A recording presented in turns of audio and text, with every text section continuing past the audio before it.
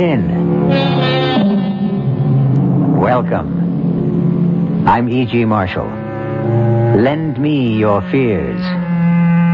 It happens now and then that a man will vanish without warning, disappear completely, without leaving a trace. Or a man will suddenly lose his memory. His body remains, but his mind has gone. What is essential in him leaves us, and we are left perplexed, mystified, frustrated. All we have to go on is rumor, speculation, theory. And since we cannot explain it, after a while, we tend to stop thinking about it. Until it happens again. To somebody else. You're back. Oh, my husband, you're back. What? You won't even embrace me. Who are you? Who am I? What kind of question is that? How can you say you're my wife? We've been married for more than 15 years. No, we haven't. What are you trying to say? I'm trying to say that I'm not your husband. You're not my wife. I don't even know you. What's more, I'm not even standing here. How can I be? I haven't even been born yet.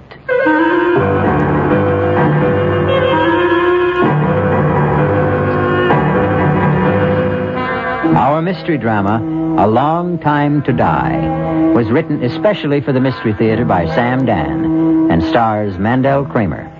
I'll be back shortly with Act One.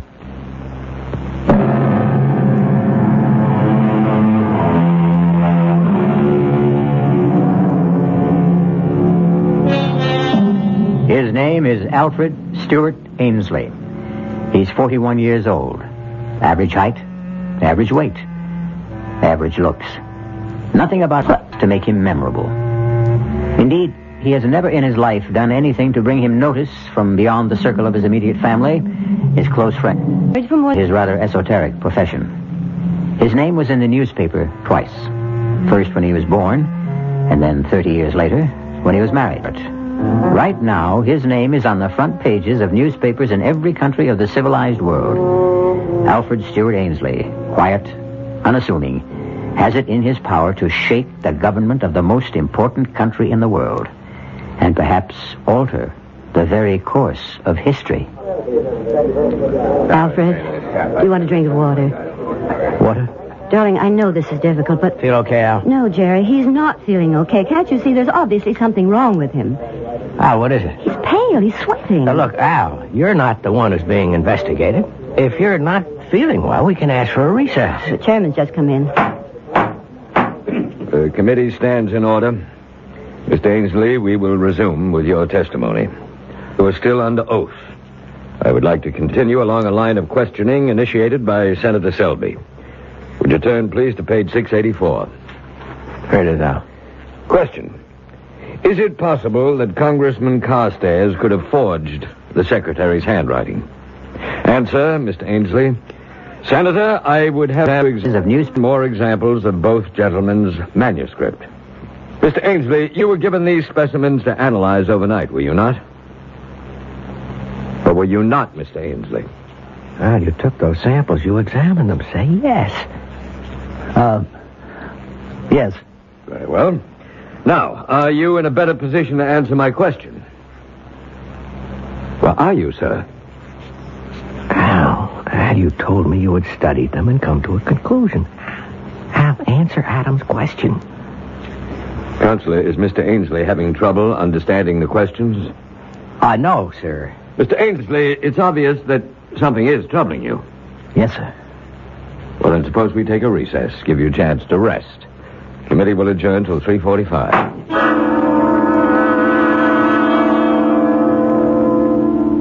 Well, Al? You want to talk to me? I never saw that before. Saw what? A man makes smoke. The way you make smoke. Al, are you serious? We have pipes, and we put the tobacco in the pipe, and that's how we smoke. But you're holding something. What's that called? All right. I can play along if that's how you want it. This is called a cigarette. Cigarette? You mean you never heard of it? Oh. Well, that's odd. Right here in your pocket. Put your hand inside your shirt pocket. You have a pack of cigarettes. How long do you want to play this game? It isn't a game. Tell me what it is then, Al. You call me Al. I'm not Al. You're not Alfred Ainsley? No. All right, who are you? My name is Mahatwiki. Yes? In your language, it would be Running Beaver.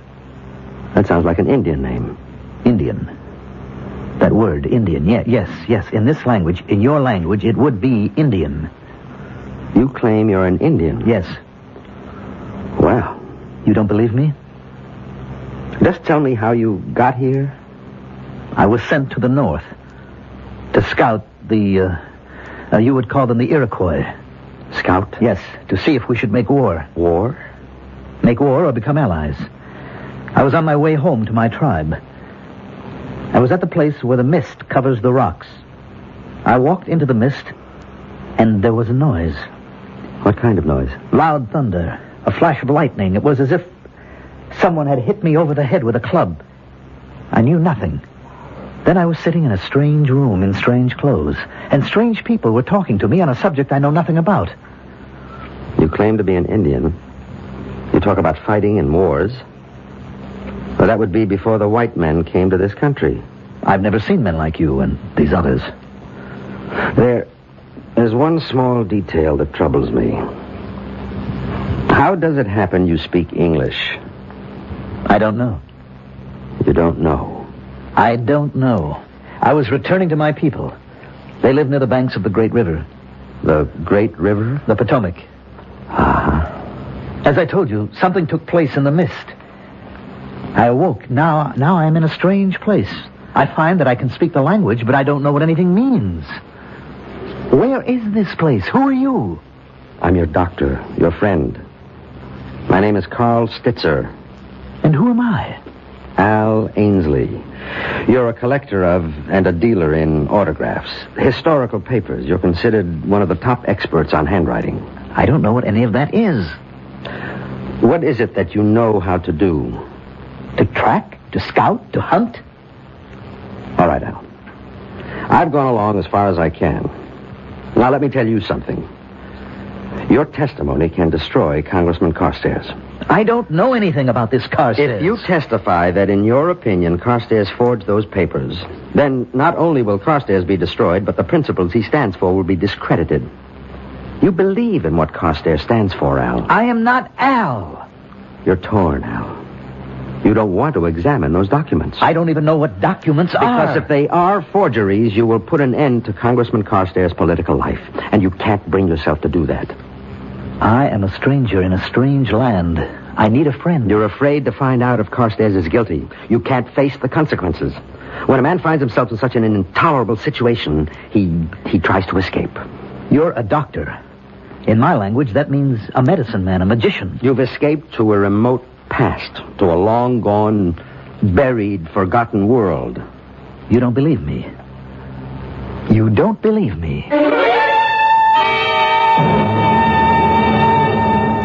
Doctor, what is it? Think, Joan. Think carefully. How long have you and Al been married? 11 years. And how long had you known him before that? We were kids in school together back in the first grade. Then you've known him all his life. Just about. Has he ever been interested in Indians? Indians? No, not that I know of. You don't have anything in the house like, handicrafts, weapons, books? That would have to do with Indians? Mm-hmm. Nothing at all. Does Al have a secret life? Doctor, I'm not going to answer any more questions until you tell me what you're driving at. Well, see that he gets plenty of rest. No visitors, no excitement. And please keep in constant touch with me. Doctor, can't you tell me anything at all? No. But I do have to ask you one more question. Does he know how to shoot a bow and arrow? Oh, what kind of a question is Just that? answer it. I would say no. Mm-hmm. Well, maybe we better find out.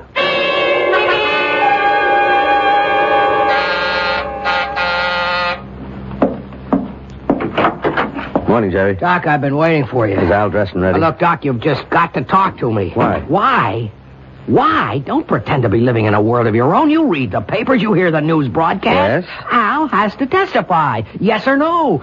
Whichever way, it no longer matters, but he can't remain quiet. He's not the only handwriting expert in the world. The committee can call another. It's too late for that now. The rumors are out. He's been bought off, he's been scared off, and both sides are under suspicion. I admit it's an unfortunate situation. Now, look, Doc, you can maybe stall the committee another day, maybe two, maybe even through the weekend recess, but that is about as far as you can go. I'm doing the best I can. Why can't he testify? I can't tell you. You can't or you won't? Both. Now, let me tell you what's going to happen. The committee has the right to assign their own doctors to examine Al. I know. Well, how much time do I have? A week? That's really stretching it. I'm ready to go with you, Doctor. Al, how do you feel? Let's go, Al. Why can't I come along? Goodbye, Jerry.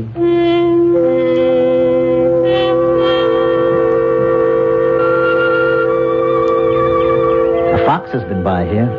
Is that so? Mm-hmm. You can see his tracks. Well, I can't. This valley looks familiar.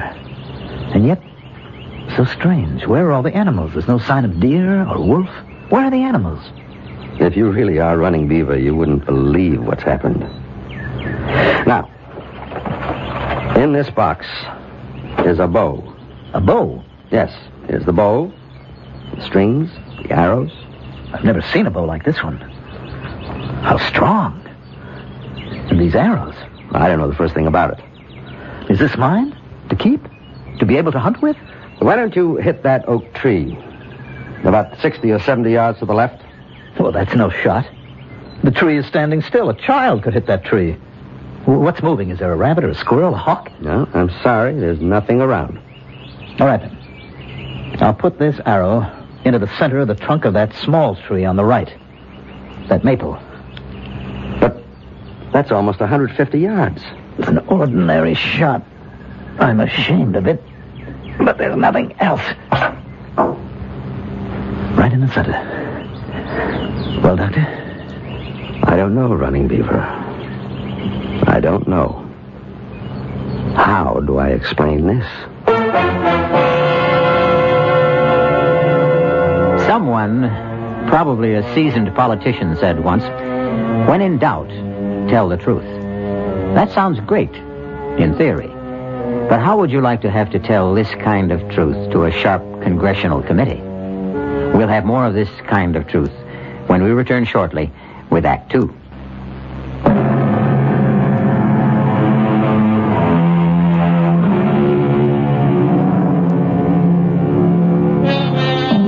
There's a beautiful stretch of countryside running along the boundaries of Washington, D.C. and Maryland.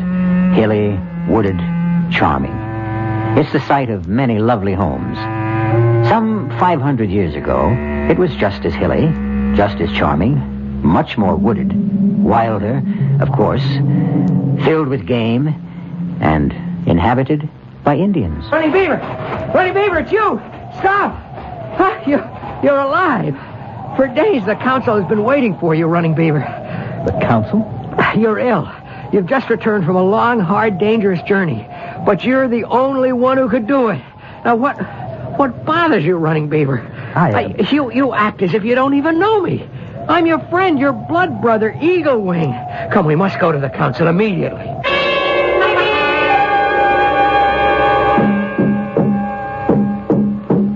Many days ago, the council sent Running Beaver and 3 companions north to the Iroquois Nation to determine peace or war. And now Running Beaver returns alone, and we ask him, where are your companions? And shall the Iroquois be our friend or foe? Speak to us, Running Beaver. Running Beaver, say something. I am very tired. The important question should not be answered by a man who needs sleep and food. Running Beaver shall return to the council after he has eaten and rested.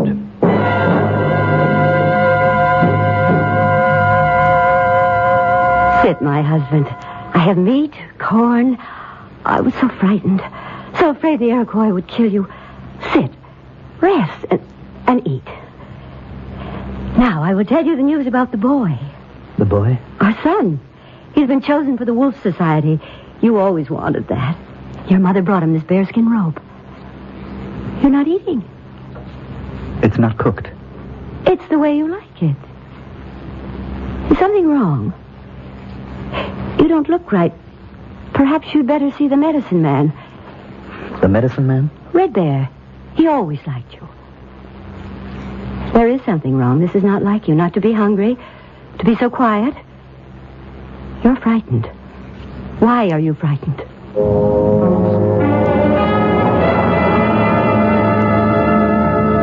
You wouldn't come to me, Running Beaver, so I've come to you. Leave us, White Swallow. Now, what nature of evil spirit is within you?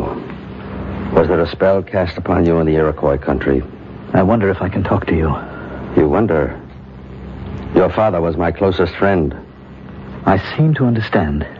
How, I don't know, but I seem to understand this language. Is that a surprise? This is your language. I don't know what I'm doing here. I don't know how I got here. A spell has been cast upon you. I'm sure you won't believe, but I am not Running Beaver. How can that be? My name is Alfred. In your language, it would mean a wise elf or wise counsel. Excellent name. I come from, well, perhaps it would be this same land, but I live, or shall live, hundreds of years from now. I could tell you stories of great things, of great ships flying through the air, of enormous buildings. I don't even know where to begin. It must be a time of great magic. Unbelievable magic. What a happy time that must be. I couldn't say that it is all that happy. I find that hard to believe. With all that magic. At any rate, I was going to an important meeting of the committee. Well, never mind what that means. I decided to walk to the bus instead of driving my car. I'll explain to you what they are later. There was a mist near Rockledge. And I walked into it, and something seemed to explode in my head. And when I walked out of it, I was in these clothes. I was somebody else. I was frightened. I began to run. And suddenly someone stopped me. Yes, Eagle Wing. He is your friend. You don't believe a word of this. How can I? You are exactly like Running Beaver. Your body is his, your voice is his. I am not Running Beaver. What am I supposed to say to the council? You will have to appear. The tribe has been waiting for days. The life of every man, woman, and child could depend on what you say. What am I supposed to say? The truth. The truth is what I just told you. Can I say that in front of the council? No. Then what can I do? Now, rest. Sleep. Sometimes the spirits speak to us in dreams. I'll need more than a dream to get myself out of this.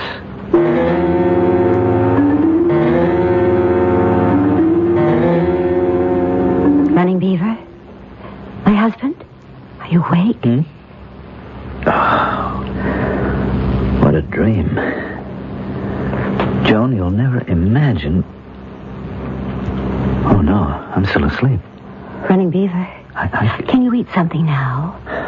Cold. Oh, here, wear this robe. Your mother made it. My mother? Please, can't you tell me what's wrong? Running Beaver, may I come in? Who's that? Your oldest friend. Do you mean you don't know Eagle Wing's voice anymore? Running Beaver, you must come to the council at once. But he's not well. I know he's not well, but there's trouble. Trouble? There's talk all over the village. Now, what happened to the 3 men who went with you to the Iroquois? Did you kill them? Kill them? How could he kill them? They were all his friends. What passed between you and the Iroquois chiefs? Running Beaver, you must tell him. I don't know.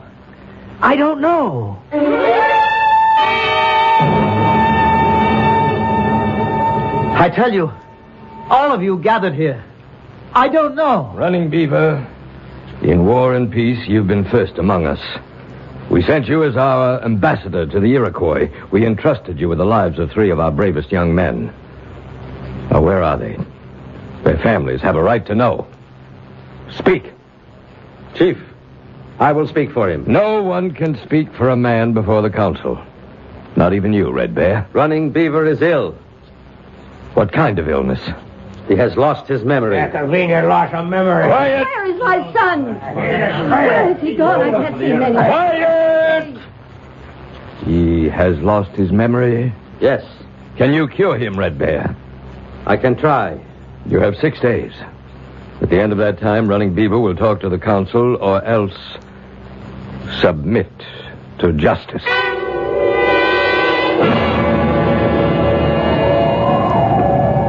Why did we come out here? I'm so cold. Where is your knife, Running Beaver? Knife? Running Beaver always carries a knife. Well, I didn't think... Give him your knife, Eagle Wing. Why do I want a knife? Eagle Wing, attack him. Attack? But everyone knows Running Beaver can't be beaten with a knife. Let's make sure.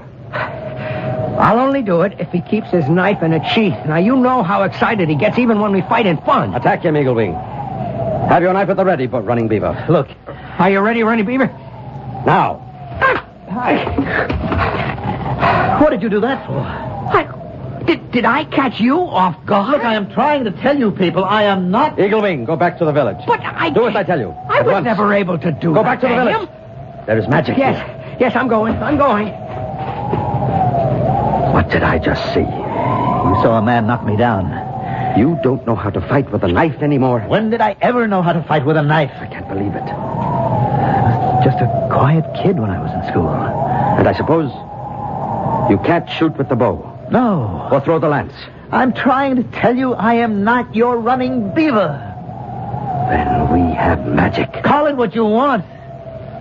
But we have trouble.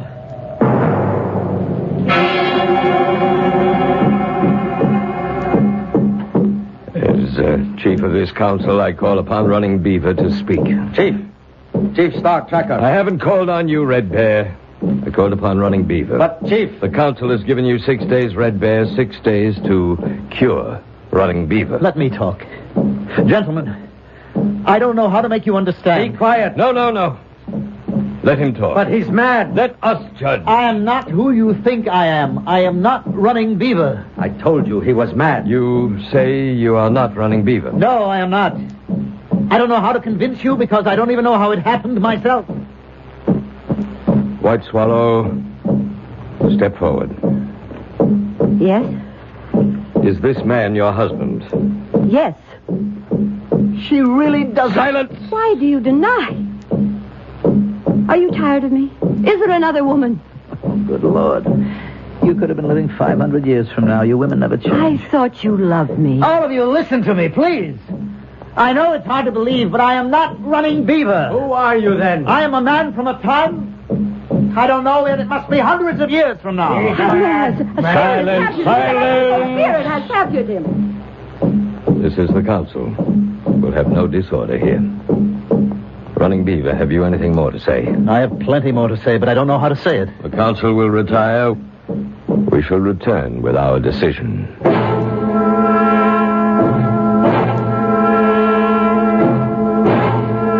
Red Bear, what are they going to do with me? Well, It's not good, is it? it will depend. Depend on what? Star Tracker is a devout believer in magic. I think he believes you. Well, then it can't be bad. But the people are angry, and 3 young men are missing. Probably dead.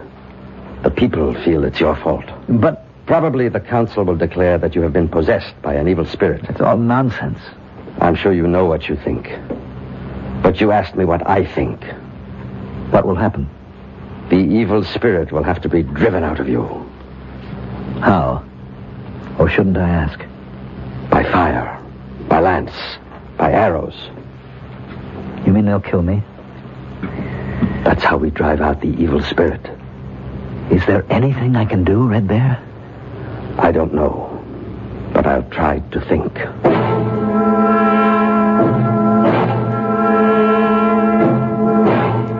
Running Beaver, stand before the council. You have been ordered to report. You refuse. I tried to tell you. Therefore, the council has decided to drive the evil spirit out of you. No! Tell them, Running Beaver, tell them! We must have silence. Tonight, Running Beaver, the council will drive the spirit from you. Wait! He has the right to ask for judgment by combat. What are you saying? Must I remind the council of the law? Very clever, Red Bear. No one dares. Silence! Silence! Well, you've heard the challenge. Who will fight Running Beaver? Your reputation has just saved you. No one will dare to meet you. No one? No one will accept the challenge? Are we a tribe of trembling women? Must I At my age, save the honor of the people. I'll fight him. Eagle Wing, you're his best friend. No longer. After all, he denies he's running beaver, doesn't he? The council accepts the offer of Eagle Wing. May the one who is right win. Clear a space. Wait.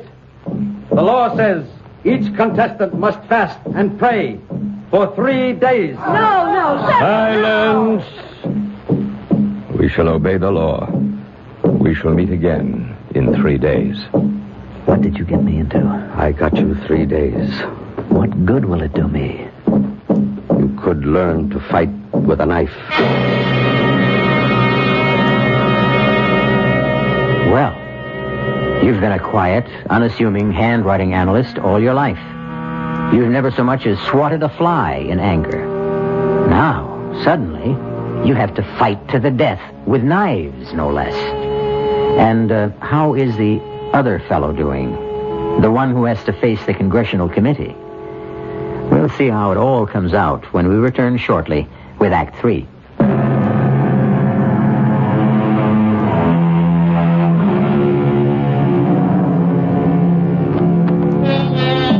Just as telephone wires can cross when they cover great distance, so can lives when they cover great spans of time. 2 such lives have been disrupted. Running Beaver, an Indian who lived 500 years ago, and Alfred Stewart Ainsley, who is a contemporary of ours. Alfred Ainsley is now talking to his lawyer. That is, his lawyer thinks it's Alfred Ainsley. We know it's Running Beaver. Al, level with me. Is this a stall? I keep telling you, I don't know what you're talking about. I can't help it. I talk to the reporters. I talk to the committee people. Nobody understands you. You keep saying you're a friend of Al Ainsley. Yes, Al. We've been friends since college. Then you should know that I am not Al Ainsley. My name is Running Beaver. I'm an Indian. I lived about 500 years ago. I better get Doc Stitzer back here. Jerry, what are you doing here? I ordered complete rest for Al. You know what Al just told me, Doctor? He thinks he's an Indian. It happens to be true. It happens to be... Oh, I see. Yeah, I think I see. What do you think you see, Jerry? They got to you too, Doc. Who got to me? I don't know. But somebody doesn't want Al to testify. He's been bought off, and so have you. Jerry, I resent that. The two of you concocted this ridiculous... It happens to be true. Do you think that you can sell this to Senator Adams, to the committee, to the news media? I only tell you what I perceive as the truth. Oh, they'll skin you alive. What is he saying, Doctor? Something very unpleasant. That's not the worst. You're going to be finished, Al. Your career will be ruined. You won't have an ounce of credibility left. Jerry, enough for now. No, it's not enough. They'll get you on contempt. They can even pull obstruction of justice, conspiracy. Al, do you realize you can go to jail? Jerry, he doesn't realize anything of the sort. But it should be obvious. It would be if he were Al Ainsley. Doc, are you crazy, Jerry, this is no time for anyone to lose his head. Okay. Let's be calm. Let's be reasonable. How does a thing like this happen? There's no answer. I've done some research, consulted. And the best I can come up with is... Look, at the speed of light, there's no regular sequence of time. The past, the present, the future, everything is mixed and jumbled up. Everything becomes a storm of pure energy. Doc, what can I do to convince you guys? Sometimes, in rare cases, our thoughts, our ideas achieve such intensity that they, too, become a form of energy and carry our minds into this raging storm. And minds can be mixed up and thrown from one body into another. I can't believe I'm sitting here listening. Whatever the reason, he's not Al Ainsley. Oh, get a hold of yourself. Jerry, now you can't excite him anymore. I'll throw you out of here. You may not have to throw me out. I want to leave. Now, Al, in exactly 3 days, you'll have to appear before that committee. If you value your reputation and your freedom, please think up a better story. Or best of all, tell the truth.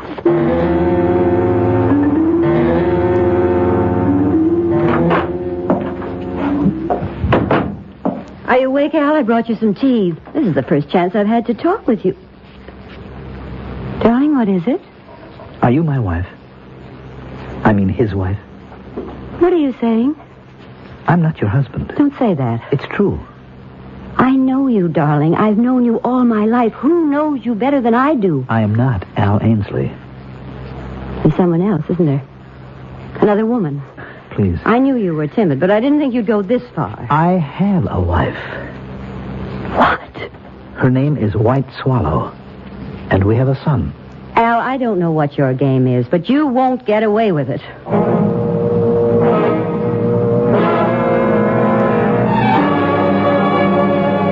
Gentlemen, this visit of yours is most unusual. I know it is, Senator Adams. I have no right to conduct committee business privately. Senator, we just wanted to acquaint you with certain facts. And? Well, please just listen. No matter what you hear, just listen. Then use your own judgment. Go ahead, Al. Senator, I am not Alfred Stewart Ainsley. You're not. I am running there. I am a Potomac Indian. But this is most unusual. Dr. Stitzer and I, we believe that I lived 500 years ago. Somehow, I have occupied the body of Mr. Ainsley. But though I have his body, I have none of his skills. And that's all. And this is what you want me to believe, hmm? It's the truth, Senator. You'll be at the committee hearings on Monday morning. Senator, didn't you hear... Doctor, I don't believe a word of it.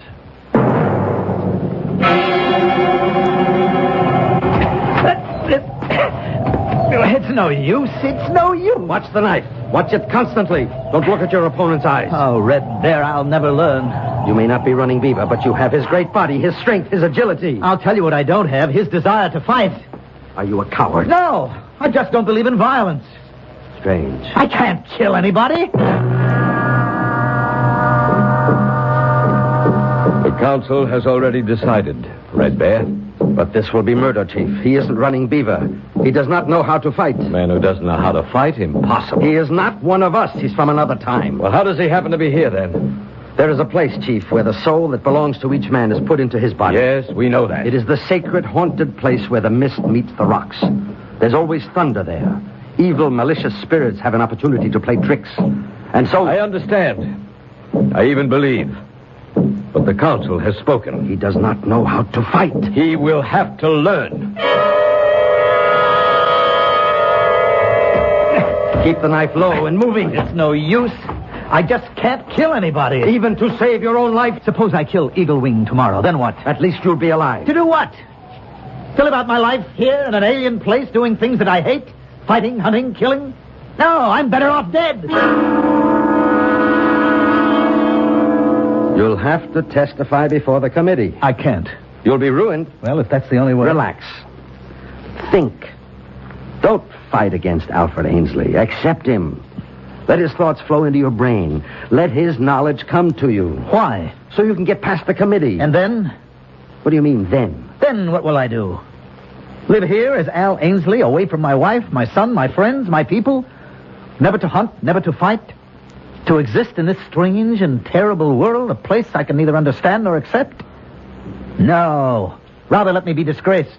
Why do you want to be disgraced? So I can die of shame.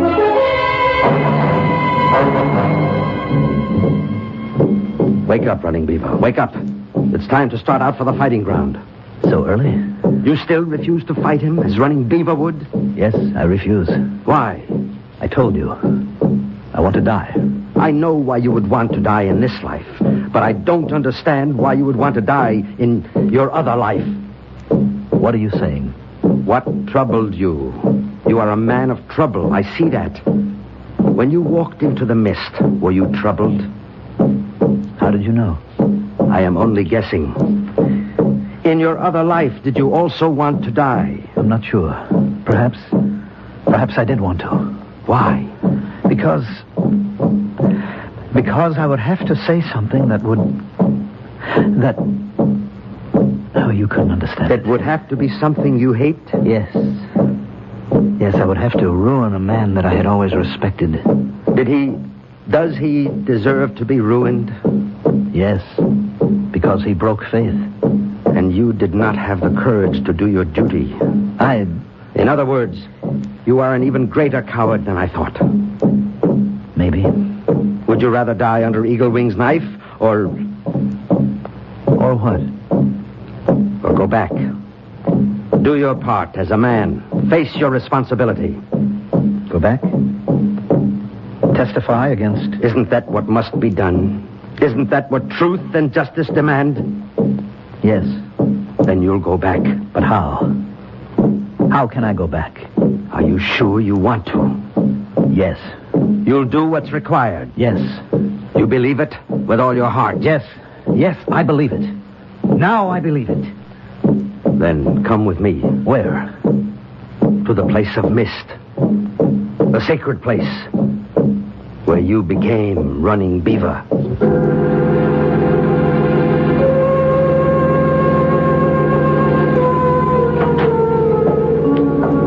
Time to be leaving for the committee meeting. I'm ready. I decided to go with you. Let's get it over with. Tell me, something bothers me. It bothered me that first day when I thought that you had willed yourself into amnesia. I can see how Al Ainsley could have found life intolerable. But you're not Al Ainsley. No. Therefore, my diagnosis was wrong. I don't think I understand. Why was life also intolerable for Running Beaver? Why were you trying to escape as Running Beaver? To escape? What was tormenting you? How did you know? Did I guess right? Yes. From what were you trying to escape? I had gone with 3 others to the Iroquois as an ambassador. The Iroquois promised peace. I knew it was a lie. My 3 friends were bribed. On the way home, they plotted to kill me. I was too smart, too strong. I killed them instead. If I told this to the council, I would make enemies. I was afraid. I see. Would you rather die like a man among your own people, if indeed you must die at all, or would you rather die of shame here among strangers? I am wiser now, but it's too late. It's too late for me. I can't go back. Are you willing to face the council? Face them? Defy them? Fight them? Let's go back to this place where the mist covers the rocks. And when we reach it, try to go back. All the way back home again.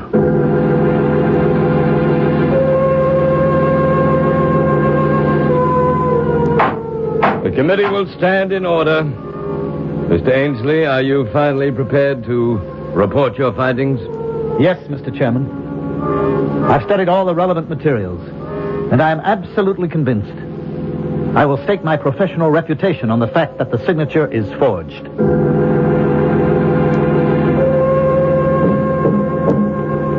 I say this to the council. 3 young men of the tribe took bribes from the enemy. I alone refused. They tried to kill me. I killed them instead. I will answer for this deed with my life. If any man here thinks he can take it.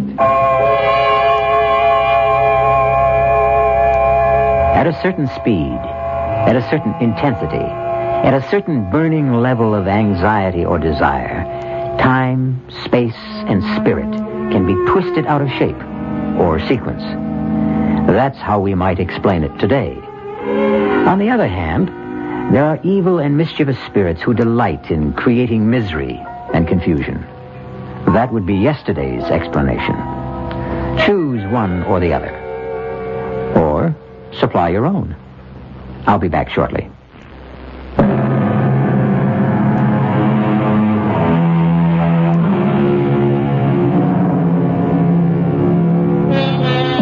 And what's the moral of our little tale? Simply this. Whenever you're desperate for a means of escape from a problem, don't try too hard for an easy way out. You might just be unlucky enough to find it. Our cast included Mandel Kramer, Grace Matthews, Arnold Moss, Nat Polan, and Mason Adams. The entire production was under the direction of Hyman Brown. This is E.G. Marshall inviting you to return to our Mystery Theater for another adventure in the macabre. Until next time, pleasant dreams.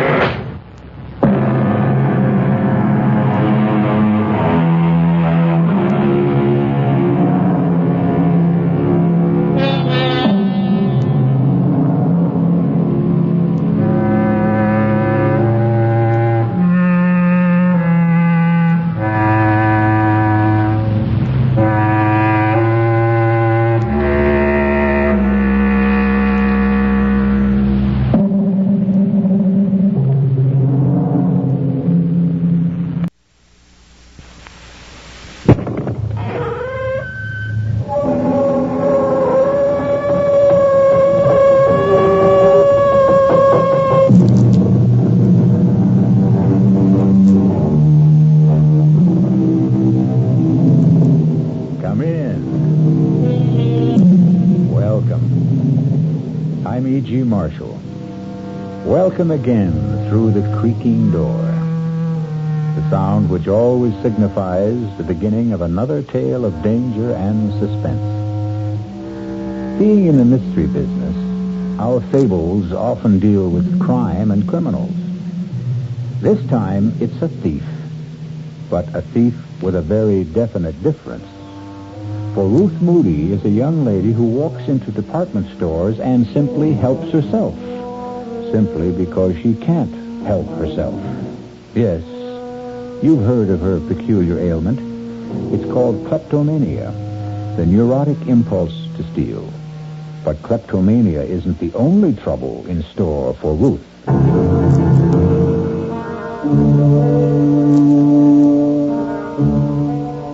Our mystery drama, The Trouble with Ruth, was written especially for the Mystery Theater by Henry Slessor and stars Marion Seldes. It is sponsored in part by the Kellogg Company, makers of Kellogg's Special K cereal and new sugar-free diet 7-Up. I'll be back shortly with Act One.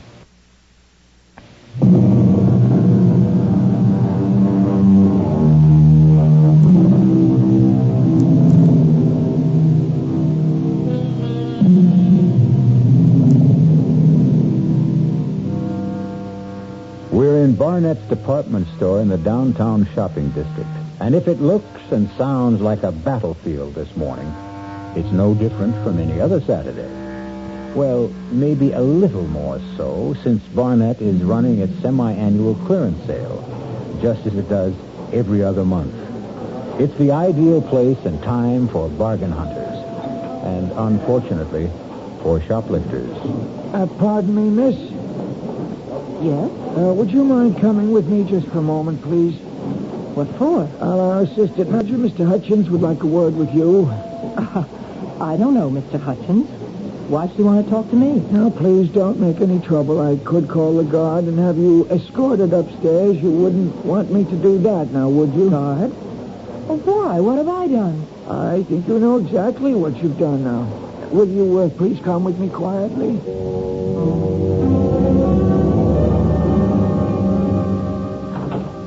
Right in here, please. It's a mistake. I did take the scarf, but I was going to pay for it. Here's the lady, Mr. Hutchins. All right, Bill, thanks. You want me to stick around? No, it's all right. Okay, then I'll get back on the floor. It's murder down there. More larceny than murder, I'd say. Right. Please, sit down. Mr. Hutchins, I know it looks like I took the scarf deliberately, but really I didn't. You were going to pay for it at another counter. Is that the idea? No, I wanted to match the color with the purses, and that's why I put the scarf in my bag. I wanted to go over to the handbag section. Would you mind telling me your name? I'm not a shoplifter, so help me, I'm not. My name is Ruth Martin. Is it Mrs. Martin? Look at me. Can't you tell I'm not a thief? I don't even know why I took this scarf. It's just a cheap little thing. It's not at all like the clothes I wear. Well, look at me. Can't you tell? Would you wait just one moment, Mrs. Martin? What's that you've got? Oh, it's just a little handbook we keep, sort of a private record book. You see, most of the retailers in this city cooperate in these matters, supplying each other with the names of known kleptomaniacs. I'm sure you've heard that word before. I am not a thief. Well, that's what I'm trying to determine, Mrs. Martin. Since there is a significant difference between shoplifters and kleptos, the difference, of course, being our ability to prosecute, since one steals for gain and one because she can't help it. No, I'm afraid I don't see any Ruth Martin in the book. All right. It's Moody. Pardon? My real name is Mrs. Ruth Moody. I didn't want to give you my real name. I didn't want my husband to know Moody. about this. Yes, here it is. Ferraro's, 3 spools of thread, pearl buttons from Wilkinson Smith. Oh, well, the last time it was a handbag. Awful, ugly, beaded thing. It wasn't even worth more than $5 or $6. Are you going to call my husband? Is that what happened at these other places? Yes. Oh, it was awful. Please, I have the money to pay for the scarf. I'll gladly pay you twice what it was worth. Please don't let him know it happened again. Don't you think it's best that he know? Maybe he'll try to help you over the problem. Don't make me beg you. My husband has a job in the city government, a very important job. Mrs. Moody, I'm not interested in causing you any trouble, believe me. Look, here, take this scarf back. Well, what's this? Nothing. Some costume jewelry that I bought in another... Mrs. Moody, you didn't buy this any more than you bought the scarf. It still has the price tag on it.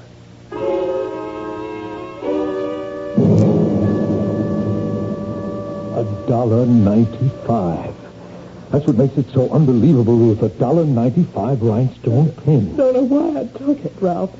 Any more than I know what drove me to pick up that awful scarf and just drop it in my bag. Just like those other times. Yes, but you swore to me that those other times would never be repeated. Well, I thought it was over. I really did. I don't understand what goes on in your mind when you do these crazy things. I don't know. It's just an impulse.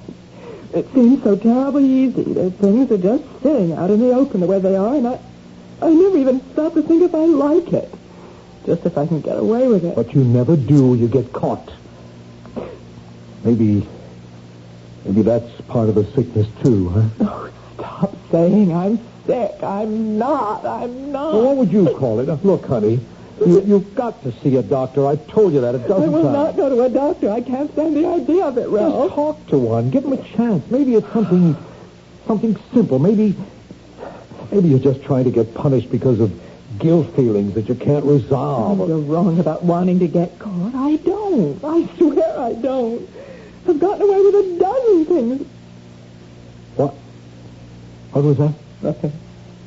I don't want to talk about it anymore. And it isn't just 3-4 times that this has been going on.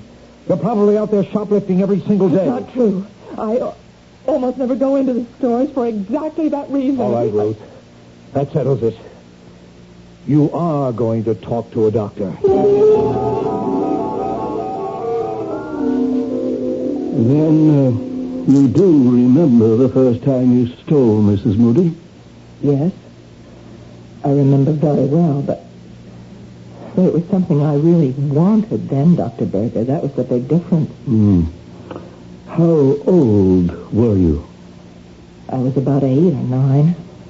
I was in school. There was a girl named Fanny Ritter. Her family was very wealthy. She was always the best-dressed girl in the class. Ah, yes. She had this pencil box. It was absolutely beautiful, with a blue binding and all sorts of secret compartments. I wanted that pencil box so much. And one day I walked into an empty classroom, and there it was, lying on the seat. Yes, and were you caught? No. I was never caught. Mm-hmm. But that was the biggest thrill of all, not being caught. But then I also realized I couldn't use the pencil box, at least not at school. Yes, I see. All kids steal sometimes. There's nothing abnormal about it. But you're not a child now, are you? And yet you still crave this secret feeling, this secret gratification. No, you're wrong. I don't get any pleasure out of taking things.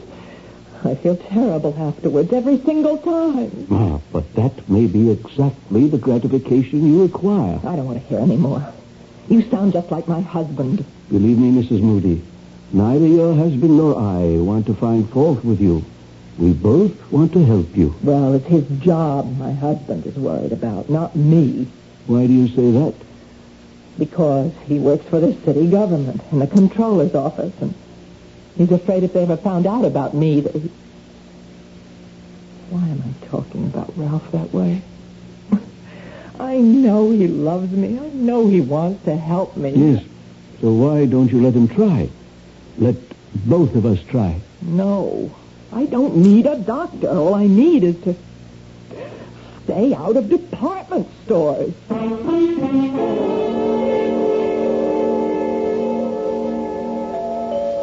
Who is it? All right. Mrs. Moody? Yes?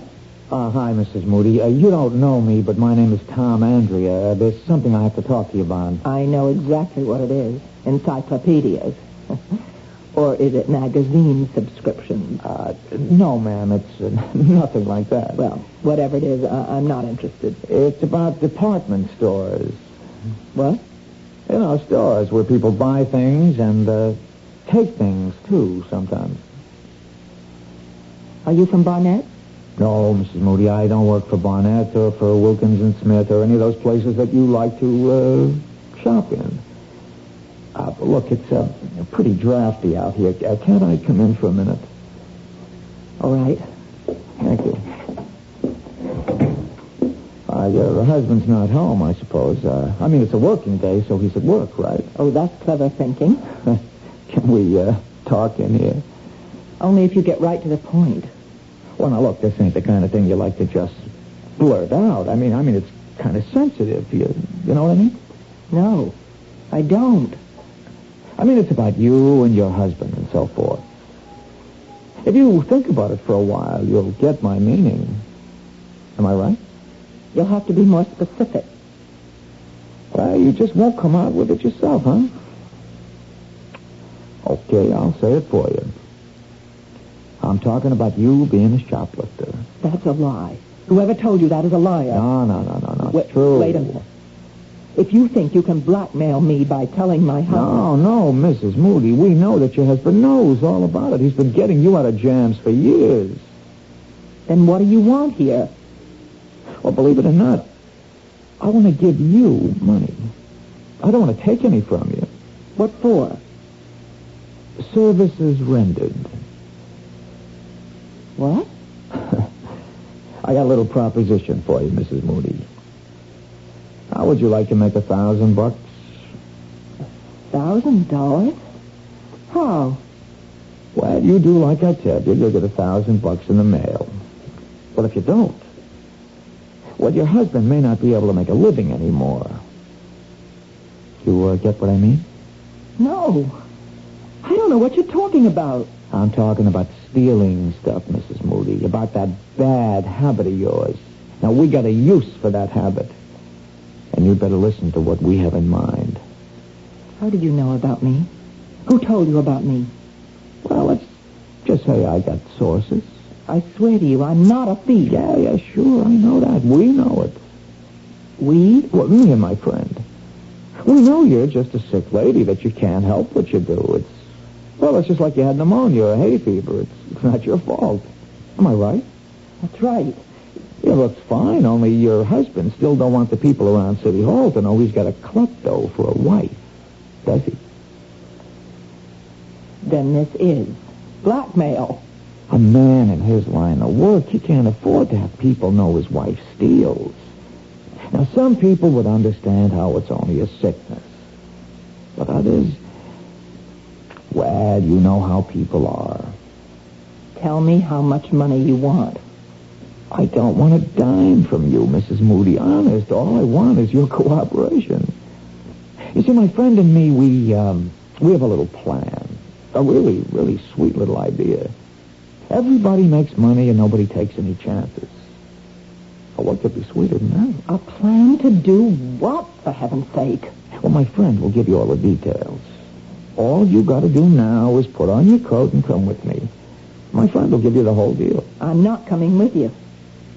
We're not desperate for your help. Don't get this wrong.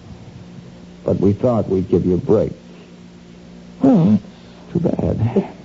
If you just tell me what you have in mind. Why, shoplifting, Mrs. Moody. A little nice and easy shoplifting. Only this time not for no $5 piece of junk. This time for something worth more like $50,000.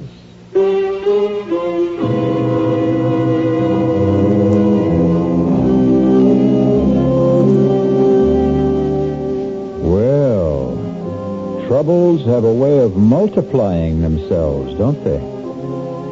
And as you've just heard, the trouble with Bruce has suddenly developed serious complications. Will Mrs. Moody's unwilling petty larceny turn into larceny of the grand variety? We'll find out when we return shortly with Act 2.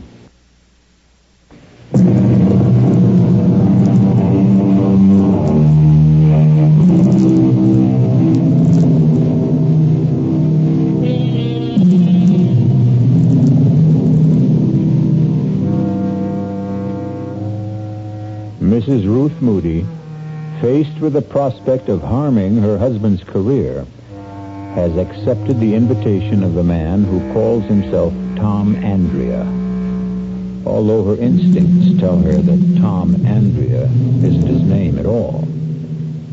As they drive towards their unknown destination, she steals sidelong glances at him, noting the copper sheen of his skin, the look of a man who has spent far too many hours under a sun lamp. But he also has the look of a man who won't take no for an answer. Can't you tell me where we're going? Now, relax, Mrs. Moody. It won't be long now. Who is this friend of yours, anyway? You'll meet him. He works for a department store, doesn't he? I know they keep records of people like, well, of kleptomania victims. That's the only way you could have found out about me. I just lean back and enjoy the ride, huh? Aren't you afraid I might recognize him if he's one of the people that I've met? Here we are, Mrs. Moody. Told you it wasn't very far. The Hotel Hamilton. Looks like a fire trap. Well, it's not very fancy, but it's private. We can all have a nice, quiet talk. Just the three of us.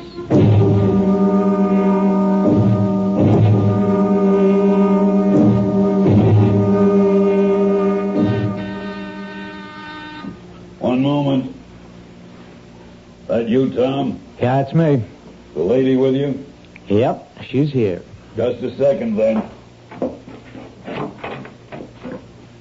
Oh. No, don't be scared, Mrs. Moody. My friend doesn't really look like that. He's just got a stocking over his face. Come in. I hope you will forgive the mask, Mrs. Moody. I know it looks grotesque, but it's necessary. For your own protection. For me? It's important that you don't recognize me after our business is concluded. It would be embarrassing if we were to run into each other in different circumstances. In a department store, for instance? What my friend means, Mrs. Moody, is that if you started hollering for the cops when you saw him again, we would have to do something about you. Understand? Yes, I understand. But please don't be alarmed. Nothing like that's going to happen. I can assure you that I am not a professional criminal. No more than you are. Then what kind of criminal are you? Why don't you sit down? The sofa's the only comfortable seat in the room. Here, let me take these papers away. I was just drawing up a few diagrams to help you understand exactly what you have to do. Diagrams? Would you like some coffee? We have a small kitchen. There's a pot already made. No, I don't want any coffee. Tom, why don't you do the honors? Do you drink yours black, Mrs. Moody? I'm afraid I don't have any cream. Oh, all right, black coffee. I see, Mrs. Moody. I told you it was going to be very friendly.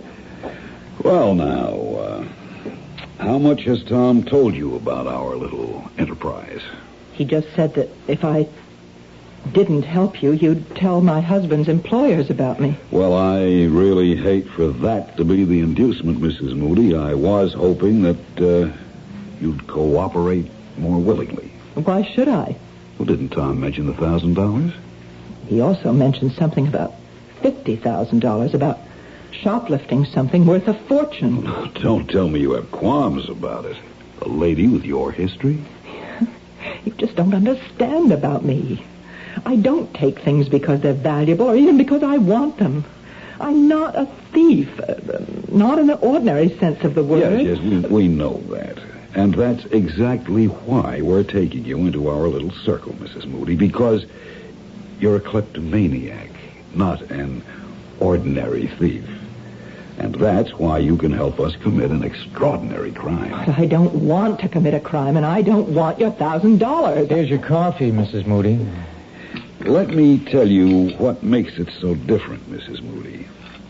An ordinary crime entails a certain amount of risk.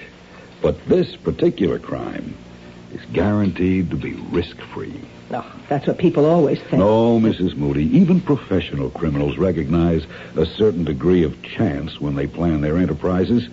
Personally, I would never get involved in anything like that. I loathe the idea of being arrested. Well, so do I. And I know exactly what it feels like. Ah, but you've never been arrested, have you? You've been detained, questioned, reprimanded, warned, but you've never been arrested once. Isn't that true? Well, why should I be? I told you, I'm not a criminal. No, you're not legally liable for your little thefts, Mrs. Moody. You steal because you have to steal. And if you're caught, you merely give back what you've stolen, and that's that. No arrest, no prosecution, no risk. You beginning to see the point, Mrs. Moody? You want me to steal something for you. That's right, Mrs. Moody, and something a great deal more valuable than, shall we say, a spool of thread. Oh, dear Lord. Let me explain our plan in detail. At 12:15 tomorrow afternoon. Tomorrow? At 12:15. You'll enter a shop called Travell's on 47th Street, just off 5th Avenue. You may not know the place. It's a rather expensive jeweler's. You will approach a certain counter. The diagram will make it clear which one Wait a minute. You're talking as if I've already agreed to do this thing. Please look at the diagram, Mrs. Moody. You will approach this counter and engage the attention of the salesman. You will ask to see a certain tray, the one I've marked with the arrow. A moment or two after you begin to examine that tray, there will be a disturbance in the store. Right, a disturbance. The disturbance will take place on the other side of the counter. It is almost inevitable that your salesman will have his attention drawn away from you when it occurs. In all likelihood, he'll leave you and go to see what has happened. That's when you will act. You'll pick up the diamond pin on the upper right-hand corner of the tray and drop it into your purse. And then you'll simply walk out the door. You're really mad. As you can see from the drawing, the distance between the counter and the door is a very short one. You can reach it within 3 or 4 seconds. You can be sure that your salesman will be much too occupied to notice that you have left. I won't do any such thing. That's plain and simple robbery. When you reach the outside, you'll see a man with a yellow canister collecting funds for children's welfare. The man will approach you immediately. You will drop the diamond pin into the opening of the canister and walk to the corner. There will be a taxi there in all probability. It's a hack stand. If there isn't a taxi waiting, hail one or walk to the bus stop. Believe me, you will have ample time to make your getaway. There isn't going to be any getaway. I am not going to do anything so insane. As I said before, you'll be perfectly safe. You'll have absolutely nothing to lose. If you're stopped before you reach the exit, simply give yourself up. When Travell's learns of your little idiosyncrasy, no harm will come to you. It'll be just another neurotic incident, nothing more. You're wasting your breath. You'll tell them about your problem. They'll check with other stores and find your case history on file. No, there's no way I'll do such a thing. Hey, what's the matter with you, lady? Didn't you hear the man? You can't get into trouble doing this. But your husband will if you don't. Let me out of here, please. Pick someone else out of those files. All right, Tom. If that's how Mrs. Moody wants it. Then I can go. The door was always open, lady. See? But if you change your mind, Mrs. Moody, just call me here at the Hotel Hamilton. Just ask for room 408. But if I don't hear from you tonight, well, you know what we'll have to do.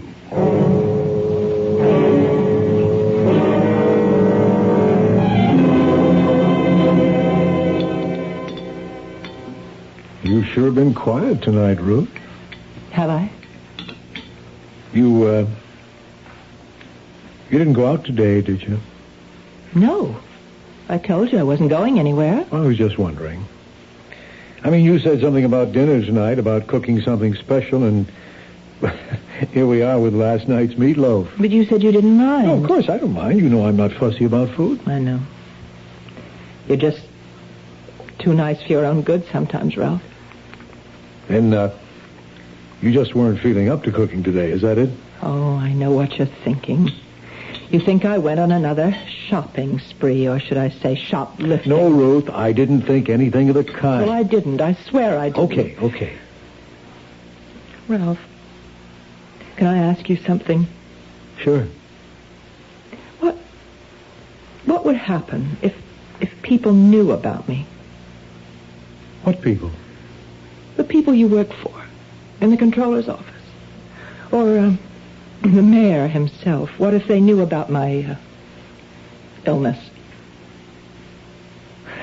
They'd know, that's all. Would it hurt you? Honey, this is silly. Nobody knows about your problem but you and me and a few department stores. And Dr. Berger, of course, the doctor you won't see anymore. But if they were to find out, would it hurt you? Look, haven't we got enough to worry about without thinking the worst? Then it would be bad for you. Someone in your position where honesty is so important. Ruth, you're not dishonest. You're sick. There's a tremendous difference. That's why I'm so sorry you won't see that doctor. But would everyone understand the difference? I mean, when they learned about my stealing things, would they think twice about you? You want the truth? Yes. Yes, they would. They're only human. No, they're worse than human. They're politicians. They have to be elected to office, and that's exactly the kind of scandal they don't like. Yes. I guess I've always known that was true. Honey, I think I could use some more gravy. Yes. Oh, I have some in the kitchen. I'll be right back.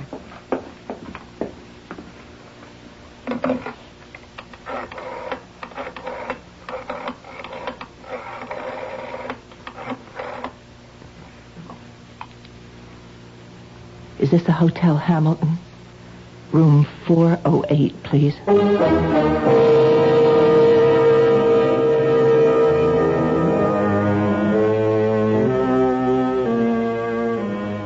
And so Mrs. Ruth Moody has taken the first fatal step.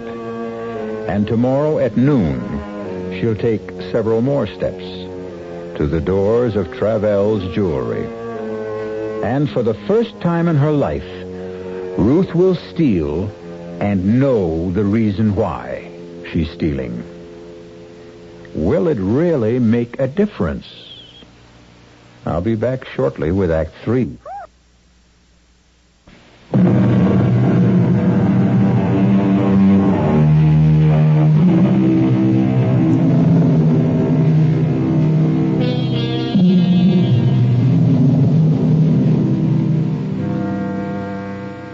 At 11:30 the next morning, Mrs. Ruth Moody left her apartment and took a Fifth Avenue bus to 47th Street. None of the other passengers saw anything unusual in her expression.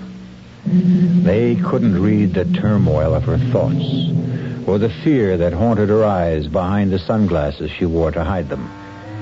She kept telling herself that what the man in the stocking mask said was only too true, that no matter what happened, she couldn't be blamed for what she was about to do. She was still telling herself that when she pushed open the heavy glass door of Travell's. May I help you, madam? Oh, yes, please. I'm looking for a diamond pin. It's a present for my mother. I see. Do you have any particular kind of pin in mind? We have everything from abstract designs to representational pins. You know, animals and flowers and so forth. Maybe if I just browsed a little? Certainly. You can see some of our selection right here, but we do have others. Oh, yes. There's so many, aren't there? Of course, it would help if you knew the price range. Well, the price isn't important. It's just that the pin be right. Yes, I see. This tray right here, on the first shelf. Yes? Well, that seems to have quite a few nice pins. Yes, I'll bring it out for you. Actually, these are some of the best stones in our collection. You have good taste. They really do sparkle, don't they? This is what I meant by representational. As you can see, it's in the shape of a cat. Oh, well, no. My mother hates cats. I think maybe just something simple.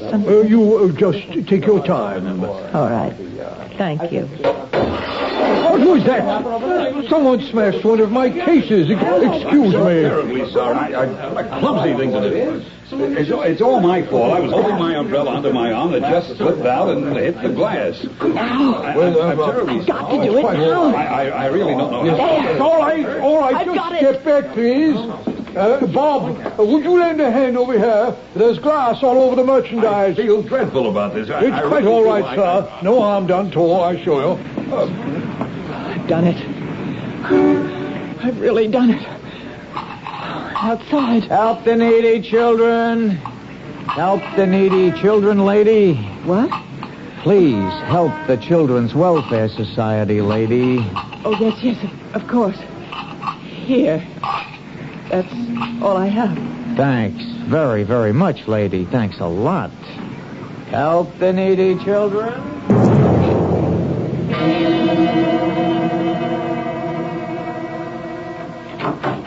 Ralph? Is that you? Yes, I'm home. Oh. How are you, honey? I'm all right. You sure? You don't look so good. No, I'm fine, really. Would you like a drink? Yeah, I wouldn't mind, thanks. What'd you do today? I went out for a little while. Where to? Oh, no in particular. I took a walk. Weather was nice. Uh-huh. Took some things to the cleaners. Did a little marketing. Here's your drink. Oh, thanks. For heaven's sake, stop looking at me like that. I can't bear the way you look at me sometimes, Ralph. I'm sorry, Ruth. It's nothing deliberate. Well, of course it's deliberate. It happens all the time now. You keep staring at me as if you're trying to read my mind. As if you wanted me to confess something. Now, Ruth, that isn't true. You've got to stop thinking such things every time I look at you. What's going to happen to us, Ralph?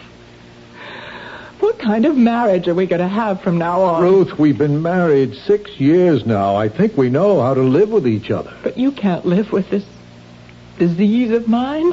You can never stop suspecting me of having stolen something again. Isn't that what you're thinking right now? All I'm thinking about is that you don't look well. And how disappointed I am that you won't see Dr. Berger. I called him today, by the way. What for? Well, I just wanted to talk to him, find out if there was anything more I could do to help you. And what did he say? He said there might be. Well, what do you mean by that? Well, I told Berger about our talk last night, about how worried you are that the people at City Hall might find out about your illness. Now, he told me that was an important part of your guilt syndrome, whatever that means. Oh, I hate that psychiatric double talk. Just the same, he thought you'd be a lot better off if you weren't concerned about such things. If you were able to admit that you were ill. I do admit it. That doesn't mean that other people have to know about it. Ruth, I told them. What? I told McGuire, the controller. I took him out to lunch. I told him all about your kleptomania. Oh, no, Ralph. Oh, no. Look, I began to realize that I was hiding it, too, that I wasn't treating it like an illness, either. That I was acting as if it were something shameful. Oh, what did you do it for? For us, Ruth. But now you'll lose your job. No, I'm not going to lose my job. It's going to be all right. But you said... Now, I know all the dumb things I said last night about how this sort of thing can hurt a politician. Well, I was wrong. McGuire is more of a human being than a politician. You mean he's not going to tell anyone else? He won't give me away? No, that's not what I meant. McGuire suggested that we both go and talk to the mayor himself about this. Oh, Ralph, you can't. I already have, Ruth. What? I've seen the mayor. And you know what he said? He said that it wouldn't make any difference to him this year or next year when he recommends me for the #1 job in the controller's office. The #1? That's right. McGuire is moving up. I'm next in line for his job. And the mayor is behind me now, Ruth. Do you think he'd be behind me if he really thought my wife was a thief? Oh, dear Lord. Ruth. Oh, what have I done? What have I done? Honey, what is it? Oh, why did I go through with this? What's the matter, Ruth? I just told you everything's okay. No. I've ruined everything now, Ralph. Oh, God, if you knew what a horrible thing I did today. What are you talking about? I am a thief now. God help me, Ralph. I really am a thief.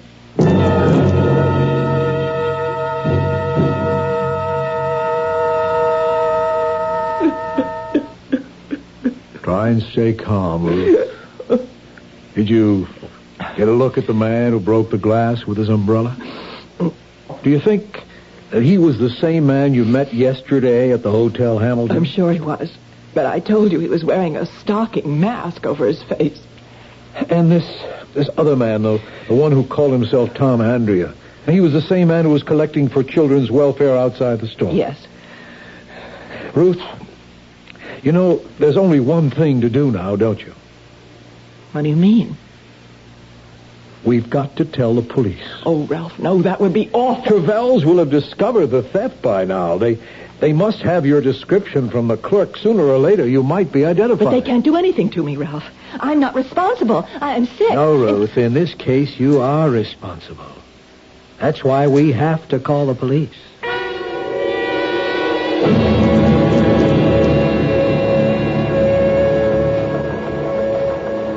All right, Mrs. Moody.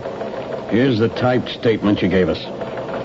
Can I go home after I sign it? Yes, of course. But better read it over first. What happens after that, Lieutenant Ames? That depends. On what? Well, mostly on whether or not your wife has told us everything. But I swear I have. I'm not saying your story is phony, Mrs. Moody. My own viewpoint is that it's too cockeyed to be phony. But that may be a subtle way of looking at it. Why should she lie about this, Lieutenant? What would my wife have to gain? Well, she could stand to gain a diamond pin worth almost $50,000. But she doesn't have the diamond. She gave it to them. Yes, that's a story. But let's say, for example, that those two men never existed. Oh, that's a horrible thing to say. I'm telling you how other people might see this thing. If you were a crook and you realized that you'd been spotted in Travels, well, this story of yours would put you in the clear, wouldn't it? But it's true. Every word of it. But you see the problem, don't you? You've been identified as the robber. You've confessed to stealing the pin. The fact that you're a known kleptomaniac doesn't help.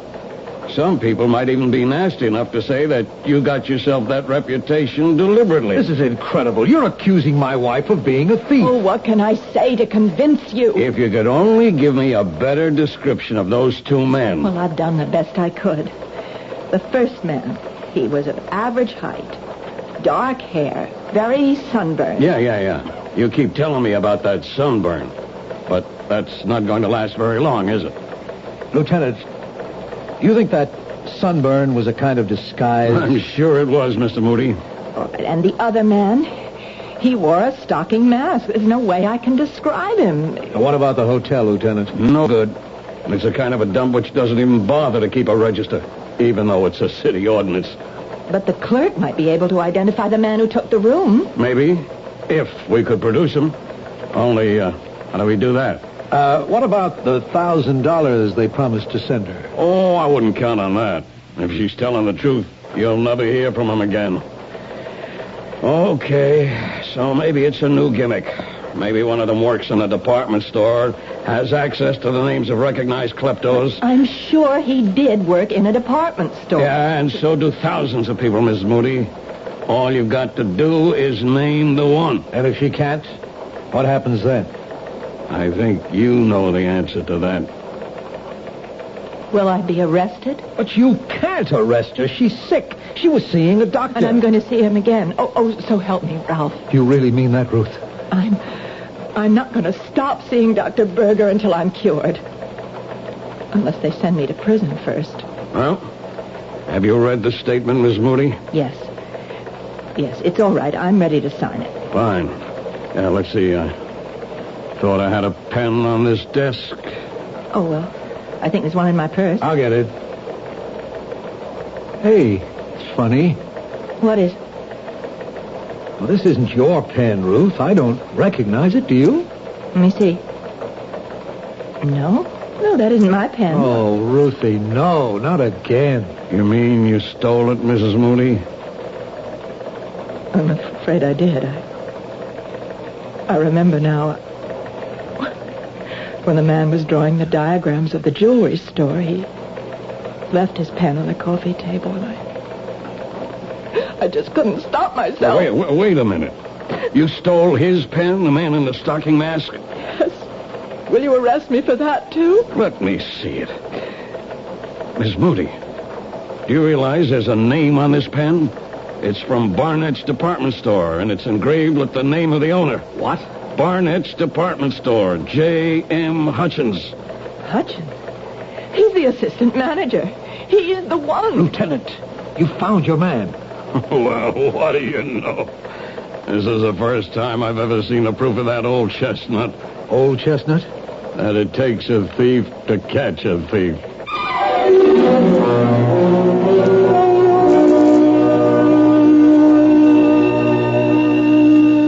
The moral of this story might be, never steal anything small, particularly if it's a diamond pin worth $50,000. Well, you'll be happy to know that the police investigation proved the guilt of Mr. J.M. Hutchins and the innocence of Mrs. Ruth Moody. And the last we heard, the only trouble with Ruth was going to be a little one. I'll be back shortly. Look, let's put an end to all this gloomy-sounding stuff you've been getting so much of lately. Income tax is behind us, spring is here, Aaron's hit number 715, and there's even reason for hope with the gasoline thing. It's in this new spirit that I'd like to talk to you about buying a new car. It's a small car, one you can judge sanely, and not just in terms of how many miles per gallon it gives you. The car is a Buick Apollo. Like any self-respecting small car, it is economical. It's got a 6-cylinder engine and a 21-gallon gas tank, which combine to give Apollo good gas economy and great range. But Apollo can also seat 6 passengers, and it has the kind of smoothness, quietness, and interior comforts that you'd expect of a Buick. Okay, you're looking for a car, and you think it should be small. Well, Buick has the car, Apollo. But don't buy it because it's small. Buy it because it's a Buick. You've seen the Budweiser commercials on television, and maybe you've wondered how long people have been putting that famous Bud label on things. Well, not as long as the brewers of Bud have been putting things on the label. Things like a list of Bud's most important ingredients. Quote, brewed by our original process from the choicest hops, rice, and best barley malt. And things like the following statement. This is the famous Budweiser beer. We know of no brand produced by any other brewer which costs so much to brew and age. Our exclusive Beechwood aging produces a taste, a smoothness, and a drinkability you will find in no other beer at any price. Unquote. Yes, brewing beer right does make a difference. Read the Bud label. Taste the king of beers, and you'll agree, when you say Budweiser, you've said it all. Anheuser-Busch, St. Louis. Metro-Goldwyn-Mayer presents That's Entertainment. The clown with his pants falling down, or the dance that's the dream of romance, or the scene where the villain is mean. That's entertainment. That's Entertainment, with special appearances by Elizabeth Taylor, Fred Astaire, Gene Kelly, James Stewart, Debbie Reynolds, Mickey Rooney, Bing Crosby, Liza Minnelli, Donald O'Connor, Peter Lawford, and Frank Sinatra. That's Entertainment. It's more than a movie. It's a celebration. The gag may be waving the flag that began with the Mr. Cohan hip hooray. The American way. The world is the stage. The stage is the world of entertainment. That's Entertainment. Gala premiere Thursday, May 23rd at 7 p.m. Ziegfeld Theater. Come see the stars. Continuous performances start May 24th. Our cast included Marion Seldes, George Petrie, Jack Grimes, Jackson Beck, and Gil Mack. The entire production was under the direction of Hyman Brown. Radio Mystery Theater was sponsored in part by Sign-Off, the Sinus Medicines, Buick Motor Division, and Anheuser-Busch Incorporated, Brewers of Budweiser. This is E.G. Marshall inviting you to return to our Mystery Theater for another adventure in the macabre. Until next time, pleasant dreams.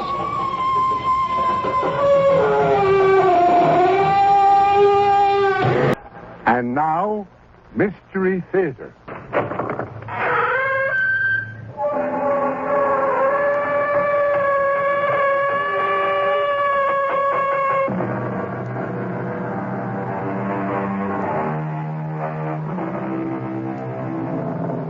Come in. Welcome. I'm E.G. Marshall. Come in, settle down and listen, for we're about to tell you a very important story. Have you ever looked at your children and wondered, what in the world are they thinking? What goes on in those tiny minds? You don't know, do you? Admit it. You haven't the faintest idea. Yet you were once a child. So why don't you know? I'll tell you why. You have forgotten, and try as you will, you simply cannot remember what it was like to be a child. I don't know the reason for this, but perhaps it's because being a child is not always the happy thing we think it is. Didn't you mind being shut up in that dark room, Bobby? All by yourself for such a long time? Was it a long time? 3 weeks. Is that a long time? What did you do, Bobby, all alone there? Oh, listen to the silence. Talk to the dark.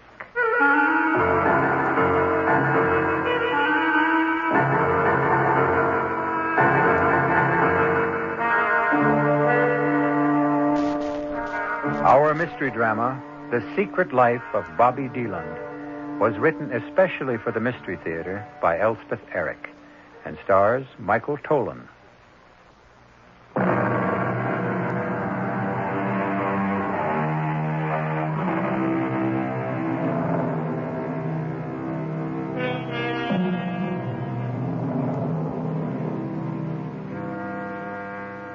We said earlier that this story is an important one, not because our small hero is an important figure. A boy of 10? How much time has he had to achieve importance in our world? No, we call our story important because it is our attempt to explore the inner life of one small child.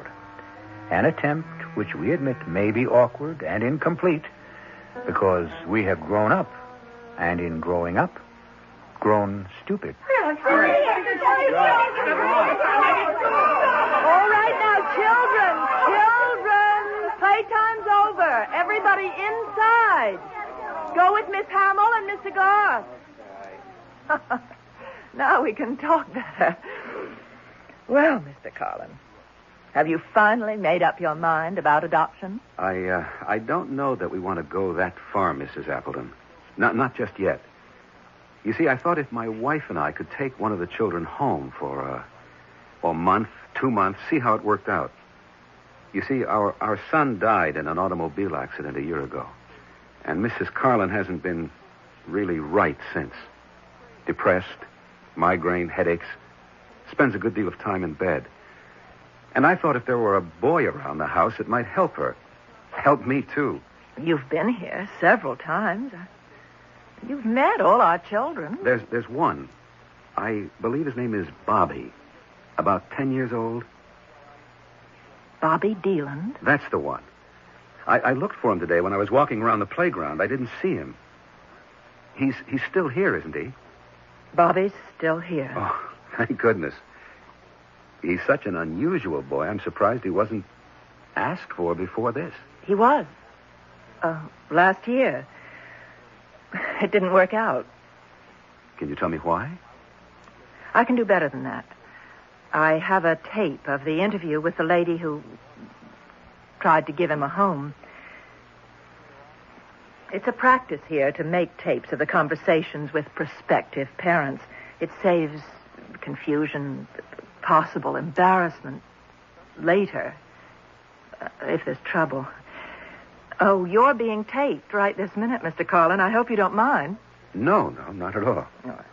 Now, look, I won't play it all for you, just the part that concerns us now. And we did everything we could think of to make Bobby happy, Mrs. Appleton. He seemed happy. There wasn't any way we could guess that he didn't like it with us.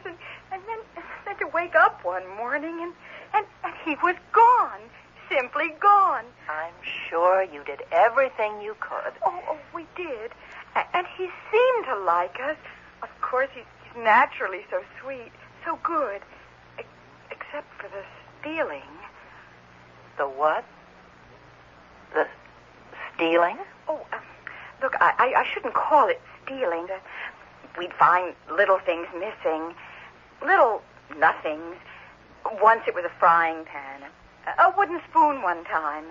Oh, we found them later. In his room. Once he took the belt from one of my dresses. A leather belt. Not that I cared. That's enough of that.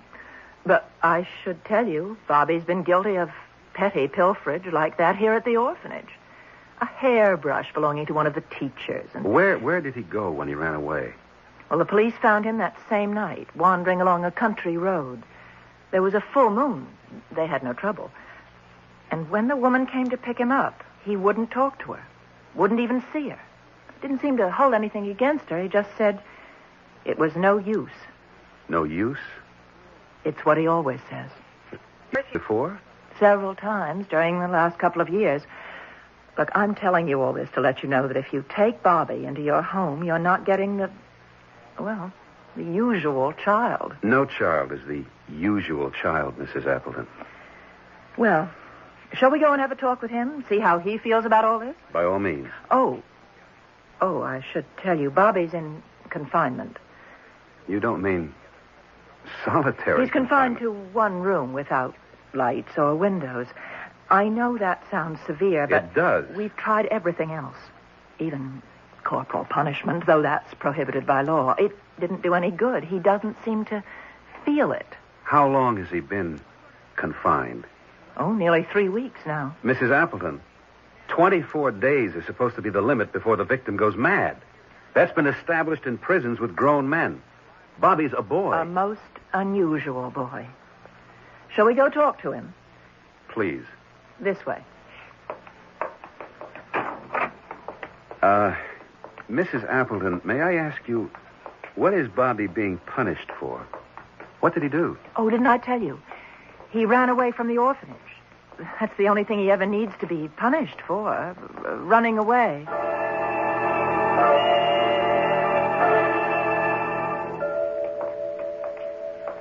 Mrs. Appleton, when Bobby ran away from here, was it at night? Middle of the night, as near as we could tell. Oh, here we are. Was there a full moon that night? I don't recall. Does it matter? It might. Oh, here's my key. Bobby? It's Mrs. Appleton, Bobby. Yes, Mrs. Appleton. He's all right. You can come out now, Bobby. The door's open. Can you see? Yes, I can see Mrs. Appleton. Does the light bother your eyes? Not very much. You remember Mr. Carlin, Bobby. It's nice to see you. I'm very well, Bobby. Thank you. I'm going back to the office now, and you two can have a nice talk. Thank you. You can join me there later, Mr. Carlin. Well, Bobby, I'm pleased you remember me. Didn't you mind being shut up in that dark room all by yourself for such a long time? Was it a long time? 3 weeks. Is that a long time? What did you do all alone in there? Oh, I listened to the silence. Talked to the dark. I see. Would you like to come and stay with me and my wife for a while? See if you'll like it. We have a big house. A very big house? Well, pretty big. With servants? We have servants, yes. And beautiful gardens and a big green lawn? Well, does it matter if it's a big house with a lawn? A big white house. And servants, does that matter? I don't know. I thought it did. I could sort of see it. Well, what do you say? Would you like to visit with us for a while? I think I would. There's a good school nearby if you'd like to go. I'm tired of memorizing things. Well, whatever you say. Now, why don't you go pack some clothes, and I'll go see Mrs. Appleton in her office and make the arrangements.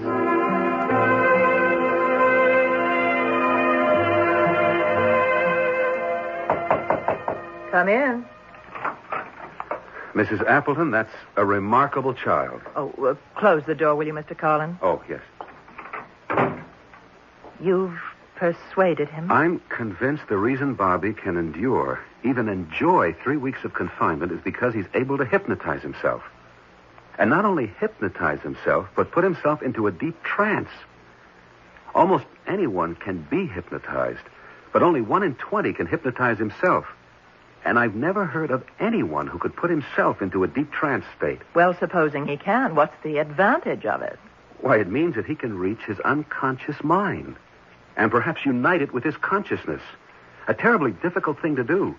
And to do it alone, without any outside help, I never thought it was possible. Well, supposing he can do whatever it is you say he can, what of it? Mrs. Appleton, do you know what powers are locked in the unconscious?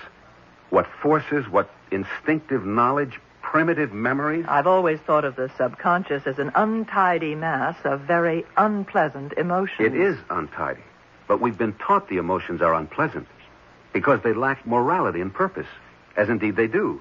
Their only purpose being to express themselves. Most of us manage to live without expressing ourselves, Mr. Collins. Yes, but supposing you find one solitary human being who refuses to live that way. You mean Bobby?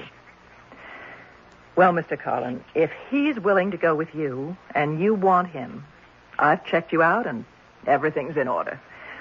Oh, one thing, Mr. Collins, I hope you're not going to talk to Bobby about his mother. Why not? Why shouldn't he talk about his mother if he wants to? Well, it's not really healthy in his case. He makes up outrageous stories about her. Such as what? Oh, that she was fantastically beautiful, that she married into royalty, a prince or a duke. Oh, children often fantasize that way. Last year he told us that she was a movie star, imagine. Who was she really? Oh, just a poor, pathetic woman on relief. I found that out from our records. I wasn't here when she brought him, but that was 6 years ago. He was only 4. They're unpleasant. The records say she simply couldn't afford to keep him. She's never been back? Never been back. Never called to see how he was getting along. Never sent him a present or even written him a note. Come in. Oh, Bobby. All packed to go home with Mr. Collins? He has a big white house, Mrs. Appleton, with a big lawn and flowers and lots of servants. Haven't you, Mr. Collins? Yes. I'm sorry about your wife. What? What about my wife? I'm sorry she's so unhappy. Didn't you tell me she's unhappy and sick sometimes? I don't think I did. You must have. Or how would I know?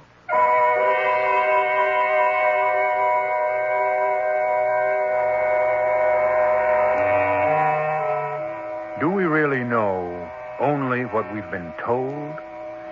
Or what we've read? Or heard? I hate to believe that, because then each of us is only a jumbled mass of information. And very often, we go about spreading this jumbled information for others to pick up and repeat. No wonder the world is in such a turmoil, if all we know is what we've been told by people who only know what they've been told, who only know what... Oh, no, there must be more. We can't go on this way. However, having no solution at hand, I shall return shortly with Act 2.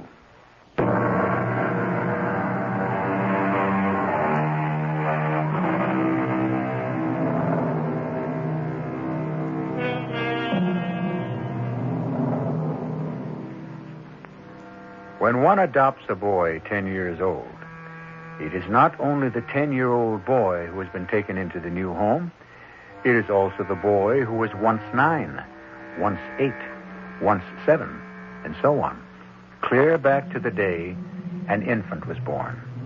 And these early years are unknown, utterly unknown to the new parents. Just how unknown they are to the child is the subject of our story.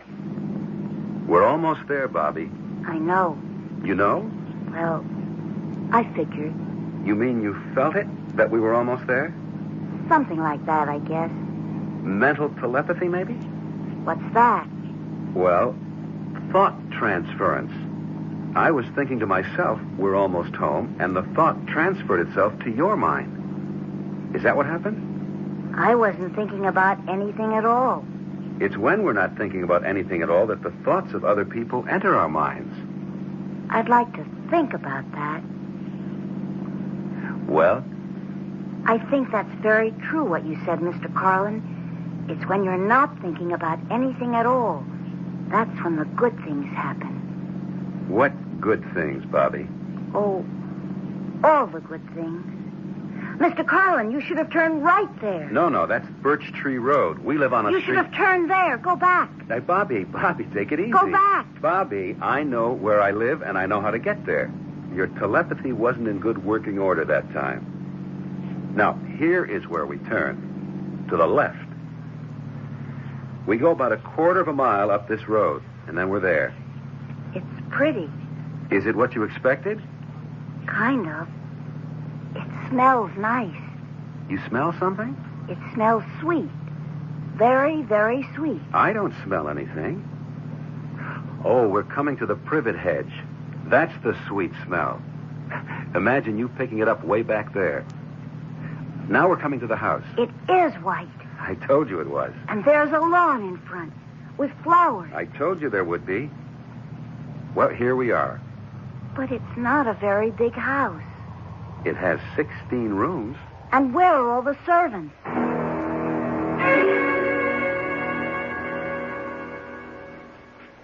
Did you sleep well in your new room, Bobby?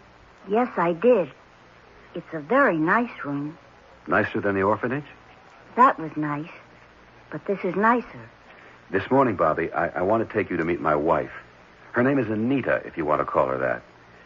I think I should tell you she gets migraine headaches from time to time. I know. I knew she was sick sometimes. I think she's sick now. No, she's not. I saw her this morning. She was fine. Come on, let's go upstairs. Okay. It's not very nice to be sick like that, is it? No, it certainly is not. I used to have asthma. That was terrible. What did you used to do about it? Oh, I made it stop. Made it stop? Just like that? Sort of. It was a long time ago. Here we are. Anita, may we come in, dear? Come on. Anita, this is Bobby. Go away, please. She's sick. My dear, is it another migraine? Please. I can't. Bobby, we'd better come back later. She's sick. You'll meet her tomorrow. Come on.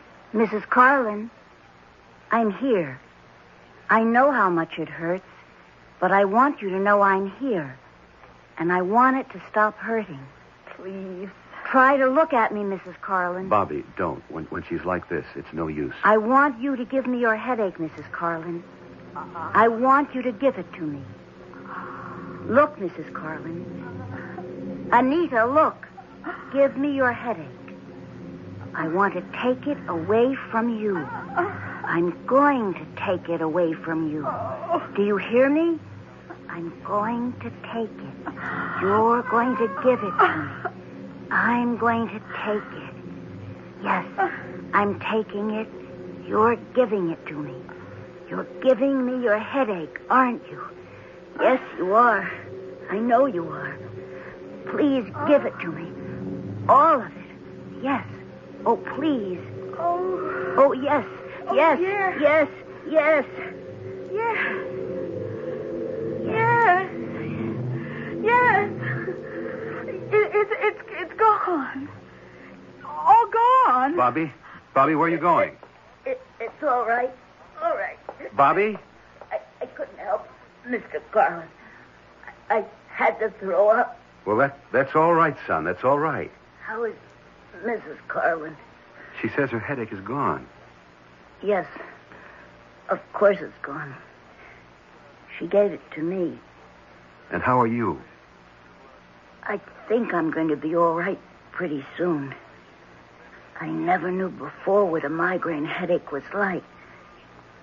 Now I know.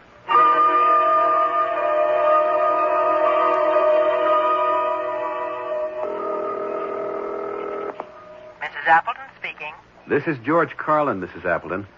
I've got great news for you. Everything's working out? 3 weeks now, and everything's going wonderfully. He seems very happy here, and heaven knows he's made us happy. My wife hasn't had another headache since that time I wrote you about when Bobby cured her. You think he really did? Well, he did something to Mrs. Carlin. Perhaps he hypnotized her, I don't know. But her headache stopped. I was there. I saw it happen. Well, I have to take your word for it, Mr. Carlin. Has he stolen anything that you know of? No, I don't think so. Well, you'd better check. There's a belt of mine missing, but I'm sure I must have mislaid it. Look in his room. No, I wouldn't dream of doing that. The boy is happy here, and we're happy having him here. Has he talked about his mother? No, he hasn't mentioned her. Well, my advice is to keep it that way. I don't think I agree with that, Mrs. Appleton. You know what I told you. All you'll get from him is a lot of wild fantasy. At this point, I feel I'd like to hear anything Bobby cares to tell me. Well, if you don't want to take my advice... No, it's not that, Mrs. Appleton. It's that for the time being, I'd sort of like to follow my own instincts.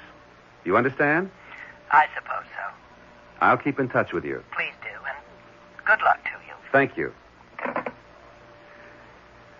Oh, Bobby, I didn't hear you come in.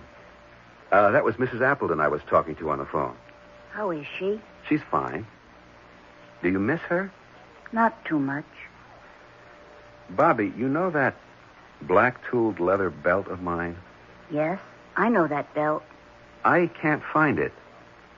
Have you seen it? It's in my room. Well, did I leave it there, do you think? I don't know. I don't think so. By any chance, Bobby, did you take it out of my room? I guess I did. I'm pretty sure I did.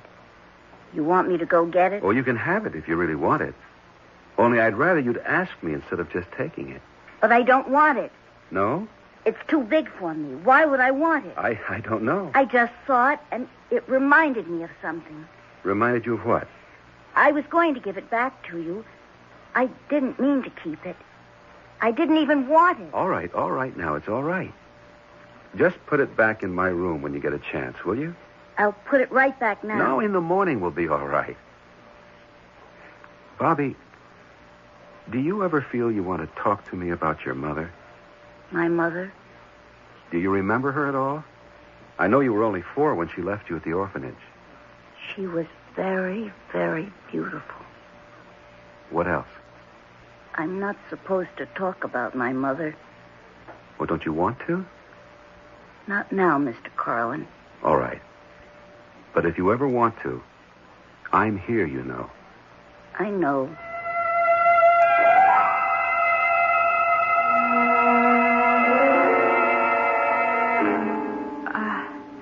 George? George? Hmm? Oh, what are you doing up? Can't you sleep? Not for hours. Oh, the moon is so bright. I don't wonder. No, it's not just the moon. I was thinking about Bobby. Oh, funny.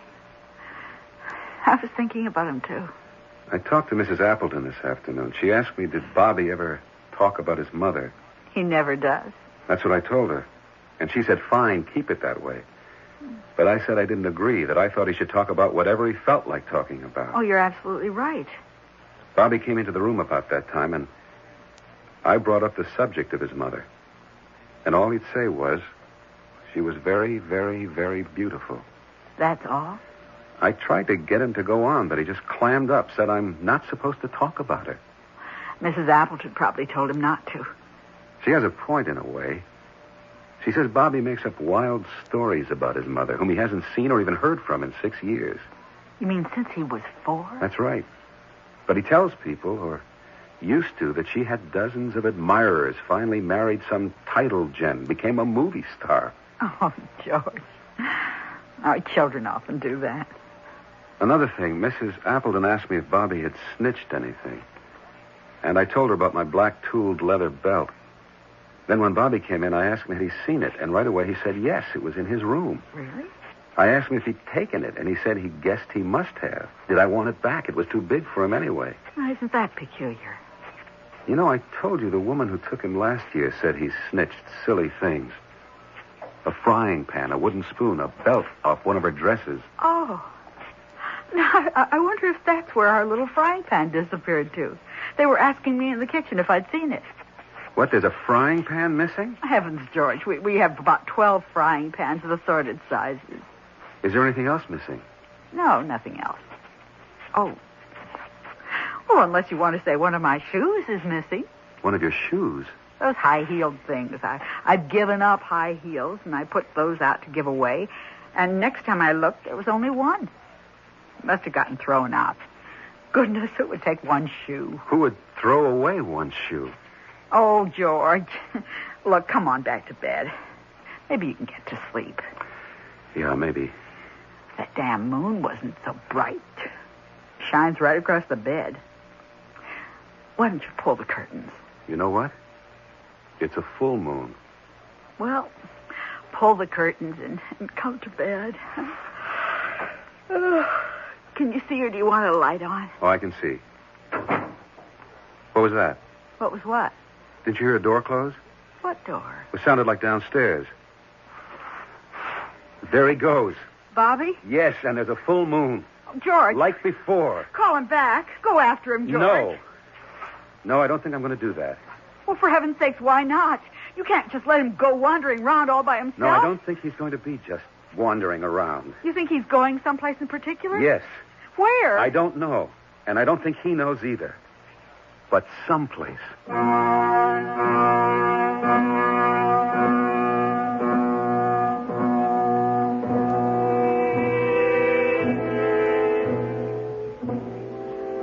As we are all going someplace. We don't know where, and there is no one who knows to tell us where. Yet very deep in our minds, or our hearts, or our tormented souls, we know we are going someplace. We can't see ahead, and it does no good to look back. We can only trudge on down the road to someplace. I'll be back shortly with Act 3.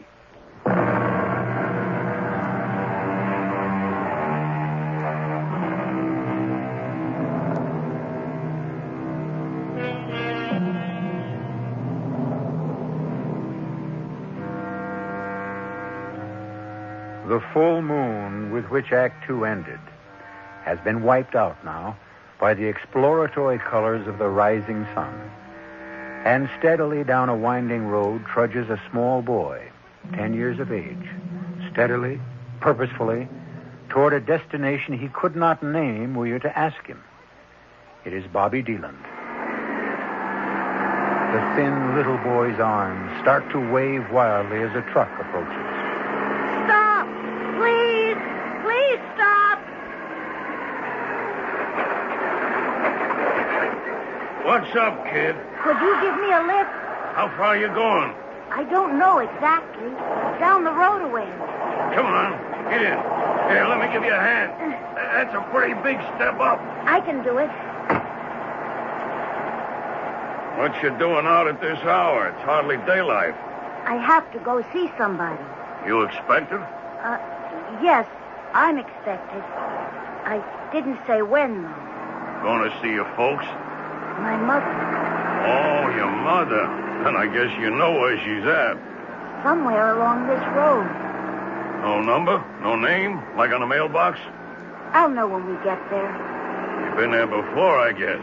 It's a great big white house with a big green lawn and flowers. I think I know the place you mean. And lots of servants.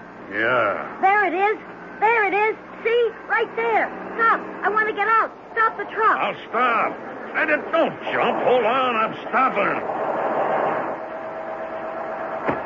Now, wait a second, kid. Thanks. Thanks a lot. Hey! You hadn't ought to go in there. Hey, you know what you're doing? You hadn't ought to...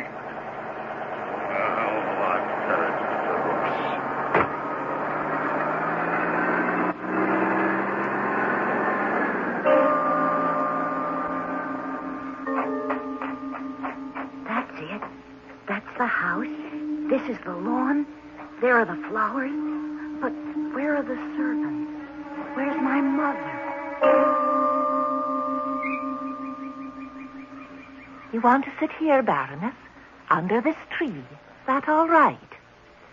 I'll fetch you some coffee, and I'll be right back. Excuse me. Are you my mother's maid? Yes, I am. Will you tell her I've come to see her, please? If she feels well enough to see me. What's your name? Bobby Deland. Would you tell my mother? And how did you get in here, Bobby? Somebody dropped me off. Before. I'd been waiting till I saw all the servants come out of the house. Now, please, I'd like to see my mother. You mean that lady over there? Yes, my mother. Oh, I'm afraid that's not your mother, dear. That's the Baroness Hortha. Well, her name before was Mrs. Deland. Please tell her I want to see her. Oh, never mind. Oh, hold on now, just a minute. Let go. Let me Not go. so fast, young man. Let go of me. Miss Copeland, what's going on? Oh, it's this boy. He wandered in here. He wants to talk to the Baroness. He's her son, he says. Well, then let him. Should I, Doctor? Why not? He may succeed where we failed. Go ahead, my boy. Thank you. Hello, Mother. I'm here.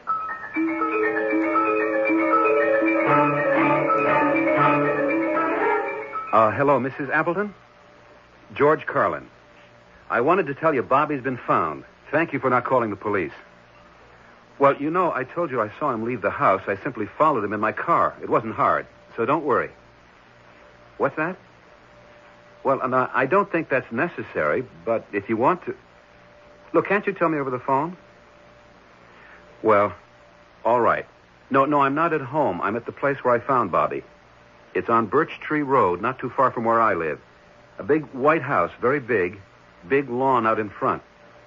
It's the Wesley Sanitarium. You know it? Well, I'm with Dr. Wesley right now. All right, we'll expect you. Mrs. Appleton's coming over, if that's all right, Doctor. Perfectly all right. She wants to tell me something, show me something. I don't know what. Tell me, Mr. Carlin, what made you think Bobby might come here? It was just a guess.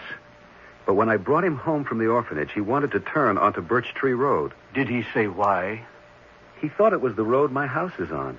Not that it had ever been at my house. All he knew about my house was that it was big and white, had a lawn with flowers and servants. He knew that because I told him. And I told him because he specifically asked. It seemed important to him, did it? Very. I was puzzled at that because he's not a snobbish sort of boy, quite the contrary. That insistence on a lot of servants. Now I begin to understand.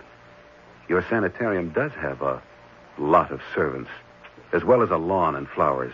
But the boy's never seen the sanitarium, has he? He hasn't even seen his mother since the age of 4. Then how would he know? I suppose that when you dream about a certain person for such a long time and fantasize about that person the way he did about his mother... What sort of fantasies? Oh, wild ones. That she was much admired, much sought after, that she married into royalty, became a movie star. Hold on there. She did marry into royalty. You don't mean she's really a baroness? Yes, indeed. The Baroness Hortha. Well, I thought that baroness stuff was, part of her dementia. The Baron brought her here. The Baron pays her bills. He's not very high up in the royal lists, but he's a baron, nevertheless.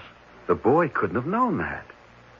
No more than he could have known Birch Tree Road. Now, about her becoming a movie star, the Baron told us that she made a motion picture a few years ago. Actually, that's where he met her. He put up the money, She starred in it. Well, that's impossible, isn't it? Someone would have known, seen the picture, recognized her. I don't know who saw the picture, Mr. Carlin. It was a pornographic film. No. The Baron has made a good bit of money on pornographic films, I'm told. She made the film? Starred in it. She married the Baron? He's devoted to her. Well, then what happened? Oh, about a year ago, she became severely depressed. It went further into melancholia. Finally, she became very nearly catatonic, and he brought her here. She won't talk to him when he comes to see her. She's never spoken to any of us. It was about a year ago, as I understand it, that Bobby began to talk about a big white house with a lawn and gardens and a lot of servants. Could he have known that she'd been brought here? To a place he'd never seen, didn't even know existed? It's a rare person who has a faculty to sense what is going on. But if there is a great affinity between two people, I suppose a telepathic communication is, well, it's possible. Was there such an affinity between Bobby and his mother? After all, she abandoned him when he was 4 and never communicated with him after that. Communicated with him? I'd say by all the evidence she communicated with him the whole time they were apart. She may not have known she was communicating, but her son was, on the face of it, so sensitively attuned to her and her existence, he could pick up waves that emanated from her that she knew nothing about. Come in. Dr. Wesley, I hope I did the right thing. What's that? Well, I left the little boy with the Baroness. Is that all right? I think so. The Baroness has never shown the slightest sign of being violent. Quite the contrary. Well, she does seem interested in him. I mean, she looks at him. Sounds like progress to me. So then I should just leave them together? Where are they? In her room. I'd say leave them together. But leave the door open. Yes, Doctor. It will be astounding if she recognizes him, accepts him. It could mean she's on her way back. Dr. Wesley, this faculty you talk about, this rare ability to sense things, what is it? It doesn't have a name. Anyway, not a name that appears in scientific journals, but some clairvoyants have it, some mystics have it, some saints, I suppose. Many poets have it. It's an ability to reach far into oneself, to make contact. Do you know the poem called The Labyrinth? W.H. Auden wrote it. There are 4 lines from it that I quote to myself all the time. The center that I cannot find is known to my unconscious mind. I have no reason to despair because I am already there. Nice, isn't it? What does it mean? Oh, come, Mr. Carlin. You know very well what it means. That if we only go deep enough into ourselves, we will find the center that will stabilize us? Is that it? Give us peace? Is that it? The peace that passeth all understanding, because I'm afraid understanding has very little to do with it.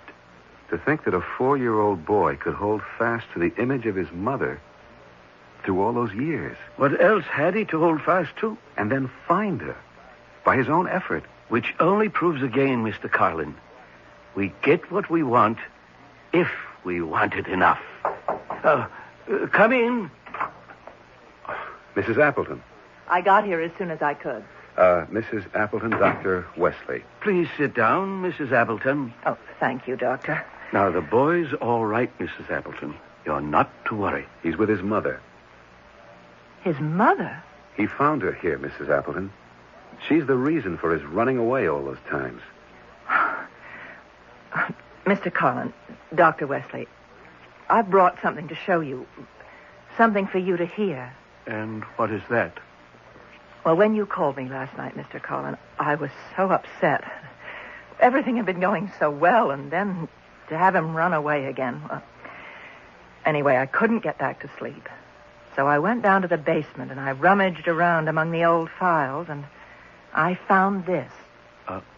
A tape? Yes. We keep tapes at the orphanage of all the interviews we have with prospective parents and with the people who leave their children for adoption.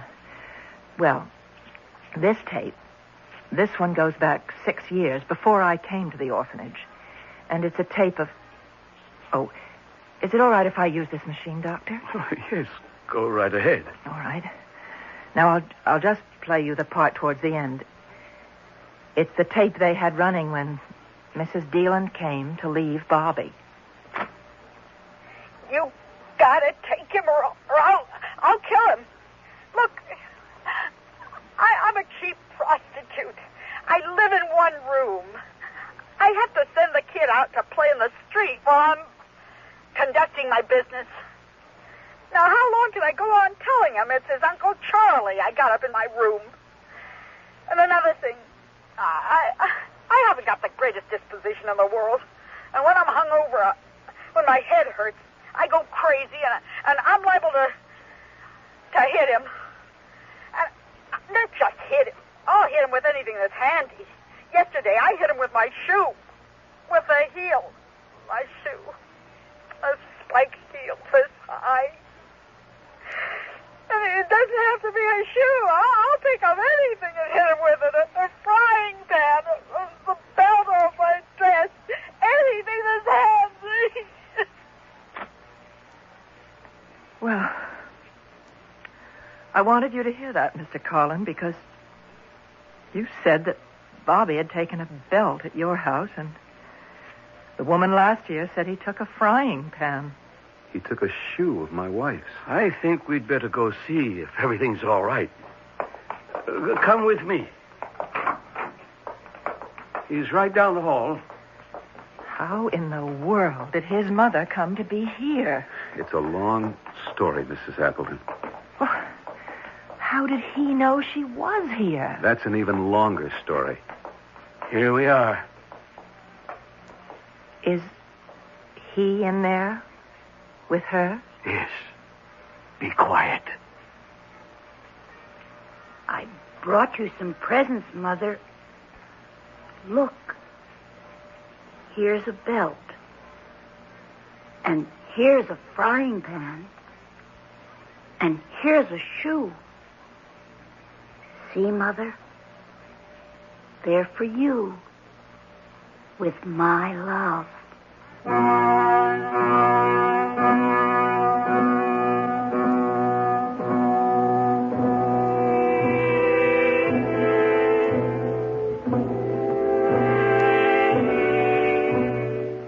Mothers of the world, rejoice, for you are loved. Of course, in the human nature of things, you are simultaneously hated, and by the same person. For no emotion as powerful as love can flourish unadulterated. Side by side with love goes hate. It is, you might say, a package deal. I'll be back shortly.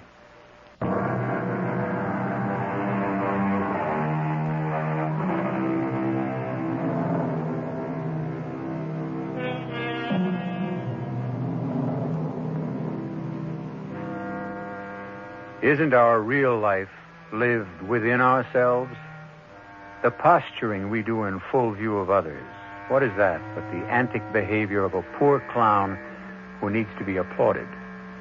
The exterior life is really only incidental, yet we expend all our energy on it, while the interior life is left to its own devices, as though deeply ashamed of it.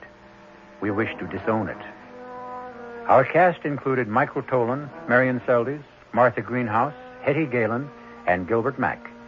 The entire production was under the direction of Hyman Brown. This is E.G. Marshall inviting you to return to our Mystery Theater for another adventure in the macabre. Until next time, pleasant dreams.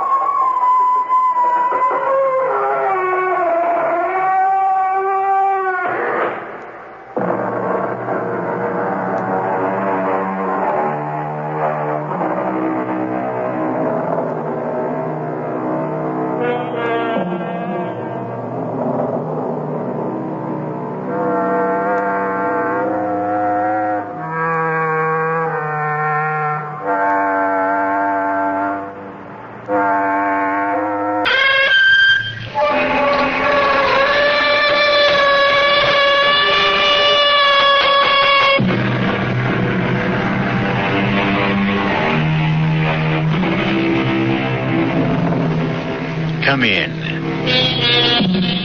Welcome. I'm E.G. Marshall. Welcome to the shadowy land of the imagination, where all things are possible.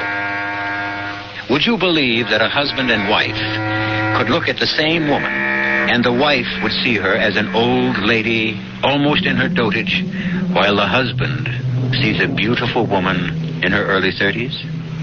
Impossible, you say? Of course, Ray. You know I'm going to bewitch you. You've been trying, haven't you? Well, only half-heartedly. Remember, you're married. I never forget it for a moment. You're the one who seems to want to forget it. You won't even meet my wife. Well, of course I will. Let's all attend a witch's Sabbath together. You, your wife, and I, your favorite witch. You almost make me believe you're serious, Clarissa. Dare to make the date, and then you'll find out. I'd love to see you at a witch's Sabbath.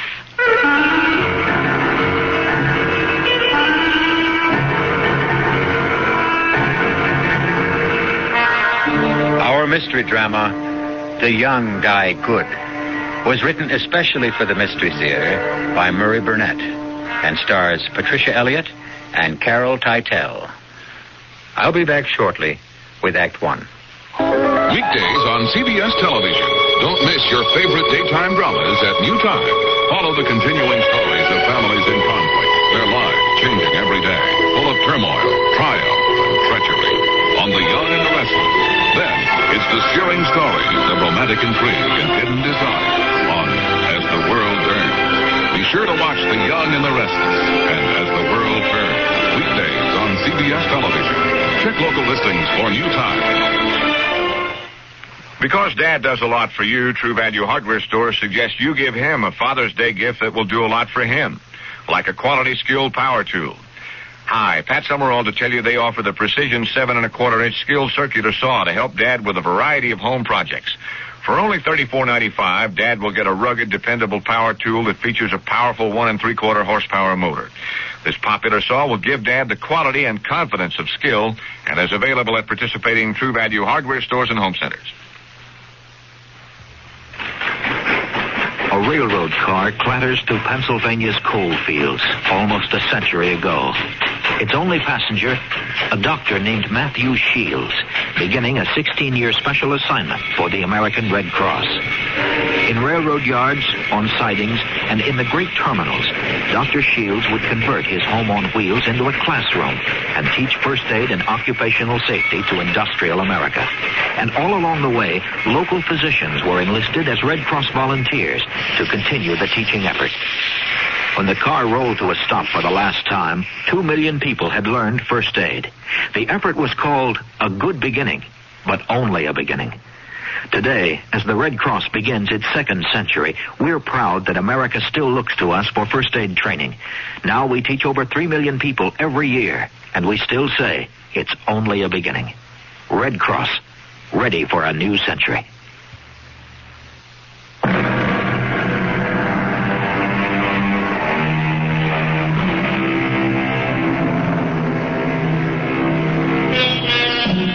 I've never been able to figure out why it's customary to tie strings of empty tin cans to the car of newlyweds. What do the empty cans signify? I can't go along with the cynic who suggested that the cans symbolize the extent of home-cooked meals that the poor groom is going to get for the remainder of his lifetime. I know for a fact that this wasn't true of the young newlyweds we're about to meet, Lisa and Ray Bissonette. Lisa happened to be a good enough cook to be able to win prizes. And on the day our story opens, she'd left a roast in the oven while she went out and explored the small grounds of the Bissonettes' little dream house. A high hedge ran alongside the driveway that separated the Bissonette house from their neighbor. And Lisa, with the curiosity that all daughters of Eve have had since the Garden of Eden, poked her head through an opening in the hedge. Hello there. Come on through and get acquainted. Hello. I'm Lisa Bissonette. I'm your new neighbor. I'm Clarice Wenderby. It's good to see young people next door again. I hope you and your husband will be very happy. Thank you. Have you lived here long? Well, I was here before your house was built. Of course, my husband was alive then. And now you're alone? Yes. And happy to see you. You're welcome to drop in any time, child. I'd be glad of the company. That's very neighborly, and I'll return the invitation. Oh, but I have to run now. Take a look at my roast. I expect my husband in less than an hour.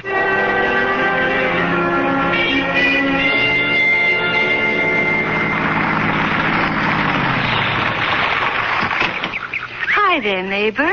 Oh, hi. I'm Ray Bissonette. Well, I'm Clarissa Jaffe. Can I offer you a cocktail before dinner?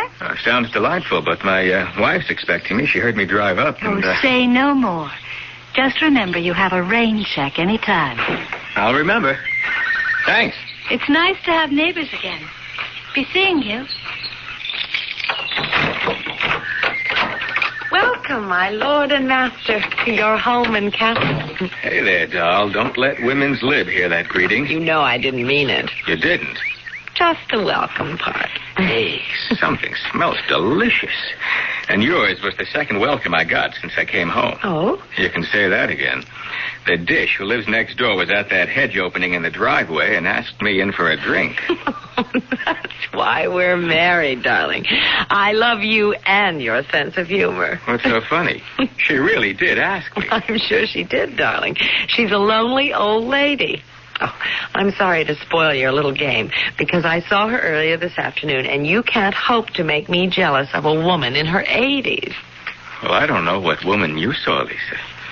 But the lady who spoke to me wasn't anywhere near 30, let alone 80. I know what I saw and who I saw. Well, I'm sure you saw what you told me, honey, but... Well, at least give me the same break you asked for yourself. I know what I saw, too. But it's crazy. Well...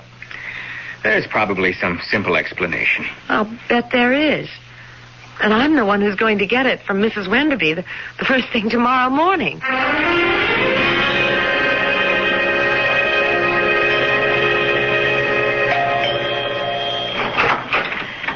Lisa, how nice of you to come visiting so soon and so early. Would you like a cup of coffee?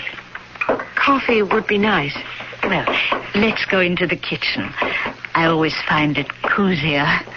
Do you take cream and sugar? Just black, thank you. Tell me, are you getting used to the neighborhood?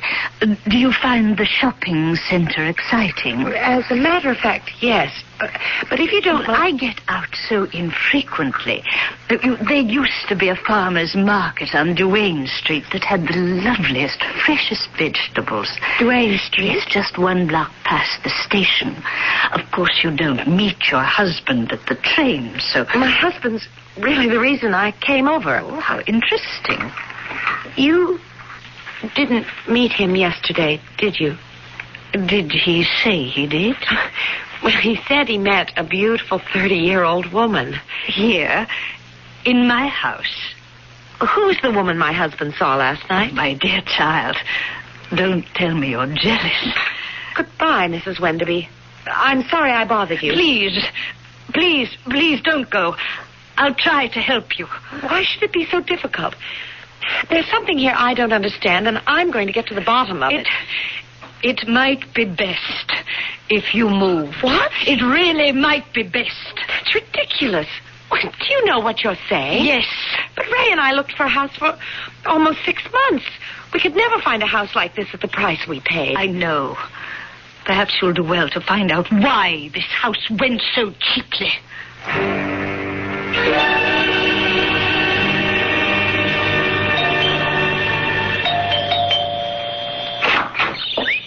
Hi, neighbor. I'm glad you decided to pick up your rain check on that drink so quickly. No drink, thanks. Oh, come in anyway. It's only neighborly to get... I left the office early today, just to straighten something out. This shouldn't really take more than a minute. Are you afraid of me? Sit down. Oh, thank you. It may sound silly, but last night my wife and I got into a ridiculous argument. Oh, not over me. Yes, you see, Lisa says you're an old lady. Well, how could she, since we've never met? Well, that's what I told her. But she insists she was here before me yesterday and spoke with an old lady who said she lived here. Oh, now I understand. What a silly, silly mistake. The old lady your wife met is my mother, Therese Wenderby. Your mother lives with you? But not all the time. But she's here a good deal. My husband's wonderful about it. Well, Lisa told me she was very definite about saying she lived here alone. Mm-hmm. Well, now you know that isn't so, don't you, Ray? I know, but how do I convince Lisa? Well, being a woman, I think Lisa will understand when you tell her my mother's vain. Vain? Yes, as ridiculous as it sounds for a woman her age. She just hates to admit that she has a daughter my age. Oh, I find that hard to believe. Are, either of your parents living, Ray? My dad, he's 68. Well, you'll find that the older a person gets, the more childish their behavior can become. I'm glad you said can, because I don't think my dad is... Well, let's hope not. But, can you understand why my mother lied to your wife? No, not completely, but at least I'll be able to calm Lisa down.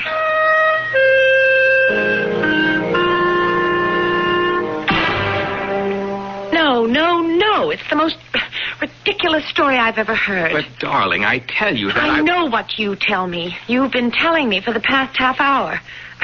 And I tell you it's nonsense. Did you ask to see her mother? It never occurred to me. Why not? Well, You didn't take my word seriously enough to question this beautiful dame you say lives next door. That's why not. Oh, now, Lisa, I can't know why you're making this personal. I believe you. I believe you met and spoke with an 83-year-old woman who said she lived in the house next door. Alone. Now, why won't you believe that this woman is the mother of the young woman who spoke with me? Because Mrs. Wenderby said she didn't have a daughter. But I've already explained that. And I don't buy it. For the 100th time, why not? Because when I spoke to Mrs. Wenderby today and told her your story about meeting the young lady, what do you think she said to me? I can't imagine. She told me to move. Move out of this house. Well, that proves it. The old girl is slightly batty. I know how to settle this. We're going over there, the two of us, and straighten this out once and for all.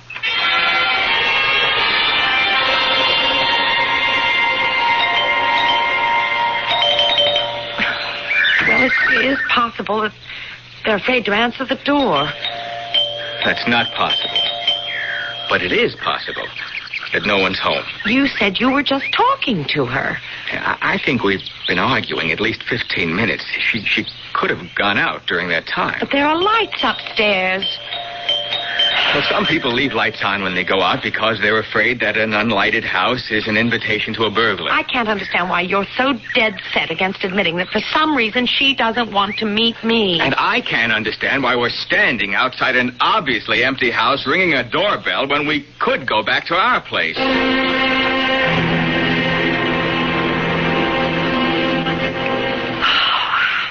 I'm sorry, Ray. It's okay. I don't know what's happening to us.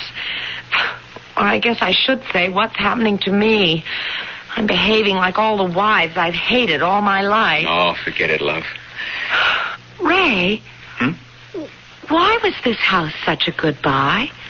What? Mrs. Wenderby told me to ask you why we got this house so cheap. Oh, I thought we were going to stay off this subject. I just want a simple answer to a simple question. Is that really all you're asking? Yes. Why won't you answer me? Well, I have my reasons. I'm sure you have. And I guess it's because of the attractiveness of that 30-year-old woman you say lives next door. Why, you're jealous. That's what this whole thing is about. You're jealous. Don't be ridiculous. For Pete's sake, Lisa, the reason I don't want to tell you is... Well, it's because I'm afraid you'll get upset. I'll be more upset if you don't tell me. Okay. Superstitious people around here think there's some kind of jinx on this house. Jinx? It's silly, but there you are. Why? Why do they think there's a jinx? Something about the last two couples who lived here. Both husbands are dead. They died under peculiar... I don't know. Don't worry about it. It's all a lot of nonsense. How did they die, Ray? I don't know. Nobody knows. They just disappeared.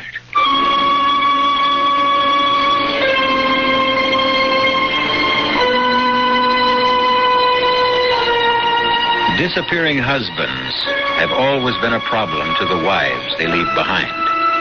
And houses with a reputation for bringing tragedy to families that dwell in them have always been a problem to those who want to dispose of them. Behind both problems, there's always a reason. And that's what Lisa Bissonette intends to discover when I return shortly with Act 2. Hi, I'm Susan Anton. Fitness that feels good by day needs firmness that feels good by night. That's why you'll love the Certa-Perfect Sleeper. Luxurious top comfort plus deep inner support. You get both with every perfect sleeper. So remember, be a perfect sleeper. Try a perfect sleeper, perfect sleeper. Try Certa. It's a healthy investment in yourself. Pour on the snap. Pour on the crap, barbecue sauce. Pour on the snap. Pour on the crap, barbecue sauce. Pour on the snap. Pour on the crap, barbecue sauce.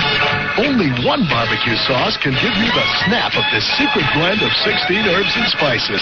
Ours. Pour on the snap. Pour on the crap, barbecue sauce. Pour on the snap. For the hungry of the world, life can be worse than death. Because living with hunger means living with disease, blindness, mental retardation. They're crying out for help. Please don't turn away from me. You're the caring one I need. With your help, I know I'll grow. You will give me hope. 1/4 of the world's people lives with hunger every day. But there is hope. Right now, Protestant, Catholic, and Jewish relief and development agencies are working with people in 90 countries. Please, help them. They're getting food to the children and bringing life-giving skills to the adults so the hungry of the world will learn to grow their own food. Send your tax-deductible contributions to the Interfaith Hunger Appeal, P.O. Box 1000, New York 10150. You are the hope of the hungry. Please give. A public service of the Interfaith Hunger Appeal and Advertising Council.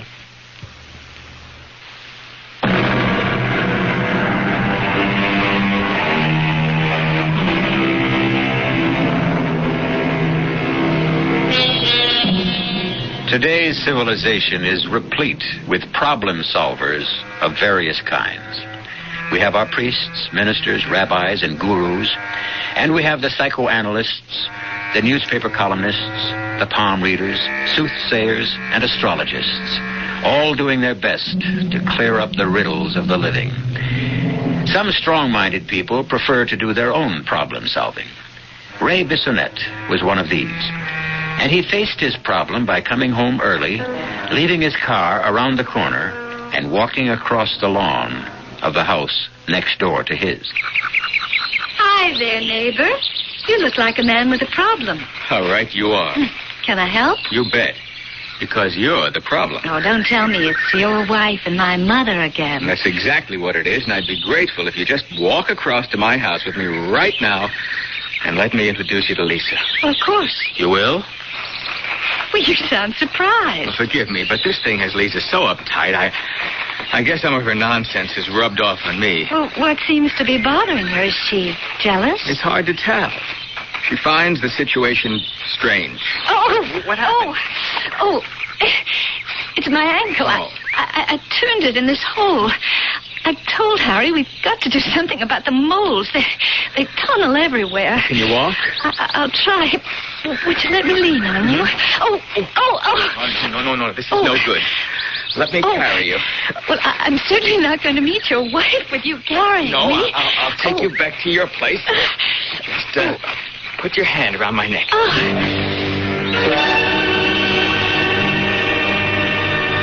You want the couch or the chair? Well, I think the couch, if you don't mind. I can put my foot up. There you are. Oh. Anything I can get you? Oh. No. No, thanks. And, oh, Ray, I'm truly sorry. Well, accidents happen. Are you angry? Oh, no. No, it was an accident. You should be. Why? Well, isn't it obvious? You and your pretty wife are quarreling, and I'm the cause. Oh, it'll pass. Ray, do you find me fascinating? Interesting. But not irresistible. Oh, come on, Clarissa. What are you trying to do? Find out if I'm attractive to you. You know you are.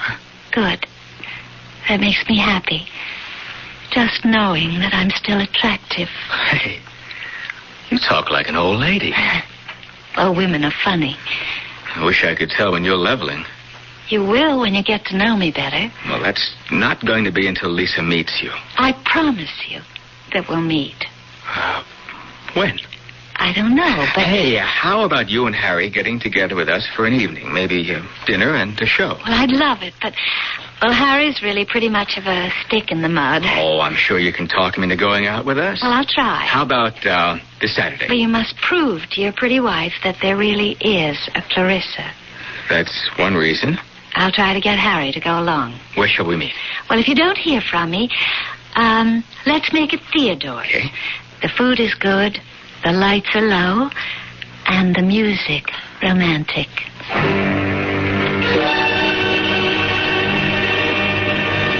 Your Clarissa and Harry are almost 1 hour late. I guess so, but, well, relax. This is a lovely restaurant. We can have another cocktail. No, thank you. I'm sure they'll be here any minute. Why am I sure they won't be? Darling, I spoke with Clarissa this morning. It's just inconceivable they won't show. After all, we're neighbors. There's no reason for them. Mr. Bissonette? Yes. Telephone for you, sir. Shall I bring it to your table? I'll see you at home, Ray. Hey, now, wait a minute, I've Lisa. waited too long as it is. Both of us know what that phone call means, and I've had it. If you want to talk to me, you can reach me at home. And if you're not at home in an hour, don't bother to come at all. Here's your phone, sir. Oh, thank you. Hello? Oh, Ray, darling, I don't know how to tell you this, but... You can't make it. Yes, that's right. Harry came down with this miserable, well, I don't know, I guess it's a 24-hour virus or something, and it just... Well, look, let's make it another time. Oh, no, that's out of the question now, Clarissa. It's been strange knowing you, but we better forget the whole thing.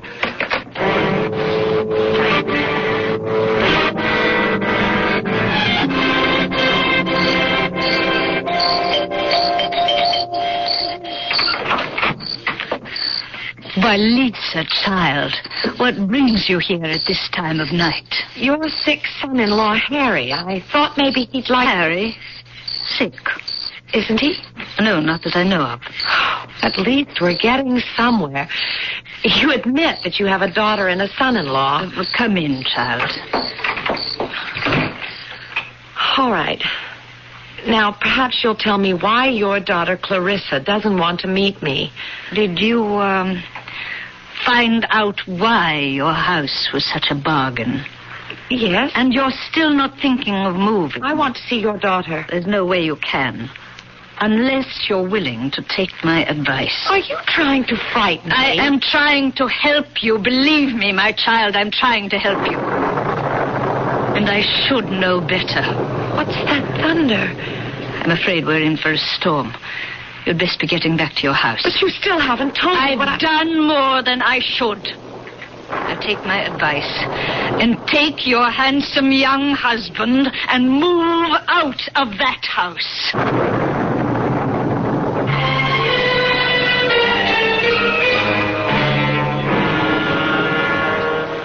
My dear Mrs. Bissonette, I understand a little bit of what you're trying to tell me.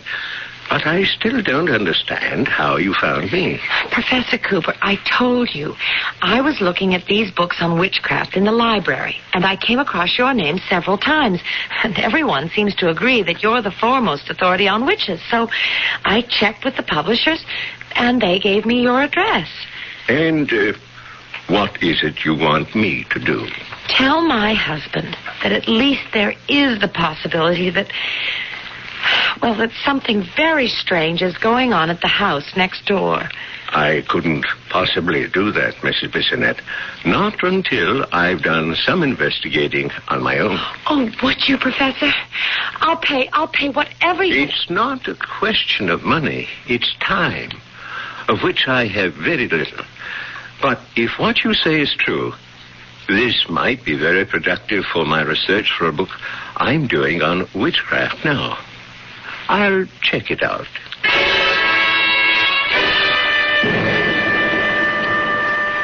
This is my husband, Professor Linus Cooper. Pleased to meet you. Professor, please tell him what's happening next door. I'm not exactly sure what's happening, but I have gathered enough evidence to make me suspicious and worried.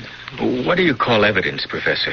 I called at the house yesterday, and I saw the 80-year-old lady. Oh, that doesn't prove anything. And no one else.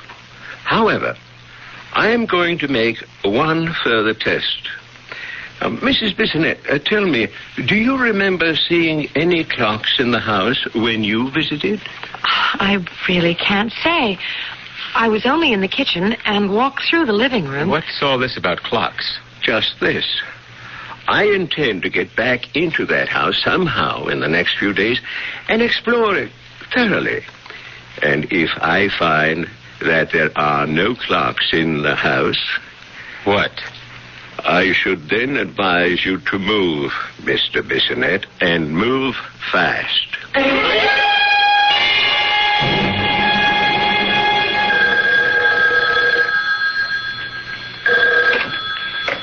Ray Bissonette. Please don't hang up. Oh, Clarissa, I'm very busy, really. I know. I apologize for calling you at your office, but I just have to explain. No, I've told you that it's... Please meet me for lunch today.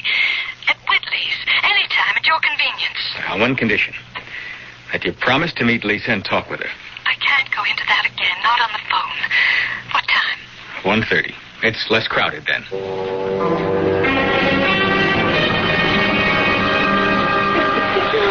I just hope I'm not making another mistake. Well, I'm the one who made the mistake, thinking I could play this crazy game. I don't understand. But there is no Harry. That's why I couldn't meet you and Lisa last night. You mean you're not married? Divorced. You see, there was a Harry. Why did you... Lie to you? Yes. Well, because I like you. Well, that explains everything. You like a guy, so you lie to him. Well, you do if you're a divorcee and you want to see him again without problems. You're still not making sense. Maybe this lunch wasn't such a good idea after all. Because when I tell you about my mother, well, it's going to sound like something out of a confession magazine. Try me. Well, my mother... why is it so hard for me to say this? My mother isn't well. You mean there's something wrong with her physically? No. She's old and she gets... Well, you know how some old people get. Senile? A little more than that. As a matter of fact, the doctor has told me to institutionalize her, but I just can't. I won't. Okay. I understand your problem, and even why you don't want to solve it by sending your mother away, but can't you understand mine? Of course, Ray. And I promise to do something about it. All you have to do is meet Lisa and explain it to her. And you also ought to tell your mother to quit telling people horror stories and scaring the wits out of them.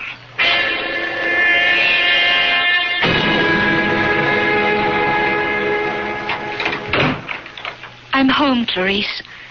I'm home. And I'm alone. And I must talk to you. I know. Then you must know what I want to talk to you about.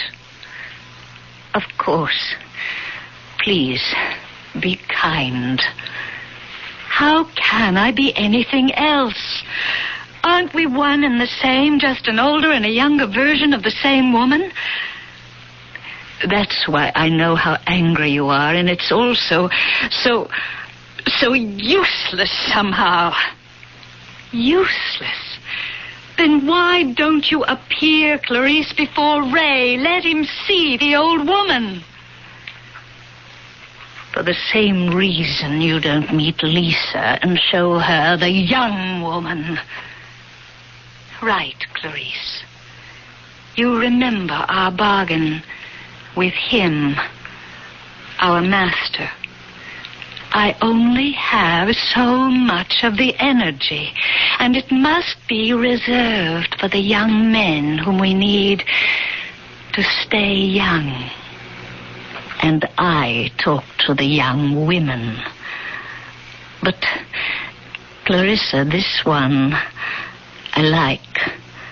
And you frightened her, Clarice. You scared her so much she went and talked to our old friend. Who do you mean? Professor Linus Cooper. And do you know what he's been talking about, Clarice? No, leave me alone. He has been asking about clocks. He wants to know if there are any clocks in our house. Clocks to tell the passage of time. You know what clocks are, you old fool. Oh, please. And he is going to come here, and he's going to look around unless I stop him.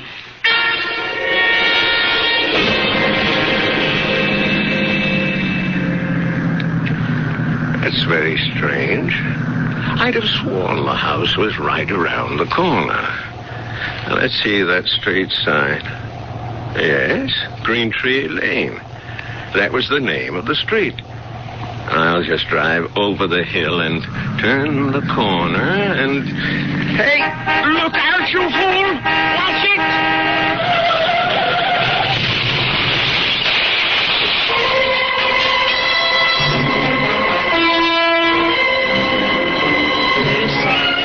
Clarissa, was that the sound of a car crash? I don't think Professor Cooper will come visiting. I'm too old. Too old, Clarissa. And too tired. I know all about it, Clarice. I know how old you are, and silly, and soft. You told Lisa Bissonette to move, although you knew very well that her nice young husband would move with her. Didn't you, Clarice? I've told you, Clarissa, I'm very old and very, very tired. Just remember, you'll be a lot older and a lot more tired if Ray Bissonette moves away. You, Clarice, might even be dead.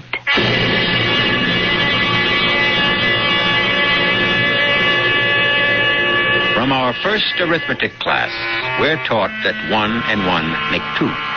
2 and 2 make 4, and so on. Until today, we're living in the computer society where giant adding machines solve all our problems for us.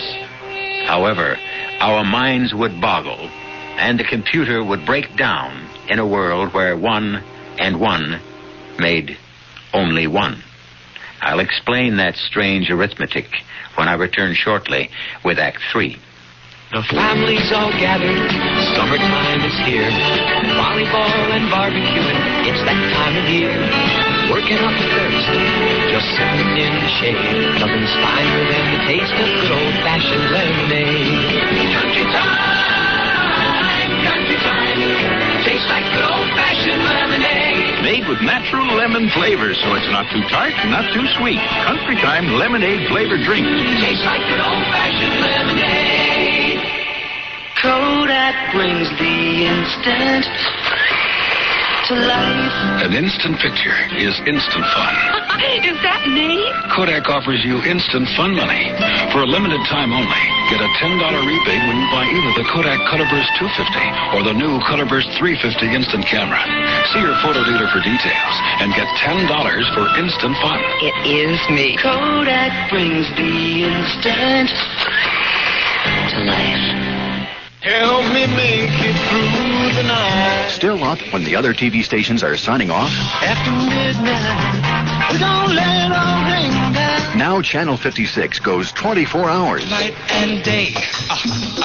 You are the one. Catch Channel 56's primetime lineup repeated overnight. Working on a night move. Watch quality TV like heartwarming dramas, intriguing science adventures, suspenseful mysteries, entertaining variety shows, interviews with Dick Cavett, and a range of music from jazz to rock to country to classical.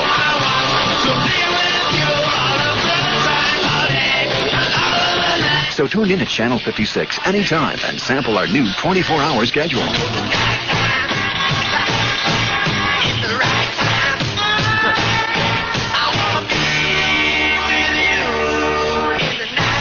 Now watch around the clock as Channel 56 goes 24 hours. 56 in Detroit, WTS.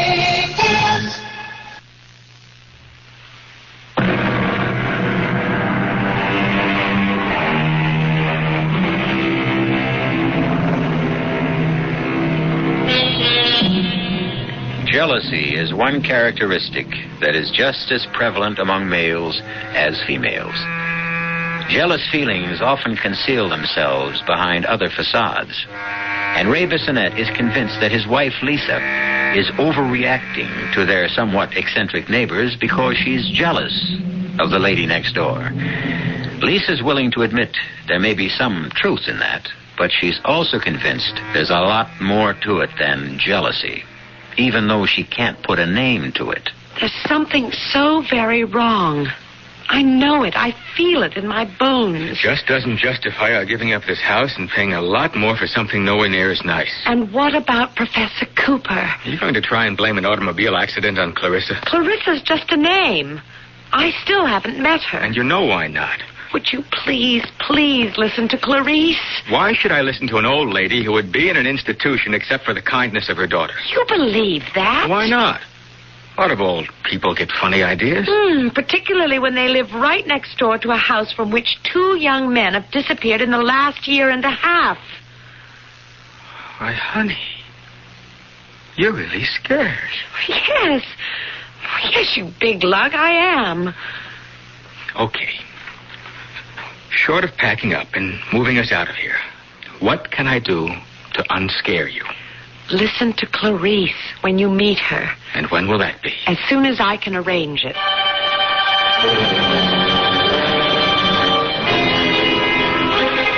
I see your little lady friend from next door is coming to visit, Clarice. And I must say I'm glad to get a chance to rest. It's quite tiring for me. I know, Clarissa. I know. Now remember, we need Ray Bissonette. I know that, too. I'm even more tired than you, Clarissa. Much more. Oh, I'm so glad you're home, Mrs. Wenderby. I have a lot that I want... Well, why don't you just come in and have some tea? I was just making myself a cup. Oh, thank you. You don't mind the kitchen? Oh, not at all. My dear, what is it you want from me? I think you should come with me to my house and tell Ray what you told me. Do you think your husband will move out because I tell him he should? You're very wise. And forgive me, but very strange, too. Just very old. You don't think about growing old, do you? Well, of course not. You're too young and too alive. You're not worried about the lines and the wrinkles.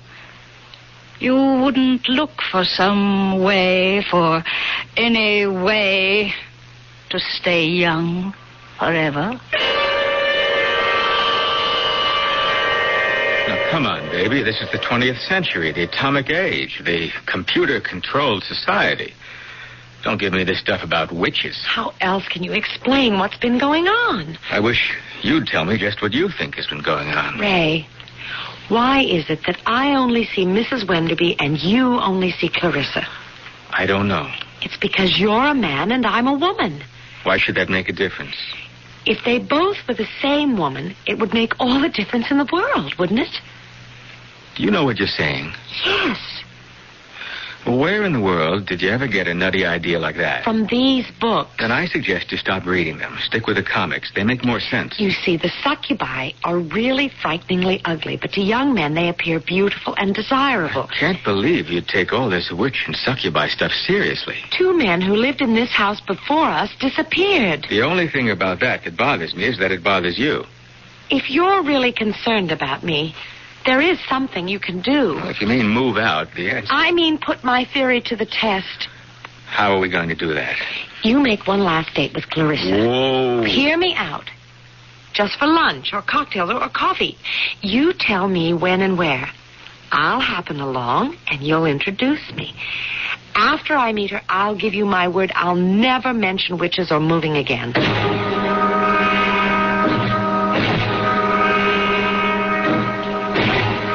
Sorry, Clarissa, but I don't think I'm late. Well, you're right on the dot. Honestly, Ray, I was so excited when you called. I just couldn't wait to see you. My wife asked me to call you. Well, I find that fascinating. She's really bugged about never having met you, and she's getting all kinds of crazy ideas about you and your mother, and I'm really worried. Well, of course you are. I will have you and your wife at my house for cocktails tomorrow around 5:30. Great. But only on the condition that you come alone on the following day for tea. I hate tea. Oh, but you haven't tasted my brew. But And you'll also promise to look deeply into my eyes when you drink. You're putting me on. I was never more serious in my life. And now, if you'll excuse me. Oh, but I wanted to tell you about this. Talking to yourself, darling? Oh, Lisa, no. I was just trying to tell Clarissa about your coming today. Where is she? She just this minute went to the ladies' room. Mm-hmm. Oh, come on, Lisa. She asked us over for cocktails tomorrow.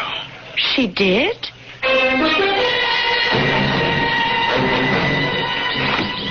I've never seen you so excited. When we ring the bell and Clarissa, or Clarice, opens the door and asks us in, it's going to be like the end of a bad dream for me. For me, too, but only because of you.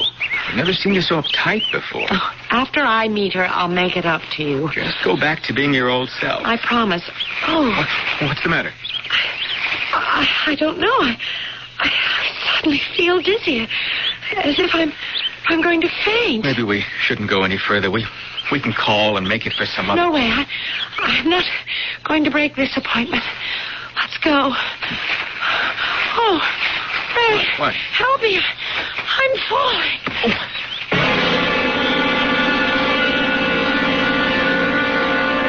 You promised not to hurt her. The doctor's car drove into the highway a few minutes ago. We should be hearing from him any minute. There. Answer it. Answer it. I don't want him to think we've been sitting right on the phone. Now. Hello? Clarissa? Yes, Ray. Where are you? I'm home. The most incredible thing happened. We were on our way to your house, and Lisa suddenly felt faint. As a matter of fact, fainted dead away. Hit her head on a stone. Oh, I hope it wasn't serious. The doctor says she'll be okay in a day or so, but... Well, meanwhile, we have to postpone our date. Oh, what a shame. I was so looking forward to meeting Lisa. Not half as much as she was. Remember, you're having tea with me. Well, that'll depend on how Lisa feels. I'm so glad Lisa's feeling better. And I'm equally glad you came over for tea. Well, would you be very upset if I drank something else? I'm just not much of a tea lover. Well, you haven't tasted the tea I brew. I promise you, an unforgettable experience. Oh. Well, if you put it that way. I do indeed. Oh, here. Needs just a little sugar, but no cream. Looks awfully strong. Taste it. Doesn't smell like any tea I ever drank. Well, I told you it's not like any tea you ever drank. Come on now, Ray. Take a swallow and look at me. I see you. I mean, in my eyes. Look deeply and drink deeply. Oh, Clarissa. You're... Yes, Ray. What am I? Oh, you're truly beautiful. Beautiful. Oh, thank you, Ray. Your eyes have a radiance and a shine that I've never seen before. And your lips. Yes. Yes, my lips. Would you like to kiss my lips? Oh, yes. Yes, I would. Oh, this is what I wanted since we first met, Ray. To hold you in my arms and hold you forever and ever, and hold your youth and your vitality and feel it make me young again. And do you still find me beautiful, Ray? You've changed. But I can still see your beauty. Drink some more tea, Ray. And hold me. Hold me tight and close, that's it. Squeeze me, Ray, and I'll squeeze you. Squeeze the life out of you and into me, and...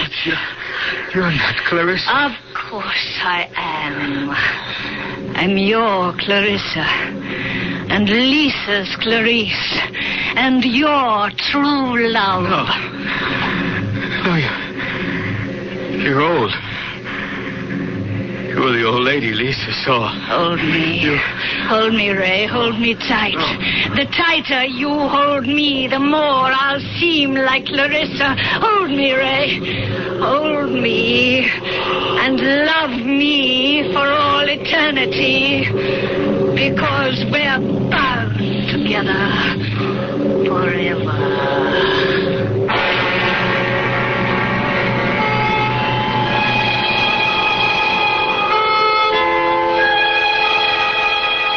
To all the newly marrieds and about to be marrieds listening, I know of a charming little house for sale. It's a great bargain. The only qualification that's absolutely necessary is that the husband be a young and virile man. However, if you purchase it, you don't have to worry because all of you are strong-minded enough to know that there really aren't any such things as witches. I'll be back shortly.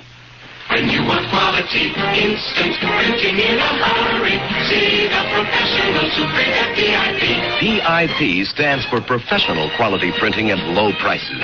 PIP printers are trained in the latest printing techniques. They use professional presses to turn out printing you can be proud of.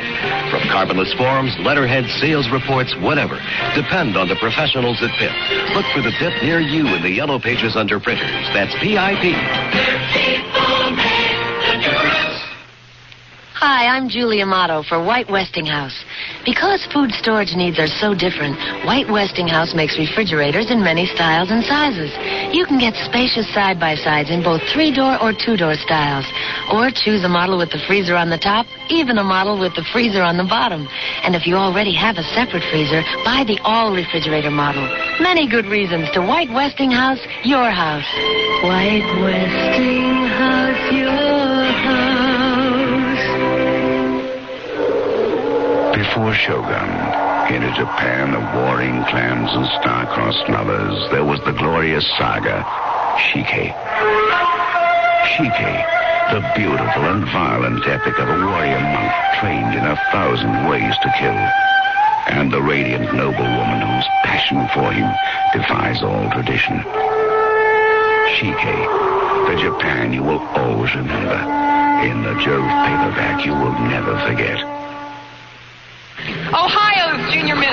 Thursday on CBS Television. The first runner-up, winner of an $8,000. It's the 24th annual America's Junior Miss Pageant. Lauren Green will host as 50 high school seniors compete to win the title of America's Junior Miss.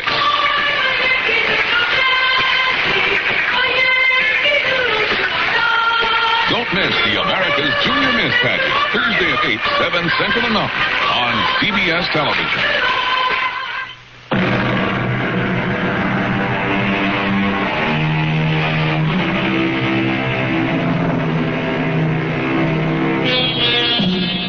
Speaking of witches, as we were, it's of course true that people have always had an ambiguous attitude towards them. In some literature, they're portrayed as fascinating, lovely women with quicksilver qualities who bewitch the males with their charms. In other stories, they appear ugly old bags, spreading evil and polluting everything they touch. Which is the true picture? Could it be, perhaps, that both are true? Think about it. Our cast included Patricia Elliott, Carol Teitel, Ira Lewis, and Dan Acco.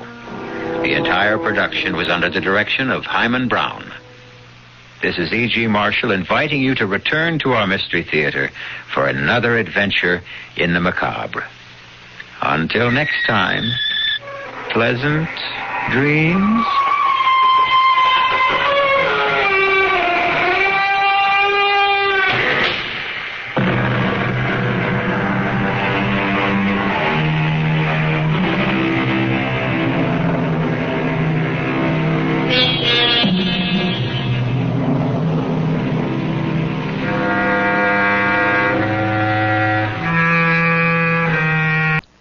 And now, Mystery Theater.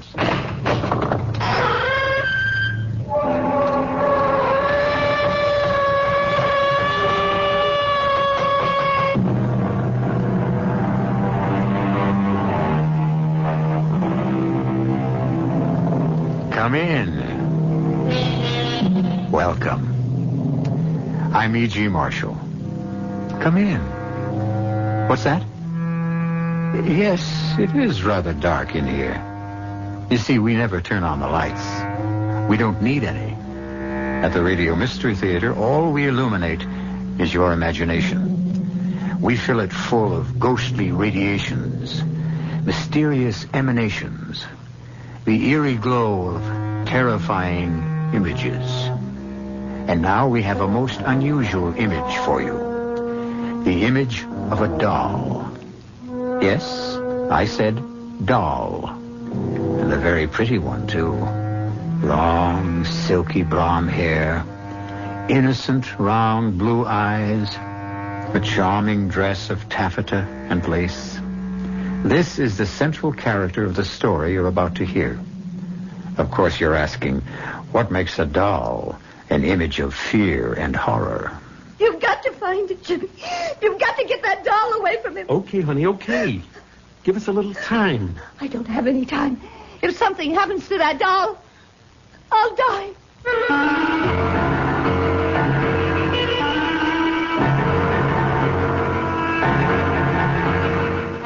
Our mystery drama, The Doll, was written especially for the Mystery Theater by Henry Slessor and stars Joanne Linville and Ross Martin.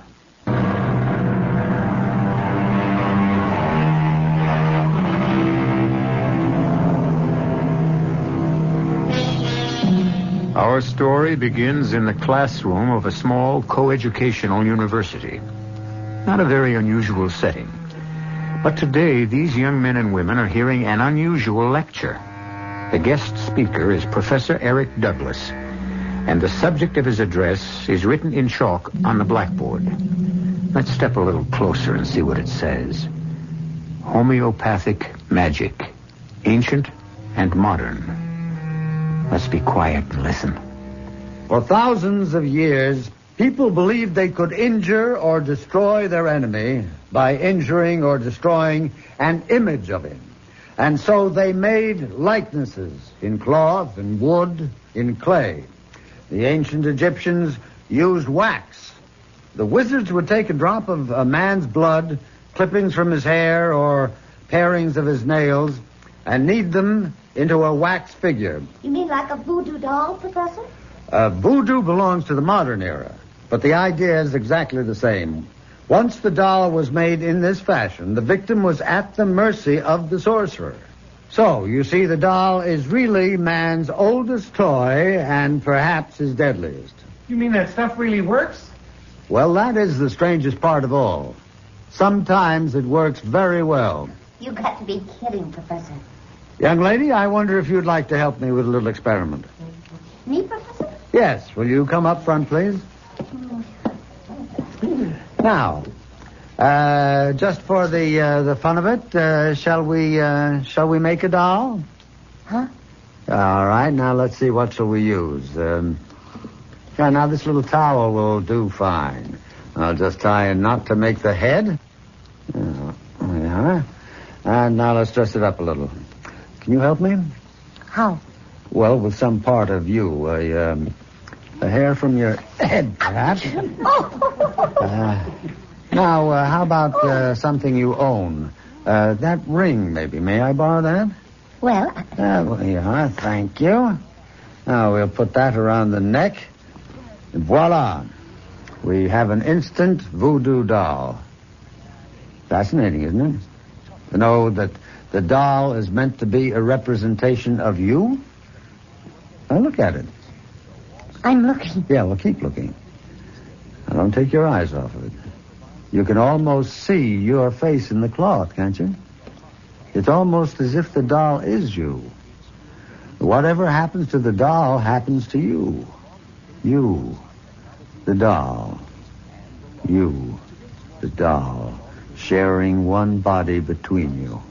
One life, one destiny. I still think it's silly. All right. And let's see what happens when I take this letter knife. What are you going to do? Nothing. I'm merely going to plunge this knife into a meaningless piece of cloth. No, don't!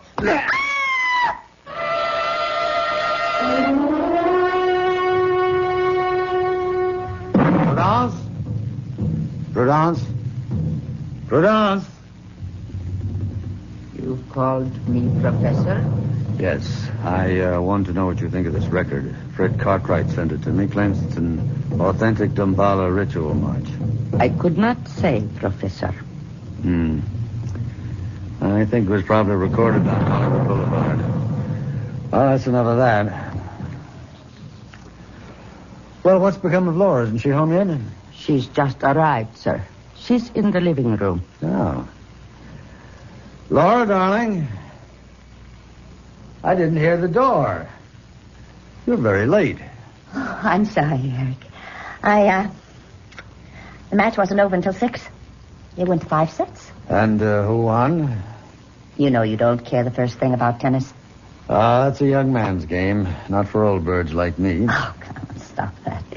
You're far from old. Oh, Prudence, I hope I didn't spoil your dinner. It's all right, Miss Fletcher. I'll go see to it now. Eric, why won't she ever call me Laura? Oh, it's just her way. You know how it is in the islands. A servant's place is a servant's place. Tradition. It's more than that. It's resentment. You've got your father's sensitivity. Harry was always thinking that people resented him. Maybe he had good reason. He wasn't very popular among his colleagues. Your father was a renegade. That's why. It's one thing to investigate primitive cultures. That's an anthropologist's job. But to spend your life among them, to raise your child among them... No, I never complained. Well, you managed to turn out pretty happily. But you're still half savage, of course. Am I? You can't fool me, Laura. You're still a child of voodoo, just like Prudence. No, don't be silly, Eric. I know you, all right. When the full moon rises and the drums start to beat in the jungle and the serpent god Damballa raises his hooded head... Eric, stop it. What's the matter? I'm sorry. I have that awful headache. Again? Well, come on, let's take care of it. No, don't bother. I'll be all right in a moment. Best time to stop it is early. Right now. You listen to Dr. Douglas here, and we'll get rid of that pain in 2 minutes. Come on now. Lie back. All right. Now, just relax. Just remember how we've done this before. Yes. I remember. That's right. Now shut your eyes, Laura. Think of your mind as a large, empty cavern. And in the cavern you hear my voice. Very faint, as if I'm speaking to you from far, far away. Yes. You feel at peace, relaxed, happy. Your head is clear. Your pain is gone. Yes. It's gone. Oh, you're happy now, Laura. You're happy to be here with me. With me, my darling. Aren't you? Yes. I'm happy. You love me, Laura, don't you? Not in the way you loved your father. You love me as a man. I'll say it, darling. Say, I love you, Eric. I love you. Say my name, Laura. My name. I love you, Jimmy. What is the matter with you, Prudence? I'm sorry, Professor. The dish fell from my hand. What is it? What happened? Nothing, my dear. You're fine. You're just fine. Prudence just dropped something. I came to tell you that dinner is ready.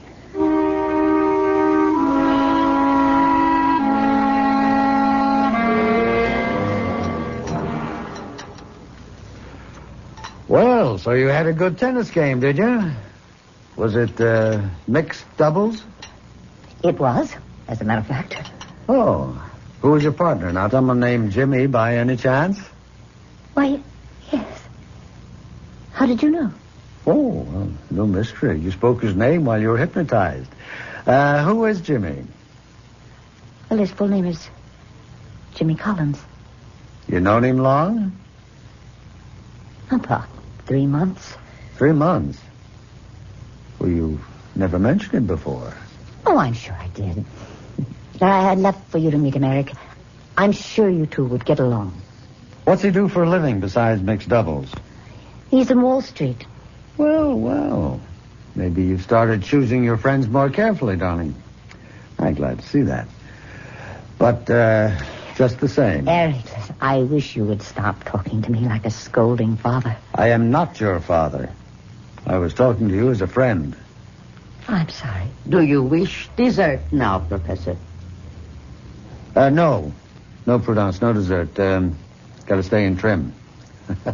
Who knows? I might take up tennis yet. Laura, I tell you what.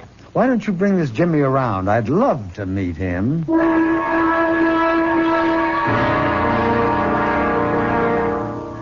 No, I'm afraid I don't know much about Haiti, Professor Burnside. I've never been to the island.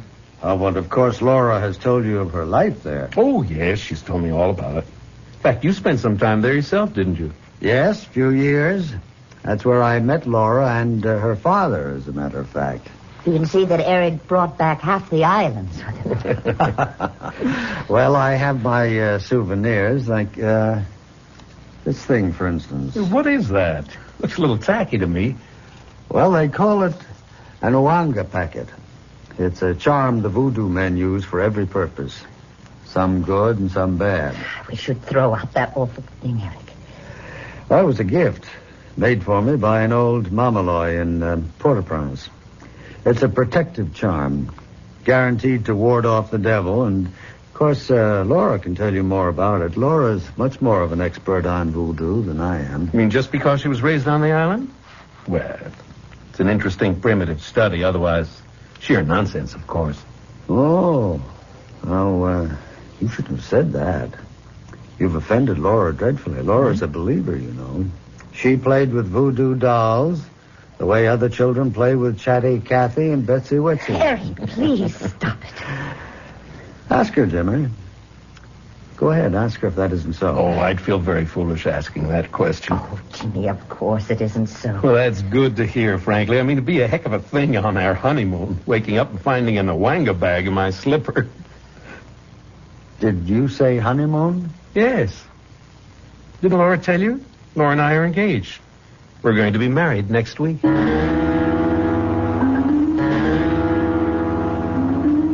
Professor. What do you want? It's late, Professor. After midnight. Leave me alone, Prudence. Go to bed. There is no chain strong enough to hold her. What'd you say? The girl is not of your blood. Why do you struggle to keep her? Prudence, I can't lose her. You hear me? If I lose Laura, I die. No, Professor. Oh, you've got to help me. If you want me to live, you've got to help me. There is nothing anyone can do. There is something that you can do. What is that? I've been thinking about it all night. Prudence, you can make a doll.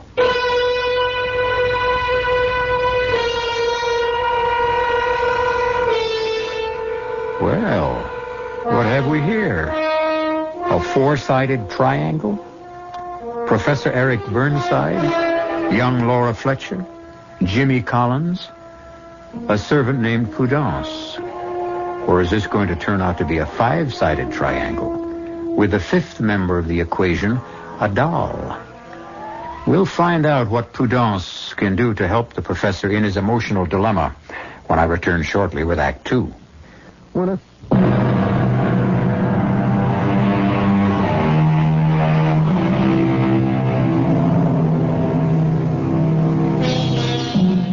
A week has passed since Laura Fletcher made her earth-shaking announcement to Professor Eric Douglas.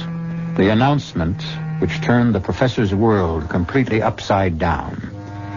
But for a man who has looked into the future and found it bleak and empty, Eric seems like a happy man at the moment as he listens to the sound of the Damballa ceremony and waits for Laura Fletcher to enter the room. Eric? I'm here. Laura. Well, let me stop this racket. Well, don't you look lovely? And don't you look well? Eric, I can't tell you how good it is to see you smiling. Well, I've got something to smile at, all right? Myself. I don't know what came over me that night, Laura. I just was not myself. I couldn't let you run off and get married without my blessing. And a suitable present, of course. A present? Eric, you shouldn't have. You've always admired this ivory charm, and I want you to have it. You and Jimmy.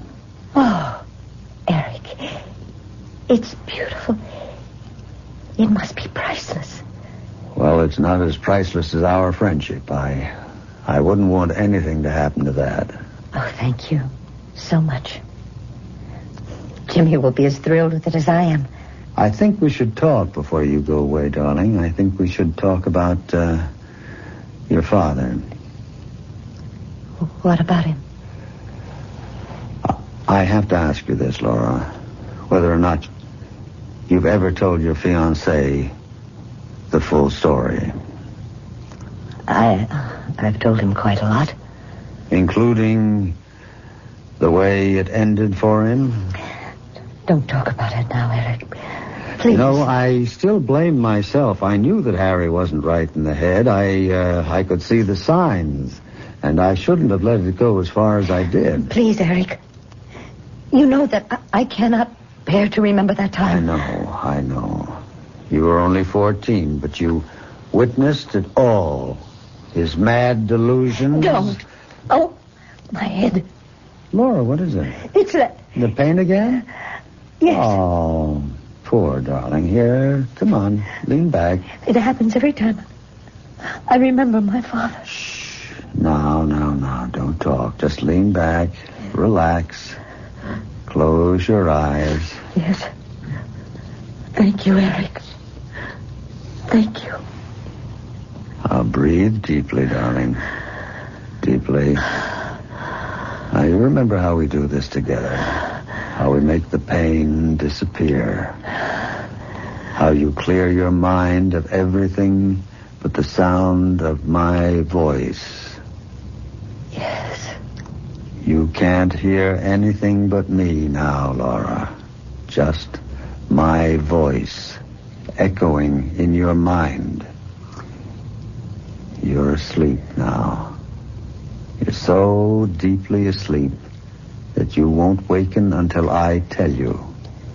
You won't know anything but what you hear me say. Do you understand? Yes. I understand. That's it, my darling. Deep. Deep. Deep. Prudence? Prudence? Yes, Professor. I'm here. Bring it to me. No, Professor, this is wrong. Bring me the box, Prudence. Very well. Here. Yes. Yes, Prudence, a beautiful doll. That's a beautiful likeness. Laura? Laura? Open your eyes. Yes. What do you see, Laura? I see.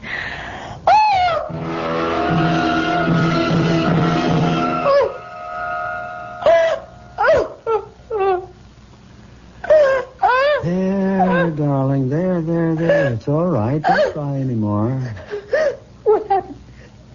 What happened to me? Nothing at all. You were asleep and you had a bad dream. Asleep? Yes.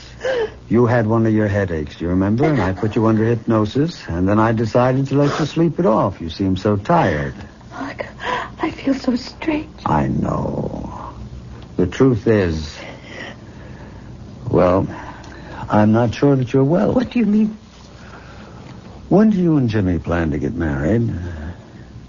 This weekend. I can't help wondering if that's wise. What do you mean? I wonder if you're well enough. You seem so run down, and the headaches are obviously worse. It took a long time to make you lose the pain. Eric, Jimmy and I are getting married this Saturday. We're driving to Crompton late, and we're getting married by the Justice of the Peace. Nothing is going to change that. Nothing.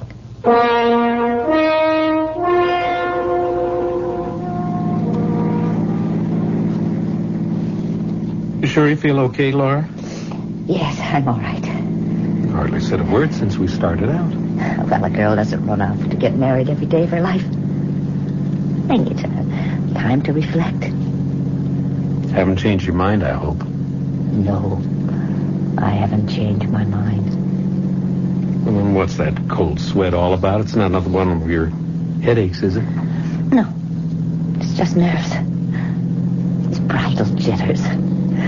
Now, maybe if you didn't drive so fast. I can't help it. I'm in a hurry.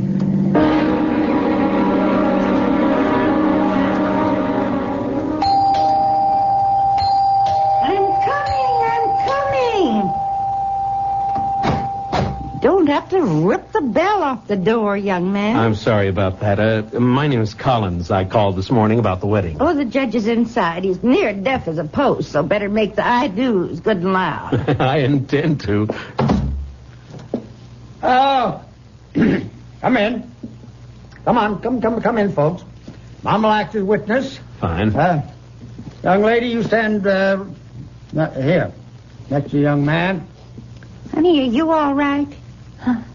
Oh, yes, I'm fine. You sure you wouldn't like a glass of water? Oh, no. No, thank you. Steady, honey. It only hurts for a minute. Dearly beloved, we're gathered together here in the sight of God in the face of his company Join together this man, this woman, holy matrimony. What's wrong? Which is an honorable estate instituted by Just a God. little shortness of breath. Signifying unto us, Laura. union, as betwixt Christ and his church, which holy estate Christ adorned. Oh, and Jimmy. sanctified his What's the friends. matter? What's the matter? What? I've got this awful pain. This terrible pain.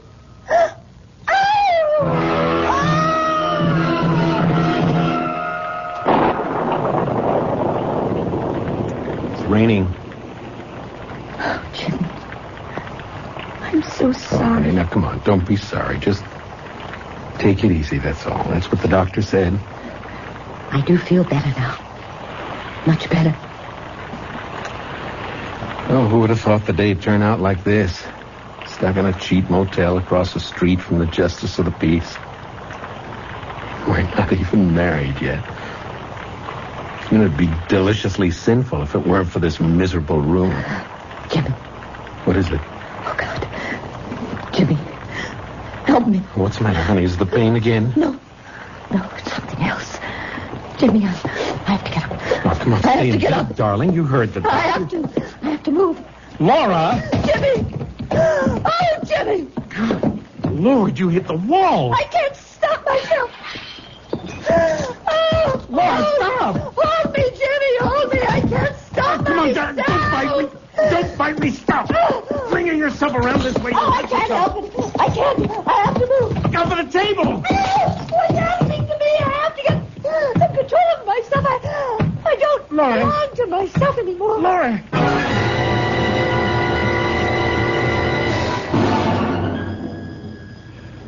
I can't tell you how sorry I am, Jimmy, but I also can't say that I'm surprised. Well, what do you mean? Well, my field is anthropology, but I'm not a complete stranger to the psychological sciences. In my opinion, Laura's problem is the result of a conflict, the difference between two worlds, the world of everyday reality and the dark world of superstition. No matter how much she laughs about it now, Laura grew up believing in devils and zombies and voodoo dolls. Come on, I just can't believe that. Well, that's why I feel so strongly that Laura, well, she just isn't ready for marriage. Well, here, let me show you something. What is that? It's a doll. Now, as you can see, it's a very good likeness of Laura. Prudence is an artist of sorts. Your servant made this? Yes. It's her hobby. It's a sort of sculpture. But what do you suppose Laura did when she saw this doll? She screamed. She was horrified. She thought it was a voodoo effigy. And whatever happened to the doll would happen to her. No, Professor, I'm sorry. I just can't buy that explanation. Yes, I was afraid that you wouldn't. Laura's too sensible. This is all such childish Would stuff. you care to test the theory? Test it? How? Yeah. Well, would you be willing to conduct a little experiment? It might. Depends on what it is. All right, I'll tell you. At exactly 9 o'clock this evening, I will take our little doll here and bring it to that fireplace. And I'll hold the doll over the flames, high enough so that it won't be scorched, but low enough so that it can feel the heat. Oh, dolls don't feel. No. Dolls don't. But Laura is another matter. You tell her what I'm doing. Tell her about the experiment. And then see how she reacts. I'm sorry, I don't like politics, Professor. I just want you to know what you're up against, Jimmy. Now remember, exactly 9 o'clock.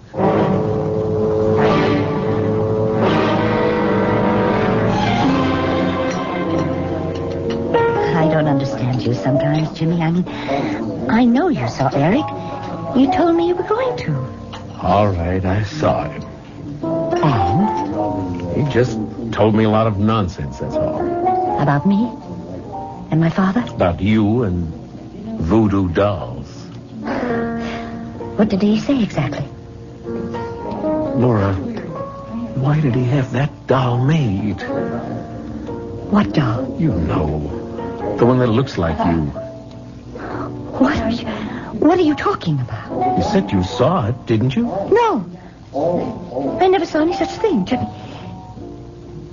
He must have been joking. He must have been putting you on. I saw the thing, darling.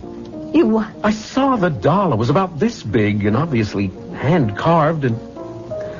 Well, it did look like you, Laura. Same long blonde hair, blue eyes, very much like you. That woman knows how to carve. Woman? You mean Prudence? The servant? Yes, that's what he said. She made the doll, and that you actually think... Laura, you can't believe in voodoo. Not really. Oh, dear God. Then that explains it. That explains everything. What? The pain in my chest, it was like the thrust of a needle. Oh, now, come on. And the way I lost control as if I did... Like I was being flung about like a doll.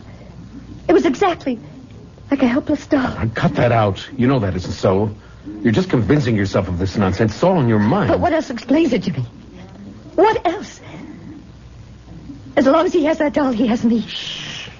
Honey, please. That's crazy. You've got to find it, Jimmy. You've got to get that doll away from me. Okay, honey. Just give us a little time. I don't have any time. If something happens to that doll, I'll die. No, Laura, you can't really believe that. I want you to prove that isn't true, and you can tonight. What do you mean? That nutty friend of yours said he was going to try a little experiment tonight, just to prove the point to me. Well, I want you to disprove it. What sort of experiment? He said that exactly 9 o'clock he was going to take the doll and bring it to the fireplace. Oh, no. He said he was going to hold it over the flames high enough for the doll to feel the heat, and he said you'd feel it, too. Oh, Lord, Jimmy. Well, what time is it? It's 20 of 9. We'll get out of here. No. We'll go back to my place and we will prove him wrong, darling. Prove him a liar. Oh, God, I'm getting warm. I'm getting terribly warm, Jimmy. That's your imagination. No, it is... Oh, honey, he said 9 o'clock. Wait a minute. The watch isn't going. Jimmy, look. That clock on the wall, it is not... Oh, for Pete's sake. Oh, Jimmy, it's happening. It's really happening. Laura, now, don't. Come on, you've got to fight this. It's only suggestion. It's hypnosis. He's killing me. He is burning me alive. Honey, no, darling, no. Oh, stop it, Jimmy. I'm on fire. I'm on fire.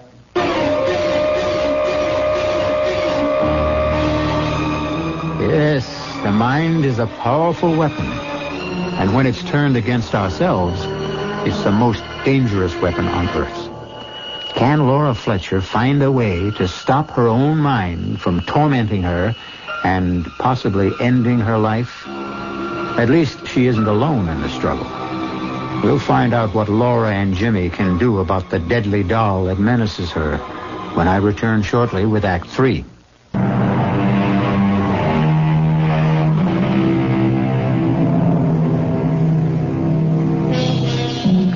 Professor Douglas's experiment has succeeded only too well. And it's also succeeded in convincing Jimmy Collins that something has to be done to save the sanity and even the life of the woman he loves. And that the best place to be in would be the home of Eric Douglas, his servant Prudence, and the doll itself. Oh. Hello, Miss Fletcher. Hello, Prudence. Is Professor Douglas home? No, miss. He's gone. Gone where? On a lecture tour. He took the early morning train not half an hour ago. When do you expect him back? Not for days, he said. Prudence, I have to talk to you. Please let us in. Yes, miss. Prudence, when my fiancé was here the other day, the professor showed him a doll. A doll, miss? He said you made it. I made no doll, miss. I saw it, Prudence. It was in a black cardboard box about this big. And he took it out of this break front here. I know nothing of a doll, sir. All right. Suppose we look for ourselves. Please, sir. Jimmy, is it there? No, it's empty. Please. I cannot allow this. All right, where's the doll, Prudence? I don't know. Please, you have to help me, Prudence. You don't know what he's doing with that doll. He's making voodoo magic with it.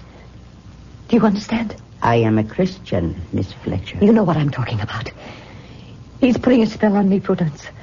He's using that doll you made to make me do his bidding. He wants to stop me from marrying. He thinks only of your happiness, miss. You are like his daughter. He is torturing me.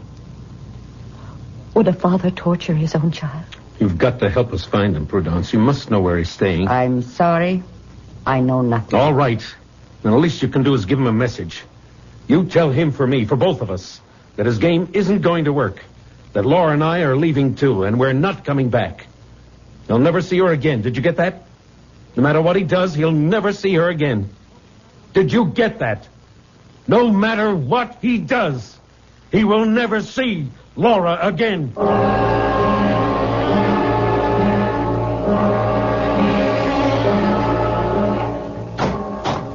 Prudence? Prudence? Where are you? Dear Professor, did you have a good tour? Yes. No. I don't remember. It was endless. Seems like far more than 3 days. They were here, Professor. Who? Miss Fletcher and her young man. They came to see you and to find the doll. You didn't let them? No. It is still hidden. Good. The girl says you are torturing her. Only for her own good, Prudence. I swear that. This man Collins is wrong for her, and I had to prevent the marriage. Why, Professor? Because her father asked me to watch over her, to protect her. That's why I asked you to make the doll, so that I could trick her into believing that I had some control over her. Nothing else would have worked. It was not a trick. Of course it was, Prudence. No, Professor. The doll was made because Damballa commands, with her image, her hair, a drop of her blood. Now the girl and the doll have become sharers of the same soul. Prudence, you're slipping back into the jungle. Doll has no powers. Laura reacted only to suggestion. The doll is her. She is the doll. Only the sorcerer can break the spell. I'm tired, Prudence. I can't cope with mumbo-jumbo tonight. Professor, lift the spell from the doll. Oh, for heaven's sake. There is no such thing, Prudence. Call the girl. Tell her I will ask Damballa Uida to unchain her spirit from the doll. No. I will not do anything of the kind. Why? Because you don't want her to marry? That's right. Because you want her for yourself? What kind of talk is that? I'm more than twice her age. But you still want her. I have eyes. I have ears. I will call the girl. I will tell her that the doll is here. And that you will lift the spell from it. Stop that. Put that phone down. Now, you stay out of this. You hear me? I made the doll for you. Now I will unmake its evil. I told you to put that phone down. Sean. Now stop. You're scratching my face. Look what you've done, you witch. You've drawn blood. I'm sorry. I didn't mean... You have meddled enough in my life. Now get out of here. I don't want to see your ugly face again. I want you out of here by tomorrow morning. Do you hear me? Yes, Professor. I heard you.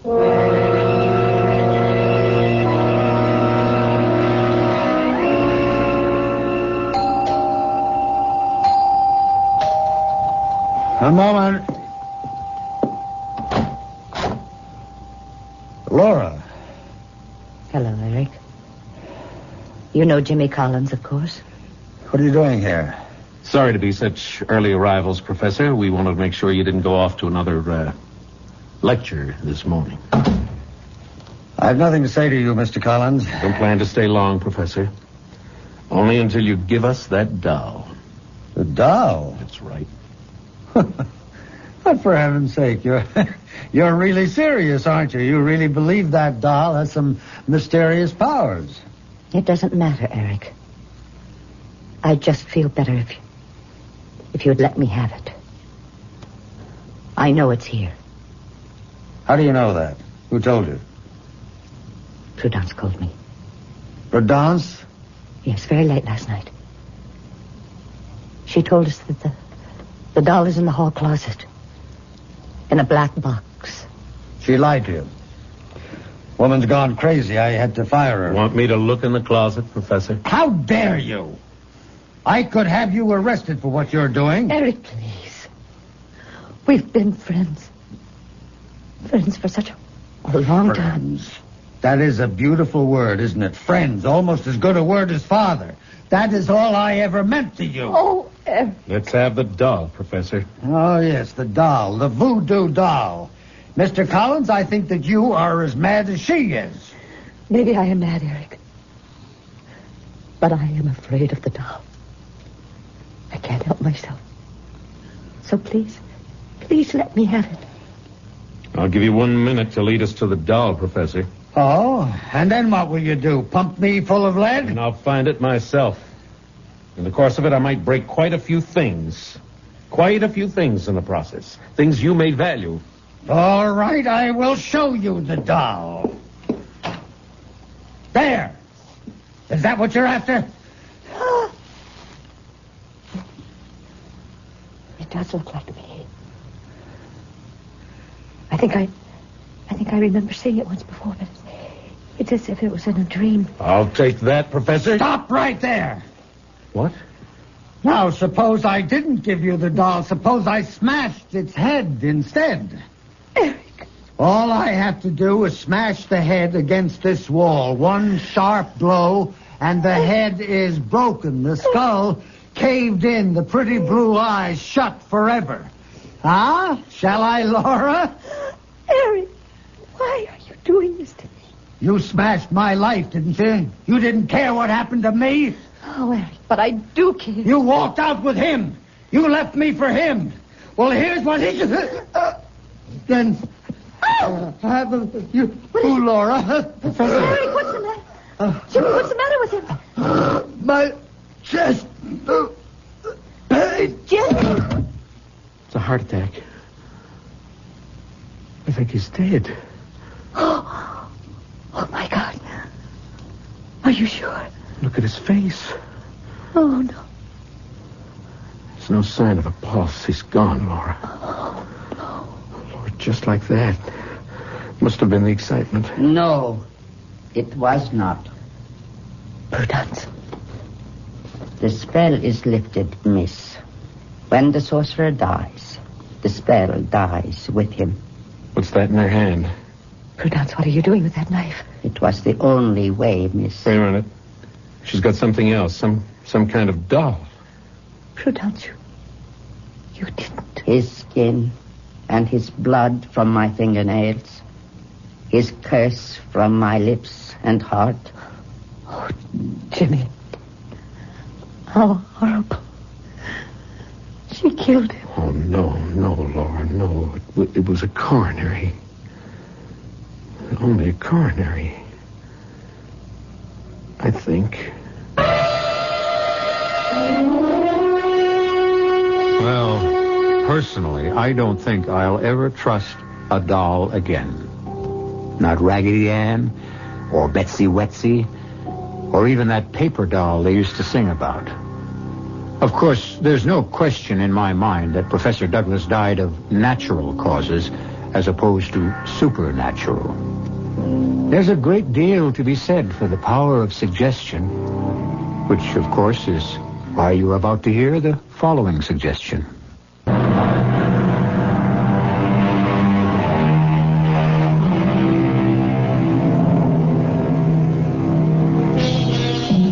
We hope that the story you just heard hasn't given you any ideas, that you're not all rushing out to the local toy store to buy up their supply of dolls in order to try some grisly experiments on your least loved ones. Take our word for it. It doesn't really work. But on the other hand, why do I have this sticking pain in my left shoulder? Our cast included Joanne Linville, Ross Martin, Virginia Gregg, and Carl Swenson. The entire production was under the direction of Hyman Brown. This is E.G. Marshall inviting you to return to our Mystery Theater for another adventure in the macabre. Until next time, pleasant dreams.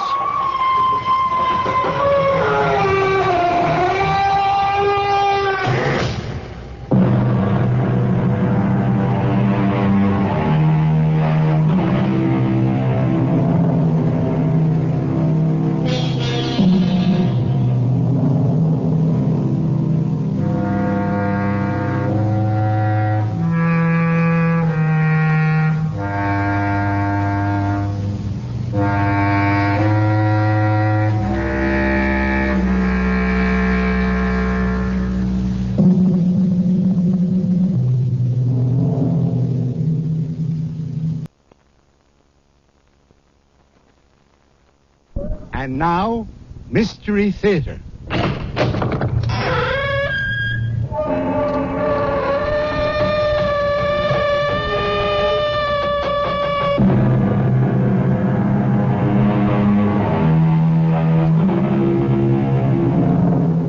Come in. Welcome. I'm E.G. Marshall. And, as you may suspect, I have a tale to tell. A tale full of sound and terror and signifying... Well, I'll have to leave that to you. And I also ask your indulgence when I personalize this strange riddle, because this story was brought directly to me. Ever since I've been your host on this series, I have the feeling that you expect me to be an expert on the macabre. But I must confess to a sense of surprise when I was buttonholed by a young man the other day who said, "Excuse me, Mr. Marshall, but I have a coffin that I'm sure will interest you." You cannot frighten me. I am not leaving this graveyard until I get to the bottom of this. I warn you, your persistence will be your destruction. I still trust in the Lord. Where's that music coming from? From beyond the grave. Is it Judgment Day? No. Then you talk nonsense. The dead will rise. The Lord will summon his elect to meet him in the clouds. But until that day, the dead remain buried.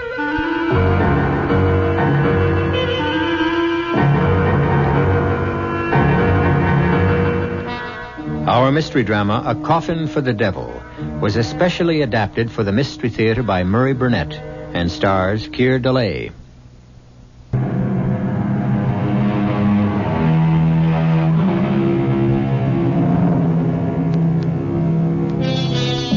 What do you do when a perfect stranger tells you he has a coffin which might interest you? My first instinct was to tell a young man that I wasn't in the market for coffins. But he quickly explained that he wasn't a salesman, but an avid listener to our series, and that he had a macabre story of a strange coffin that had been in his family for generations. I was intrigued. So the next night I found myself in his old suburban house, drinking coffee with his wife Cora and his friend Professor Gerald Barker, and looking at a large wooden box which appeared to me to be a case for a bass fiddle. This box, although you may not believe it, Mr. Marshall, is a coffin. And this letter, which my wife Cora found in the attic, explains how it came in our family and also how it happens that I'm not today a mortician. It was written by my great-grandfather, whose name was also William Spindles, and the letter begins, I, William Spindles, swear this to be a true and honest account of the strange happenings that befell me when I was employed by Edward Rogers, the undertaker, in the year 1851. The month was December, and Mr. Rogers and his good wife, paying pre-Christmas visits, had left me in charge of the shop. It was a cold night and blowing hard, but my good friend Richard Clay and I were snug enough with a big fire going in the stove. Only for you, William Spindles, would I spend a stormy night like this sitting in an undertaker's parlor. Ah, come on now, Dick. You've kept me company often enough to know that there's no harm in corpses. Well, it's not the corpses that worry me. It's their spirits that may be around. There's no such thing as spirits. Mr. Rogers says that there's no harm in the dead. The harm is in people's minds. Oh, maybe. What's that? Someone's at the door. Come in. Oh, I don't like this. I'll see who it is. Come in, sir. Come in. You'll catch your death of cold standing out there. I'm sorry to disturb you on a night like this, but my need is urgent. I require a coffin. Yes, sir. Did you have a particular type in mind? Very particular. I know exactly what I need. Well, we have a complete stock in the next room. Now, if you'll follow me... No need. You won't have it in stock. We carry the most complete line in the state. That's why I have come here. Well, thank you. Now, if you'll tell me who the coffin is for, I'll be able to help you better. For me. For you?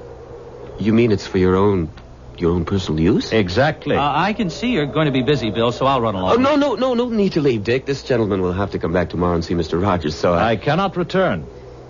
Well, Mr. Rogers is the proprietor, and I honestly believe you'll be better served if you'll wait for him. I can draw you the way the coffin must be. Here's $50. Will that cover it? But goodbye, Bill. I really must leave. Amy's expecting me. Is the $50 enough? It's not the money I was thinking of. It's the special requirements you mentioned. I'm not sure I can handle them. I said I'd draw it. Do you have paper? I guess so. Here's a pencil. I have my own. Now, the shape must be exactly like this. Just so. But that doesn't look like a coffin at all. It's more like the case for a musical instrument. I know my needs. Oh, never in my life have I seen or heard of a coffin such as you ask for. It must be exactly the way I've drawn it. Very well. Now, it must also have lids and hinges. Hinges? Hinges. You see them? Here, on the drawing. Yes, but you... And a lock on the inside. The inside? And a good quality lock. Secure. Nothing shoddy, you understand? I believe I do. Good. Now, if you have a tape measure, I want you to measure me around. But why? I mean, the drawing it's unusual. It's very clear. I want to make sure that you leave enough room for my arms. I really don't know how I'm going to explain this to Mr. Rogers. Show him the drawing. Now, take my measurements. Yes, sir. All right, now leave enough room for your arms. Now, make sure that this is ready by Friday. But that's the day after tomorrow. I must have it. I'm sorry to be so particular, but I've been buried before. And this time, I want to have it my own way.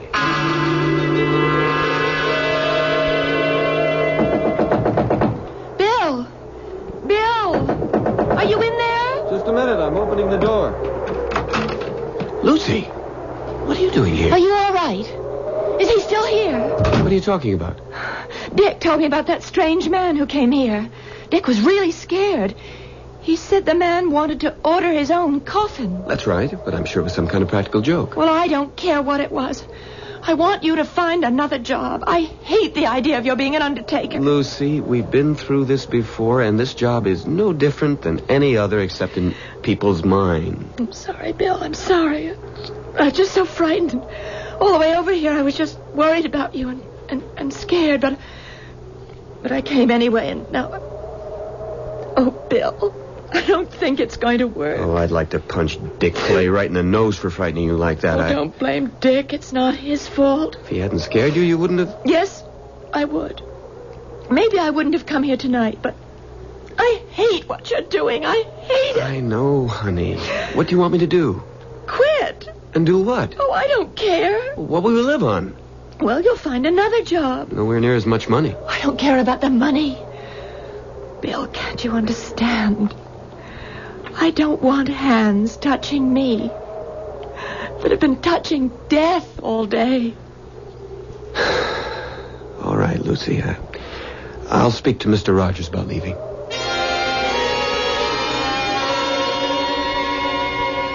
Good morning, Bill. Good morning. Now, what's all this about some excitement you had here last night? Good morning, Mr. Rogers. I guess Dick Clay has been busy gossiping again. I don't know whether it came from Dick or not, but I heard it from the barber. Some ridiculous claptrap about a walking cadaver ordering its own coffin.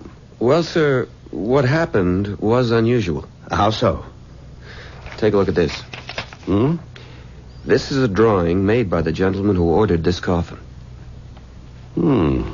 Remarkable. Looks something like a carrying case for the bass fiddle. Yes, sir. It looks that way to me also. It must be ready tomorrow evening. You're worried about something, aren't you, Bill? Yes, sir. Something to do with this special order? I suppose so, in a way. Mr. Rogers, I'm sorry to tell you that I'm going to have to leave here. What? You mean because of last night? Only partially. It's really because of Lucy. Oh, I suppose she's upset about the idea of marrying a mortician. More than upset. She practically gave me a choice. Either this job or her. I wouldn't worry about that if I were you, Bill. You're not me, and you're not engaged to Lucy. I'm sorry, Bill. It's just that I've been there before. I had the same problem with Mrs. Rogers before we got married. Well, what did you do?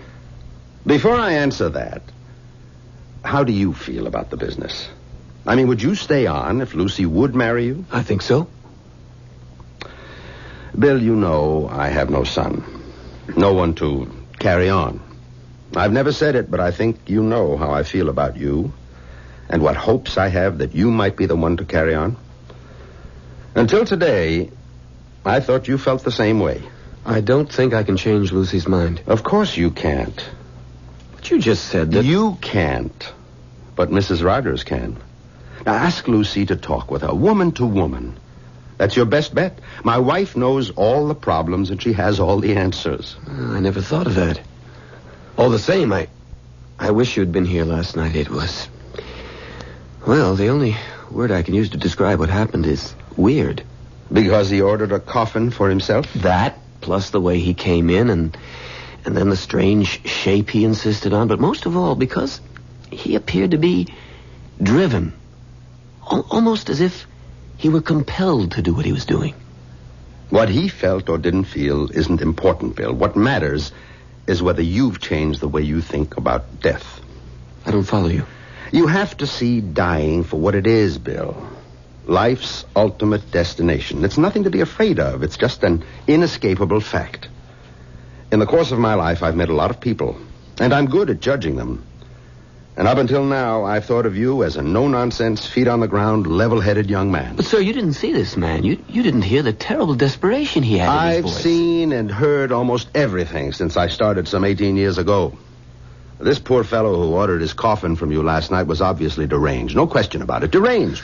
I hope you're right, sir. Of course I'm right. What other conclusion can there be? The one I can't get out of my head. He told me he'd been buried once before. And this time he means to have it his own way. Oh, very good. Very good indeed. You find that amusing? Now I understand everything. That coffin he ordered is nothing but a big fiddle case. A double bass box. And he must be a musician. They're the very devil for playing practical jokes. Don't you see? This is nothing but a practical joke. A joke on whom, sir? How should I know? Some fellow musician. No, I'm sorry, sir. I just can't believe that. Why not? Why wouldn't he have told me so? Why would he try to scare the daylights out of me and then pay $50? 50 whole dollars besides. Ah, well. I expect we'll have the answer to that tomorrow evening when he comes to get his coffin. That is, if he comes at all. Oh, he'll be here. I'm sure of that. I just pray that we won't be sorry when he comes.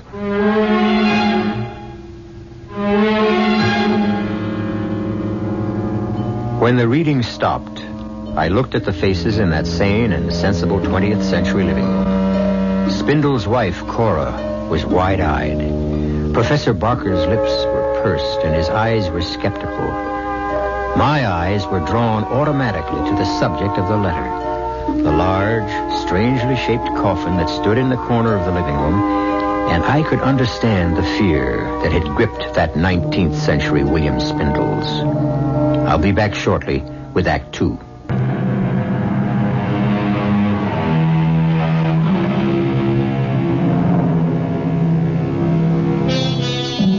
I suppose to the three inalienable rights of life, liberty, and the pursuit of happiness, one could add the right of a man to order his own handmade coffin.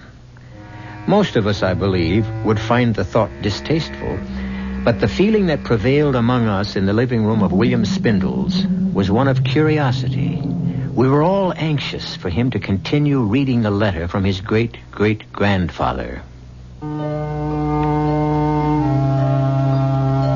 I must confess that my work suffered during that day. My thoughts were not on what I was doing, but on what the evening would bring. and what Mr. Rogers would make of the stranger when he came to call for his coffin. The day passed somehow.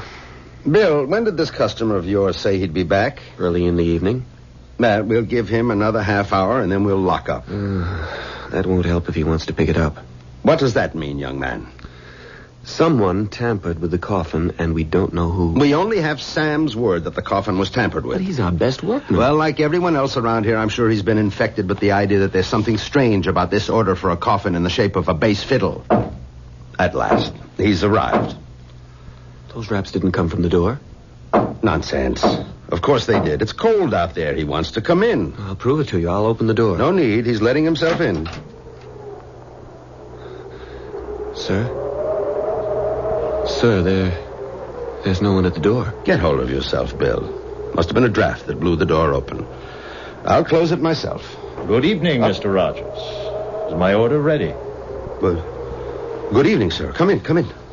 The box you ordered is ready. Thank you. My dear sir, you really should wear a greatcoat and a muffler in this bitter weather. You'll catch cold. Where's my coffin? Ah, that's it, in the corner. Mm-hmm. Satisfactory? Very satisfactory. Is there a good, secure lock on the inside? You may open the lid and see for yourself. That way you can also test the hinges. The make of the lock is unknown to me. Is it a good one? We never have had a single complaint about any of our coffins. So I'd heard. Now then, where would you like it sent? I'll take it with me.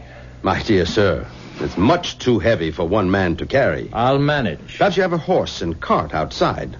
We can help you get it on. That won't be necessary. May I have your name? My name is of no importance. Sir, I'm a reputable undertaker. I must keep my records in order. Any name you choose will do. Come now, sir. I see through your little joke, and I don't disapprove, but you must... Joke? Mr. Rogers, if there's any joke being played here, it's on me. So, I'll take my coffin and be on my way. But, sir, you can't just walk out of here with a... Thanks to you for your efforts, and I wish you gentlemen good night's sleep. Sir, come back. Let him go. For the love of heaven. Let him go, Mr. Rogers. He lifted that box as if it were as light as a feather. Get your coat. What for? To follow him, Bill. Couldn't you see the man is ill? We're the ones who are going to be ill if we follow him. Stop babbling and get into your coat. All right, I'll go with you. I don't want you following that spirit alone, but I tell you, he's not mortal. He is, and he's sick, mentally ill. Hurry. How far do we follow him? As far as he goes. No, sir, I won't, because I believe his destination is hell. There he goes. Around the corner, down Green Tree Lane. Oh, yeah, I see him. Where can he be heading? There are no houses after a block of Green Tree Lane. But there's the cemetery. Didn't I tell you he was deranged? The cemetery gate's locked. Locks never bothered spirits. Then he's no spirit. Didn't he ask for a lock on the coffin? Oh, let him go, Mr. Rogers, please. Hurry up before we lose him. Mr. Rogers, if we do catch up to him, what in heaven's name do you want of him? Find out who he is, where he lives, and get him safely home. Then I shall call a doctor to attend him. There he goes, heading directly for the cemetery gate. Confound it. What's happened to the moon? A cloud just passed in front of it. No matter. Even if we can't see him, we shall catch up when he finds the gate locked. Oh, here comes the moonlight, and here's the gate. Where did he go? Well, he must have gone in. Gate's locked. Well, I have my key. You don't intend to go in, do you? Of course. Come on. No, sir. There. Isn't that our man? Moving among the trees over there near the Addison Mausoleum? Mr. Rogers, I've had enough of this. I'm going home. And allow that poor soul to do himself some kind of mischief? Sir, that poor soul, as you call him, is a person I want nothing to do with. I don't know whether he's man, ghost, or devil, but whatever he is, and whatever his business is in the cemetery, I want no part of it. Bill, when a man's dead, he's dead. I've never seen a man or woman come to life again. I'm a God-fearing man, and I go by the Bible. Doesn't the good book say dust to dust? The Bible says a lot of things, but I remember no mention of men who could lift a heavy coffin as if it were a pillow and pass through locked gates without leaving a sound, to say nothing of a man ordering his own coffin. Very well, Bill. You can stay or leave. I'm going after him. I beg of you. Close the gate. I beg you, Mr. Rogers, leave this be and come home with me. Close the gate and make sure it's locked. At this point, Bill Spindles stopped reading and put down the letter. My reaction was shared by his wife, Cora, who almost screamed at him. Don't tell me the letter stops there, and we're not going to find out what happened. The reason I stopped is because the story my great-grandfather was telling up to now was his. But it now changes. At this point, he is writing not what he saw, but what he heard, as he puts it in the letter. Perhaps I was a coward, but I allowed Mr. Rogers to go on into the graveyard alone while I hurried home. So I warn the reader of this letter. This portion of my tale is written here as it was told to me by Mr. Rogers. The moon again had gone behind the clouds when young Spindles went hurrying off. But I thought I saw some light in or around the big Addison tomb. I started that way, and then I heard what seemed to be the voice of the man I was following, but it seemed to come from far off. Too far.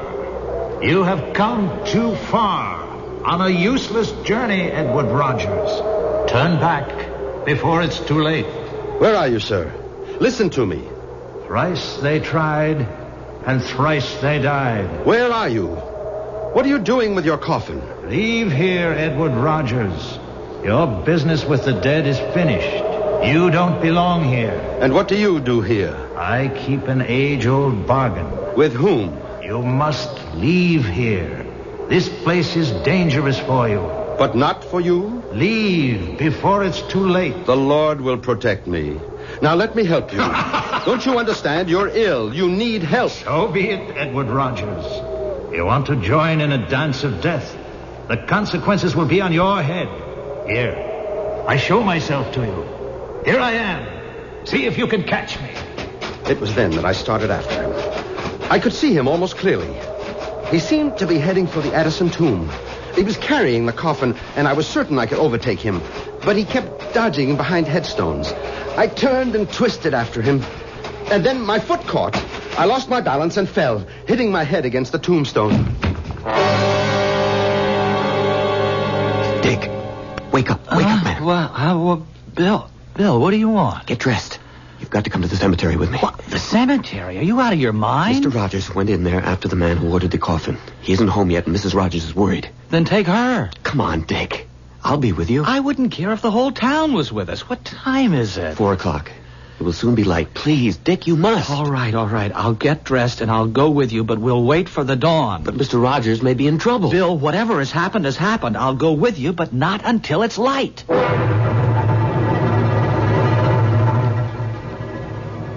Oh, my head.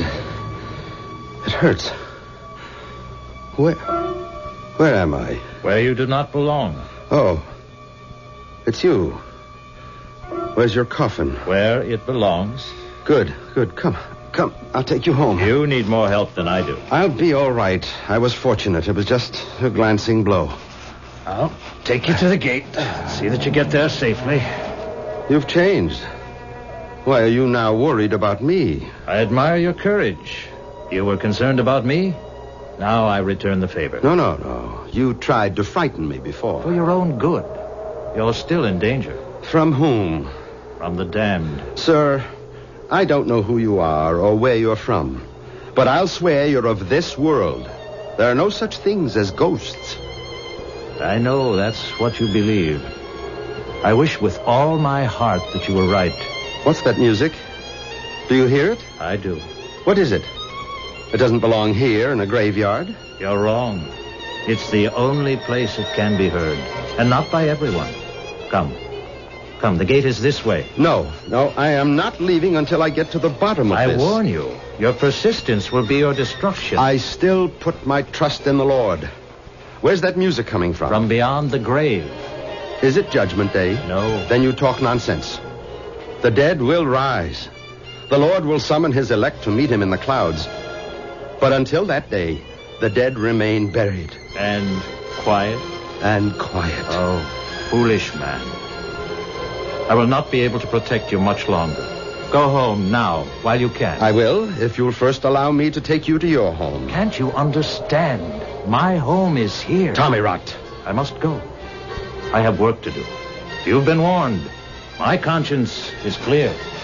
As I turned my head to see where he went, I felt dizzy. The blow had evidently been more serious than I thought. When my head cleared, I could still hear the music, and I thought I saw a light. I walked toward the light. It seemed to come from the Addison tomb. As I approached, I could see that the door to the mausoleum was open. I was convinced that inside was the source of the music. It grew louder with every step I took. And then I found myself at the door to the tomb. And there, just inside, I saw the large coffin the stranger had ordered. The lid was wide open. But the moment I took one step inside, the lid slammed shut, and the music stopped. I thought the coffin had been empty, but I couldn't be sure. I walked over to it and bent down and listened. I heard the key turn in the lock, and I called out, "You mustn't lock yourself in. You mustn't. Please open the coffin." He wouldn't listen, so I determined to get the coffin open. When suddenly there was a flash of light and a loud explosion.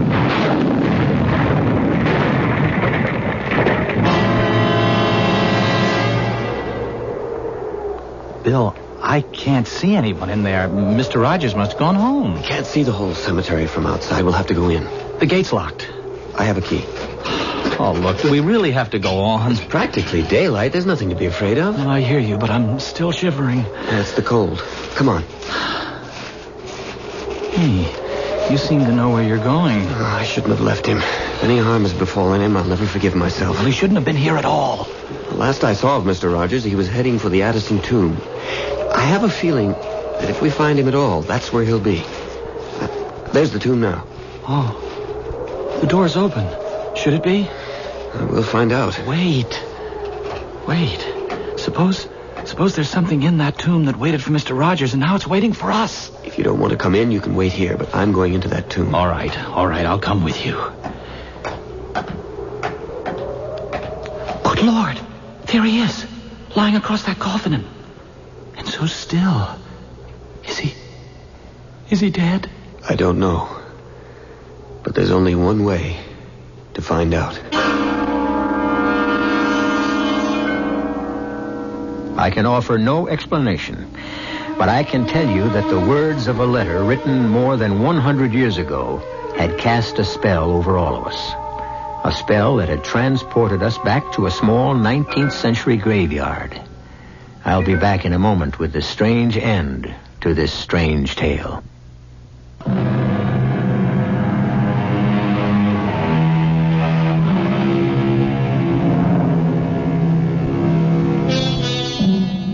Like many time-worn sayings, the old adage, curiosity killed the cat, but satisfaction brought it back, still contains more than a few grains of truth.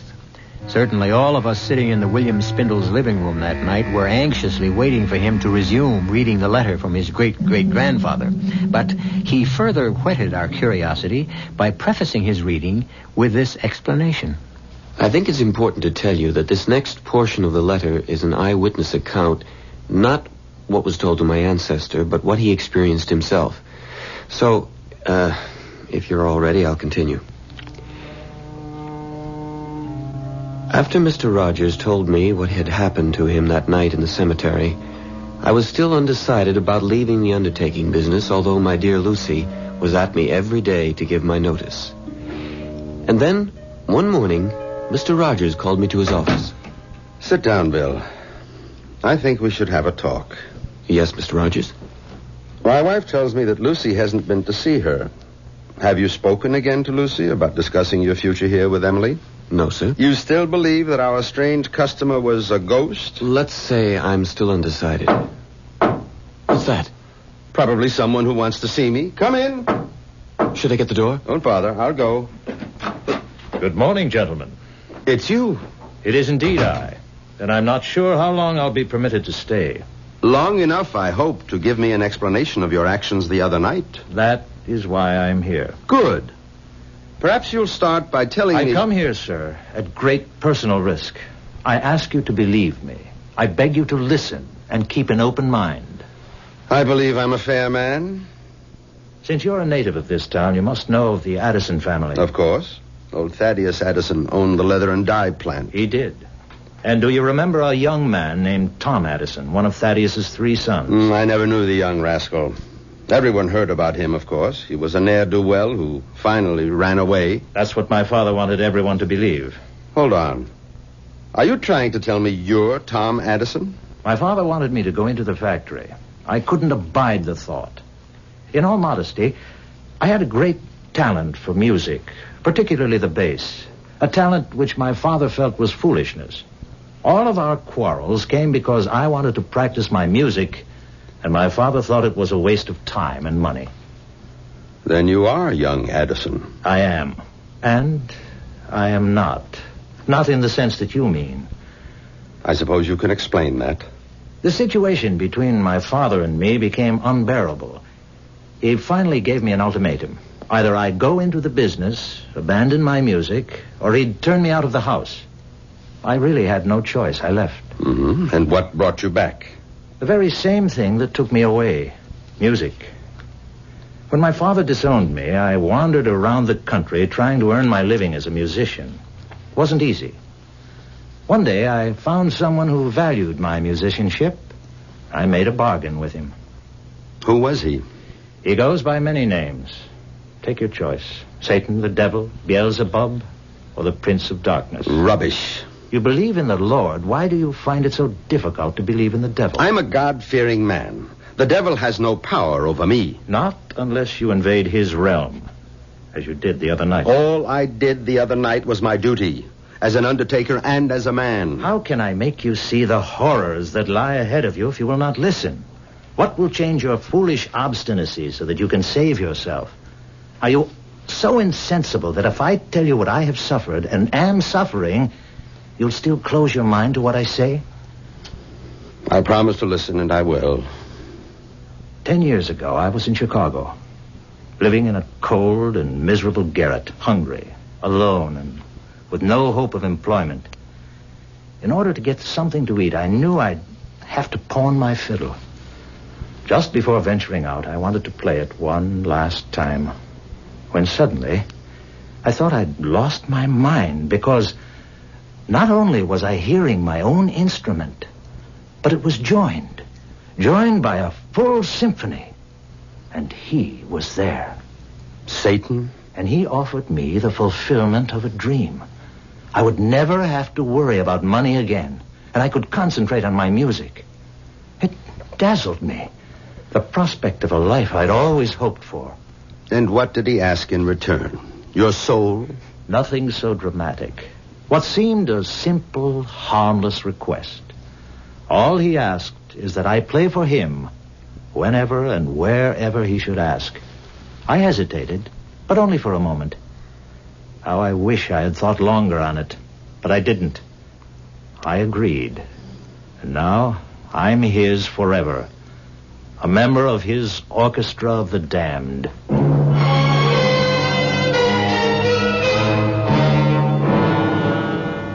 And the letter closes as follows. That was the day I left the undertaking establishment of Edward Rogers. I have no way of knowing whether Mr. Rogers believed the story told by the man who claimed to be Tom Addison. I never saw nor heard from the stranger again, nor do I know whether Mr. Rogers did. Signed, William Spindles.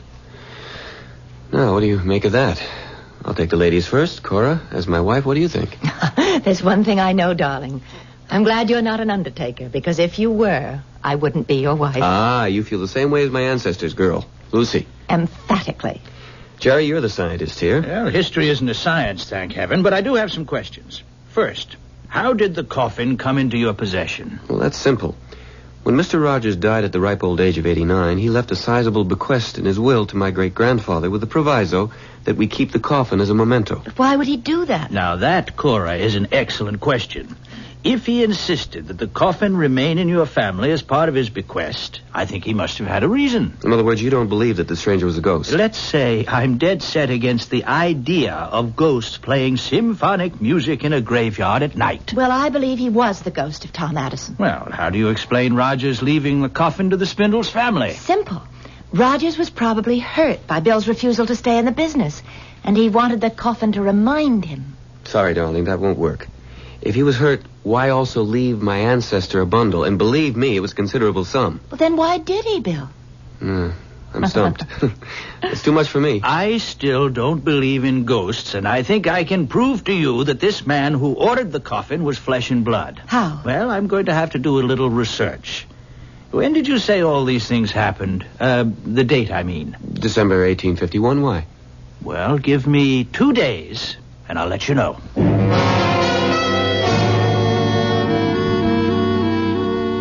All right. I have solved the mystery of our peculiarly shaped coffin. Good. How?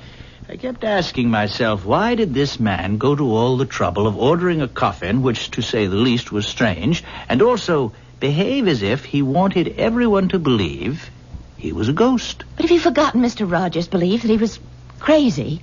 I mean, wouldn't that account for all his behavior? Yes, that would, but I preferred to think of this fellow as a con man. You see? A really great con man who successfully conned your grandfather but had more difficulty with the undertaker. Why? Precisely. Why? Now, that's where this newspaper article comes in. Here, I made a copy at the library. Let me read it to you. The headline, Wells Fargo payroll stolen. Aha! Then it goes on.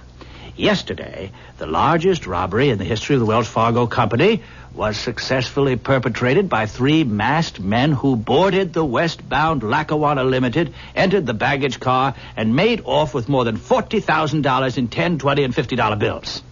So, it goes into more detail, but there you have it. There you have it. You've lost me. Now, don't you see? The robbers needed a safe place to hide the money.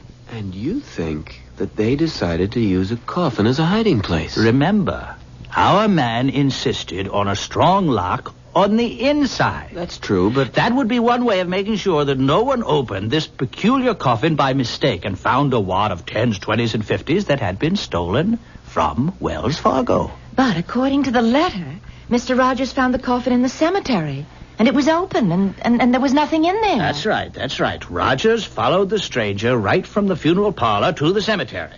He wouldn't have had time to stash the loot in there. I think it's interesting, but rather far-fetched. Is it? Look how everything fits. All that uproar in the cemetery. All the warnings to Rogers telling him to keep away. Why? I'm sorry. You're so convinced your theory is right, you're not thinking straight.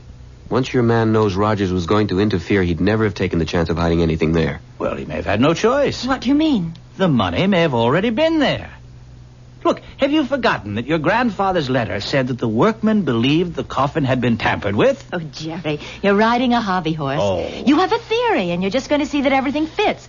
And you're not going to look at anything that doesn't. Now, wait a minute. What have I left out? Well, lots of things. Now, one, how in the world did our stranger lift this coffin and carry it off under his arm? Perhaps he didn't. You mean you think Bill's grandfather made that part up? Well, let's leave that. Anything else? Well, lots. What about everything that happened to Mr. Rogers in the cemetery? The music, the open coffin. What's your explanation for that? Well, we know that Rogers fell down and hit his head. Oh, come off it, Jer. You're not going to try to tell us that he imagined those things as a result of hitting his head. Well, it's possible. Maybe, I don't believe it.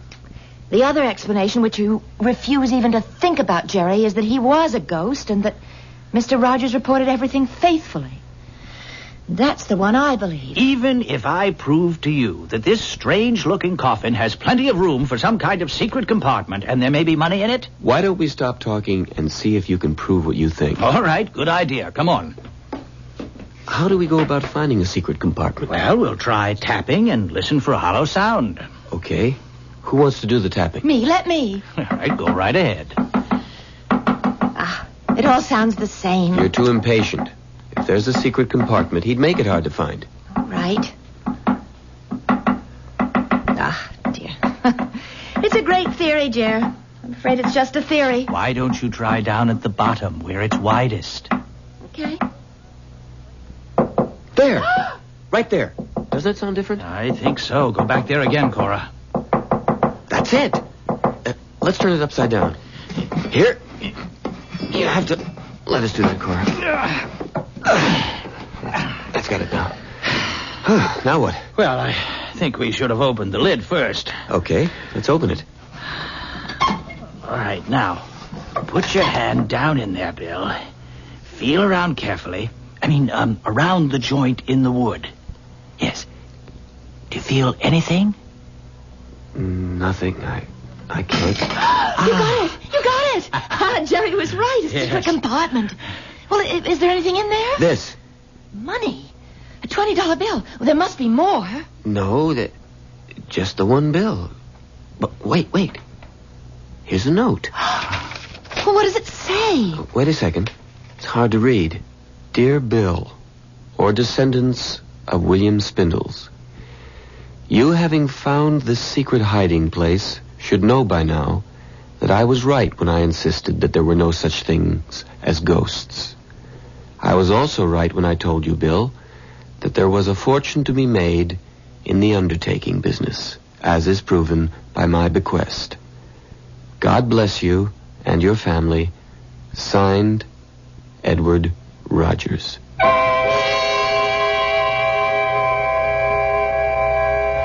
What do you do when you discover that the fortune you expected turns out to be a single $20 bill? Well, if you're William Spindles, you advance the idea that Edward Rogers had indeed found the Wells Fargo loot in the coffin and taken all of it except the one bill. Is there another explanation? I think so, and I'll be back with it in just a moment.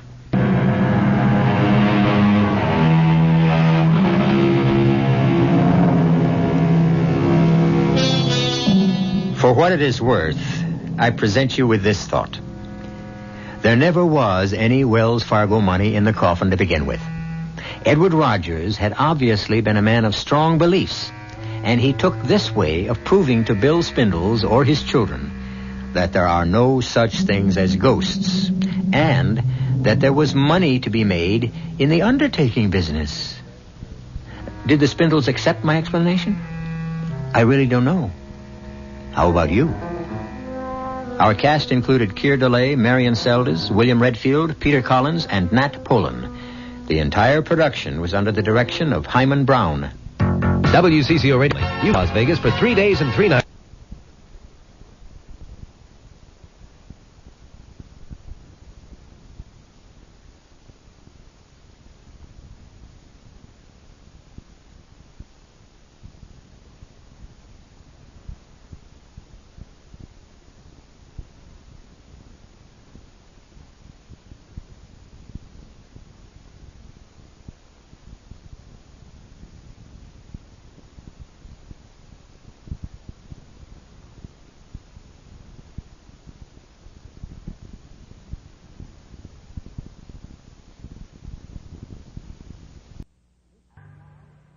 And now, Mystery Theater.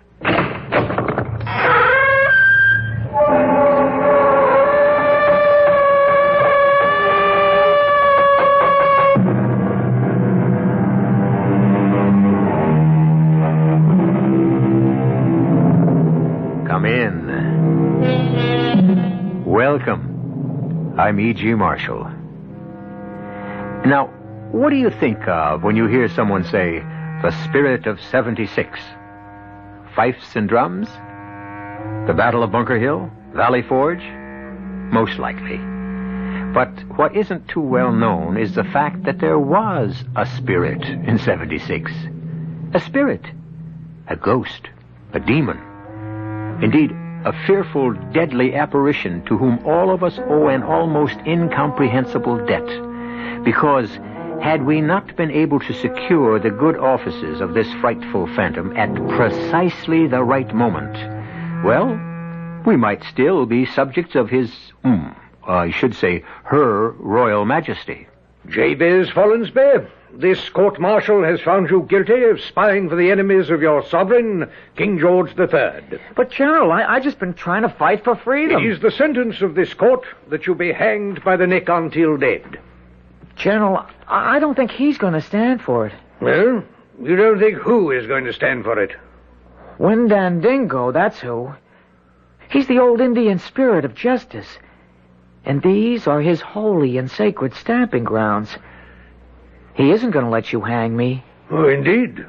And how does this alleged spirit of yours propose to interfere with His Majesty's justice?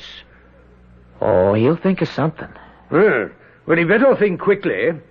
Sergeant, march the prisoner to the nearest suitable tree.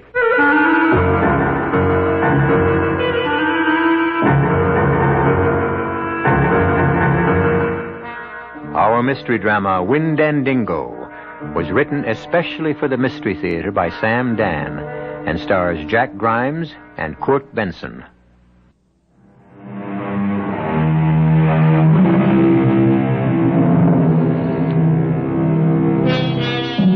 "1777 was hardly a vintage year for the American Revolution. We were losing. The British appeared to be so strong, so well organized, so wealthy, while we seemed so weak, so disrupted, so poverty-stricken. What we needed so desperately was a victory. Of course, in October, that victory would be ours. In a backwoods settlement in New York called Saratoga, British General John Burgoyne would lose not only a battle, but an empire. He would lose it because, well, historians have advanced all sorts of strategic reasons, but nowhere among them will you find mention of an Indian demon called Windandingo. And no one speaks of an obscure American, Jabez Follansbee. Jabez Follansbee? Who could ever believe he would become a hero? You're mad at me, John. No, James. Nope, I ain't mad. I can tell. I can always tell. I said I ain't mad, and now let's be done with it. John, take me back with you. Nope. Why no? Because you're mad? Because you just ain't cut out for soldiering. But I just ain't cut out for farming either. Yeah, I know. I was practicing with your old musket, and I hit the tree every time at 50 yards. And that's a smooth bore. Why, you just give me a Kentucky rifle or even a Pennsylvania, and I could hit I could be a sharpshooter. Yeah, well, how come then you hit Enoch Fraser's prize bull? There was an accident, I swear. I thought he was locked up in the barn, and so I wasn't watching. Now, you promised me something, Jabe. Yes, John, I will. I'm taking you to Uncle Dick's Tavern up near Saratoga. John, that's way north. It's like a foreign country. Yeah, but there'll be someone to take care of you, so you gotta promise that you'll behave. But I can take care of myself, John. Jabe, do you want to win the war? Answer yes or no. I guess so. Well, you have to help out on the home front. And you can't have me coming back from General Gates's army to get you out of scrapes. You've got to do your part. You've got to. Now, what do you say? Whoa there. They're coming after us, boy. We may as well face it. Who? Look behind you. It's Enoch Fraser and the sheriff. Hold in the name of the law. Caught you dead to rights. Caught you in the act. Sheriff, place these felons under arrest. Sheriff, you know we weren't running away. Well, I know, John. I know. I've got to get Jabe to his uncle's tavern up past Albany, and I only have a week's leave from the army. I demand my rights, Sheriff. Jabez Follansbee here shot my prize bull. I demand compensation. I'm willing to make good for him, Enoch. It's just that the army ain't been paid. Am I supposed to wait, Sheriff? Throw him in jail. Well, I was only practicing so I could join the army and fight for freedom. What army would take a half-wit like you? I demand you arrest these two desperate brigands and throw them behind bars. Now, everybody just shut up. Tomorrow morning, Judge Mackenzie's going to be in town. Yeah, but Judge Mackenzie's Enoch Fraser's cousin. It can't be helped. He's the only judge we got. You throw them two desperados in jail, Sheriff. We're all going back. Now, we'll spend the night at Frankenthal's Tavern. But they'll escape. John, now, will you give me your word of honor? I don't want to put you and your brother in jail. All right. Done. Let's head back. Well, Sheriff, I hold you responsible. Oh, shut up, Enoch. Well, could I ask you something, Enoch? Why don't you like me?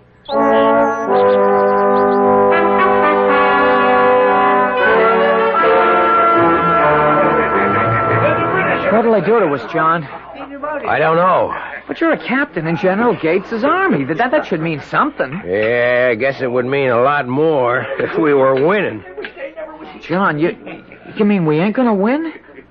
Well, we gotta win. We just gotta. We're fighting for freedom. Tell me we're gonna win. Well, yeah, we're gonna win, I guess, but it's gonna take a whole lot longer than most folks think. You know how some folks are. They want everything yesterday. Well, here are two really fine-looking boys. An asset to the town and a credit to the country. Mind if I join you, lads? What's all this, Enoch? Well, now, I'll tell you what. I'll treat you to supper. You will? Why? Why? Because you're fighting for our country, John, and nothing's too good for you. And Mr. Frankenfowl, beef and bread and beer for my two good friends. What's on your mind, Enoch?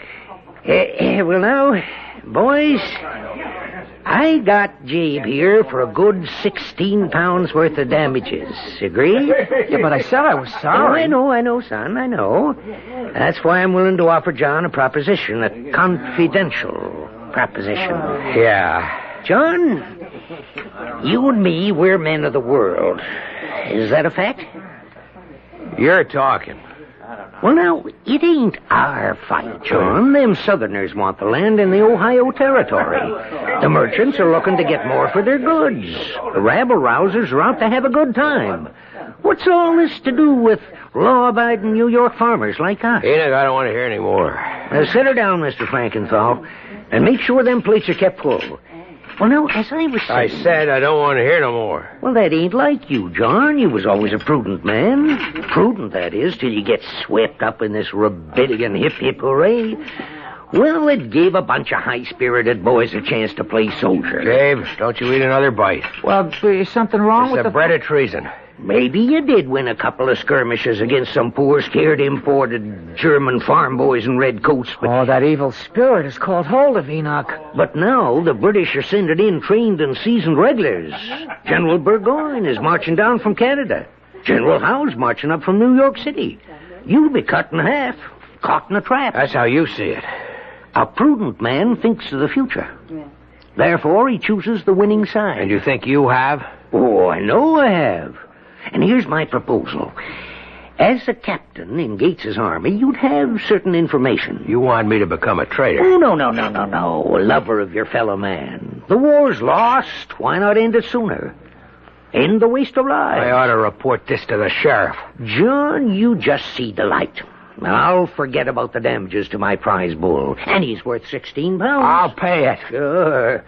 But meanwhile, Jabe will have to sit in jail. What? You wouldn't put poor Jabe I'm in jail. entitled to justice. I'm entitled to my damages. Jabez, you won't go to jail. I'll think of something. What? There ain't a soul that can help you. There is, too. I know who can help us, I know. Do you now? He's always helped me when I called on him before. He'll help me again. Jabe. John, I'm going to call on my oldest friend. You better call on your richest friend. I'm going to call on him for justice. He'll help us, you'll see. Jabe, look, everybody's looking at you. It don't matter. He's my friend. He'll help. You remember Walking Beaver, the old Indian we gave food to? Yeah, now you just come along with me, Jabe. Before Walking Beaver died, he told me all about the secret Ojibwe spirit. A spirit that fights evil. He taught me how to call him. His name is Windandingo. Hey, you hear that, everybody? Windandingo. What's that again? Windandingo. Windandingo. Now, if that ain't the funniest I ever heard. Don't laugh. Don't laugh at Windandingo. Why not? Because he don't like it. Well, if he don't like it, he damn well.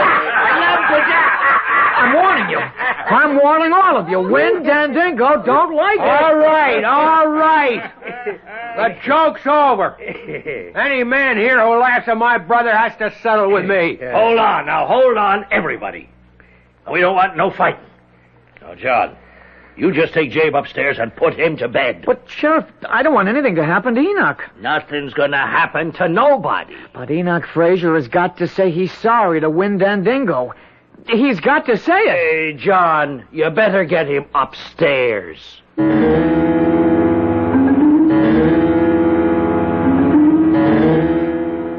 Hey, by Jiminy, hey, by Jingo, I know your name. It's Windandingo, fang of a wolf and an eagle's wing. I say your name is Windandingo. Hey, who are you talking to, Jabe? Yeah, but nobody, John. Nobody at all. Yes, you were. That's why I woke up. I heard you say something. Oh, yes, it's that crazy thing. That Windandingo. No, it ain't crazy. I've seen him. You have? 100 times. Most folks are scared of him, but not me. All you have to do is ask for justice, and that's all I've done. That's all you've done?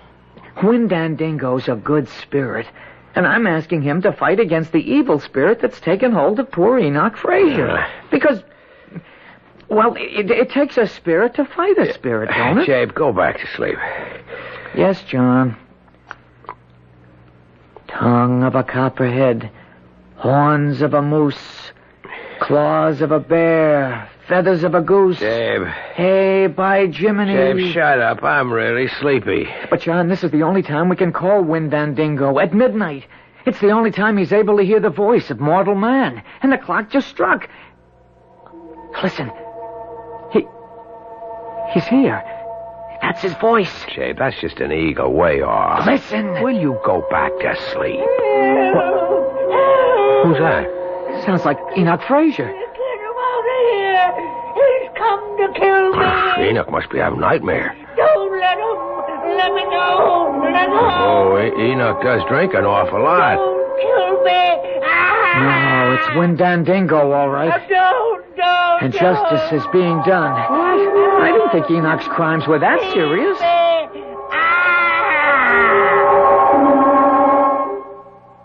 Well, he's quiet now. I guess he woke himself up from that nightmare. No, he didn't wake up. He's dead. That's enough, Jabe. I need my sleep. And he brung it on himself. He got no one to blame but himself. Jabe, will you shut up and get to sleep?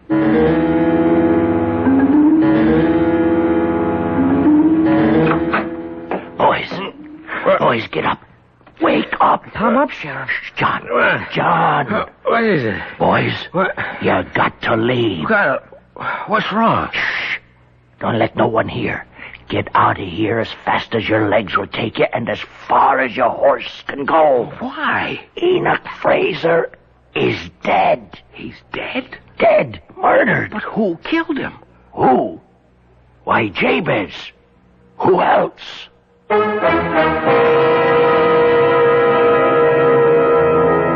Who else? Well, we know who else. Or perhaps we think we know. It was Windandingo, the ancient Indian spirit. Or was it? The fact is, we know Jabez wasn't there while the deed was being done. But our knowing cannot help Jabez. After all, none of us will be able to appear as a witness. However, I shall appear again in just a few moments with Act Two.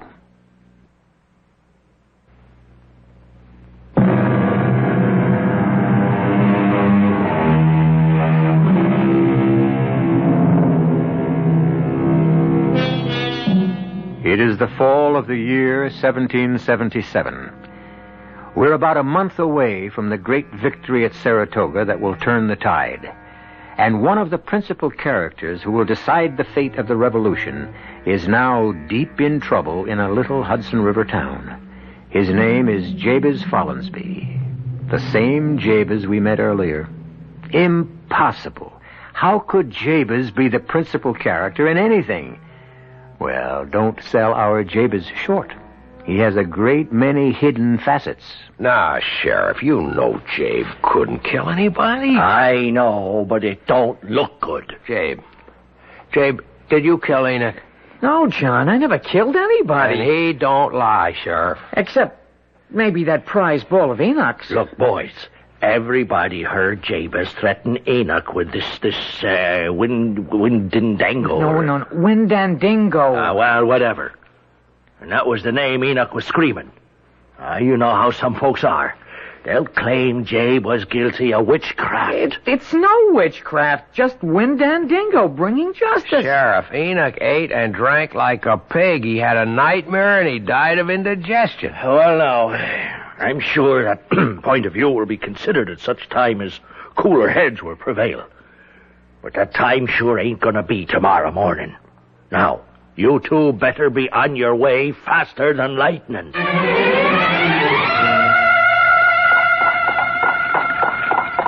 John, you don't believe I killed Enoch. But how could you? You were with me all the time.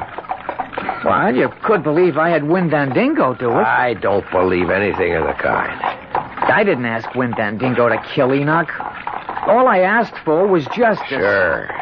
And it was justice Windandingo gave him, that's all. There. Now, before we go inside... What? Now, you promise me that you will do as Uncle Dick and Aunt Martha say. You'll keep out of scrapes. You won't fire guns. John, can't you take me with you? If you come with me, you'll have to kill people. Now, could you do that, Jabe? Could you shoot a man? No. I still have bad dreams about that bull. Aunt Martha! Why, it's John and Hello, Jabez. Aunt Martha. Boys, meet my nephews. The taller one's a captain with Gates's army. And the other one, he's come to help me. Both of you, come right over here. Yeah. Well, look at the two of you, how you've grown. Oh, Jabe. How's Uncle Dick, Aunt Martha? Well, boys, your uncle's a prisoner. A prisoner? Captured at Ticonderoga. The redcoats took it back from us. I don't know, it don't look good. The way General Burgoyne's headed here from Canada with 10,000 men. I better be getting back to my regiment. Oh, you ain't going nowhere till you had your dinner first. Now, you both sit down. I'll be right back. You going back, John? I have to. You have to go and I have to stay. You'll be fighting for freedom and I'll be doing nothing. You'll be doing your part, helping out here. John, this war, it's the biggest thing that'll ever happen while I'm alive, and I'll have done nothing. Don't say that. Who knows? You could wind up being a hero. Oh, yeah. I mean it. Yeah, by sweeping out of town? By being ready. Being ready for what? For whatever fate has in store. Well, I look at myself, and you know what I say? I say, Jabez Follansby, fate has got absolutely nothing in store for you.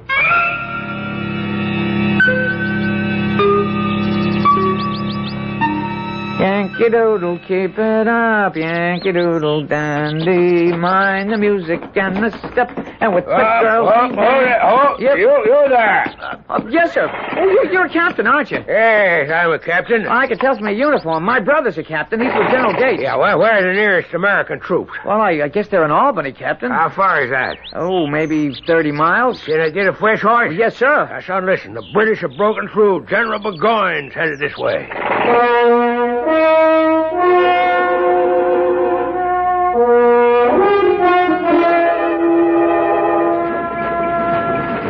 They're coming.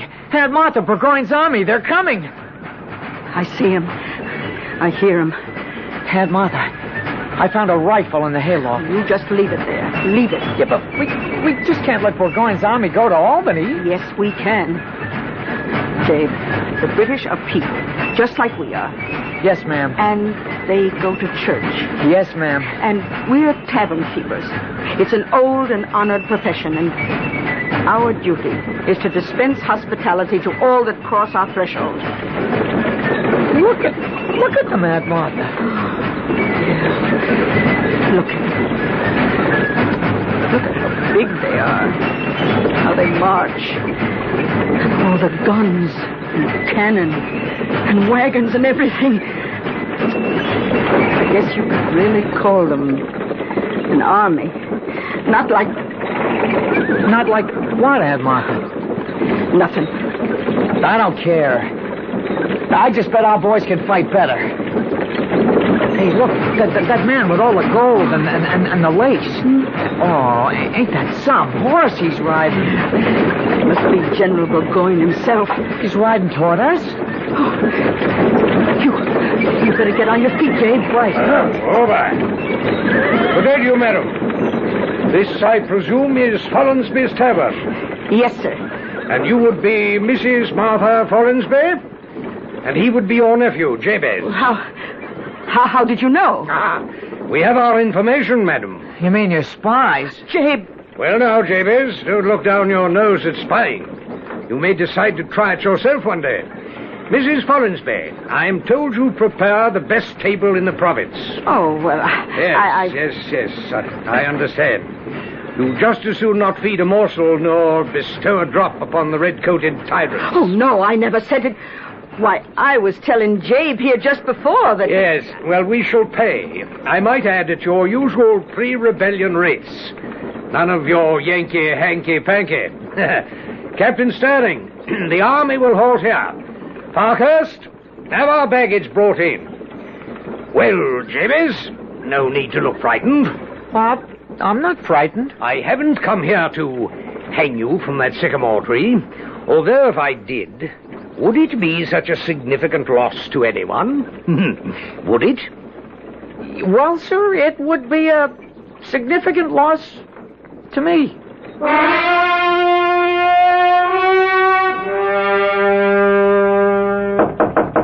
Come in.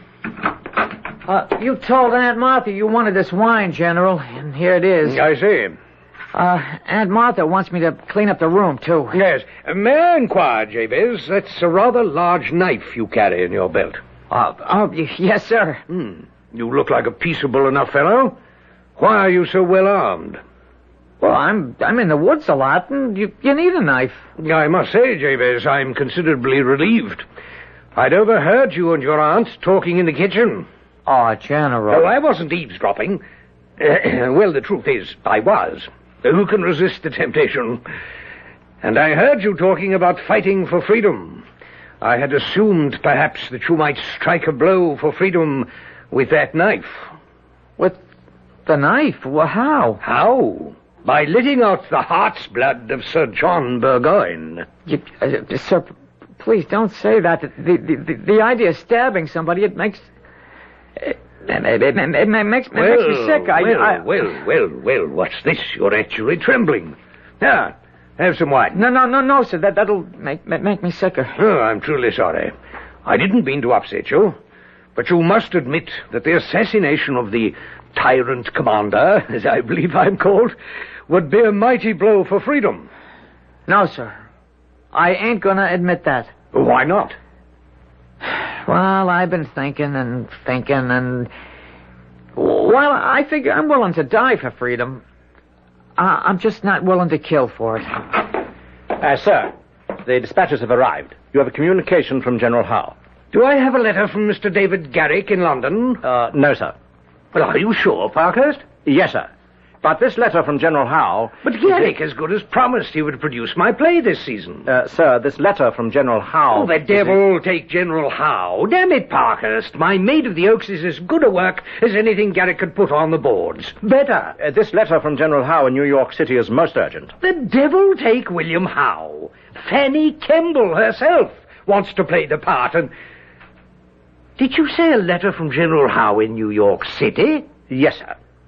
Well, just what in the seven unholy names of Satan is Wee Willie Howe still doing in the city of New York? He should be halfway to Albany by now. Well, sir, the letter was sent from New York. But General Howe is marching on Philadelphia. Philadelphia? May I have that letter?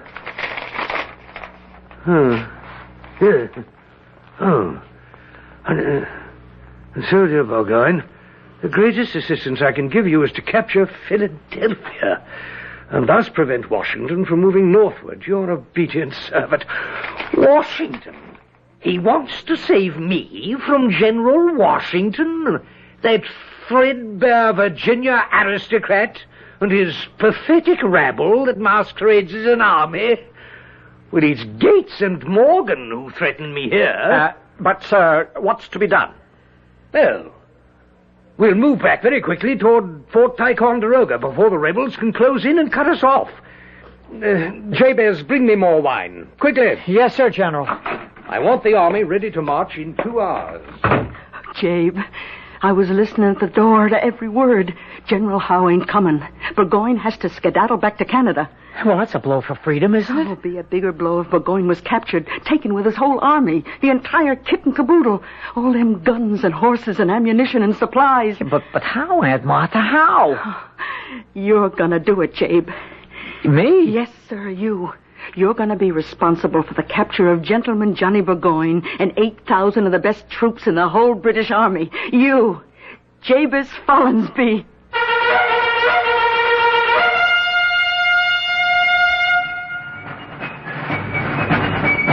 Well, the only thing that can be said at this point in time is that she knows something we don't know. And she's right. Because as students of history, we know the end of the story. We know that Burgoyne and his army were captured.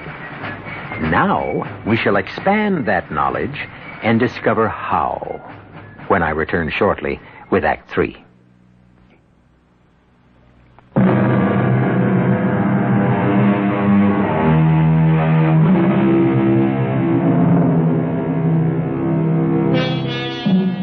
Each must answer the call of fate. For some, it comes early, for others, late. And fate is now calling to Jabez Follansby, a young man of New York State in the year of 1777. Proof again, if proof were ever needed, that some of the most remarkable and earth-shaking events occur not simply because of the actions of the rich and the powerful, but also through the unconscious intervention of the powerless and the lowly. General Burgoyne can be captured by our General Gates. If what, Aunt Martha? If they can get here quick enough, Jabez. If Gates can only send some cavalry real fast, they could delay Burgoyne long enough for the rest of the army to come up and capture him. But what can I do? Oh, you can mount Mayflower. She's the fastest horse we got in the stable, and ride like the wind to where General Gates is camped, and tell him... Jabe, are you listening to me? Yeah, Aunt Martha, I'm listening. Do you understand what I'm saying? Yeah, but I can hardly believe it. Believe what? Well, what John said, and yet it's come true. John said, he said if I was ready, fate would make me a hero. Well, it has come true. And I can fight for freedom without shedding blood. You ain't got a minute to lose. Saddle up Mayflower. I have to bring General Burgoyne a bottle of wine. No, I'll do it. Yeah, but he asked me. Be on your way, Jabe. Every minute's as precious as gold. Goodbye, Aunt Martha. Goodbye, Jabe. And the good Lord bless you. Captain Sterling has ordered all unit commanders to be ready to move in 2 hours. Well, I want a screen of light cavalry on both flanks. May I say, sir, that it's a brilliant maneuver? No doubt. But back in London, it will be construed as an inglorious retreat. But a most necessary one. Well, to my political enemies, and I have a vintage crop this year, a retreat is always a disgrace. But, General, to move an army so many miles through hostile territory is surely a feat worthy of it. No, I shall be Burgoyne the bungler, while Howe will be the hero. Howe with his cheap victory at Philadelphia. Did I say cheap? It will cost us these 13 colonies. Where's my wine? Jabez! Oh, General, you ordered this bottle. Yes, and about time, too. Oh, I'm sorry, sir. I tell you, Parkhurst, this William Howe, he hasn't the sense, the brains, the intellect of this young servant, this Jabez Follansby. Where is Jabez, Mrs. Follansby? Where's Jabez, sir? Yes, madam. Oh, Yes? Well, I sent him... I sent him to the barn to Yes, well, I wish to see him. Oh, but he's got to chop some wood. I wish to talk to him. Oh, but, begging your pardon, sir, unless he does his chores, you aren't going to have wood for your fire tonight, or for me to cook your supper. May I suggest a solution to the problem? I shall assign an orderly to the wood chopping, thus freeing Jabez for his more important duty, which is to speak with me. Fetch him, if you please. Madam, is there a difficulty I'm unaware of? Why are you so nervous? Me? So frightened? And where is Jabez? By the barn, chopping wood, sir. I can see the barn very clearly from this window, but I neither see nor hear Jabez. General, the boy was in here when I handed you the dispatch from New York City. Could he be off for General Gates's encampment? Well, Mrs. Follansby, could he? Oh, no. Parkhurst, have a party of scouts go after him.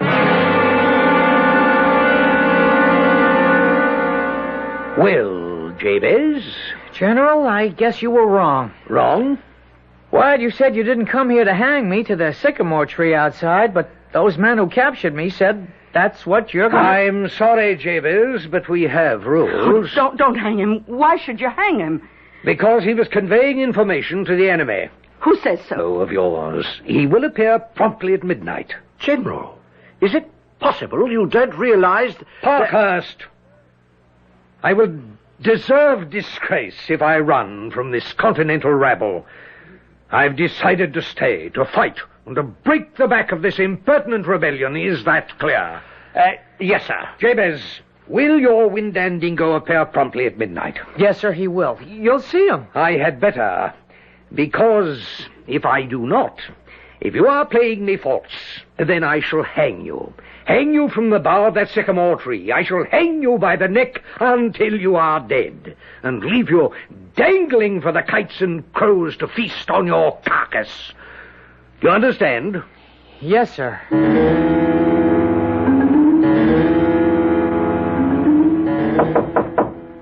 Yes.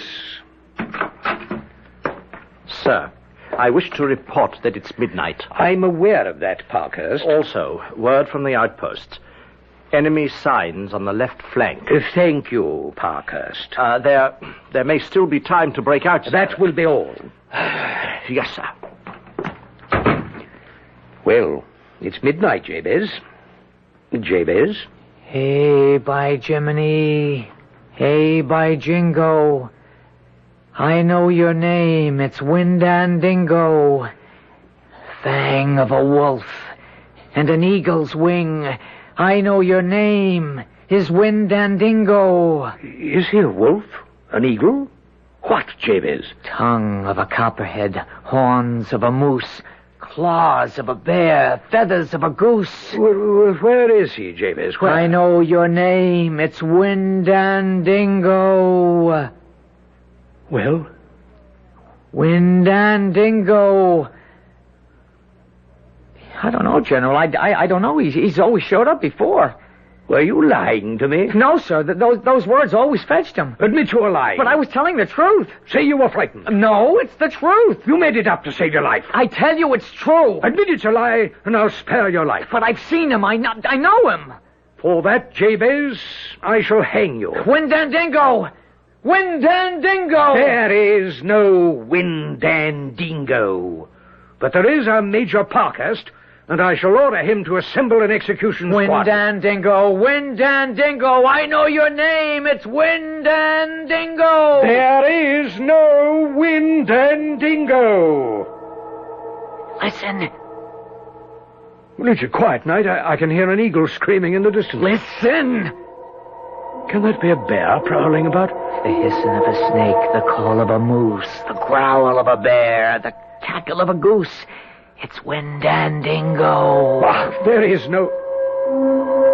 Windandingo. If you hear him... And you see him... Well, I think I see something. A shape of a man. A snake. A bird. It has feathers. Hair. Claws, fangs. You see him. What is it? It's Windandingo. No. It isn't possible. It doesn't exist. These things don't exist. It's Windandingo. Oh, I'm dreaming. You're awake. I had too much to drink. It's Windandingo. What does he want with me? Listen to him. I'm listening. I can't hear a word. He talks without words. He's in your mind. Listen to what he's saying. He gets angry if you don't listen. What is Windandingo saying? Spare his life. Give him justice. Give all people justice. Without justice, there is only death. Death. Death. Oh, Jabez, I never wanted to. General Burgoyne, help! Help! What have you done to the General? Well, I didn't do nothing. General, are you all right, sir? Yes, where did it go? Where did what go? But it was just standing there. What was just standing here? Oh, Jabez. Yes, General. You're a young scoundrel. But sir... I really should hang you. When Dan Dingo was here. But I won't. On one condition. Give me your solemn oath. Go join Gates's army. Sir, I really am not much for fighting. Jabez, there's nothing so destructive to the smooth operation of an army, indeed a government, as a completely honest man. You've done enough damage here. Now take your talent for disruption over to your own people. It's perhaps the best chance we British have to win this war.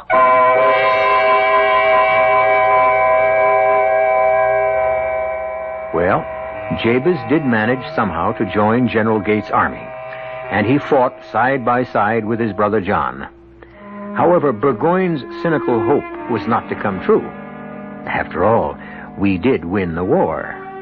So you see, Jabe's honesty, sincerity, and idealism didn't do us too much damage at that time. I'll be back shortly.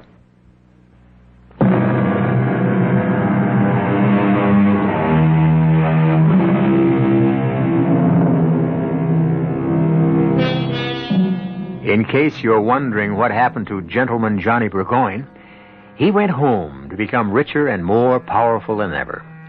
He spent the rest of his life writing plays, and they say one of them was about a powerful Indian spirit. Unfortunately, many of his papers have been lost. A pity. However, if they ever find that play, we'll present it here for you on Mystery Theater. Our cast included Jack Grimes, Court Benson, Mason Adams, Earl Hammond, and Bryna Rayburn. The entire production was under the direction of Hyman Brown. This is E.G. Marshall inviting you to return to our Mystery Theater for another adventure in the macabre. Until next time, pleasant dreams.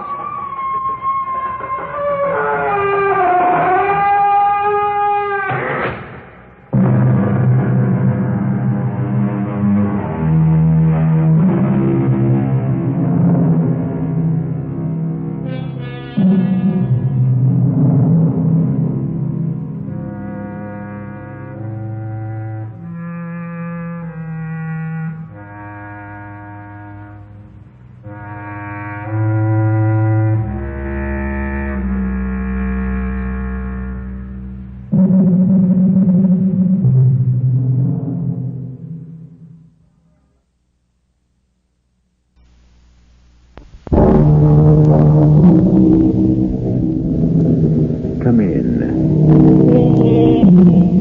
Welcome. I'm E.G. Marshall. Over and over, the philosophers ask the same questions. In all times, in all places, for all men, the mysteries remain. What is life? What is death? From whence do we come and where do we go? The ignorant, barbaric savage bows to the sun and says, "Behold, God." Whereas we, sophisticated, civilized, consider the sun as energy expressed in formulae and equations. But do we really know any more about the sun than he does? Okay, Georgie, the case is closed. No, Captain Prescott, the case is still wide open. But we got the killer. We don't have the killer. 100 people saw him pick up that knife and stab her with it. He didn't do it. Not only did 100 people see him do it, he also admits he did it. I still say he didn't do it. Are you telling me that 101 people are crazy? I don't care what they saw. He did not kill his wife. Okay. I'll go along with it. Who did? The high priest of the Wolf Clan. Is that right? Who is this high priest? I don't know. Oh, so you don't know. Do you maybe know where we could find him? You can't find him. That's impossible. Oh? Is it? Why? He's been dead for maybe 1,000 years. But he's your killer, Captain.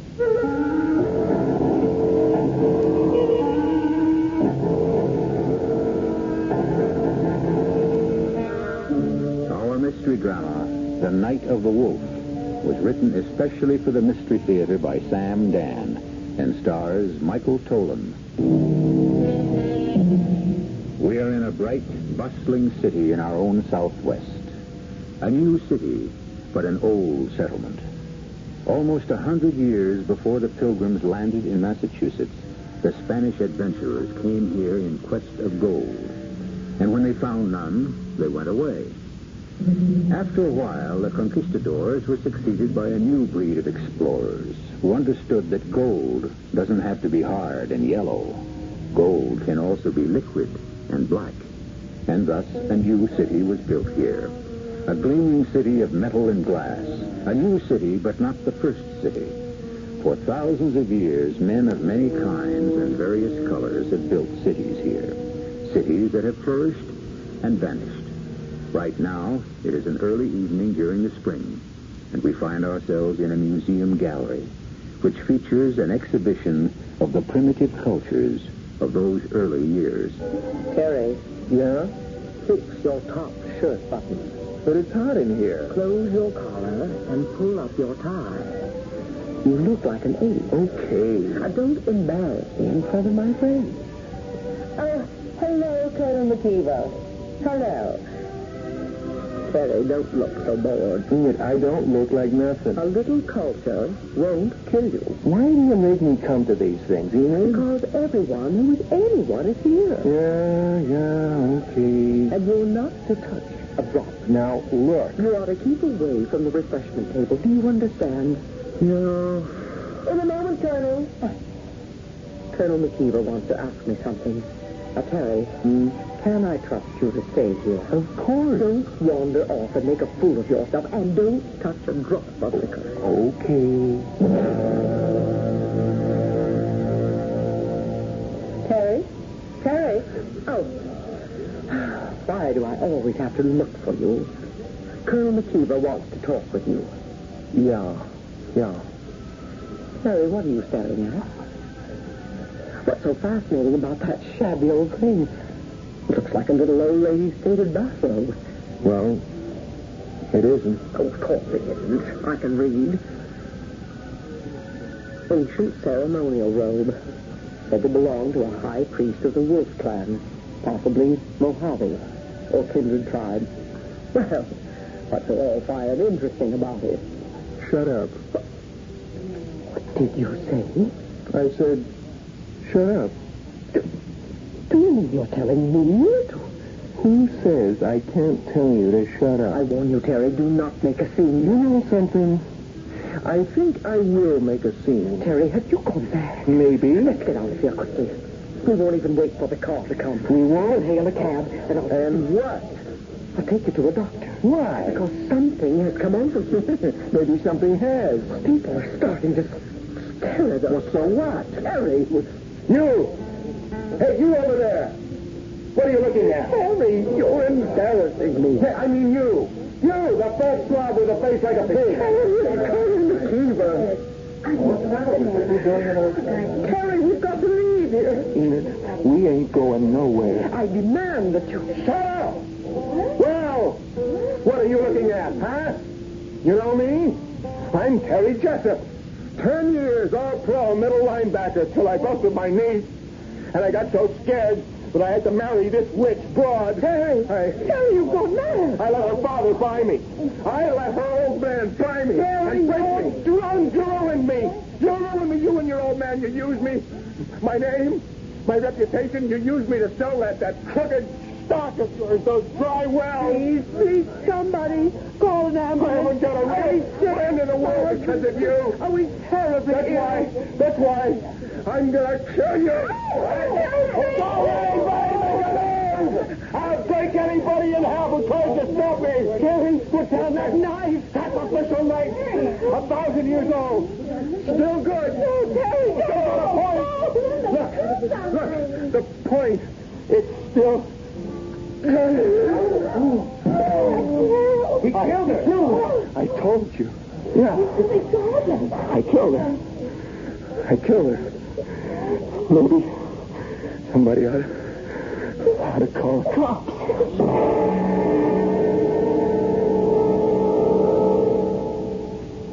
I don't know why, Lieutenant. I don't know. Just answer this. How long have you wanted to do it? Well, I never wanted to do it. Yeah? Well, something just came over me, that's all. That's not true. I swear, Lieutenant. Now, you forget you killed her in front of 100 witnesses.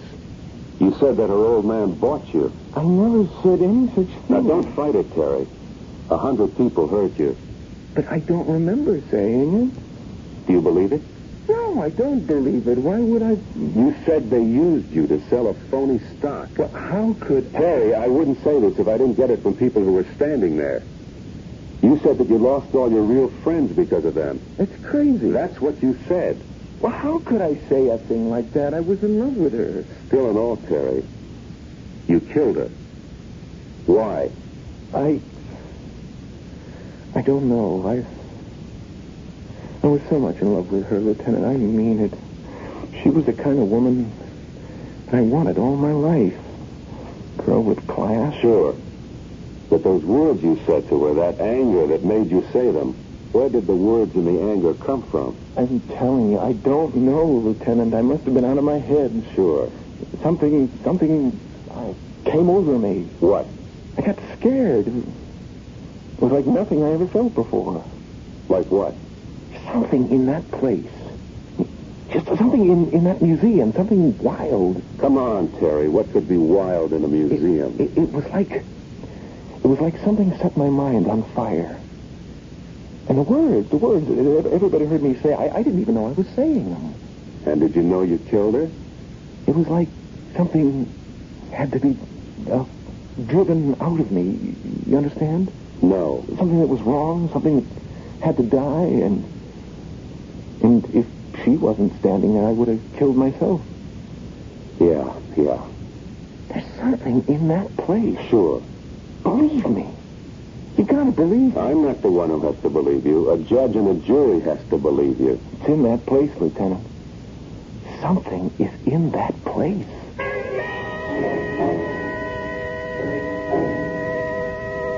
Now, Miss Atkins, you were here last night. You saw what happened. I've already told you, Lieutenant.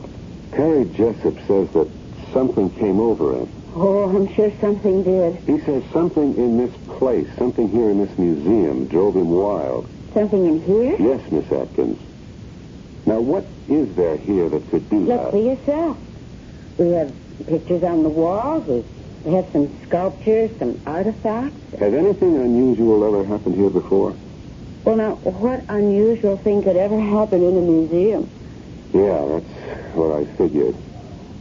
Well, Miss Atkins, I guess that's all. Although... Yes?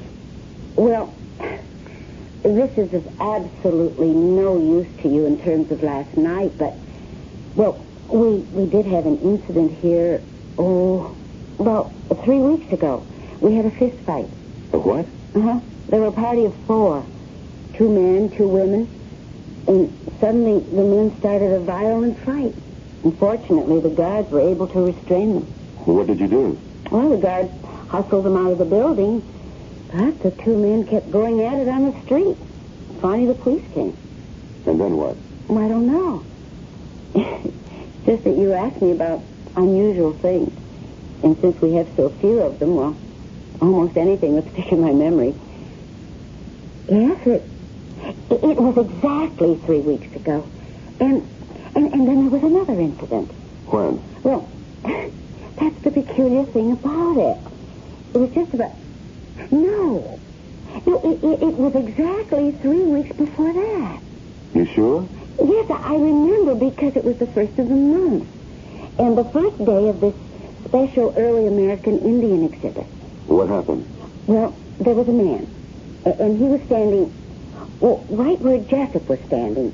And also right where those other two men were standing. The exact same spot. And? He was an elderly, dignified, well-dressed man. And all of a sudden he shouted, "I'm wrong, I wasted my life." And with that he emptied his pockets. He threw his watch and his ring and all his money away. And then he started to take off his clothes. And then what? Well, the guys just restrained him, and he was taken to the hospital. So, well, all I can deduce from all of this is that every 3 weeks for the last 9 weeks, we've had some kind of violent situation. Does any of this help you? It's interesting, but I don't see where it can take us. Oh, well, I'm sorry you couldn't learn anything, Lieutenant Miller. Do you have any further questions? Just one. What time do you get off? 6. That's exactly 15 minutes from now.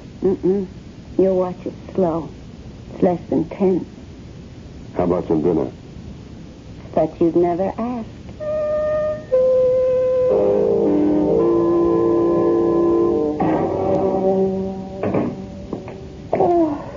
Georgie? Yeah, it's me. Did I wake you? Oh, no. Oh, had your supper? Yeah. What did you eat? Oh, I don't know. I just grabbed this sandwich on the run. Oh, you shouldn't do that, Georgie. You've got to have a balanced diet. That's why I like you to eat at home when I can make sure. Okay, Myra. Did you put the money in the checking account? Georgie, you've got to talk to Jerry. He won't do his homework, and the teacher sent home another note. Jenny has to see an orthodontist, I think. Okay. I'll take care of everything. When? Starting Sunday, I get 3 days off. No, but you never take your time I off. can't just walk off in the middle of a case, Myra. Where were you tonight? Where was I tonight? Where do you think I was tonight? I was with some beautiful blonde. We had cocktails and dinner. Then we went dancing afterwards at a nightclub. And then we wound up the evening in a bachelor pad. I'm sorry, Georgie. Oh, I know it sounds like I'm nagging you all the time, but there's just too much for me to do around here, all by myself. I know, but, honey, once I make captain, you'll see everything will be okay. You used to say that before you made lieutenant. Yeah, but just wait. Everything will work out. Sure, I know it will. I'll tell you what.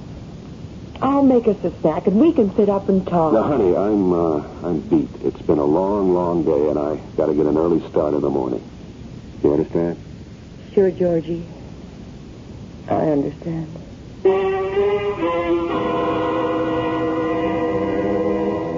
That's what we need in this world. More understanding wives. Well, we've been weaving several threads here, and it seems that the museum appears to be central to all of them.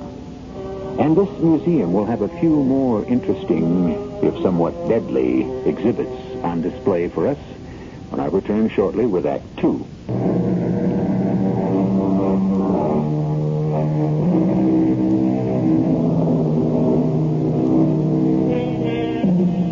The other night, Terry Jessup, an ex-football player who was considered to be, for all his size, a rather calm and gentle person, suddenly went berserk and murdered his wife.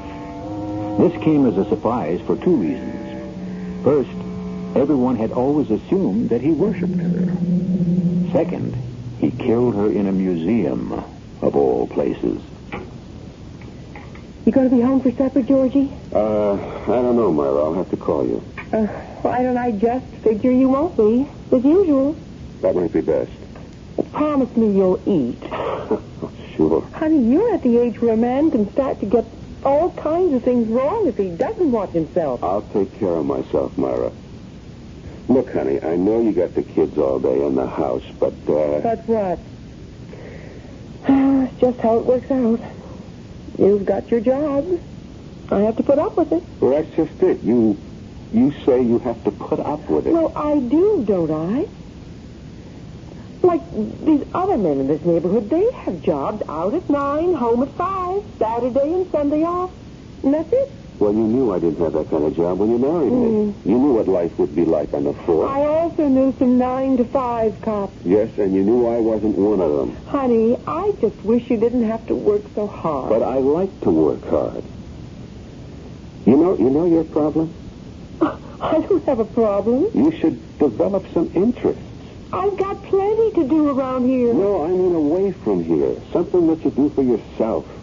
So you can also develop as a person. Georgie, all I asked you was if you were coming home for supper. I'll try. Look, if we eat early, maybe you can help me paint the floor of the basement. Oh, honey, and the cold water faucet, the downstairs tub has to be fixed. Look, I'll tell you what. You make a list of all that stuff, and I'll take care of it. You know, Georgie, you never talk to me about your work. Maybe that's what's wrong with us. I didn't think there was anything wrong with us. Well, I was reading in a magazine a wife should share more of what her husband does. Well, you know about this football player who killed his wife? Oh, if there's one sport that leaves me cold, it's football. He says something in the museum made him do it. What? Well, I guess you could say some spirit. Oh, he must be crazy. No, it could be true. Georgie, are you crazy? Honey, when you're a homicide detective, anything has to be considered. Don't say a word of this to anybody else. They'll say you're nuts. No, but there's evidence. Evidence? How can there be evidence? Other people. Look, you can find nuts anywhere who will... Oh, honey, on your way home tonight, pick up a gallon of deck paint. Get a light gray, will you, dear? Don't forget. No, I won't forget.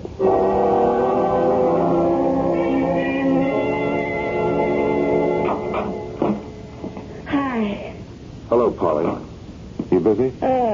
Swamped. Maybe I better come back another time. Oh, you do that. I shouldn't be here, Polly. I won't say a word.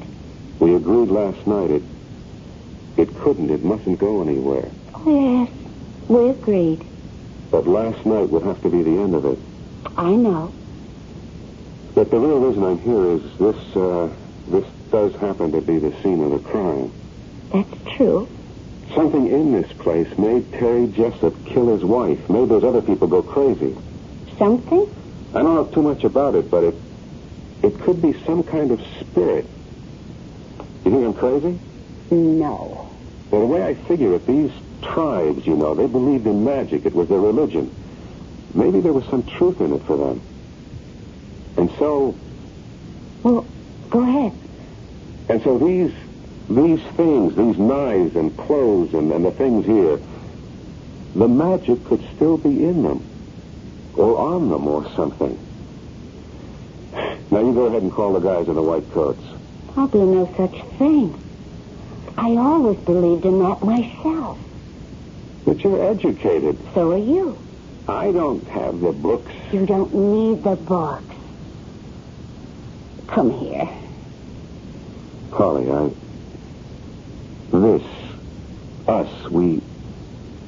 it can't go anywhere. Where does it have to go?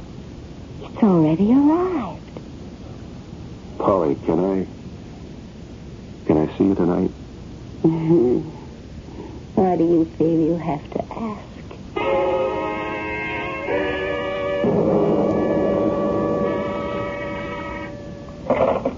Captain Prescott. Oh. Yeah, I'll see him. Morning, Georgie. Sit down. Listen, Prescott, why am I being assigned to the Kenilworth thing? Because it's a good live murder and just a job for a smart detective like you. But I'm still with the museum killing. What is it with you? Jessup is already in the cooler waiting for his trial. It's gone past. But we have to find out why he did it. No, that's going to be for the psychiatrist to rumble about. What a field day those birds are going to have. Look, I'm running down an angle. Yeah? At the museum. Yeah. I know her name, too. Polly Atkins. What are you talking about? Come on, Georgie. Everybody knows about it. Everybody except Myra, maybe. I don't know what's happened to me. Look, it's the first time I ever stepped out of line. You have to believe that. Okay. I believe it. And I didn't even plan it. I didn't even know I was doing it. I just asked her out before I could even think of what I was saying. You're still in love with Myra? Yes. Are you? No, I don't know. It's all so mixed up. She's everything I ever wanted. Who? Polly. Cool, smart. Yeah, sure. She doesn't have to worry about running a house and taking care of kids. I know all that, but I just have to have her, Prescott, that's all. Where does it lead? Nowhere. It's just free and easy and relaxed. Where does it lead, Georgie? I told you, nowhere. That's not good enough for you. There are guys who can waltz in and out of these things with one dame after another. Not you. Listen, Prescott. Georgie, a thing like this is going to rip you apart. I told you, it's just laughs. You don't have that kind of humor. Break up with her. I can't. So it is serious. Georgie, break it up before it kills you. What are you talking about? I said my piece, Georgie. Look, I've got this lead. Just give me a couple of more days to tie this one up. Sure.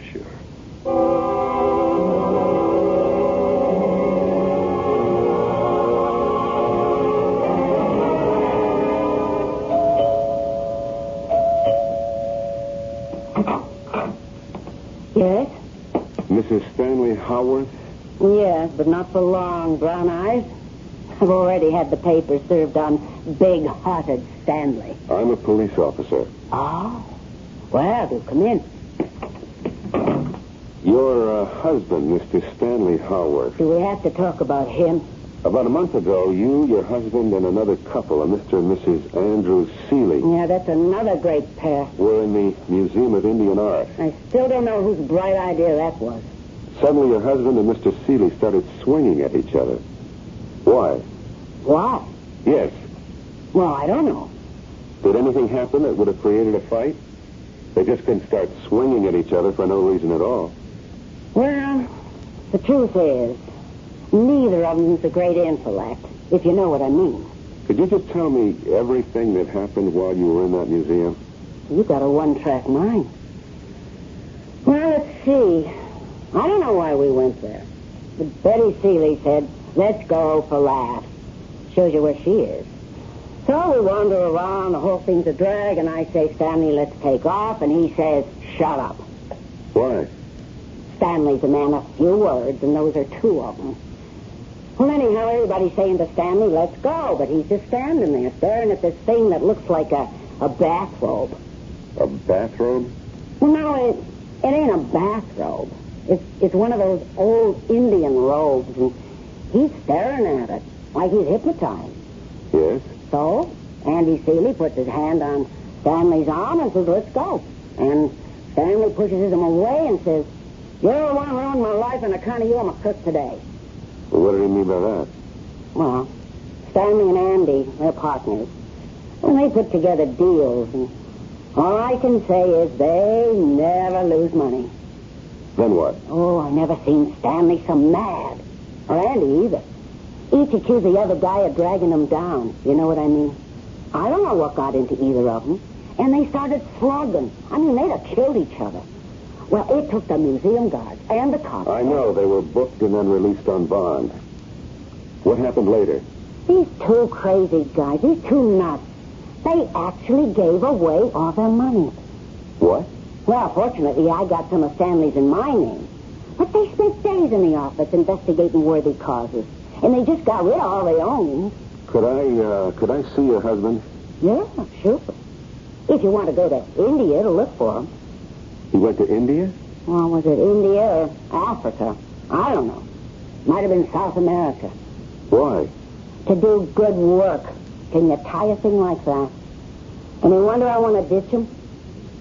Well, thank you very much, Mrs. Howard. Anytime. Now that you know the way, don't be a stranger.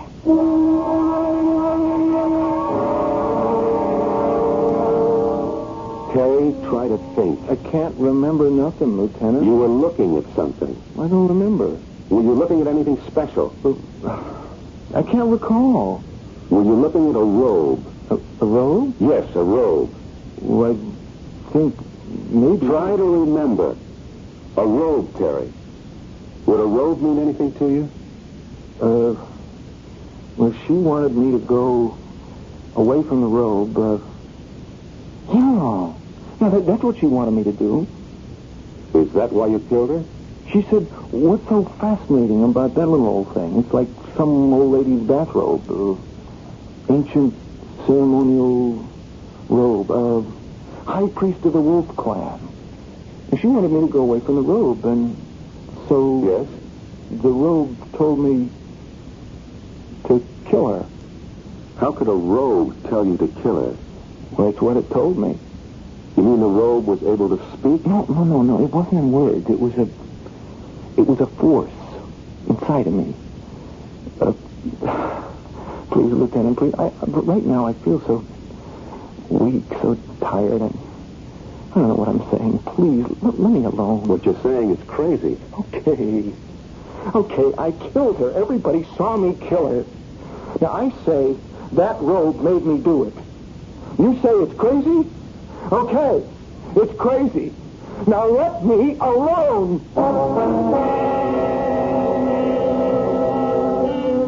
What does science have to say on the subject? Science, in its wisdom, states that matter cannot be destroyed. Philosophers agree in principle because they claim that ideas cannot be killed. So if there was something in that ceremonial robe originally, who is to say it isn't there yet? It's been there for 1,000 years, and it will still be there in a few moments when I return with Act 3.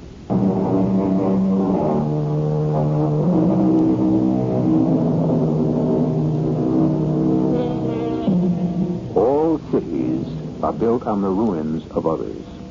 And so what we have is not something that is brand new, but usually is just another layer. And if we dig into the ground, we find the things of those people who have come and gone before our time. But we don't have to dig to find the ideas and the forces and the spirits that move them. Those can be felt everywhere, especially by men and women who are waiting and hoping for something to change the course of their lives. Detective Lieutenant George Miller has been involved with people like that lately. As a matter of fact, Lieutenant Miller is in the midst of a change in his own life. He may or may not be aware of it. Excuse me. Yes? Are you Mr. Kenneth Underwood? Yes. I'm a police detective. I was told at your apartment that you could be found here in the park. And now that you found me? There was an incident at the museum. A sudden aberration. Over and done with it. Is that so? You were looking at that robe in the museum and you suddenly went, well, I don't like to say crazy. Sir, I don't understand what you're saying. No, I think you do. It's happened twice again since. What can you tell me about that robe? Why is it important? A man killed his wife. The state of his mind at the time will decide the price he'll pay. I read about it. They'll say he was insane. What about that robe? It doesn't matter. Let us say that some spirit emanated from that robe, possessed him. It'll amount to being crazy anyhow. Why do you say an evil spirit? I said a spirit. You said evil. Well, isn't it evil if it causes a man to kill? The robe, the spirit of the robe, said to me, Kenneth Underwood. Then you are saying there is a spirit in the robe. Said to me, Kenneth Underwood, the gods gave you the gift of poetry. You've abused it, defiled it, cheapened it. And I did. I thought I would die then and there. And the spirit said, will you throw off this illusion of fame and be true to your gift? And I said, yes. Yes. And a great weight was lifted from my heart because I meant it. Do you expect me to believe this? You asked me a question. I gave you an answer. What kind of spirit? Some days later, I returned to the museum. I examined the robe. There's a kind of design in it. I spoke to an authority on the ancient Indian cultures. He said it was the robe of the Wolf Clan's high priest. That's what it says on the printed card. The Wolf Clan. The clan responsible for the moral purity of the tribe. Each month on the third night before the full moon, every adult member of the tribe had to pass before the high priest. It's called the Night of the Wolf. And if in any heart there's hidden a guilty secret, that secret springs forth. And it either kills that person, or he must kill it. I killed mine, and so I survived. Going along with this, how do you account for those other two incidents? Pure coincidence. People happened to be standing next to the robe on that particular night. I read about them in the paper. The two men, they killed their guilty secret. What about Terry Jessup? The football player. He couldn't kill his... He couldn't leave his wife. In his agony, he murdered her. Do you expect me to believe this? That's your option. But a week from next Monday, it will once again be 3 nights before the full moon. If you have a guilty secret, Lieutenant, I wouldn't advise you to stand near that robe. Not on the Night of the Wolf.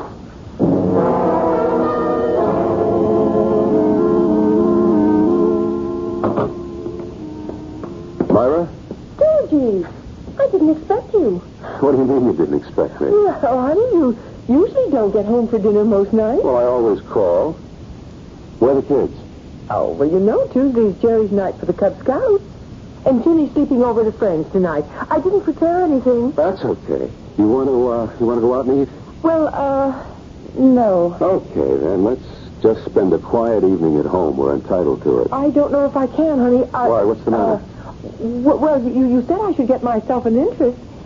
I did. What do you mean? I took a bowling. Oh, well, that's great. Yes, we have a neighborhood league here. And tonight's our night. Actually, I was just on my way out the door. Oh, well, then why don't you just go ahead? Oh, you see, Georgie, I'm captain of the team. It's an important game. I understand. Otherwise, I'd call it off. No, sure. Look, I will call them and say that something has come up. No. I'm going to turn in early anyhow. Oh. You sure you don't mind? Honey, you go out there and roll a 300 game for the old man. Oh, silly. I'll be home early.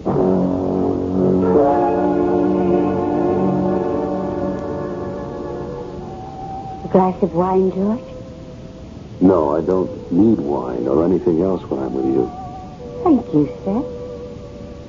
Holly, what's going to happen to us? What's supposed to happen? I don't want it to end. I don't want it to end either. So it won't end. Unless, of course, one of us changes his mind, and then, well, that's it. Something bothering you, George? No. Well, every now and then I can't help feeling what we're doing is wrong. What we're doing happens to be what we both want to be doing. But people don't just have the right to do what they want to do. Why not? Why not? Well, because. Yes? Because? You know something? When I'm with you, I feel anything is possible. I mean, I'm not stuck in a rut. I just feel free. Is that bad? I don't know why. Half the time I don't understand what you're saying. Half the time I don't understand what I'm saying either. And you're not the best-looking dame I ever saw. Oh, thank you. This is your night for gracious compliments. But I just can't seem to get along without you. So? Why fight? Who's fighting it? You are? Every minute. From that very first minute I saw you. I just decided I'm going to quit fighting it. Starting when? Starting right now. I'll show you. I believe you.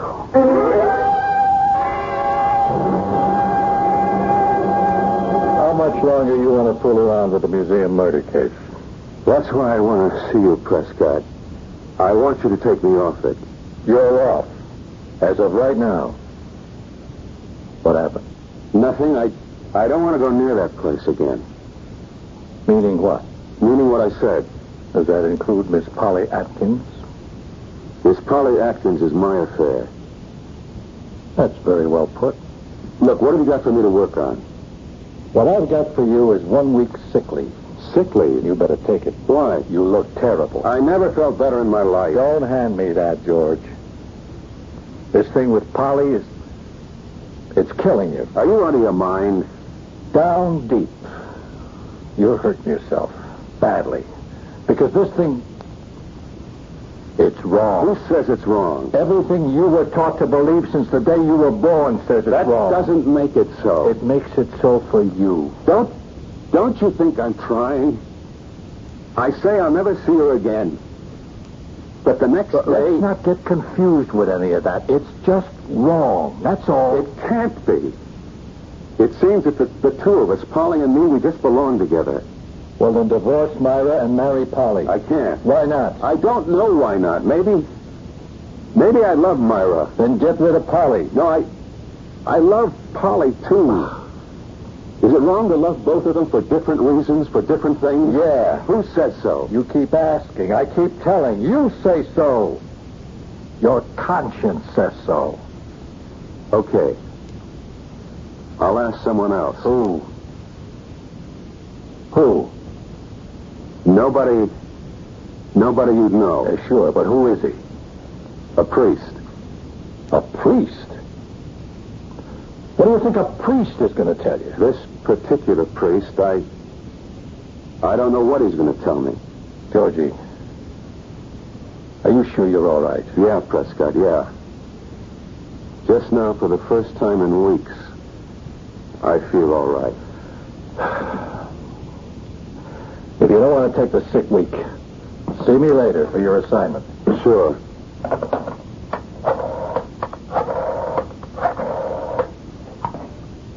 This is Lieutenant Miller of the police department. I want some weather information, please. What will be the third night this month before the full moon? I have to know exactly.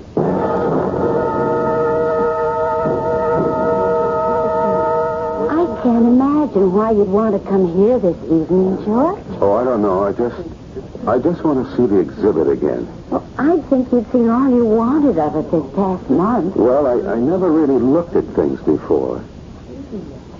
Did you call Captain Prescott? Yeah. Now, why do you want him to be here? Did he say he'd come? He should be here in a minute. Well, why do you want him? I may need him. For what? Maybe for nothing. I hope for nothing. Georgie! What's this all about? Oh, Prescott, I'd like you to meet Miss Atkins. Oh, we met on the phone. How do you do? Now, Georgie, what do you want me to see? I want to show you a robe. A robe? Yes. Right there. That? That moth-eaten looking thing? What's the point? It belongs to the priest. The one I said I was going to see. Miss Atkins, you know what Georgie is talking about? The robe of the high priest of the Wolf Clan. George, you're pale. Something the matter? Polly, do you believe with all your heart that you and I, we two, we're right? Oh, I believe it, George. I believe it. But... Don't say any more. Prescott, have you got anything to hide? Anything on your conscience? Everybody's got something on his conscience. No, I'm talking about something wrong that's vital to your life. Georgie, I don't like the way you look. You don't feel a terrible pain in your head? Georgie, You don't feel a tightness? It's so tight in your chest. I think we better call a doctor. Your whole body's not on fire? On fire? Oh, then you're safe. It's me. A telephone? No, don't go. Don't. George, all she wants to do... No, I won't give her up. I won't. I can't, no matter what you say. I won't give her up. I'll kill her first.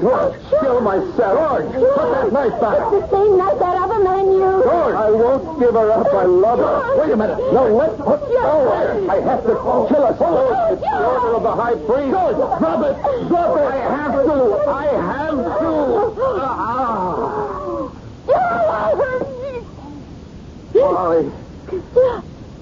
Polly, I'm sorry. Quick, call an ambulance. No, don't bother. The high priest, he said, funny, he said, drive her out of your heart, even if it kills you. I drove you out of my heart. And now I have no heart at all.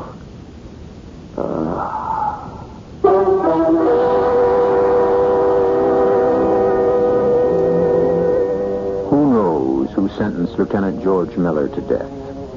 A conscience, which everyone has? A sudden heart attack, which anyone can get? Or was it the verdict of the high priest of the ancient wolf clan? I'll be back shortly.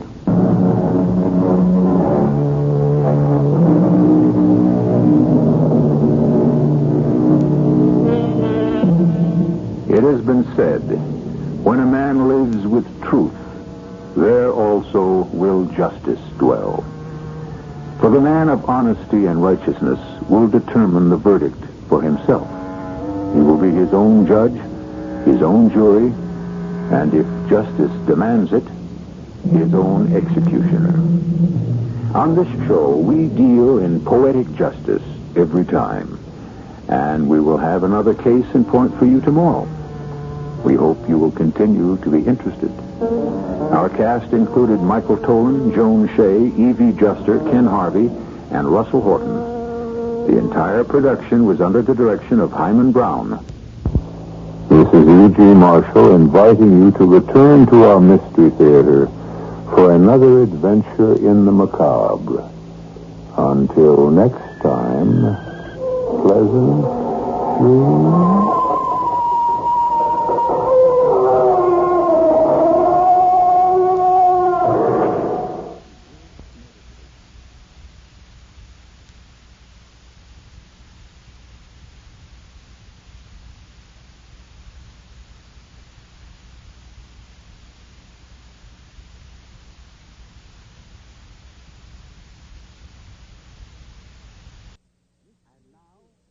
And now, Mystery Theater.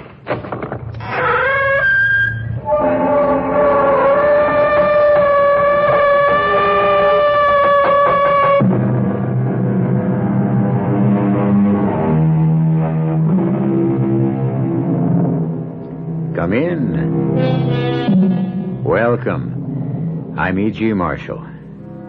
A man may rid himself of a wife, a house, and all his worldly possessions, and flee to the farthest corner of the earth, or even, today, to the moon. But there remains one tie he cannot sever as long as he lives, his memories.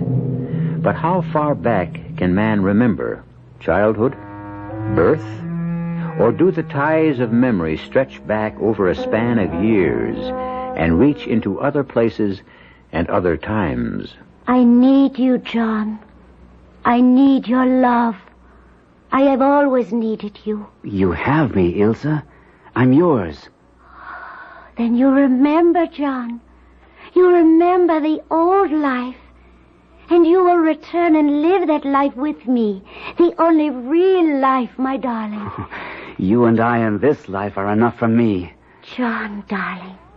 The past, present, and future are all one. Look into my eyes. Look deep to find my love. and your soul.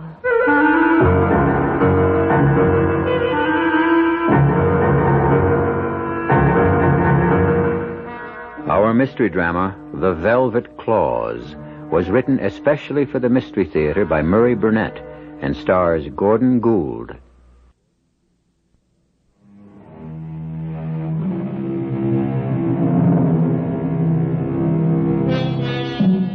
Man has always sought his heaven on earth.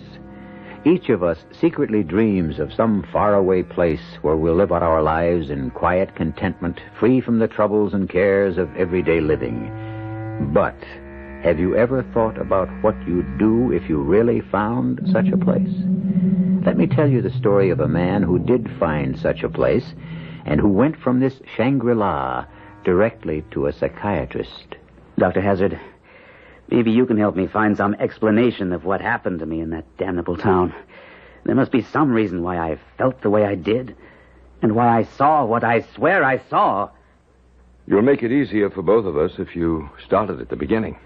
I'll have to start with the train that took me to the town. It was the hottest day of the year, and without air conditioning, that second-class compartment was like an inferno. Why were you on the train? Returning to Paris and Orly Airport. The last leg of my European vacation. And it was hot. Sweltering. Which was a sensible reason for me to get out of my stifling compartment and walk along the platform. It was then that the idea struck me. It was so extraordinary that I myself was surprised. And that idea was? Not to get back on the train, but to stay over where we had stopped and take a different train the next day, when it might possibly be cooler and less crowded. You'll forgive me if I don't see anything unusual about that. Oh, you don't know me, Dr. Hazard. My life for 41 years has run on tracks, just like that train. I get up at the same time every morning, eat the same breakfast that my sister cooks for me, catch the same train to the same office, and get home at the same time. I'm an accountant, and I always take my 1-month vacation in the same place.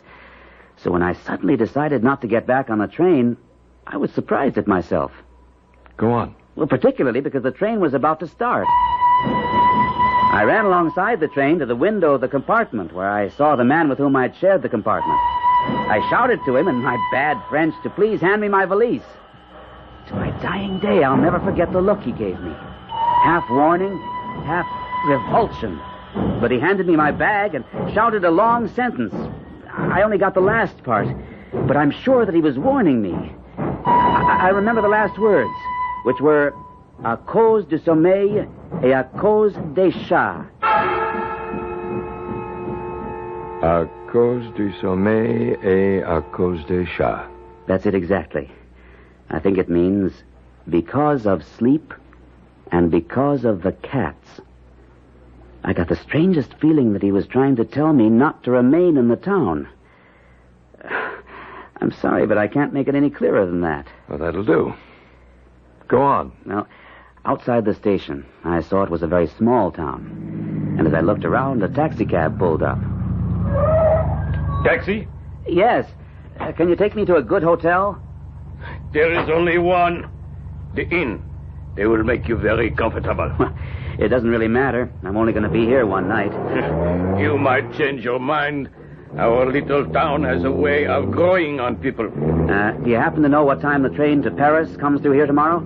Same time every day. 3:45. Could I arrange with you to pick me up tomorrow in time to catch the 3:45? Sure thing. Good. But if you happen to change your mind and want to stay a while, all you have to do is tell Madame Duchesne. She runs the inn.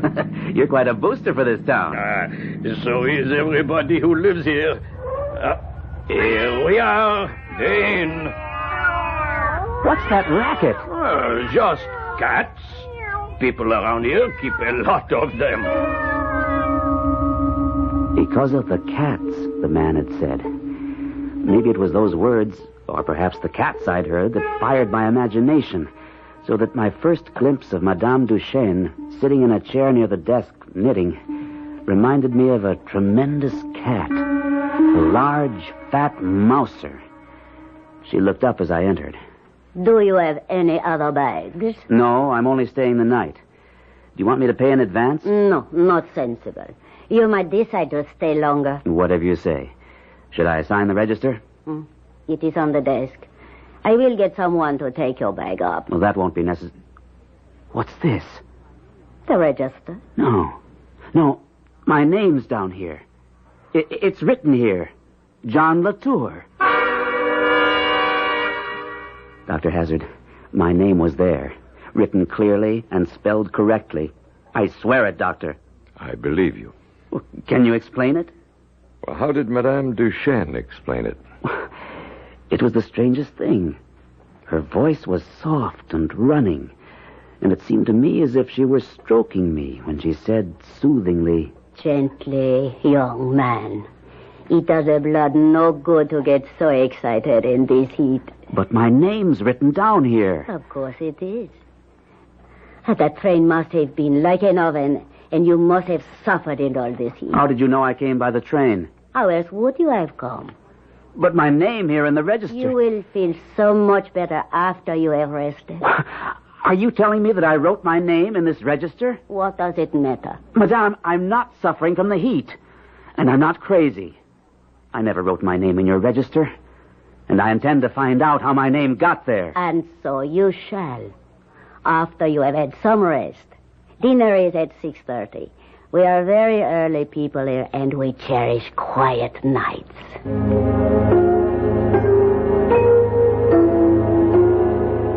Peaceful. That's the only word I can think of to describe the way I felt. I felt soothed and stroked like a cat. Like a cat? Yes. It's silly, but the warmth and stillness made me feel like purring. And yet you experienced no feeling of alarm? Not then. It's hard to remember feelings, Dr. Hazard, although they were very strong at the time. I was about to propose an experiment. Have you ever been hypnotized? No. Do you have any objections if I try to put you under? I don't think so. But is this part of your usual procedure? I have used hypnosis where I thought it might help.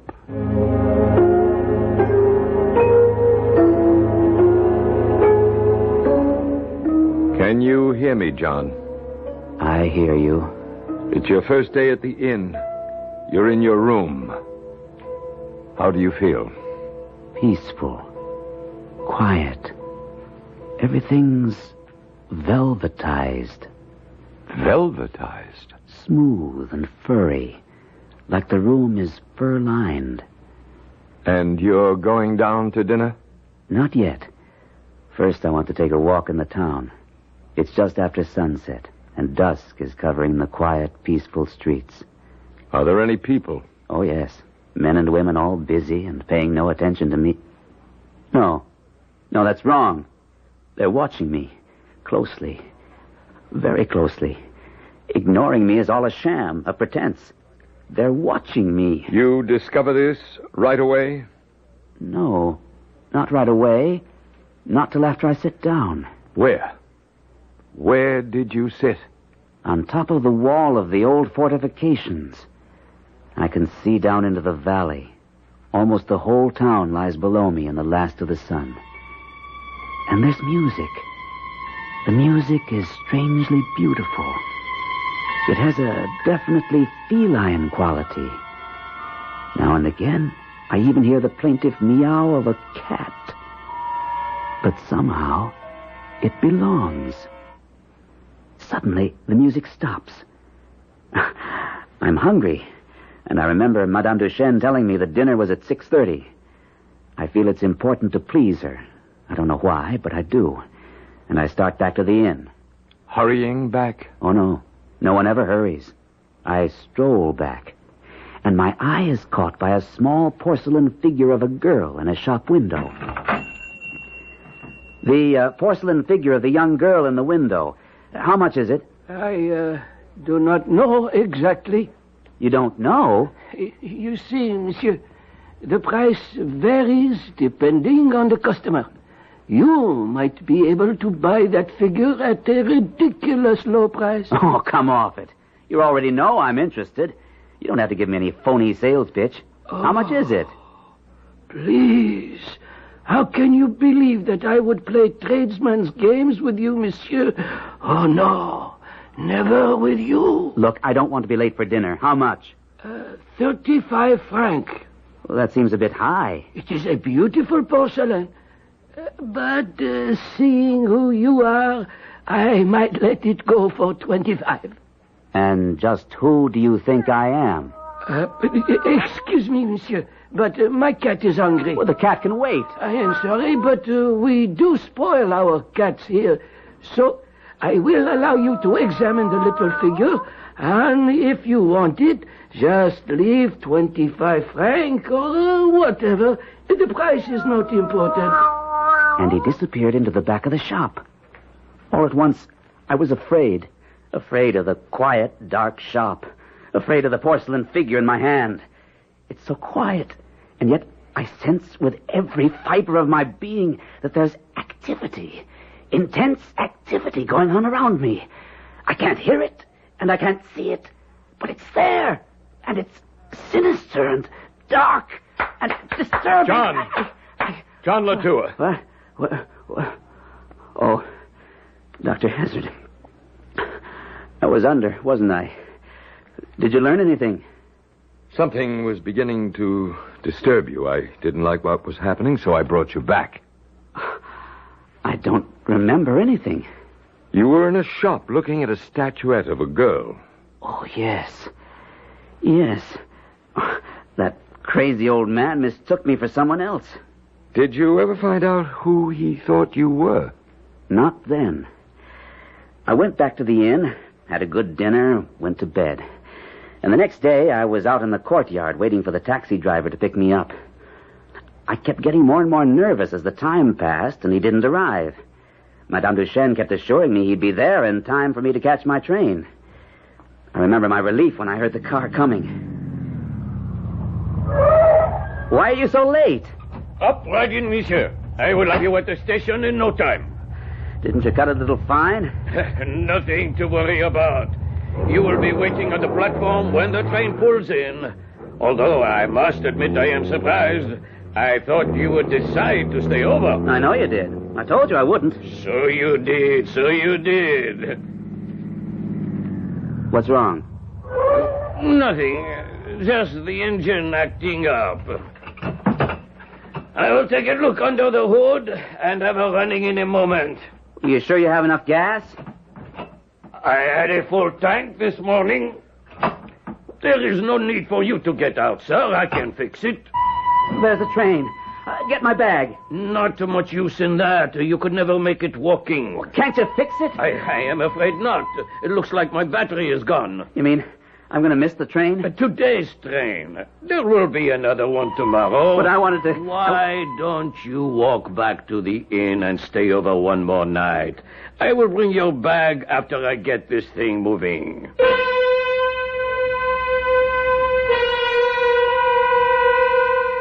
Missing a train is always an unsettling experience.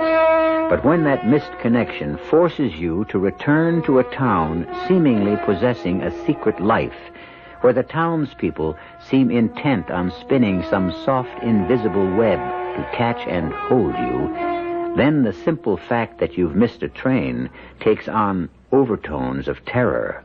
I'll be back in a moment with Act Two.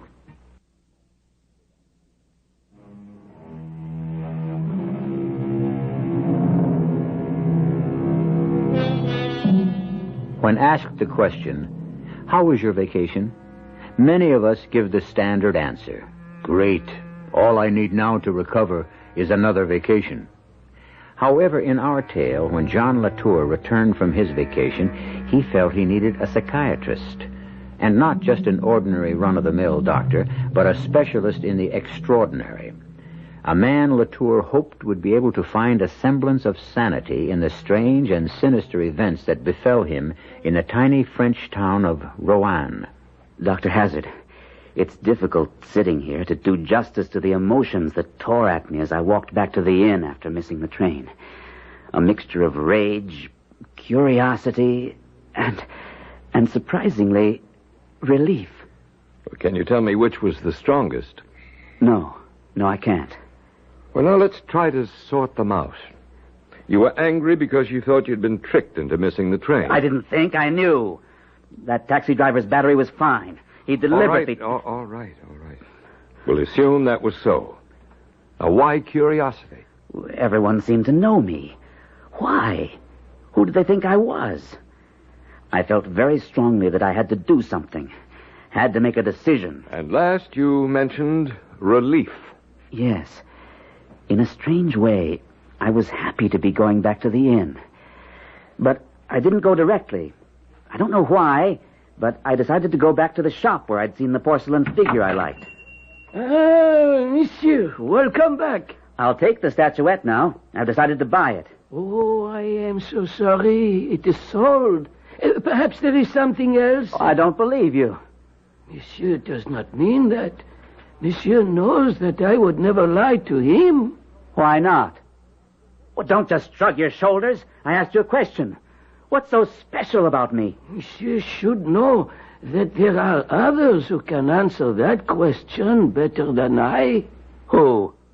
For one, the King of Cats. The King of Cats? Are you kidding? Or the Queen, monsieur. The Queen. When I returned to the inn and passed Madame Duchesne's knitting placidly in the courtyard, I had the strangest feeling that this big woman might leap upon me when my back was turned, and with a single blow break my neck as if I were a mouse. At any rate, nothing happened. And as it was growing dark, I went up to my room to wash before dinner. There were no lights in the hall to my room. There was a sharp turn just before my door, and as I put out my hand to feel my way, my fingers touched something that moved. Terrifying? Strangely enough, no.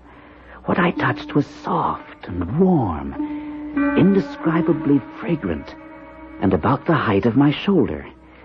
It reminded me somehow of a furry, sweet-smelling kitten. But I knew it wasn't, because I heard the rustle of skirts and then footsteps as whatever it was slipped past me and was gone. And then you realized it was a woman. A girl. And, Doctor, I felt... I can't tell you how or why, but I felt she had kissed me full on the lips. And I liked it. There's nothing strange about that reaction. For me, Doctor, I'm 41 years old, and as you know, a bachelor, living a very ordered existence. Believe me when I tell you that that kiss, if it was a kiss, set my veins on fire. But that was nothing compared to what happened when I went down to dinner. Monsieur, allow me to introduce myself. I'm Ilse, Madame Duchesne's daughter. I hope you are enjoying your stay with us. You can hardly call it a stay, mademoiselle. I've been here only one day, and I leave tomorrow. Oh, but monsieur must not leave so soon. I promise monsieur will be well looked after. You make me wish I could stay longer, but... Oh, you must. There are so many things monsieur has not seen yet in our little town. Isn't it strange? I have that feeling, too. Oh, then it is settled. You will stay. Why do I feel that not only you, but everyone else is interested in me? Why do all of you find me so interesting? Monsieur has only to look inside himself for the answer. Don't think I haven't. But I'm still baffled. Then I shall help you find the answer. Tomorrow.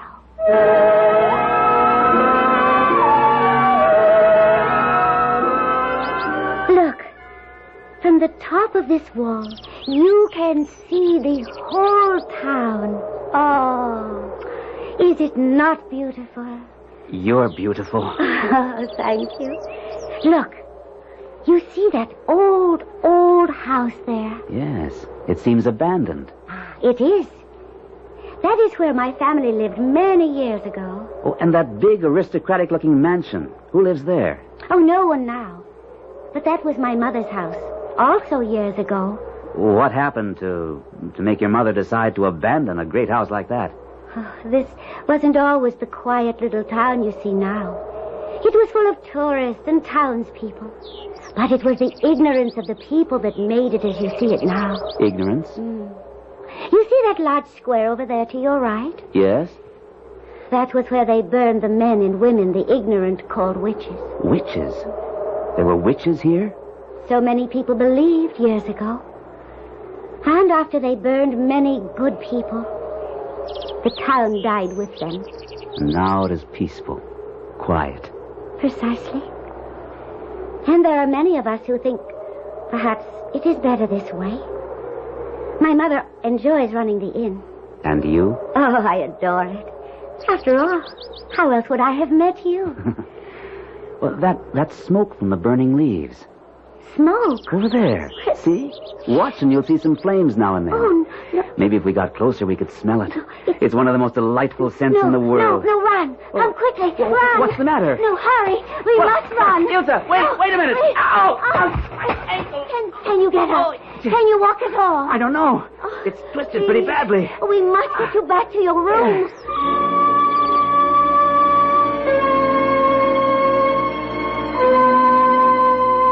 And, of course, you believe that the injury to your ankle was no accident. What do you think, Doctor? Did the charming Mademoiselle Ilse nurse you as she promised? I don't know whether you could call it nursing, but she kept me ceaselessly under observation. She was always there, always quiet, always restful, but everywhere at once. I was continually meeting the stare and laughter of her great eyes. She always made me conscious of her female presence. Mm-hmm. How did you feel about it? Delighted. And terrified. Why terrified? Because she seemed to sum up in herself all the strange, hidden forces that operated so mysteriously in the town. She had those marvelous, graceful, feline movements, going smoothly, silently to and fro. Then my ankle was healed enough for me to get around. Oh, but it is wonderful. You are well, and you walk again. Almost. Let's say I can hobble around. Enough, perhaps, to come down to the dining room? Would you be very angry if I told you that I could have gone to the dining room yesterday? Oh, why should that make me angry? Because I made you bring my meals here to my room. That does not make me angry, but happy. Because you enjoy waiting on me? Only partly. It is more because you have not mentioned leaving, even though you are well enough to walk. Admit that you find it difficult to leave here. I'll admit that and more. I'm finding it difficult because you are my nurse. And you also like our little town, no? I'm enchanted with it. And enchanted with you. I am happy you have decided to stay. You're going too fast. I didn't say I'd stay. Oh, you still have not come to a decision? Well, it's not easy to decide. If you're asking what I think you're asking. Which is? Not just to stay for a while, but to stay permanently. And that is difficult? Surely you ought to understand that you're asking me. Then we must all try together to help you come to a decision. The right decision.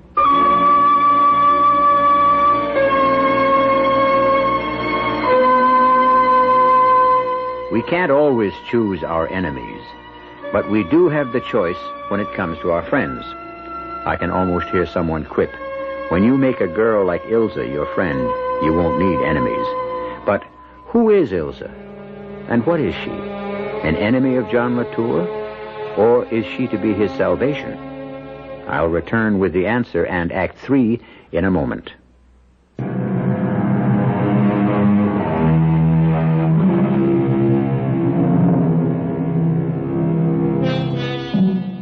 The hero of today's story, John Latour, fell in love with a strange, beguiling French girl in a small French town he'd never even heard of.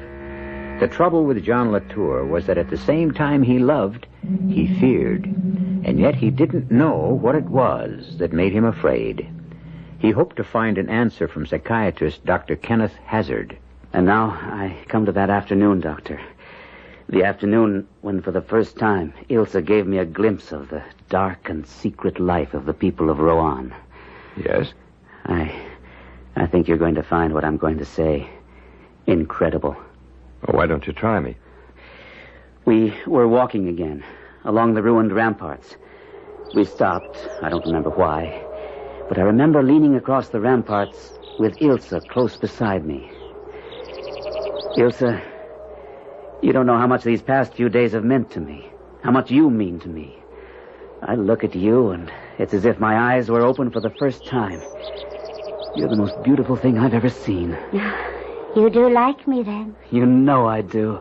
If you like me, you must also like what I do and what I belong to. Belong to? You must take part in our real life.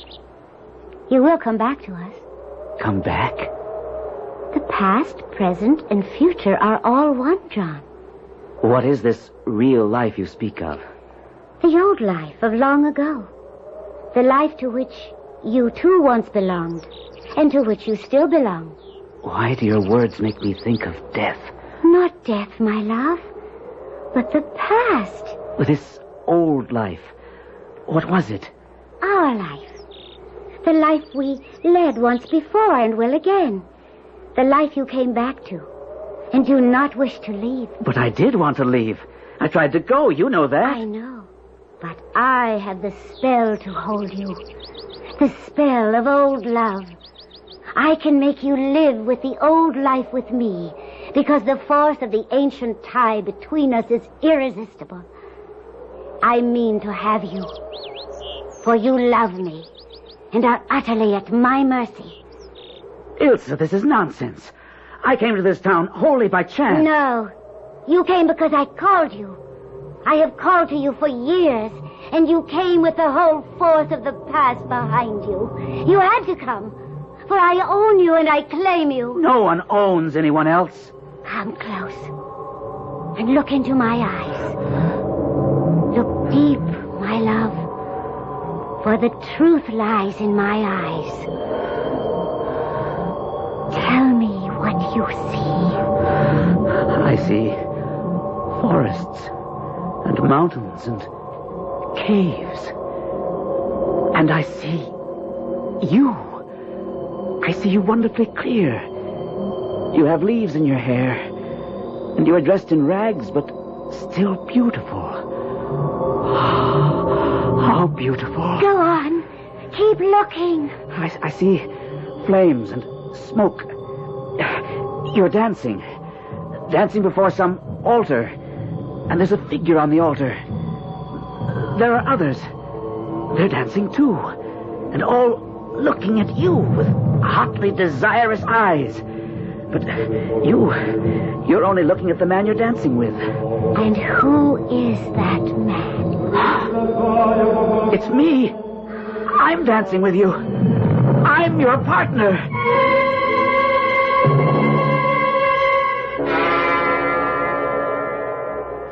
And now you have seen me and us together. Now you have seen the past, and you understand everything. No, I don't understand. In the life you saw in my eyes, I am a princess. A princess? And my mother is a queen. And now you may kiss your princess. You have not forgotten how to kiss. I will show you I, too, have not forgotten.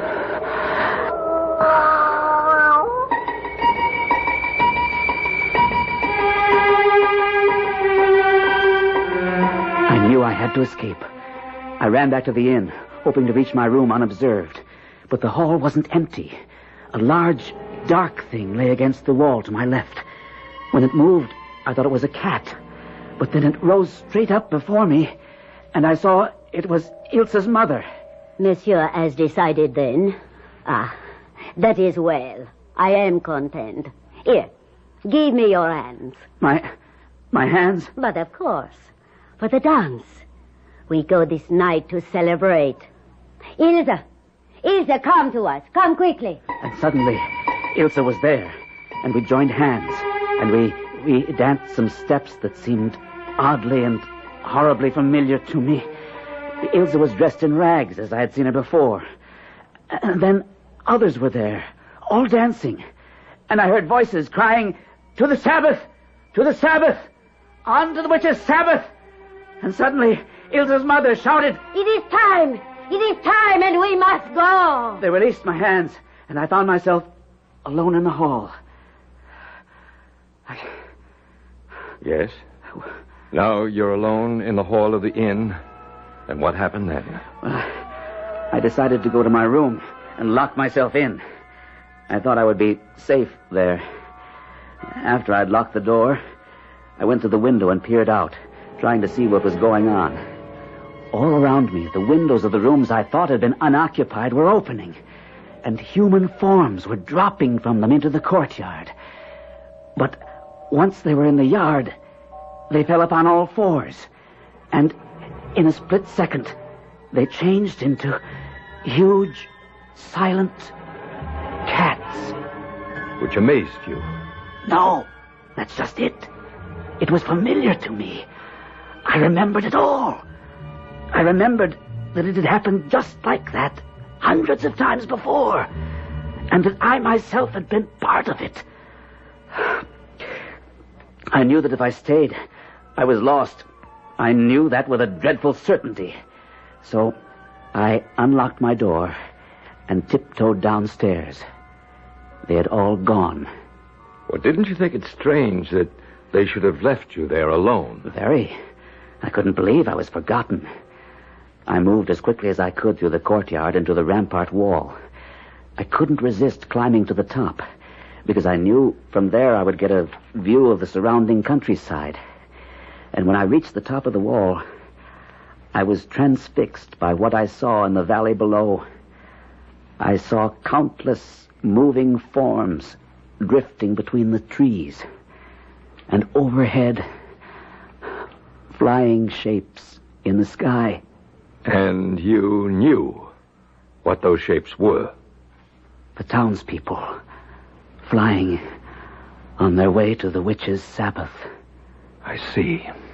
As I stood balanced on the top of the wall, a large animal darted swiftly across the open courtyard behind me, and then, with a flying leap, landed on top of the wall next to me. My heart gave a great leap, and I could feel it thudding against my chest. It was Ilsa. "See, my love. See where they await us. The woods are alive. Already the great ones are there, and the dance will soon begin. The salve is here. Anoint yourself and come."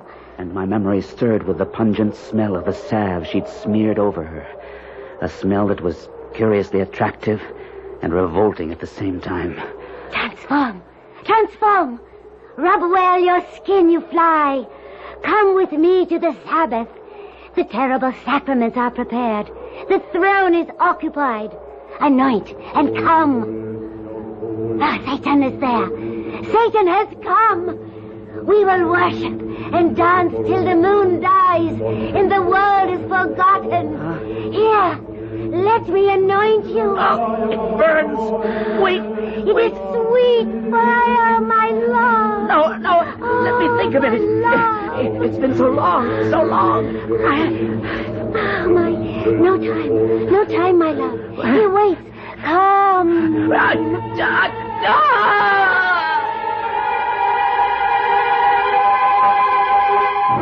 Suddenly, intuitively, I knew what I had to do. I had matches in my pocket, and I struck one and set fire to the leaves lying against the wall. I heard the scream as the flames licked upward. Foolish love. Do not think you can escape. Remember, you vowed to be mine forever, centuries ago. Mine.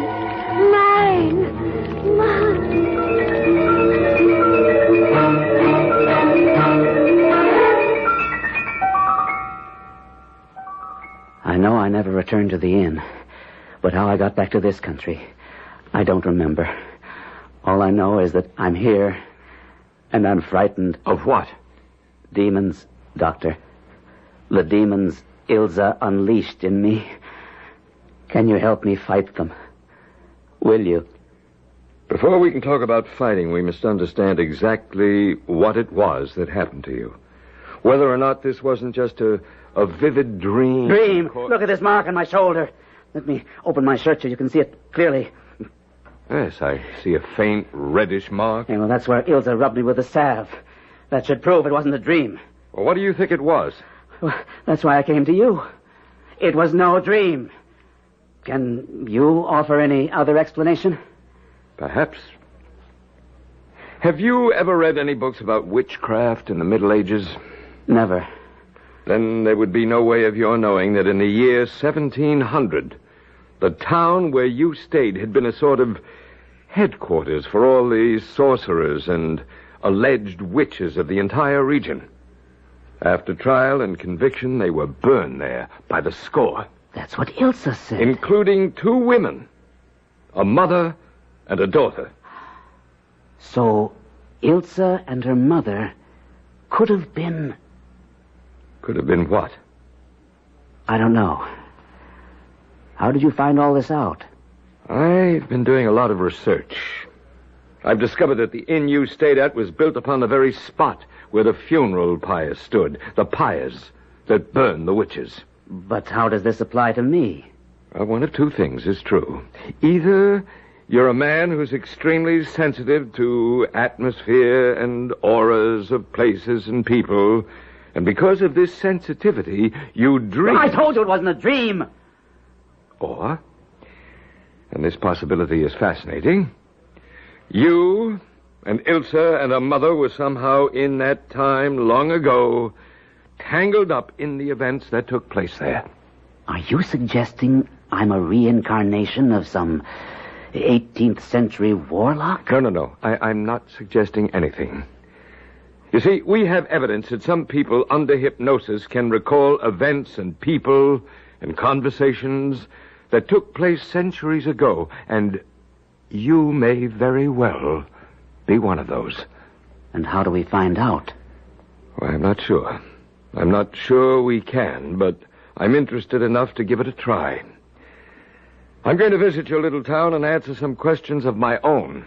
And what do I do? I'll be back in a week. Meanwhile, you sit tight.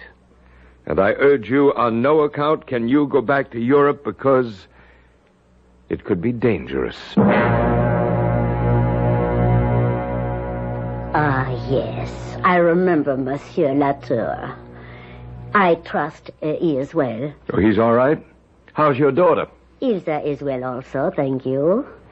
Did Monsieur Latour speak of her? Oh, yes, he did. Madame, can you tell your impression of Monsieur Latour? Most certainly. He seemed a very strange and absent-minded gentleman. And frankly, after his disappearance, I feared he had met with some kind of violence in the neighboring forest. Tell me, is he planning on returning next summer? No, I don't think so. I doubt if he will ever come back. And I think you are wrong, Dr. Hazard. I feel that he will return.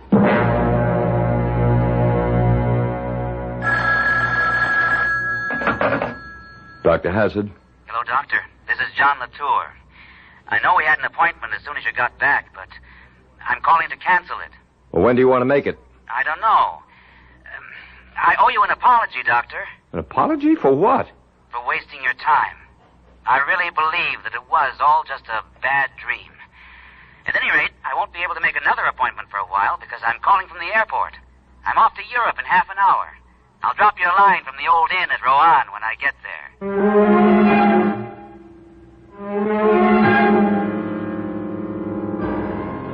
Unfortunately, Dr. Hazard never heard from John Latour again. When John returned to the ancient inn, he might have discovered that his whole previous experience was a flight of the imagination, and nothing ever really happened. Or perhaps he married Ilsa and lived, as we hope, happily ever after. I'll be back shortly.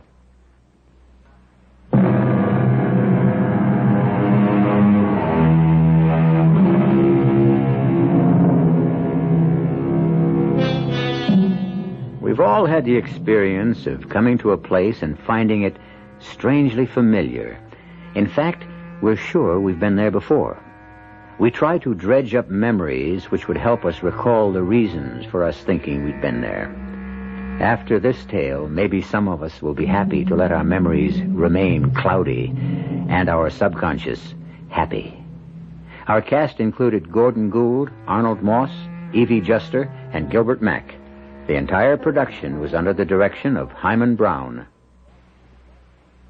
This is E.G. Marshall inviting you to return to our Mystery Theater for another adventure in the macabre. Until next time, pleasant dreams.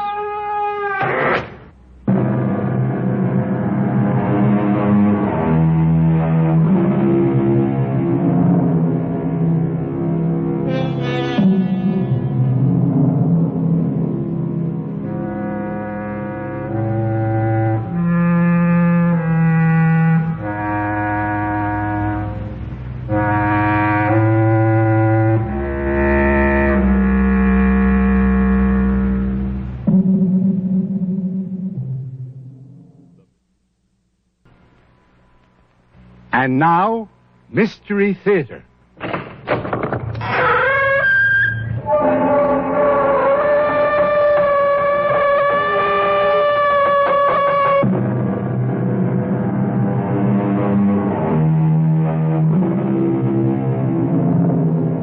Come in.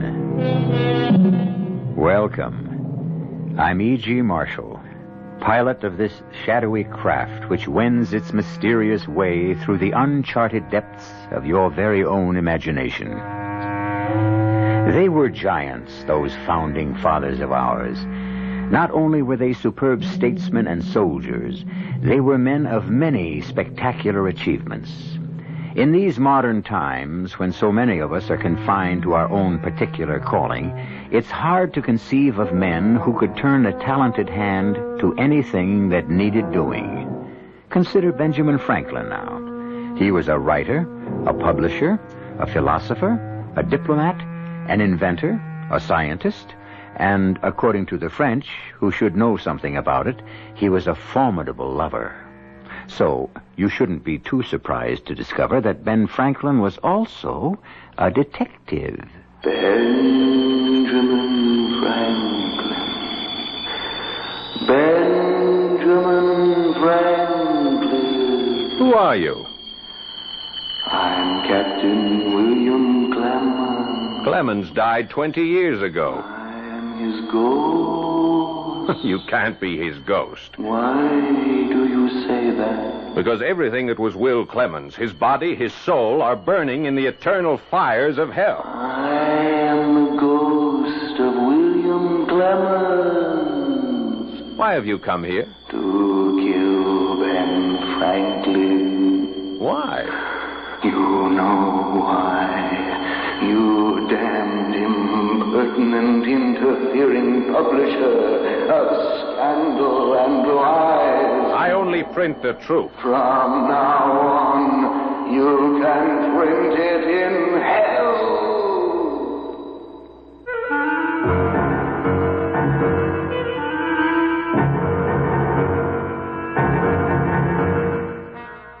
Our mystery drama, The Benjamin Franklin Murder Case, was written especially for the Mystery Theater by Sam Dan and stars Paul Hecht.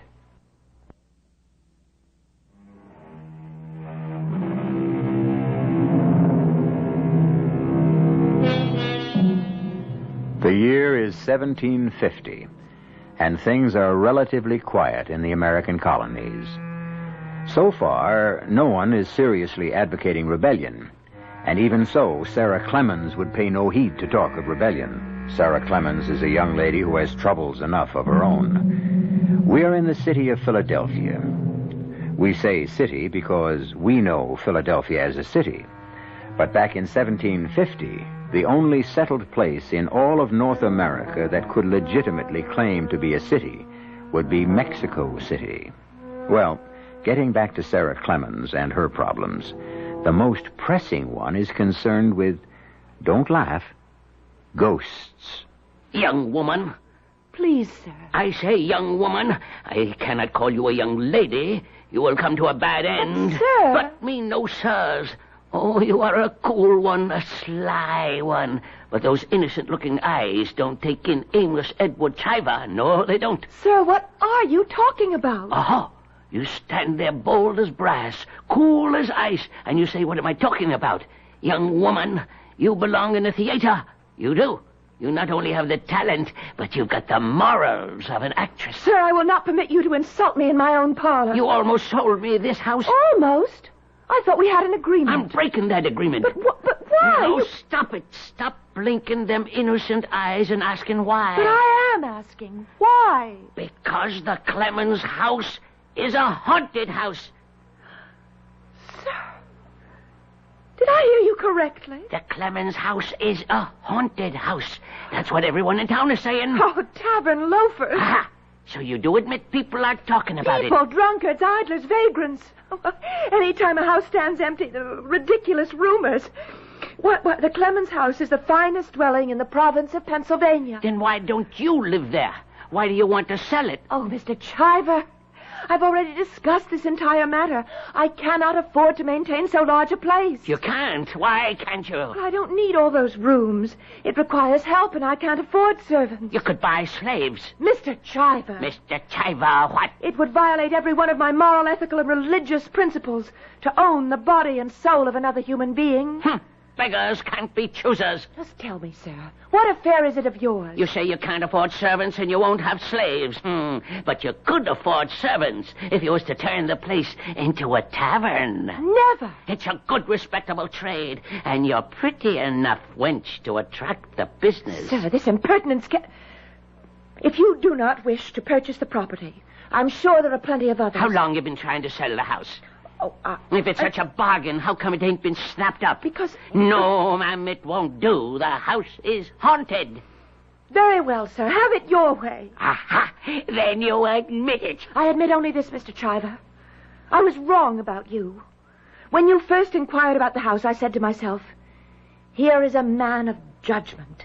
Here is a shrewd and sensible man of the world. Here is probably the keenest man of business in the entire province of Maryland. Delaware. As you will. But what do I discover on closer examination? A timid, irresolute waverer. You are losing the opportunity of a lifetime. To buy a haunted house. How can the house be haunted? Haunted by what? Ghosts. Oh, you, a hard-headed, practical, no-nonsense gentleman of affairs, a member of your provincial House of Delegates. You believe in ghosts? Well, be kind enough to leave the premises at once. Sir, you are a fraud. Now, Miss Clemens. Oh, yes. I won't There may be rumors spread by stupid gossipers that the Clemens house is haunted. And this has made buyers scarce and reduced the price. But shouldn't you, as a shrewd trader, profit from my distress? Now, miss, you have no right to accuse me of... Go on, take unfair advantage of me. Well, I'll think about it. Good morning. Oh, good morning, Richard. I knocked, but no one heard me. Mr. Chiver and I are transacting some business. Yeah, so I just walked in. Mr. Chiver, may I present my cousin, Mr. Richard Laporte? Your servant, sir. Howdy. Richard, Mr. Chiver is going to buy the Clemens house. Well, now, I intends to make a tavern of it. No, see here, I didn't say that... Tavern? And why not? Well, that would be... It would be the sacrilege. Why, Mr. William Penn himself slept in the blue bedroom. Oh, come, Richard. You and I spoke about this many times, and I thought I'd settled it. But a tavern? But of course. Shouldn't the common folk also have a beautiful place? I ain't even said I'm going to buy, much less make a tavern. Oh, of course you will, Mr. Chiver. My dear Sarah, a tavern... Now, Richard, I thought you shared my belief that no person should own a house that exceeds his needs for shelter. When we marry, this place which my mother left me will suffice for us. Just hold on while I ask this young fellow here a question. Mr. Laporte. Laporte, yes. I want you to look me square in the eye and say yes or no. Is the old Clemens house haunted? Yes. Well, Miss Clemens, see? Richard is an incurable romantic. You say the house is haunted, young fella? Yes, it is haunted.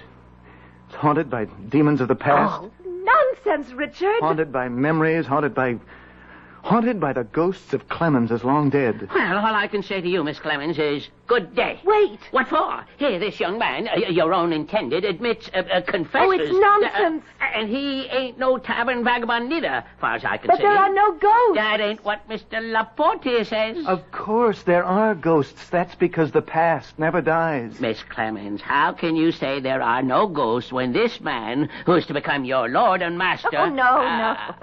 That is not the relationship we envisage. Is it, Richard? Oh, no, each of us will have an equal voice. Son, you're asking for more trouble than you can handle. But don't get me off the subject. What is the subject, sir? Ghosts. Mr. Laporte says there are ghosts in that house. Richard is only using a figure of speech. He doesn't mean there are actual ghosts. But I do. And I say good day to you both. Mr. Chiver... He's right, my dear. Oh, Richard. You sounded so medieval. The ghosts of the Clemenses, you believe in them, too.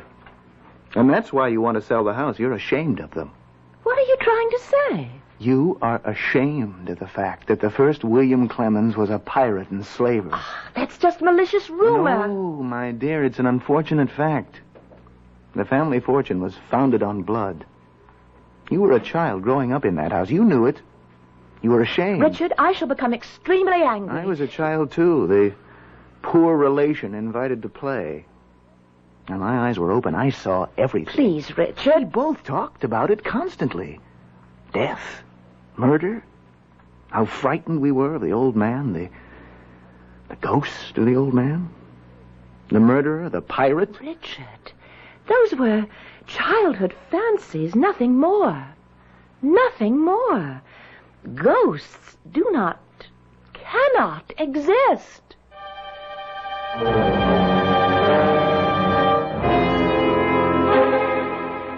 What was that question again, sir? Well, what I asked, Mr. Franklin, was, do you believe in ghosts? Of course, Mr. Chiver. You do? Certainly, sir. All of us are ghosts. Inside each of us are the ghosts of dead ideas. You know the old Clemens house? Yes, I do. Now, the girl wants to sell. I can buy it cheap. A bargain. Do you need advice to take advantage of a bargain? It might not be a bargain. Uh-huh. If it's haunted. Oh.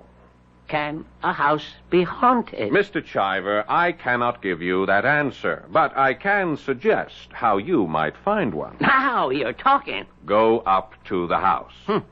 When you want to learn something, investigate for yourself. Well, you don't have to be smart to think of that. But the fact is, you didn't think of it. Oh. What I have suggested is something new among natural philosophers. It is called the scientific method. But that's nothing but old-fashioned horse sense. Exactly, Mr. Chiver. Exactly. That's what I'm going to do. I'm going up there and see for myself.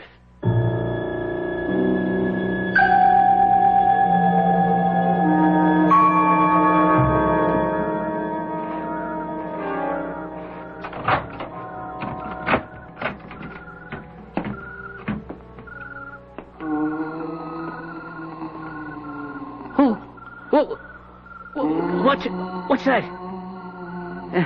What could it be? The wind. The wind down the chimney. Kill them. Huh? Hey! There's somebody in here. Who's here? Show yourself. Whoever you are, show yourself. Dead man, tell no tales. I'm not afraid of you. Who are you? Show yourself. That voice. It's coming from the chimney. No, it's coming from the wall. It's coming from all over. Somebody's in here with me. Somebody. Well, I ain't scared. Listen, even if you are a ghost, I'm going to buy the house and burn it down and build a better one. I ain't scared. No. Who's here? Who are you? Oh, it's a sailor.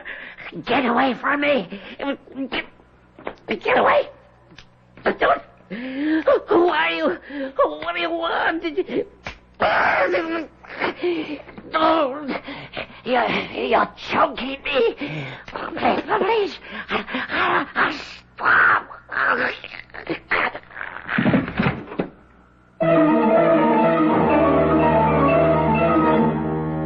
The moonlight pouring in through the parlor window of the old Clemens mansion reveals a body lying on the floor.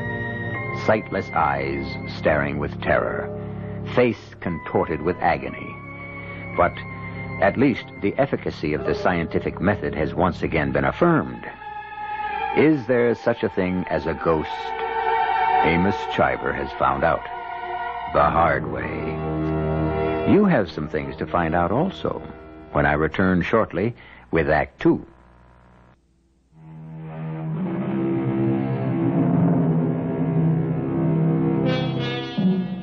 In the years to come, Mr. Benjamin Franklin of Philadelphia will find plenty of things to make him angry. The arrogance of the British, the short-sightedness of his fellow Americans, the stubbornness of the French, and the haughtiness of the Spanish. But right now, he is as furious as he will ever be. A man named Chiver solicited his advice, followed it, and was killed, or at least is dead, because he did so. So right now, on this late summer morning in the autumn of 1750, we find our Mr. Franklin in a rare mood indeed. I only want you to tell me, Doctor, was he murdered? Yes, well, that doesn't answer the question. Well, he has some redness about the throat. Was he strangled? He might have been. But I see no finger marks. Well, could the killer have worn gloves? Could the killer have worn gloves? We have yet to ascertain whether or not there was a killer. Therefore, the question cannot be answered in the form that it was couched. If he wasn't strangled, what was the cause of death? He also has a bruise on his head. Was he struck? He may have been. On the other hand, he may have hit his head against some sharp object when he fell to the floor. Dr. Benson, do you ever commit yourself? He may have died of fright. Fright? I have never seen such terror on the face of a corpse. Well, can a man die of fright? Some doctors say yes. Some say no. May I ask your interest in the case, Mr. Franklin? The dead gentleman and I have a mutual friend. Therefore, I am collecting his effects and sending them down to his home in Wilmington. You may want this along with his other possessions, Mr. Franklin. What is it? It seems to be a gold button of some kind. Where did you find it? It was clutched in his hand. Actually, he was holding it so tightly I had to pry his fingers apart. Why didn't you tell me this before? Is it significant? A button. You can see it's been torn from a coat. Probably he was struggling with his assailant, and in the fight... Now, that is if there was an assailant. Doctor, in every man's life, there comes a time when finally he must commit himself. Well, that may be true. On the other hand... Thank you, Doctor.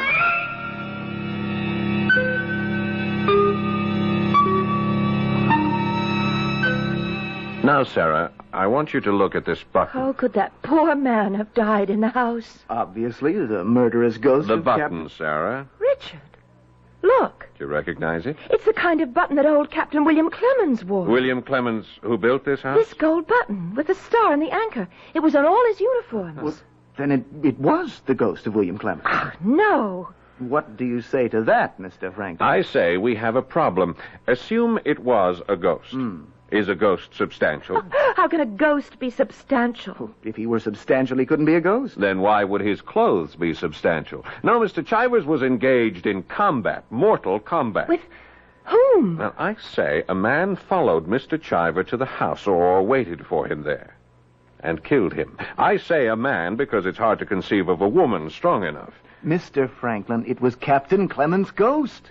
The button proves it. Not conclusively. Captain Clemens wasn't a pirate. Oh, thank you, Mr. Franklin. That is, not a pirate in name. He was a privateer. He had the Queen's permission to prey upon French, Spanish, and Dutch merchant ships. He fancied himself a naval officer. His men wore uniforms. The higher ranks all had buttons, just like that one. As a matter of fact, I know another man in this town who once wore a navy coat. I remember this button. I was just a youngster, but I do remember this button.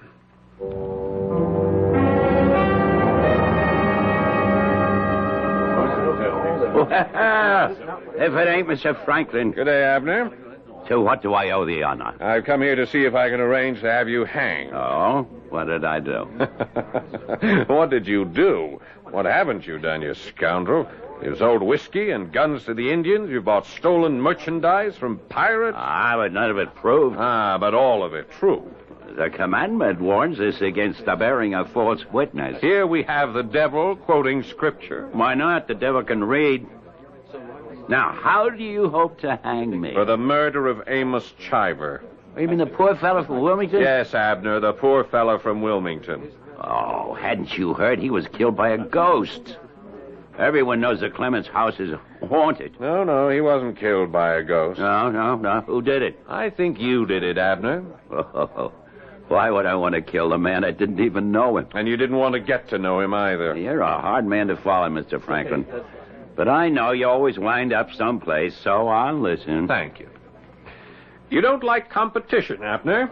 You've been known to run people who threatened your business out of town. Well, that's one way to look at it. Another way would be to say I showed them where opportunities were greater elsewhere. Amos Chiver was going to buy the Clemens place just up the street from here and turn it into a tavern. And for that I killed him? You took advantage of Clemens' house reputation, hid there in your old Navy coat, and tried to scare him. I did? But I suppose he didn't scare. There was a fight. You killed him. You write good stories in your paper, Mr. Franklin, but if you write this one, you got to prove it. I've got the proof right here. This button. What button? You wore this button when you served with Captain Clemens as a privateer. Well, how did you... where did you get that button? Try to guess where this button was found. Now, you're a man of lively imagination. Think. Where did you get that button? This button, Abner, was found clutched in the dead man's hand. Yeah, but it can't be. It was. I haven't worn that coat. I haven't even seen that coat. It's more than 30 years. Here comes the constable. What have you there, Mr. Partridge? I've been to the back of this house like you said, Mr. Franklin. You had no right to search my house. The constable obtained a warrant. And here's the coat. Yes, indeed. Your old blue naval officer's coat. Some of them buttons are missing, Mr. Franklin. But the ones that are still on here are just like the one you got in your hand. I tell you, I was here all last night. I didn't set foot out of this tavern. Why, Constable, you were here yourself. So I was. Till 10 o'clock. And after 10 o'clock, who can vouch for you, Abner? Well, I was with Yes? Well, I spent the rest of the night with a lady. Who? Well, being a gentleman, how can I possibly... You're a man of the world, Mr. Franklin. You appreciate my position. Well, it is a gentleman's duty to die before permitting a lady's name to be sullied. Or so I've been led to understand. Well, I'm not going to die for nobody. I was with... hang it, Mr. Franklin. Yes, indeed, Abner. Hanging seems to be the order of the day. I'm a married man. What's my wife going to say? Chivalry is dead, Abner. All right. I was with Charity Townsend. Charity Townsend, aptly named. I doubt we have a lady in town more generous with her favors. Abner, who's going to take the word of Charity Townsend? Yeah, but it's true. You can ask her. You can't... Oh, my Lord, what's my wife going to say? You'll have to come along with me, Abner. Mr. Franklin, can I have that button to go with this coat as evidence?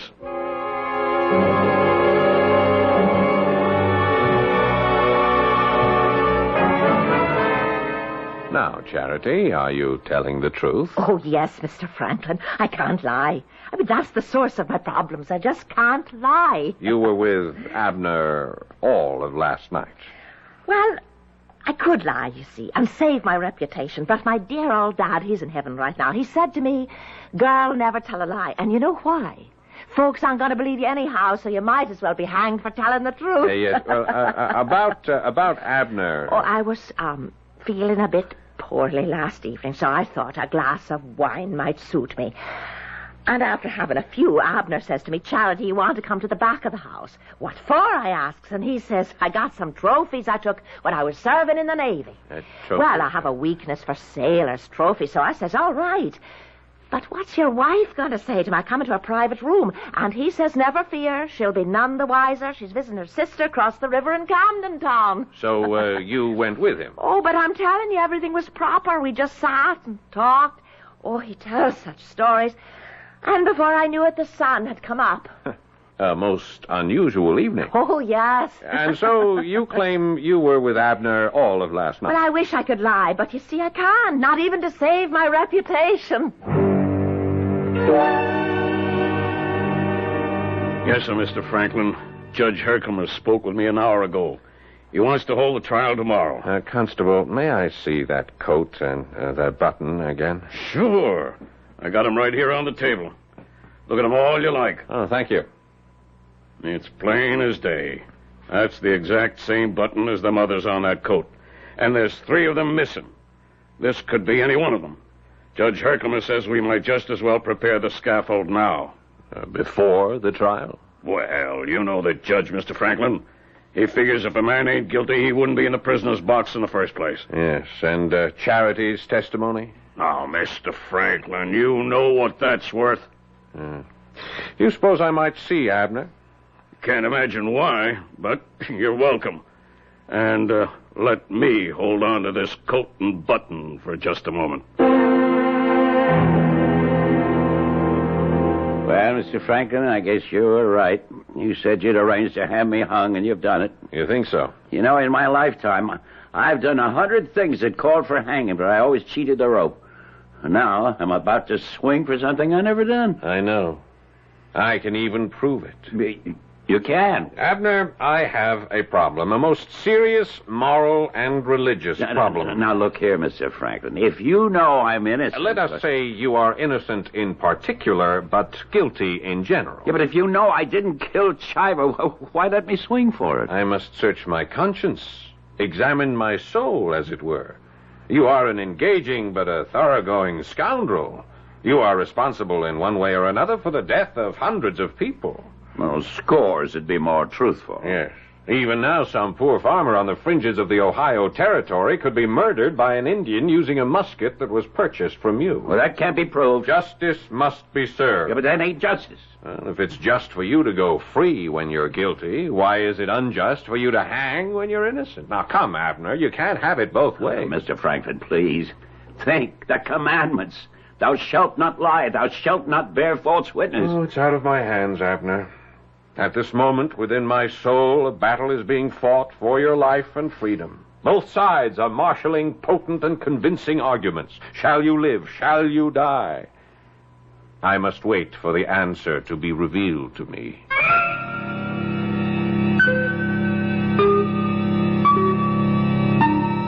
And there he is, Abner, the old pirate, the old smuggler. Ironically, he faces the rope for a crime he didn't commit, according to Ben Franklin. But what sort of game is Ben playing? Perhaps his own words might answer the question. No, I am not amused by games of chance or even skill. For the most fascinating game of all is the game of life. The game continues when I return shortly with Act 3.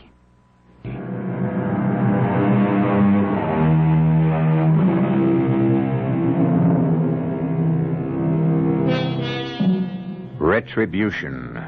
Sooner or later, it overtakes us all. If not for the wrongs we have actually done, then perhaps for the wrong another has committed in our name. But one way or another, we pay the bill. Ben Franklin can prove that Abner didn't kill Amos Chiver. But why bother? Abner has killed enough people during his lifetime. It isn't as if the noose were being drawn around the neck of an innocent man. You say you can prove I'm innocent, Ben? How? Well, Charity claims you were with her all evening. Charity? Well, who'd believe a woman like her? Who? Tell me, Abner, if you were sitting on the jury, would you believe Charity? Well, not if she swore on every Bible in Pennsylvania. Interesting. And yet, in this case, you know she's telling the truth. Well, but why do you say she's telling the truth? Why should she lie? What does she gain by it? Well, I could have paid her. Yes, but you didn't. Because I know you didn't kill Chiver. How? How do you know? First, I have a little agreement here for you to sign. Here, read it. I, Abner Merritt, do hereby agree to give to the Reverend Peter Quincy the sum of £350. What for? The Reverend Quincy is the pastor in the village of Olmsted, which was destroyed in an Indian raid last week. The money will be used for rebuilding homes. But you supplied the Indians with weapons and the powder. Oh, but I didn't. Not directly, perhaps, but you did sell the muskets to unscrupulous traders. Read on. The sum of £500 to Mr. Henry Hewitt, director of the Children's Orphanage. Well, I ain't got that much money. Raise it. Oh, but Read on.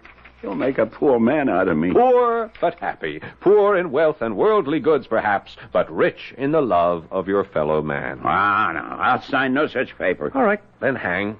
This is blackmail, you know. Perhaps. Well, how do I know you? How do I know you'll keep Pip Lowigan? How do I know you can prove that I'm innocent? Now, that is an interesting speculation. But we waste each other's time. I have in my bag here a pen and a bottle of ink. May I please have your signature? Oh, this is robbery. It's worse than piracy on the high seas. And you should know. All right. Where do I sign it? On the bottom. Uh-huh. Splendid. That's it. See, you now have an opportunity to create a new reputation for yourself. Till now, you have been reviled as a scoundrel. In the future, you shall be admired as a saint. Fortunate Abner. Yeah, but the proof. The proof you promised. Yes, the proof. Mr. Partridge? Mr. Partridge? What's up? I'm afraid we'll have to release Abner. Release? Why? Ain't he guilty? No, sir. Please, come in here, sir. And leave the cell door open, Constable. Abner will be leaving. But the button and the coat... Precisely. They prove his innocence. But any fool can see that button is exactly the same as the buttons that are on that coat. You have to admit that. I do. Then what do you do? It is exactly the same kind of button, but it was not fastened to that coat. And if it was not fastened to that coat, it could not have been pulled off that coat. But you can see that it's let's the button really look at what's to be seen. What color is the coat? Oh, any fool can see it's blue. Now, since the button was obviously pulled away or torn away during a struggle, there is a small shred of material clinging to it. What color is this material? Well, it's red. Captain's red. While Abner's coat is lieutenant's blue. I should have seen it myself. I could have saved a fortune. What's he saying, Mr. Franklin? The poor man's so happy to be vindicated, he's delirious with joy. But if Abner didn't kill Mr. Chiver, who did? It should be obvious to everybody. The ghost. The ghost of Captain Clemens. But, Mr. Franklin, isn't that impossible? We should never try to define the impossible, my dear. We searched the house thoroughly. And we found absolutely nothing? You recognize the button as belonging to Captain Clemens as being part of his uniform. This means you were familiar with that uniform. Oh, yes, sir. His uniform, his hats, his swords, they were all left hanging in his room, just as when he was alive. I remember we children used to spend hours up there. Why didn't we find the uniform coat just before, when we searched the house? Because the ghost is wearing it. Oh, really, Richard? Well, Richard's opinion is as good as anyone. You mean you actually believe that a ghost could be up in yes. And now our problem is to find out who the ghost is. But how can we do that? He'll be easy to recognize. Mr. Franklin, am I hearing you correctly? We shall recognize the ghost because, you see, he is branded. How can a ghost... He has committed murder, this ghost, and therefore he carries the murderer's mark. What mark? All murderers carry a mark which clearly proclaims them as killers. But I've seen murderers. I haven't seen any identifying... It's the brand of Cain. Sometimes it's visible on earth, Sometimes not. Mr. Franklin, are you feeling quite all right? Never better. Well, we must clear the place of its ghostly reputation, or else you shall never sell it. I think I'll go there myself this evening. But that ghost, it's a murderer. Listen to me. I talk as if I believe it. Well, why don't you believe it? The ghost has already committed murder. I suppose I'll have to take my chances. But you mustn't go alone. Richard, you go... No purpose in my going. What shall I discover? That there's a ghost? I already believe it. Well, somebody should go with Mr. Franklin. Oh, no. When a man goes seeking a wife or searching for a ghost, he travels faster when he travels alone.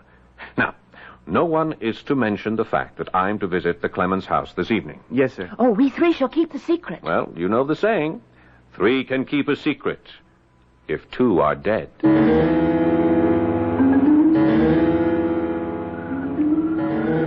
Why can't we walk in the front door, Mr. Franklin? Shh. Keep your voice low, Abner. Now, slide the window up. Up. That's it. Now, let's climb inside. Why are we going in like thieves? Because I am hoping the ghost will enter by the front door. Listen. I don't hear nothing. Well, to the front room. Hurry. Shine that lantern. There's nobody here, Mr. Franklin. Uh-oh. Listen. Listen. Where's it coming from? Hey. That don't sound like a human voice. It's Captain Clemens. The old man himself. It's the captain. It's the ghost of the captain. Well, where is it coming from, Abner? It's the captain. Shh. It's coming from the fireplace. Huh?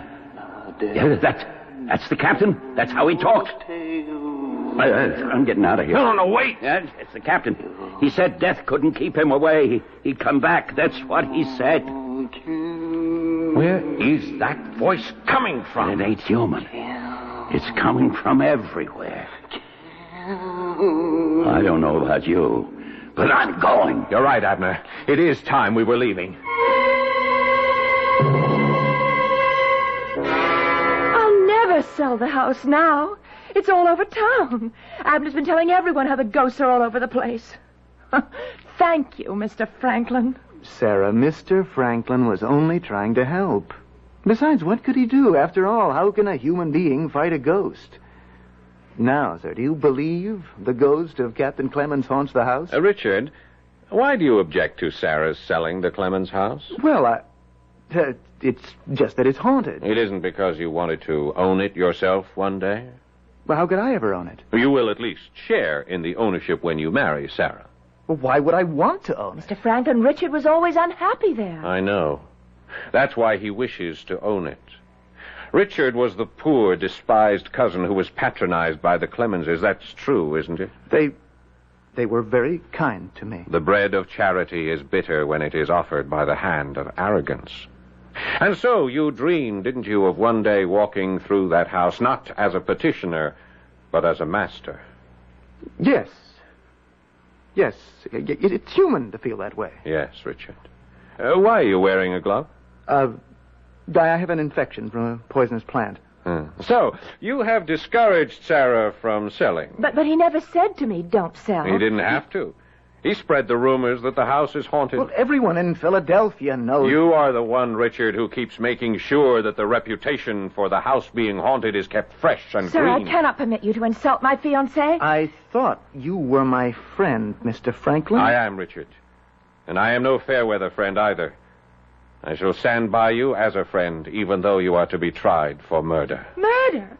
Mr. Franklin! Ask him, Sarah, ask him. I deny it. How can you deny it? How can you deny the brand of Cain? You killed Amos Chiver because he must have recognized you, and you knew I was going to be at the house last night. Richard, he couldn't kill anybody. He's so timid. You wanted to scare me, too. And your voice, it sounded ghostly, and it seemed to come from everywhere. It's probably because there are secret passages in that house. For accusing Richard of murder. And as a child, you discovered those passages. Yes, it was well done. And you know where the red coat is. And shall it show a missing button? But you can't prove that Richard did it. Richard, I defy you to take that glove off your hand and show us the mark of Cain that covers your palm. Richard? Yes. Yes, it's the mark of Cain. Here, look. Look, I'm branded. That great black mark. It won't wash off. It won't rub off. I'm marked. Oh, Richard. No, don't come near me, Sarah. I'm unworthy. Oh, why, Richard? Why? He knows why. He knows why. It was the bitter bread of charity. Oh, Richard. No, don't weep for me. I'm unworthy. I wear the mark of Cain. I'm sorry, Richard. I will now walk down to the jail and hand myself over to Constable Partridge. Let me come with you. No. I must be alone. From now on, I have the mark. Richard. Yes. The mark. The mark? That's impossible. I saw it with my own eyes. Yes. It's supernatural. Not exactly. Not exactly. Oh, sir, now what? Well, if we assume that there cannot be ghosts, we must assume that someone human was playing the part. Logical? Yes. That someone human would have to get into the house in order to scare visitors. Only 3 of us knew I would be going there last night. You, and I, and Richard. Yes? Earlier in the evening, I smeared the doorknob with some nitrate of silver. Nitrate of silver? Yes, it is used in making mirrors. And when it touches the skin, it turns black, and it cannot be washed off or removed in any way until new skin grows. That's black magic. That's natural science. And our poor Richard entered the house through the front door, turned the knob, and thus his hand acquired the mark of Cain.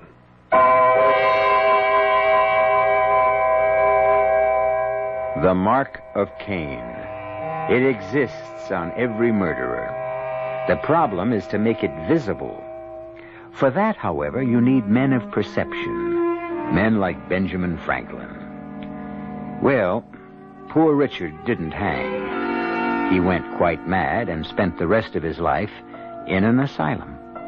Sarah went on to marry a very timid man and kept him under her thumb. And Franklin, as you well know, went on to become a founding father of this great country. And I shall be back in just a few moments.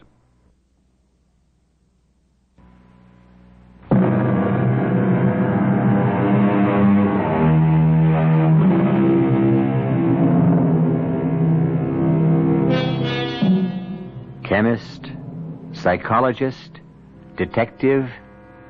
Before these professions were even born, Benjamin Franklin exhibited a judgment and a depth of vision that is hardly equaled today. Yes, they were giants, those men who founded the country, and what they left us is not just a legacy, but a challenge to live as they did, fearless, curious, and independent. Our cast included Paul Hecht, Marion Seldes, Stotts Cotsworth, Russell Horton, and Gil Mack. The entire production was under the direction of Hyman Brown. This is E.G. Marshall inviting you to return to our Mystery Theater for another adventure in the macabre. Until next time, pleasant dreams.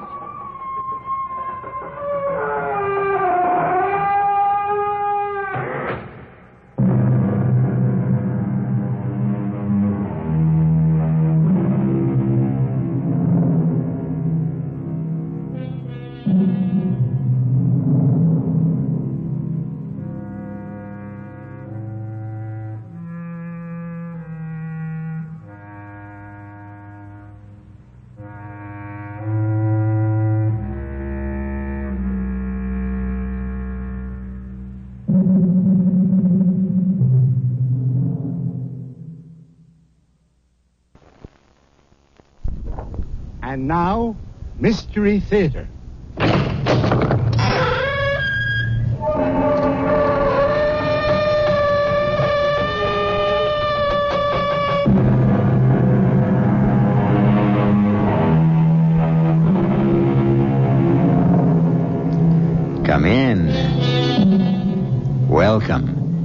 I'm E.G. Marshall.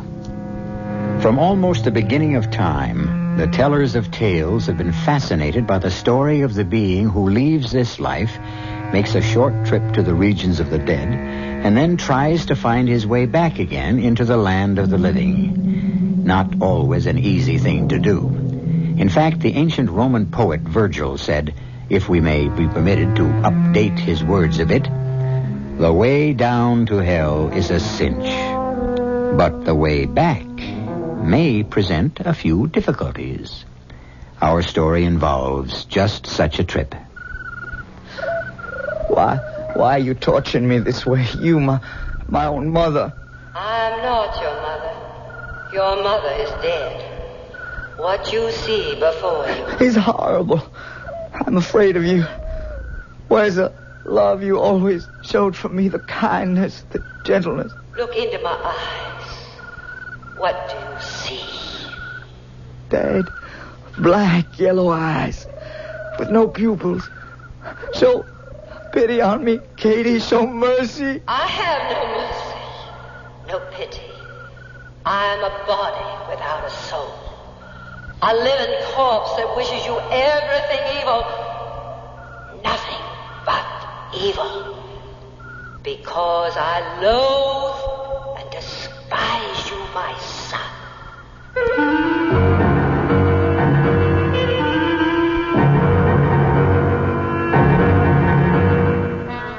Our mystery drama, The Death of Halpin Fraser, is based on the classic short story by the celebrated American author Ambrose Bierce. It was adapted and especially written for the Mystery Theater by Arnold Moss.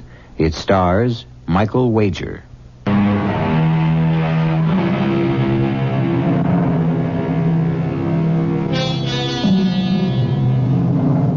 The end of life is often accompanied by greater changes than many of us will admit.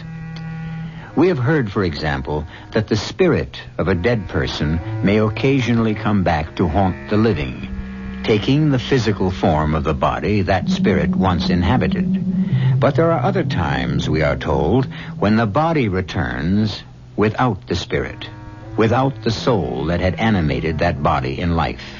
Our story is concerned with just such a phenomenon. A dark night in the midsummer of the 1870s. A young man waking from a dreamless sleep in a forest near the Napa Valley in California lifted his head from the earth and, staring into the blackness, screamed, Catherine! Catherine LaRue! He says nothing more. He knows no reason why he should have spoken that particular name. The young man is Halpin Fraser. And although he is unaware of it at that moment, Halpin Fraser is in the deepest of trouble. Earlier that same day, he had gone hunting in the hills west of the valley, looking for doves and other such small game. Late in the afternoon, the sky had suddenly become overcast with threatening clouds, and he had lost his bearings. Where am I? Is this the way back? If I turn right at this rotting tree stump... No, that seems to lead nowhere. Everything's become so dark. How long have I been walking? It must be hours. Oh, I'm completely exhausted. My legs, I can't lift my legs another step. They're like lead. My head. Wait a minute. That little clearing over there near the twisted roots of that large madrona tree, wouldn't it be the sensible thing to stop trying to find my way in the dark? Yeah, I'll go to sleep right here. Sleep. I must get some sleep. And in the morning, when it gets lighter, everything'll be fine. With nothing under him but the dry leaves and the damp earth, and nothing over him but the branches from which the leaves had fallen and the sky from which the earth had fallen, Halpin Fraser fell asleep. Hours later, in the middle of the night. Catherine! Catherine LaRue! Catherine LaRue, who is Catherine LaRue? I don't know. I have no idea who are you. I can't see you. Get up, Helen. Up. And start walking. Walk where? It's still dark. Along that dusty road in front of you. Hey, look, so wide. Where's that strange yellow-green light coming from? It's blinding. Keep walking. Where does this road lead? Where are we going? Why, as I walk on my feet making no sound. Look around you. Yeah. Your body is casting no shadow. True. Why should that be? What are those noises? Those broken whispers in a strange tongue. I almost understand them. But not quite. What do you think they are? What do you think they're saying? I don't really know, but those sounds seem like part of some monstrous conspiracy against me, a conspiracy against my body and against my soul. What are they? Walking helper. You will soon find out. I'm tired, thirsty. I must find something to drink. Where are you going, Halpin? Over there. There's a depression in the ground. Where a wheel has passed, there's a little pool from a recent rain. I'm going to drink from it. Go ahead, Halpin. Cup your hands and drink deeply. Drink fully. No! There's no water at all. It's a pool of blood. My hands are dripping blood. Look down at the patches of dust between the wheelways and the roads. It's spattered with red as if it'd been raining blood. Where are we? Who are you? Keep walking, Halpin. Halpin, have you considered that possibly you're being punished for something? Punished? For something I've done, something I can't recall. Think back. Try to reconstruct in your memory the last 10 years of your life. No, I can't! I won't! Think back, Halpin. Think very hard. Think back. Think back. Think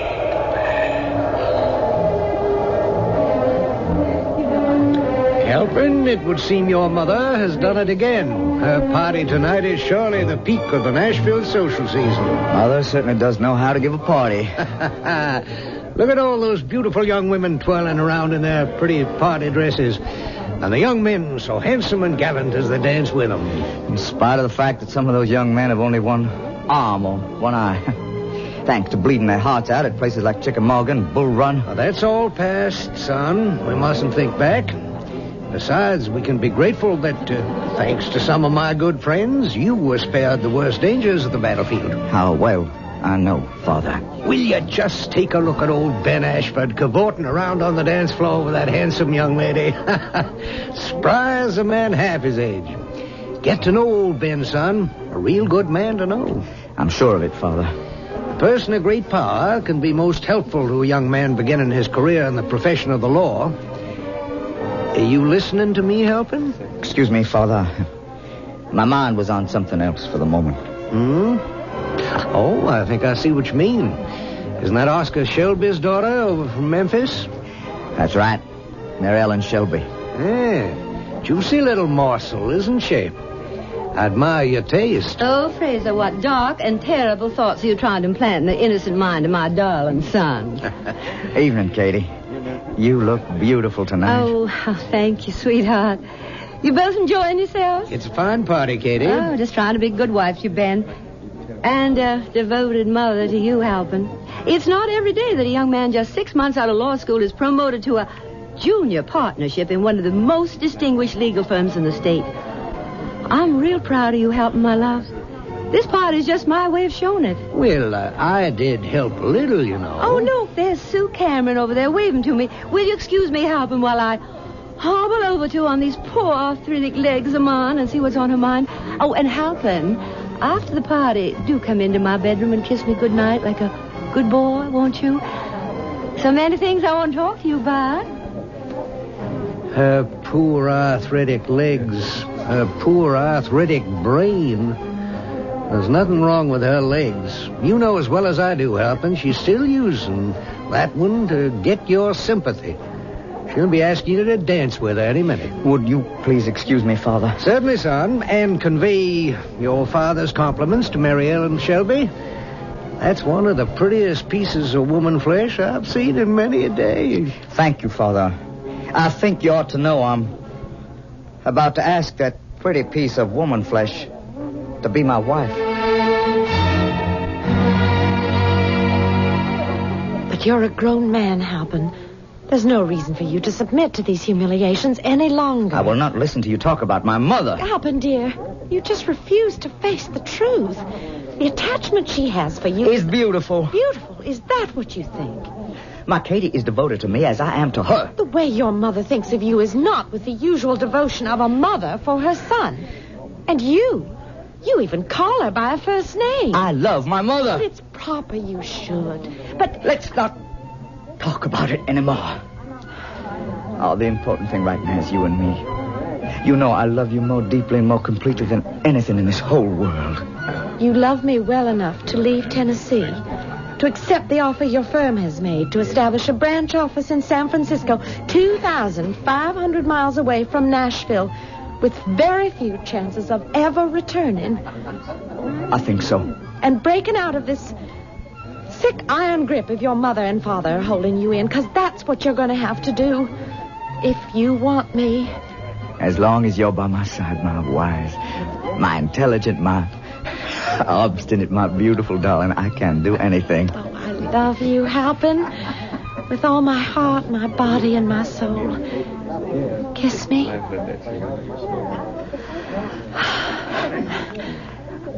I'll tell Mother my decision tonight, after everyone's left. Oh, there you are, you two naughty children. Hiding away from the rest of us? Oh, not really, Katie. We thought we'd sit this one dance out, Mrs. Fraser. You have no idea how enjoyable it is to spend a moment or two alone with your very charming son. I have a very good idea, my dear. And I'm delighted to share it with you. But just for a moment or two. Besides, such beauty as yours, Miss Shelby, should not be hidden from the public view. Would you both excuse me, please? I'll be right back, Halpin. Well, there's no denying that Mary Ellen Shelby's a very attractive young woman. In a common sort of way. Mother. Katie. Mary Ellen and I are planning to get married.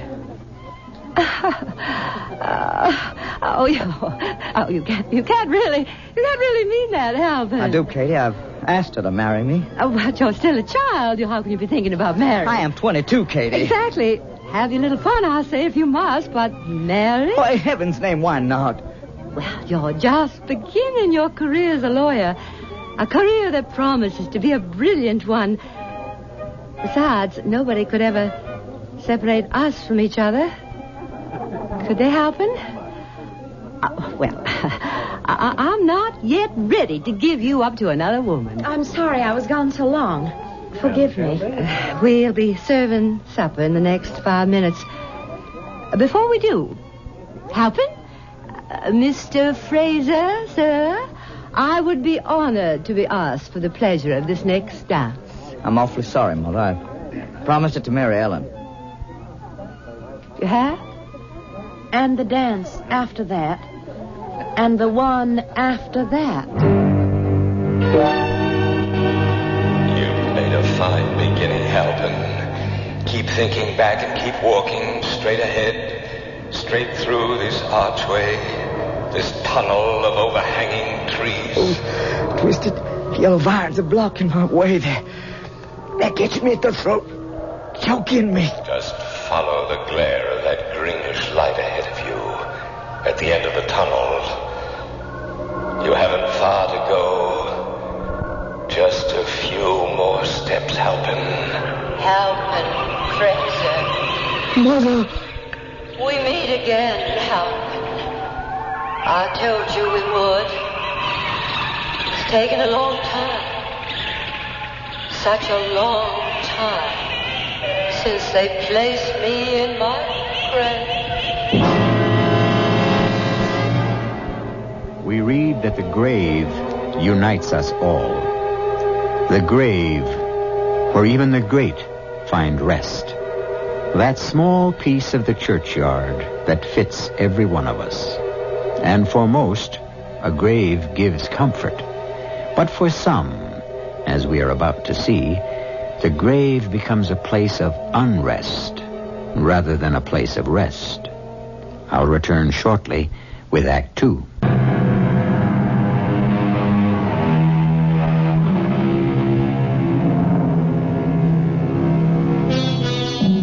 Ambrose Bierce himself, on whose story The Death of Halpin Fraser is based, gave this definition of a grave. Done with the work of breathing, done with all the world, the mad race run, through to the end. The golden goal attained is found to be a hole.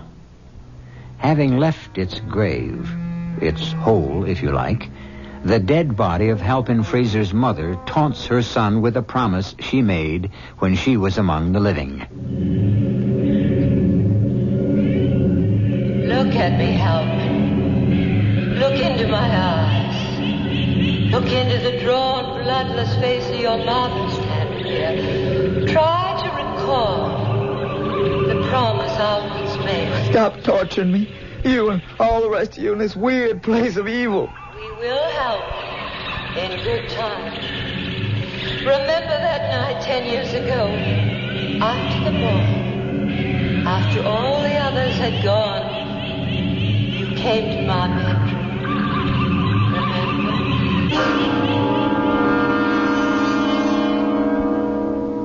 Sit closer to me, Halpin. Here, near the head of the bed. Now, be a darling, and massage the back of my neck, the littlest bit. Gently, lovingly, as long as you can. Oh, Katie, your hair's so long and so beautiful. And it smells so sweet. Oh. How's that? Feel good? Oh, wonderful, sweetheart. Wonderful. Your fingers are so strong. I'm beginning to relax for the first time in days. Katie, would you greatly mind if I decided to move to California, to San Francisco? I'm not sure I understand you, son. My firm has asked me to set up a new branch in California. They think there can be a great future there for the company and for me. Surely you'll never go. Oh, well, you don't mean you seriously think of moving away from Nashville forever? Possibly. And Mary Ellen would go with me as my wife. I just never thought you'd have the heart to do this to me, Halpin. Not after all we've been meant to each other. Send us away with your blessing, Katie. It's the best way. Well, all last night, I lay awake, tortured by this miserable, painful arthritis, my fingers, my legs. And by the light of the full moon that was pouring in through the window, I kept staring at that portrait of you on the wall over there. Katie, please. Now, don't interrupt me. There you were, as you are now, young, strong, handsome. And as I gazed at that painting, a mist, a cloud of some kind seemed to cover over your beautiful features, to cover your face completely. As I looked, I realized it had been painted as if a thin cloth had been placed over your sweet face. The kind of cloth is placed over the features of a corpse. Oh, Katie, that's ridiculous. Look at that painting now. Now, you must not laugh at me. As I continued to study the painting, I saw below the edge of the cloth the dark blue marks of fingers on your throat. As if you had been strangled to death. Mother, why do you tell me this? Now, what is that supposed to mean? It means that you may never go to California. Katie, dear, that doesn't make sense. Well, I can hardly bring myself to say this. But if you go, somehow you will meet your death there in the next few years. By strangulation. Now, don't you take it lightly. I know what I'm saying. You take me with you. Oh, I'd be so little trouble. I hear they have fine medicinal springs over there. And in California, I could get better, and I could Oh, I could take care of my little boy.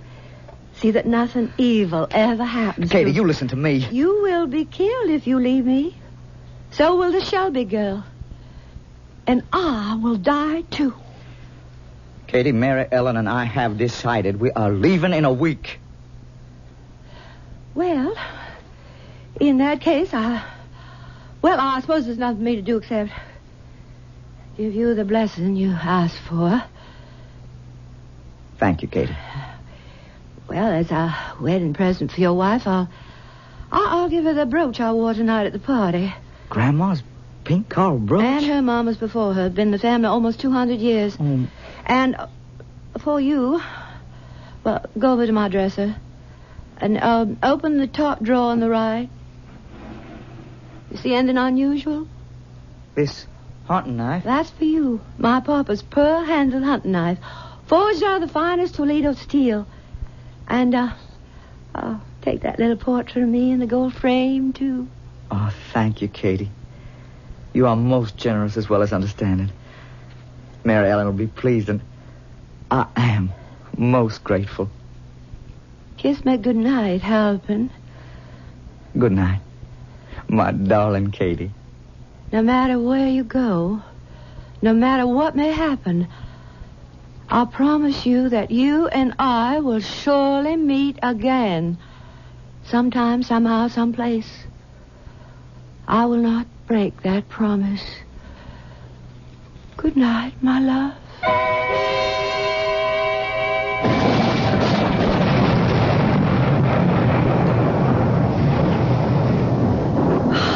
Oh, you're coming to bed soon, Halpin. On my way, Mary Ellen. Oh, what a night. In all the years we've been in California, this must be the worst. Glad I didn't have to try to get around the streets of San Francisco tonight. What's that you've been reading? Oh, a little thing I picked up at the bookshop this afternoon by a 16th century English theologian. For greater change is wrought by death than hath been generally believed, whereas in general the spirit of a dead man cometh back upon occasion, yet it hath happened that the body without the spirit hath sometimes walked. What kind of morbid nonsense is that? Listen to the rest. And it is attested by those who have encountered a corpse so raised from the dead that the cadaver hath none of the natural kindly affection it may have had in life, but only hate and evil altogether. In other words, a dead person can come back without a spirit and without a soul, only in the shape of the body it had in life. And comes back as something hateful and ugly. He says it's happened. Oh, my darling, that is positively, unequivocally fascinating. May I have that precious book, please? What are you doing, Halpin? Tossing it in the wastebasket where it belongs. Oh, it's silly to bother your pretty head with such depressing and disturbing thoughts. Now, if you don't mind, I am going to concentrate on you. Both soul and body. Both? With your kind permission, my darling Katie. Your darling who? I am not Katie. Oh, forgive me, sweetheart. That was a stupid slip of the tongue. Whatever made me do that? And so, my dear son, on Sunday last, your darling mother and my beloved wife passed on to her Maker. She was buried, of course, in the family cemetery here in Nashville. A pity you could not have been with her at the end. As she gasped her final breath, the last words she spoke were, "Write Halpin that I shall keep my promise. He and I will meet again." Now, what exactly she meant by that, I haven't the slightest idea. In any event, the widow Struthers and I send you and your wife our kindest regards and warmest feelings. Your devoted father, Bo Fraser. I had the feeling all day long before this letter came that something was wrong. Oh, I can understand how you feel, Halpin. The letter is dated almost a month ago. Oh, I'm terribly sorry, Halpin. Oh, now put out the light and do try to get some sleep. You said you had a busy day tomorrow. I have. Good night, sweetheart. Good night, dear. Where were you when I needed you most? I couldn't help it. I died without the solace of my son's gentle hands on my cheek, without his warm lips on my forehead. You never loved me, Alvin, did you? Never really loved me. You know that's not true. I always loved you, Kate. I always will. Alvin, are you all right? What? Are you all right? What? Can I get you something? I'm fine, Mary Ellen.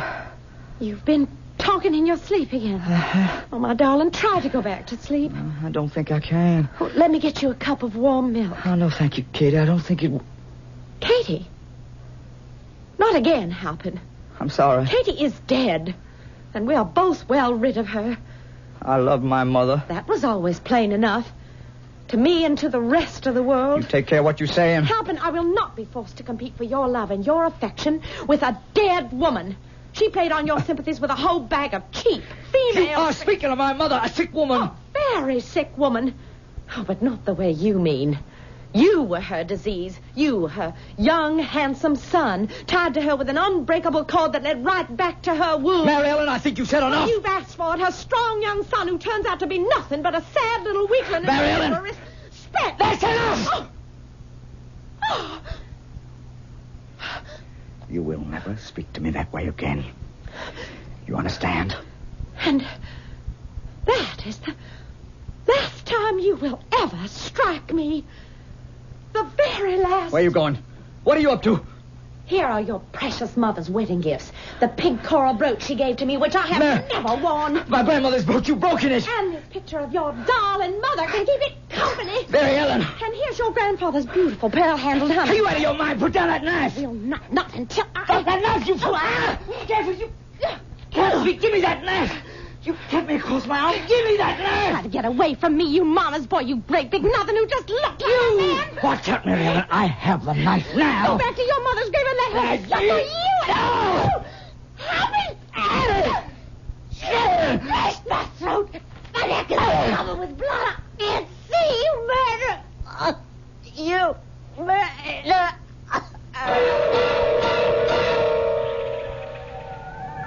Remember that night, Hal?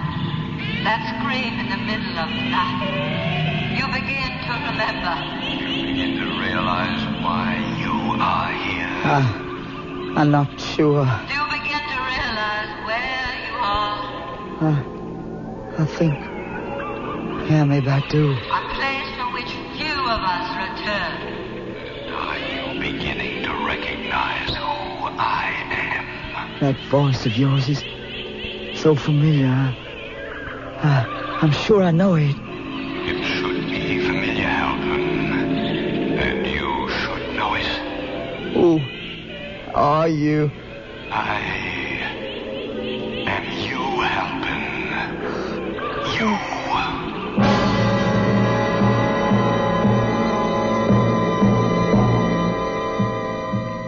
It would seem that Halpin Fraser is being exposed to what we might call cruel and inhuman punishment. Cruel? Maybe. Inhuman or unhuman? No question. Will this unusual form of punishment come anywhere near fitting the crime? We'll find out when I return shortly with Act 3.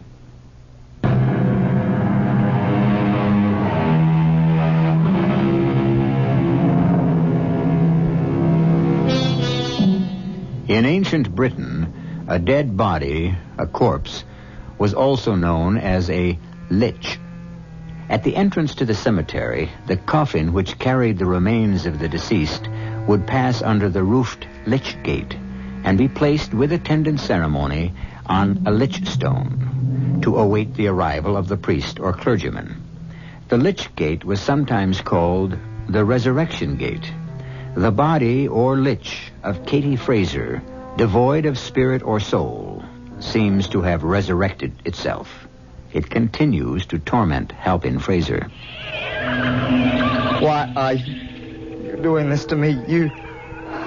Are you trying to tell me that my being here some kind of atonement? For the murder of Mary Ellen. For ripping open the throat of your young wife. That is the very least you have to atone for. He was trying to kill me. Everybody knows that. Do they really believe that? Of course. Then why did you run away from San Francisco the day your wife was placed in her grave? Why did you hide away in that little mountain town? A town where your murdered wife was buried. In the graveyard of the little white church. The little white church. I don't know. Did you think changing your name after you came to the little town would help? You're trying to confuse me, both of you. But you did change your name, Halpin. From Fraser to LaRue. Of all names, why did you choose that one? LaRue. Why? I'm not sure. I don't know. Why? You torture me this way. You, Katie, you above all my own mother. I am not your mother. Your mother is dead. Where's the love you always show for me? Where's the kindness, the gentleness? They all seem to be swallowed up in fear. And hatred, Halpin. Cold hatred. Why? Why do you hate me? You still don't know why. I will not stay here and listen to you, too. No? Where will you go? Where, Halpin? You'd like to run away? Go ahead. I feel like lead, as if they were glued to the ground. They won't move. Try your arms, your hands, your fingers. I can't move them either. It's as if they were frozen stiff. Oh, take pity on me. The apparition which you see before you has no pity, no feeling. It's an empty shell of hatred, a body without a soul. And this living corpse wishes you everything evil, nothing but evil, because it loathes and despises you. Oh, God, help me, Katie. Help me! Holka! The night fog is so thick I can hardly see. Well, this way! Stay as close as you can. Hear those voices, Halpin. They're coming to get you. What'll I do? You're going to feel the agony of the hangman's noose around your neck. You'll hear the loud snap as it Scotty! I won't listen to you! Remember the dark blue marks I saw around your neck on your boots? I remember the marks of the hangman's rope! The time has come, Halpin. The last breath is about to be squeezed out of your body. Save me from them.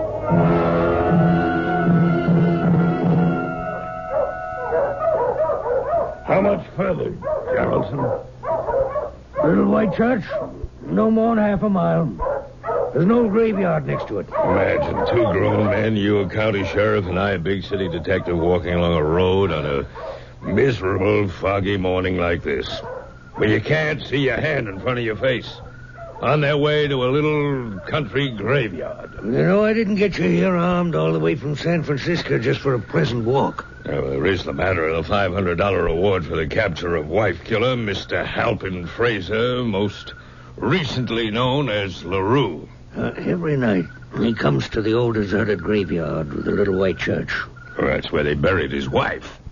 Couldn't you fellas have sense enough to suspect that he might sometime come back to pay a visit to our grave? Well, in fact, we figured it'd be the very last place he'd return to. Well, he's been there every night for the last 3 weeks, and often stays till dawn. He's armed. Matter of fact, one night last week, he took a shot at me. If we can take him, half the reward is yours, of course. How much further? A couple of 100 yards or so. Hold it a minute. Look at that strange light ahead of us. Even through this thick fog. Kind of sickly, greenish yellow light. Could that be him? They found something. Don't move! All right, let's go. Follow me into the graveyard and watch your step. Right behind you. Just past this broken gate. All right. Quiet down, boys. Quiet. Well, there's nothing here. I've never seen anything like this in my life. You'd never even know these were graves. Just discolored stones and a few rotting boards leaning at the craziest angles. Some of the folks who live near here call it the village of the forgotten dead. There's that strange light again. Like a green ball of light swirling around in space on its own axis. Seems to be beckoning to us. Shall we go see what it is? Now, careful. Let's push our way through this growth of young trees. The dogs are onto something. I don't see anything yet. Well, let's follow that light. What on earth are they after? Mr. Holker, look over there. The body of a man lying on top of a grave. On his back. Legs wide apart. One stiff arm reaching up into the air as if to push someone away, and the other near the throat. Both hands tightly clenched. It's beginning to disintegrate. He's been dead for weeks. Until we can file a formal report with the county coroner, let's make note of what we've got here. Well, I've got a notebook and a pencil. Good. Now take this down. Attitude of the deceased indicates desperation and resistance. To what? Look here. There's a shotgun, a mesh game bag, remains of 2 birds. Yeah, now write this down. Evidence of furious struggle. The throat and face deep purple in color, almost black. The neck bent backwards, the eyes staring, ready to burst from their sockets. The lips dry and cracked open. The protruding tongue, black and swollen, throat covered with contusions. Not just finger marks, but bruises and lacerations. I'll bet $5 this was done by Fraser, the man we're looking for. So you better save your money, Geraldson. Look there at his feet under those leaves. Little red leather notebook. The initials HF on the cover. Anything in it? Something scrawled in red ink. Hardly legible. Red ink? With some kind of crude writing instrument. Can you make it out? I, Halpin Fraser, most recently known as Halpin LaRue. LaRue being my mother's maiden name. Admit to the murder of my wife, Mary Ellen Fraser. I'm now about to face my own death. Death by strangulation. Well, I guess that settles the identity of the body. Now, how would he know he was going to be strangled and still be able to write about it? I'm just reading what's written. Well, let's clear away some of the weeds in front of the headstone. Mary Ellen Fraser. He was murdered on his own wife's grave. Let's get the coroner up here right away. What did you step on? Wooden board from the head of a grave. Fallen on the ground. Well, can you make out the lettering on the board? Just barely. Paint's faded away and part of the board's rotted off. Let's see. It says, here lies Catherine LaRue, F.R.A. That's all there is of the name. Born January 29. Can't make out the year. Died June 13, 1874. Nashville, Tennessee. Nashville? Well, what on earth is the headboard of a grave in Nashville, Tennessee? A whole continent away. Doing here in a graveyard in the Napa Valley of California. I wouldn't know, Mr. Holker. I wouldn't know.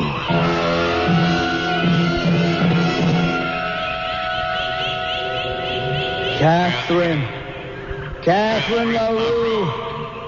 Catherine LaRue. Yes, Halpin. Here I am. I've traveled a long way. A lonely way. You and I, Kitty. We're together again. Together as we once were. It's taken time. But at last you and I are one again, Halpin.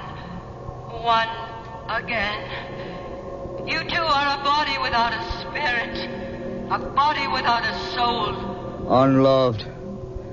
Unloving. Uncared for. Uncaring.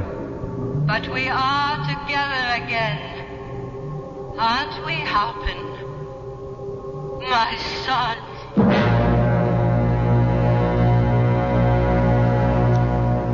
The drenching fog that had been growing all over the little white church began to extend over the entire valley like an endless canopy, opaque and gray. The birds sat like silent ghosts in their hiding places, and two lost, abandoned souls found themselves united in an eerie graveyard, united in hatred, bitterness, and spite. I'll be back shortly.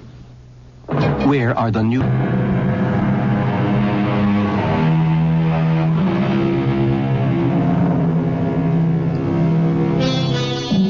Ambrose Bierce, whose tale was the basis for our mystery, was born in a small town in Ohio in 1842. He moved to San Francisco, where his writing became extremely popular.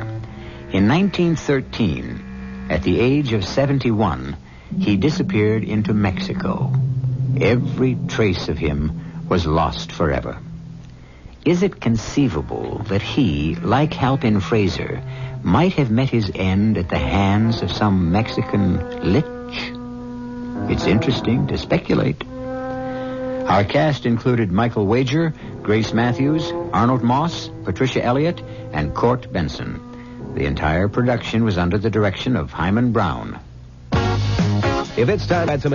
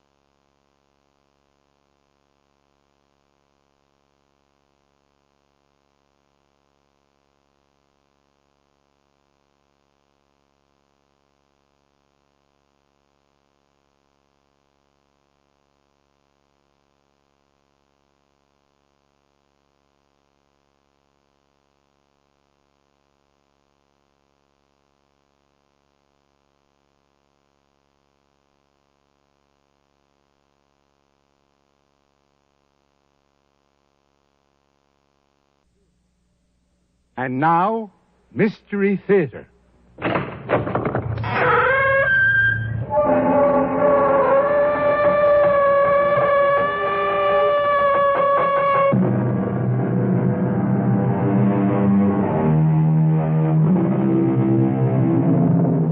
Come in.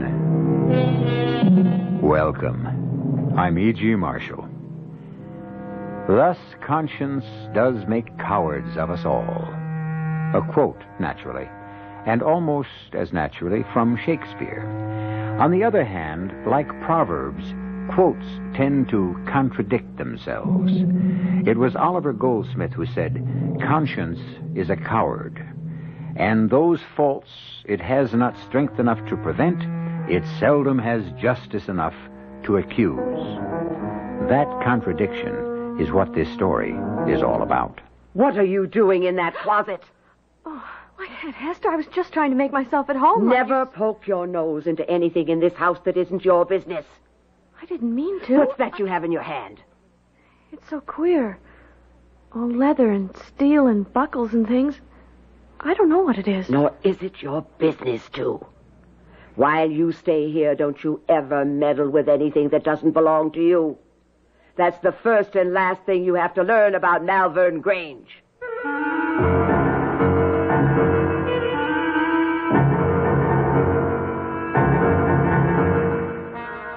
Our mystery drama, Afraid to Live, Afraid to Die, was written especially for the Mystery Theater by Ian Martin and stars Jada Rowland and Ann Petoniak.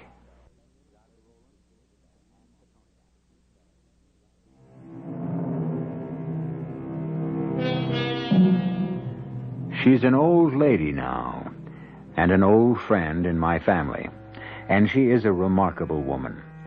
She's more sedentary than in past years, since she's in her 90s, but she is still slim, and her white hair frames a shrewd and kindly face. She never married, and for most of her years was a baby nurse. Only the last quarter of her life has she taken to being companion to other elderly and lonesome ladies, except for one other time, near the beginning of her life. And this is Ellen Muir's story about that haunting and terrifying experience.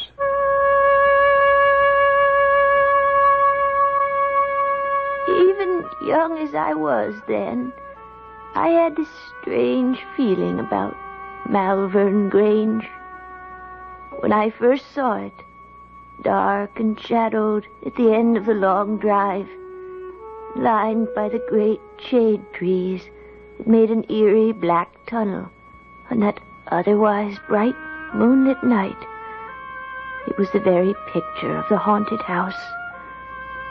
And fat, wheezy old Joe Wellman driving me by trap from the railroad station didn't help me to feel much easier in my mind.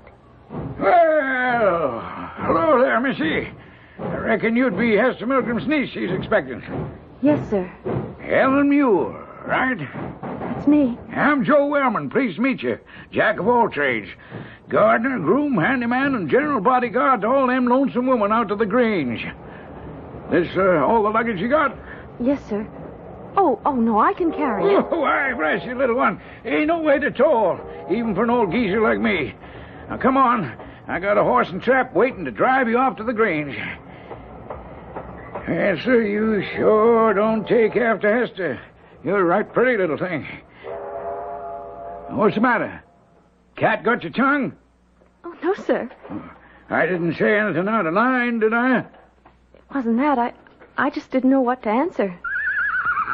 Ellen, I want you to meet Jenny. She's a filly, just like yourself. Hello, Jenny. Oh, what a soft nose she has. All right, there. Your bag's aboard. It's getting on to twilight, and we'd best be on our way. It's a long drive, so up you go. Did you get anything to eat on the way down the train? Oh, no, sir. Oh, wasn't it a dining car? Oh, yes, Mr. Wellman, but I didn't have enough money. Well, right beside you on the seat, there's a bag of apples there. Hey, Jenny. I don't want to take your apples. Oh, bless you, little miss. I brought you those from the Golden Lion, where I was having a pint while waiting for the train.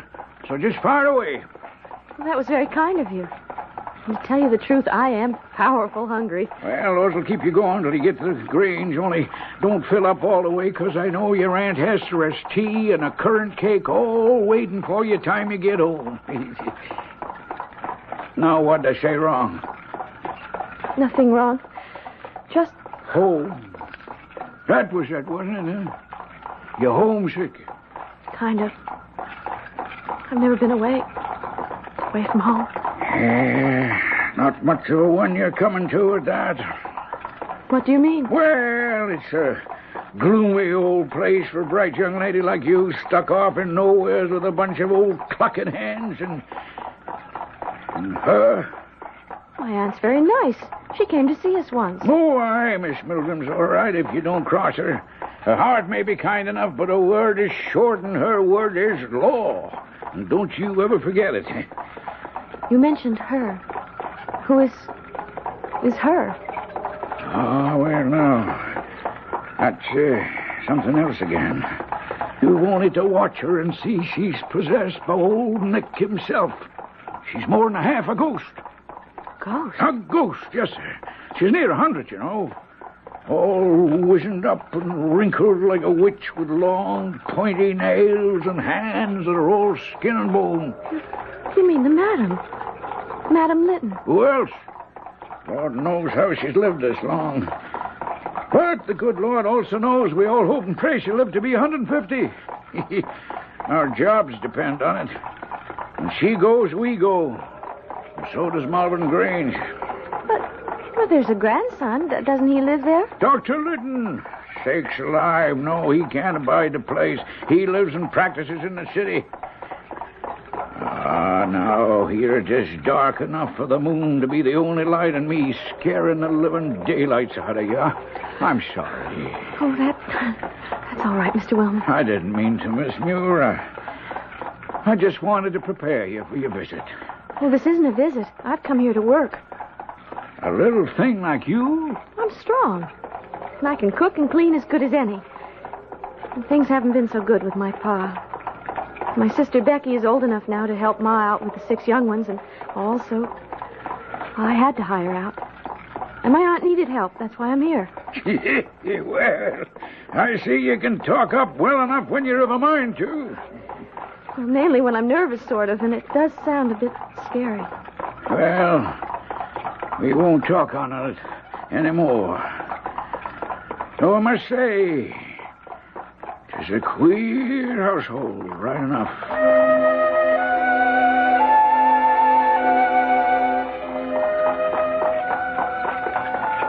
Is it much further? Nope, we're almost there. What's the house like? Oh, why, bless you, it's a great black and white house it is, with black beams running up and down and across, and the gables looking out white as a sheet.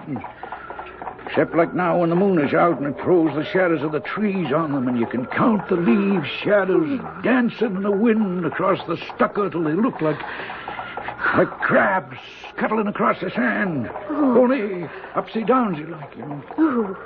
But here, you might see for yourself. Here's the drive. My heart was in my mouth as we drove up the drive. The trees were so big that 4 people spreading their arms and touching fingers could scarce reach round. And it was like a long, great black tunnel there beneath them, with the big house crouching at the end, as huge as a giant, or an ogre in some old fairy tale. I wanted to jump out and run away just as fast as my legs would carry me. So, here you are at last, Ellen. I'm sorry if I'm late, Aunt Hester. Well, you're not late, child. It's just been an anxious wait. You've come a long journey. Joe, take the bag up to the first room by the head of the stairs. Yes, Miss Milgram. See you tomorrow, little missy. Oh, yes, Mr. Wellman, and thanks for the ride and the conversation. Pleasure, I'm sure. He is a hired man, Ellen. Call him Joe. We must all keep our place around here. But, Aunt Hester... Do as I say. Now, first, welcome to Malvern Grange. Thank you. Well, come, we'll go up to my room for a moment and let you freshen up. And then we'll go into the housekeeper's salon where Meg will have something for you to eat. You'll be hungry, I expect. Oh, not too. Joe gave me some apples on the way. And what else did he give you on the way? An earful about all of us, I'll warrant. Oh, just about Mrs. O'Meara and... I don't know whether she is a Miss or a Mrs. He just called her Judith Squires. Mrs. O'Meara will be Meg to you. She's a servant. But, Auntie, so am I. You are my niece, and I am the housekeeper. As I said, everything in its place. Since you are young, they can call you by your first name. And the other lady? Judith? Oh, well, she's far on in years. You may call her Miss Squires. This is my bedroom. I'll put the candle over here. And while you take off your coat and hat, I'll just put a taper to the overhead lamp so we can see a little better. There we are. Now then. Yes, ma'am. Aunt. Yes, Aunt. What did Joe tell you about the madam? You mean the old lady who's sick? Mrs. Litton? That's who I mean. The madam. Why, Don't lie to me, girl. No, ma'am. No, Aunt Hester. He just said I shouldn't tell anyone. Well, I'm sure he did. Tell me what nonsense he might have been filling your head with. Oh, it is nonsense, isn't it? I mean, she isn't possessed by the devil. And she's not half a ghost, is she, Aunt Hester? I knew it. The answer to you, Ellen, is that the madam is none of your business. She's a very old lady, and she's not in the best of health. Now, that's all you ever need to know of her. You're not here to take care of her. You're here to do housework that the rest of us haven't time for. Now, that's the end of that. Come. We'll go into my dining sitting room, and you can meet Meg and get something to eat. Where's Mrs. Squires? She's upstairs sitting with the madam. Is that Judith? Fallen asleep again. You'll find Meg through that door. I have to go upstairs to the madam. In a second, my aunt was hurrying up the stairs, one black mittened hand shielding the candle flame from blowing out in the rush. And as the dark closed around me, I hurried for the door she had pointed out to me while I could still see it.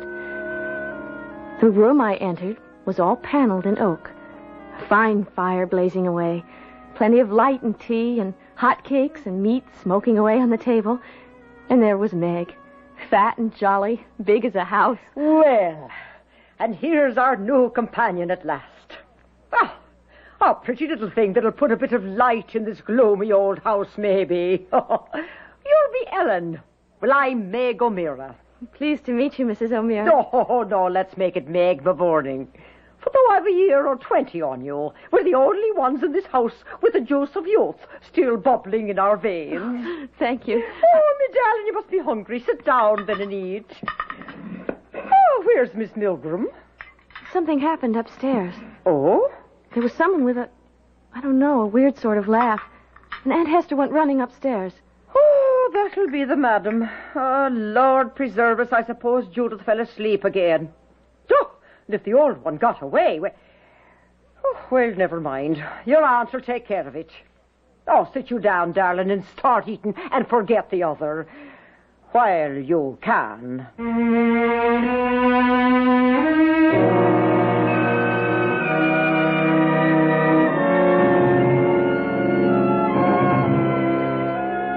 So far, certainly a haunting experience. The terror is yet to come, and eventually, the matter of conscience. Let us leave poor little Ellen to her delicious meal, for Peg O'Meara's cooking is as good as her heart, and return shortly to that haunting gabled house.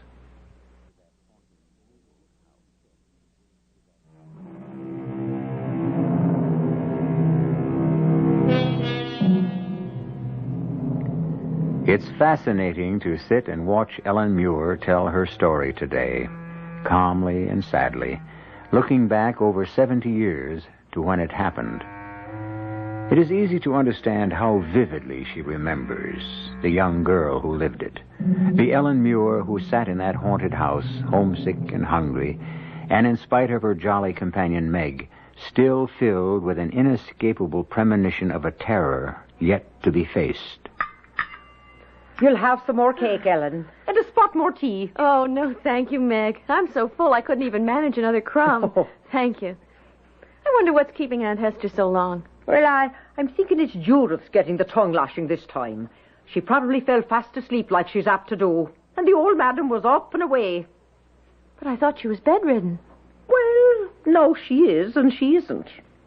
Days will go by, and she won't open the curtains on that old four-poster she sleeps in. Just stays shut up in there, except for us bringing her meals. But the other days... But the other days what? Well, the other day she's a troublesome old lady, no doubt of that.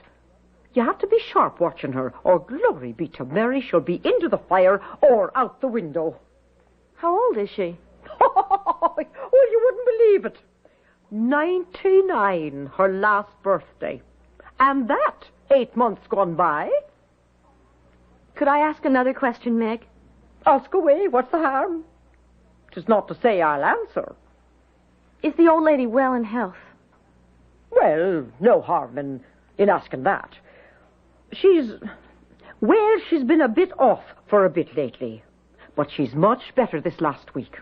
I dare say she'll last out her 100 years or more yet. Here comes your aunt down the hall. I couldn't tell much from my aunt's face when she came in. It was calm, and she didn't seem put out. But she drew Meg aside and started to talk with her. In the warm room with company and good food in my stomach, I felt more at home and started to look about. There were pictures on the wall, and pretty old china things in the cupboard. And there was a door open in the wainscot, and inside a closet, I saw this queer thing hanging up inside. I was just going to look at it when... What are you doing in that closet? Oh, Aunt Hester. I was just trying to make myself at home. Never poke your nose into anything in this house that isn't your business. I didn't mean What's to. that you have in your hand? It's so queer. All leather and steel and buckles and things. I don't know what it is. Nor is it your business to. While you stay here, don't you ever meddle with anything that doesn't belong to you. That's the first and last thing you have to learn about Malvern Grange. Now give it to me. Oh, Mrs. Milgram, the child meant no harm. Well, it's better that she learns to mind her P's and Q's. I don't want any repetitions of... She's my niece, Meg. I want her protected. My aunt took me up to my bed and settled me in for the night. My only instructions were that since my room was next to the madam's, I was to be ready to call if need be, and 6:30 was rising time. I lay for a while awake, nervous-like. I think it was all the tea in me, and the thought of the picture Joe Wellman had given me of the strange old lady next door. Next morning, I slept late, and by the time I got down for breakfast, my aunt and the local doctor were upstairs with the madam, and Meg and I were alone in the kitchen. Oh, there you are, little Ellen. Country fresh scrambled eggs. Now, you eat them all up. You look a bit pale. Did you sleep well? I slept sound enough. I'm ashamed I'm up so late. Well, show you that your aunt's not all pepper and vinegar. She's the one who said you shouldn't be disturbed till you rested up from your trip. Now, eat your eggs. I'll get you some tea. Oh, if you don't mind, I'd rather have milk. Well, and so...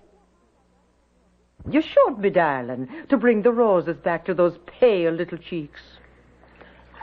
You know, you don't look like you slept so well. Well, my room is next to Mrs... Well, you know, the madam. And I thought there was quite a lot of coming and going the way it sounded. Oh, sure, and the old belle dame has been in one of her tantrums from the night before you arrived till today. She takes fits of the sulks, do you see? Sometimes she won't let us dress her, and other times she won't allow us to take the clothes off of her. Oh, and Lord a mercy, Ellen, child, you should see the closet after closet she has full of old-fashioned stuff. And she still likes to wear them? Oh, Lord above us, sometimes we can't get her out of them till the doctor comes. Like today. You mean she goes to bed wearing them? Ball dresses, evening clothes, and sometimes even a sable or an ermine stole. Now, what am I telling you all this for, love? 'Tis none of your business. She's an old lady, living well past her time, for some reason God only knows. She was a great beauty in her day, so they say. And proud. Will I get to see her ever, do you think? Well, I don't know, darling. Just as well you shouldn't. I would have liked to have seen the old lady. But she might as well have been up in the city for all the clothes I got. I did my cleaning and my needlework. And once or twice a week, the town doctor came in to check the madam.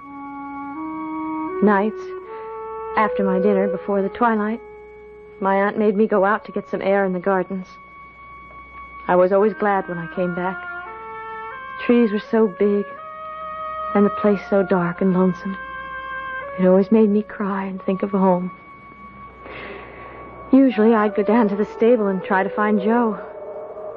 Sometimes we could talk. It's none of my business, Miss Muir, but why don't you go on back home? This is no place for a nice, fresh little girl like you. My aunt is very kind and Meg is fun.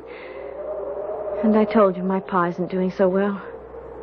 It's important I have my job here. I can't let my ma and pa down.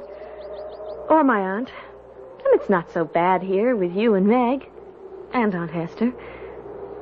And as it works out, I seldom see Mrs. Squires, and never the madam herself. Well, that's all to the good so far. But there's something evil lies on this house and this family. And I wouldn't want it ever to touch you. I'm not so young as I apparently seem, Joe. I can take care of myself. In spite of all my tremors and silly fears, I meant that when I said it to Joe. My life was very simple, actually. I did the laundry, some cleaning, and sometimes I sat in the great chamber in which the madam slept, the curtains drawn around the bed, tending what for all intents and purposes might have been a corpse. Till one evening, when I was in my own room reading, my aunt was in the next room with the madam, and of a sudden, I could hear them talking. I pricked up my ears, but it was nothing but a mumble, till I stole ever so quiet to my own door and opened it a crack to listen. Then I could hear the old lady speak at last. A queer, high voice, like a bird. I don't know how to describe it. But for all it cracked and trembled, it was clear enough. I'm not going to die. Never going to die. He can't have me. I won't let him. Oh, don't let the devil have me. He'll hurt me. The evil one can't hurt anyone, ma'am, without the Lord permits. But that's what it is, you see. What it is. Oh, now, hush. Hush now, don't get yourself worked up. They're all against me with their lies. They tell lies, you see, and they're jealous. Envy because I'm beautiful. So they lie. And he believes them, maybe. Believes them about what? That's it, do you see? What would there be to believe but the lies? The way they lie, and talk about me behind my back, do you see? Now let them pull all the faces they want, ma'am, and say what they will. Just remember, if the Lord is for us, who can be against us? I love him so, do you see? I couldn't bear to share him. But now he's dead. Dead and gone. Oh, dead and gone. I kept listening with my ear to the door a long time, but not another word did I hear. So finally, I closed it quietly and went back to my picture book.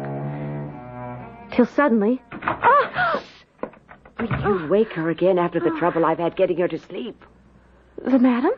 Who else? All dressed up like she was off to the inauguration ball. Not even her wig or her slippers would she take off. Oh, I am exhausted. Now, listen to me. Move your candle and your book over to your door and keep it open so you can watch and listen. I've left Madame Litton's door ajar.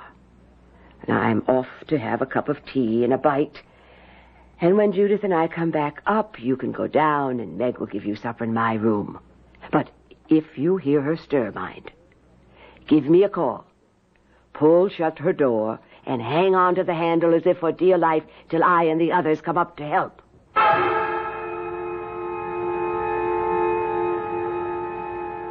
I sat there, trying to keep my eyes on the book, but they kept being drawn down the shadowed hall to the other door. I couldn't hold it back. I had to have one peep, just to see what the old lady was like. I was near blinded the moment I entered the room. I'd never been in it after dark before, and it was ablaze with 22 wax candles. I tiptoed to the bed and listened. I could hear her breathing, rusty-like, the kind of gurgle. And slowly I parted the curtain and looked in. There she was, just lying as Meg described her that first day. Scarlet and green and satin and silk and lace.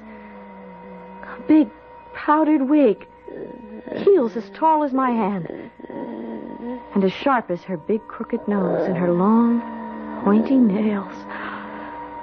Half of the whites of her eyes were open. Her throat rattled as she breathed. I was frozen stiff with fright. And before I knew it, she opened her eyes and sat up, spun around and dropped her shoes to the ground with a clack. She stood up, pointing at me with a finger, like a corpse come to life. You young imp!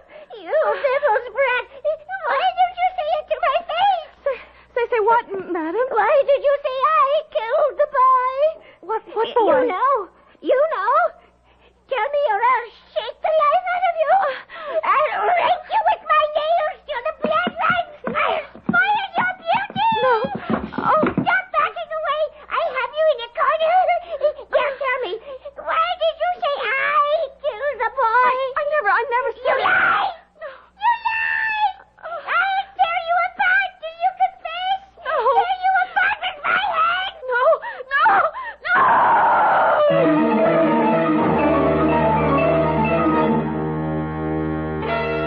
So now the moment of terror has arrived. Ellen backed into a corner of the room, faces the demoniacal old beldame who advances on her, mad yellow-white eyes rolling in her head, her ancient wrinkled hands with the nails mounted on the fingers like knives reaching for her face and her throat. I'll return shortly with Act 3.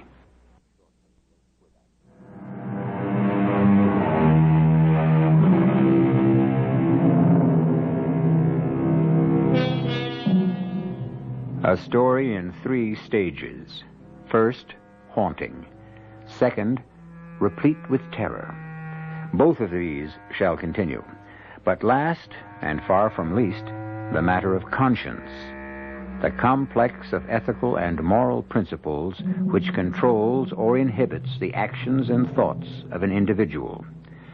We begin now, certainly, with Ellen's conscience, which was bothering her quite as much as her memory of terror, now that she was safely down in the sitting room with Meg, while Mrs. Squires and her aunt were upstairs greeting the madam.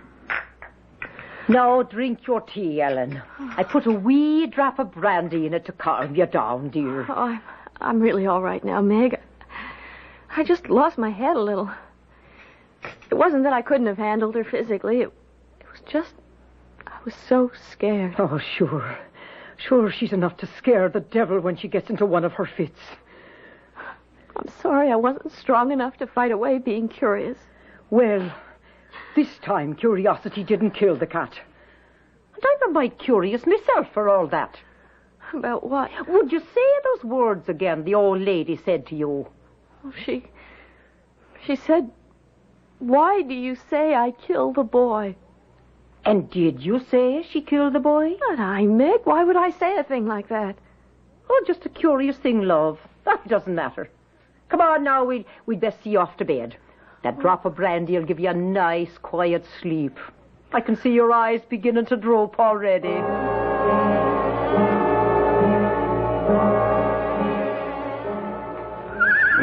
There, Jenny, my love. Nothing like a nice bath and a good rub down, but what ails you, eh? Oh, hello there, little missy. Haven't seen you since all the excitement a day or so gone. How are you, Miss Muir?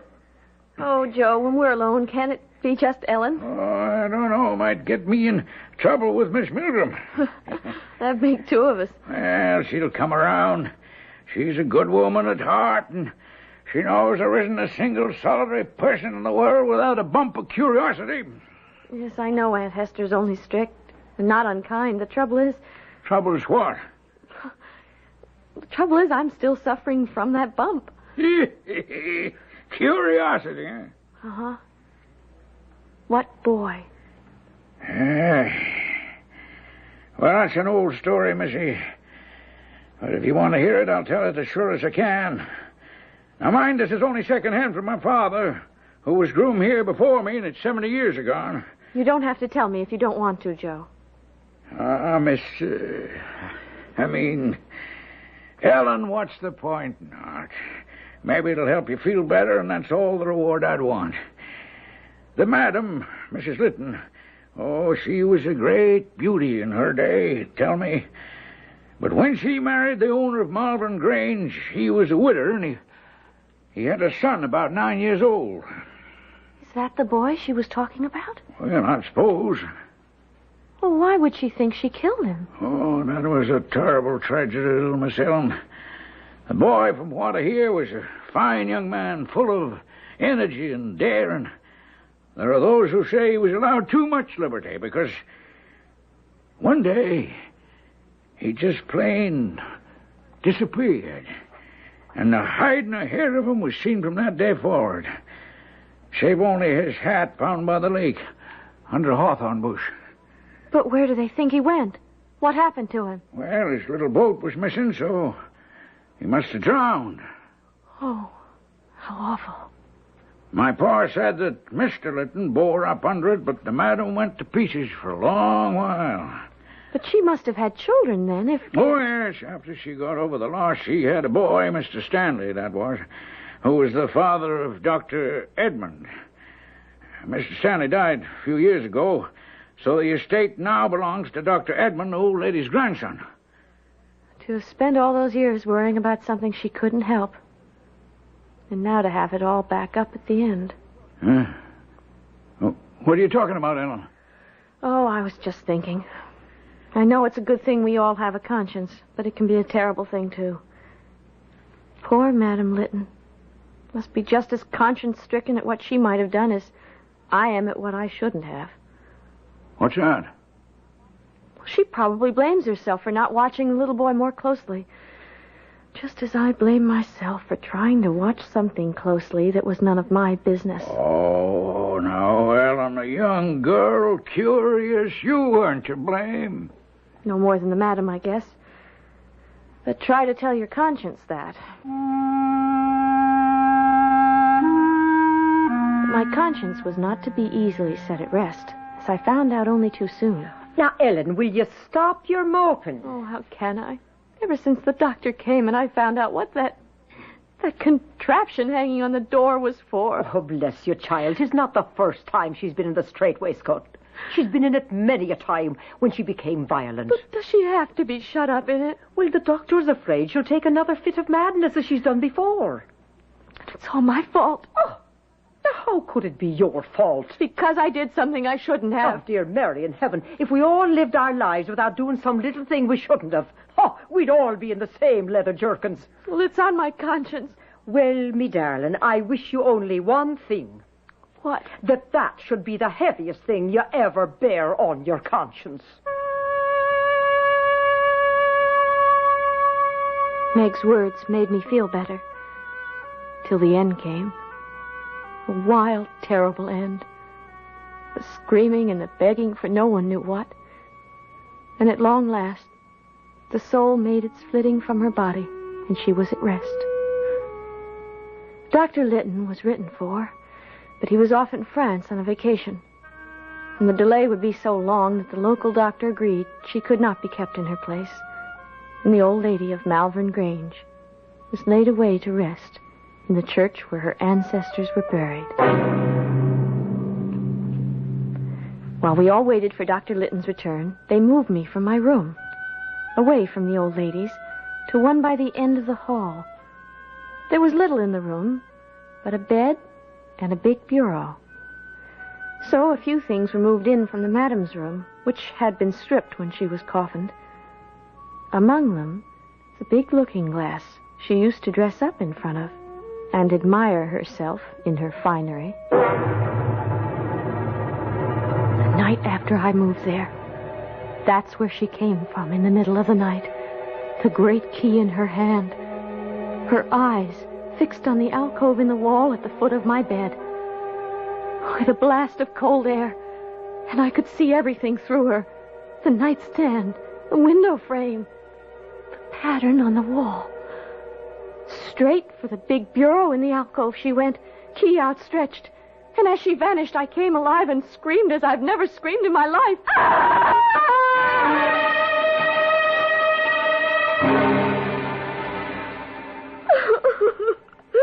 All right, Ellen, all right. It's all right now. I'm sorry, Aunt Esther. Oh, maybe it was a dream.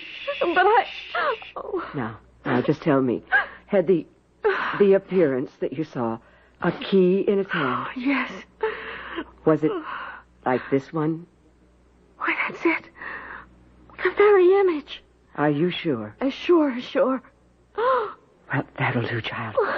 You sleep here with me tonight. And the doctor will be here by noon tomorrow. I'm sorry for what I've put you through.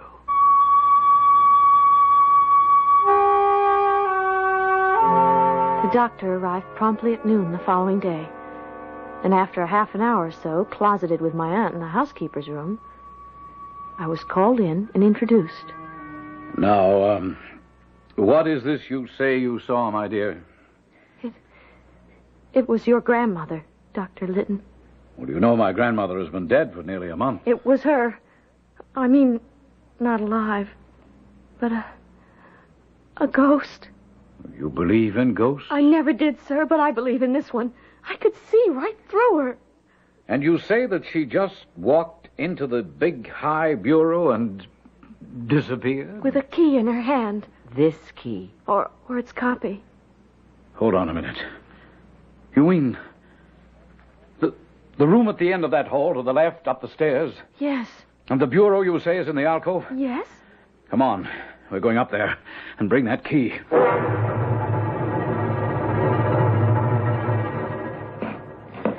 All right, now, ladies, if you'll assist me. And don't try to lift, just slide it. You ready? There. Oh, easy. Easy. That's far enough. Now.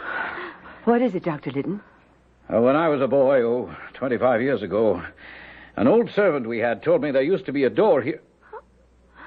By heaven, there it is. The plate and jewels used to be kept here before the big pantry was built. Give me that key.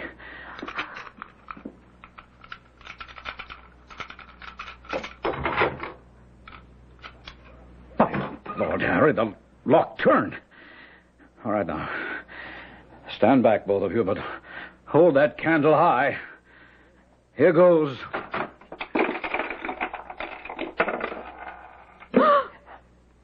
Oh, good Lord.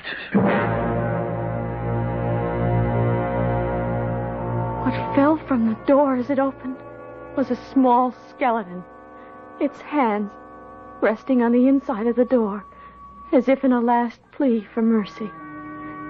And as it fell to the floor, it all crumbled to dust, save for the small skull, which bounced and then rolled to my aunt's feet. That's all that was left, from what had been shut up there all those years. Except some jet buttons and a small green hafted knife. The boy. He wasn't drowned. He was shut up here to die. Oh, no. My grandmother couldn't have... It's a rich family. She wanted it all for her own child. I damn myself for every minute of service I gave her. You can't be sure. When the boy disappeared, he was wearing a velvet suit with black jet buttons. You see? And his favorite possession was a green hafted knife. A knife from his father. But I And the key. The key Ellen saw the ghost carry, I found at the bottom of your grandmother's chest, beneath her wigs and gloves and jewels and silks and satins, under which she tried to hide her guilt. Well, it served her little at the last. She's where she feared she'd be in the end.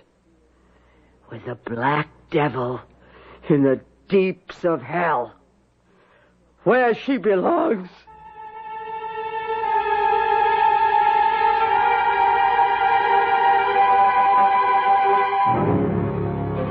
No wonder Madame Lytton was afraid to die, and equally afraid to live. For what a hell her later years must have become when ambition, desire, and greediness, like other emotions, are no longer strong and driving. Certainly no longer strong enough to still the pangs of conscience.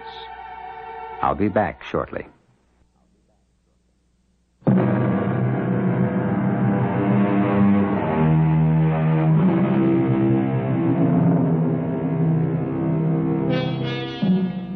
I find it hard nowadays to pass any neglected object by the water's edge without having to repress a shudder. A beer can, a pair of sunglasses, a sneaker, a child's pail, or most of all, a hat.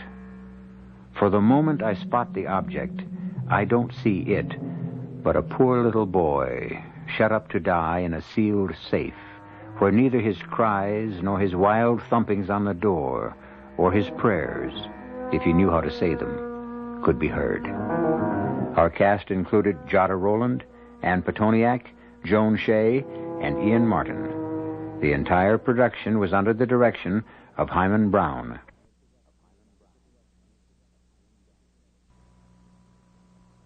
This is E.G. Marshall inviting you to return to our Mystery Theater for another adventure in the macabre.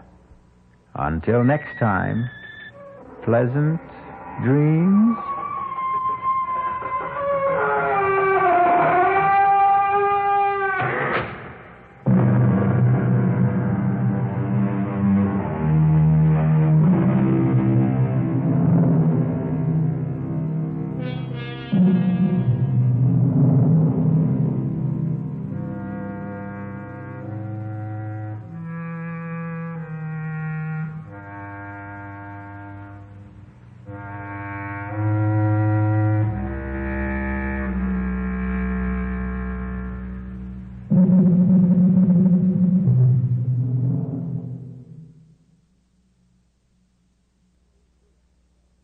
And now, Mystery Theater.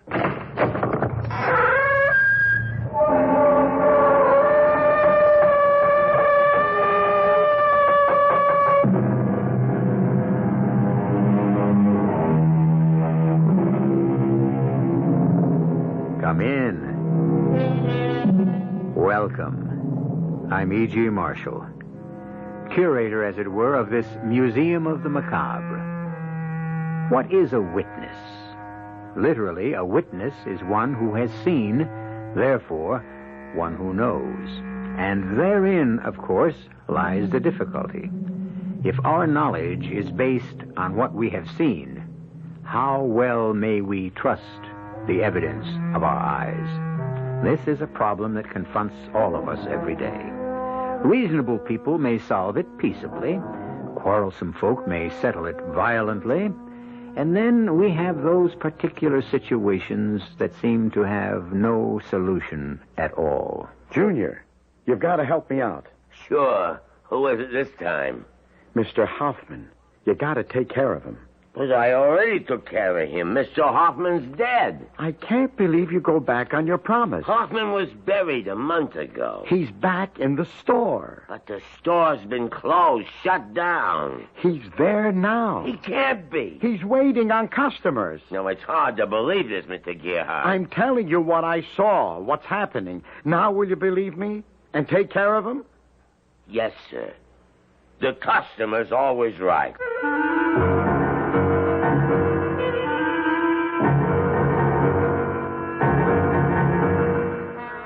Our mystery drama, The Final Witness, was written especially for the Mystery Theater by Sam Dan and stars Lou Jacoby.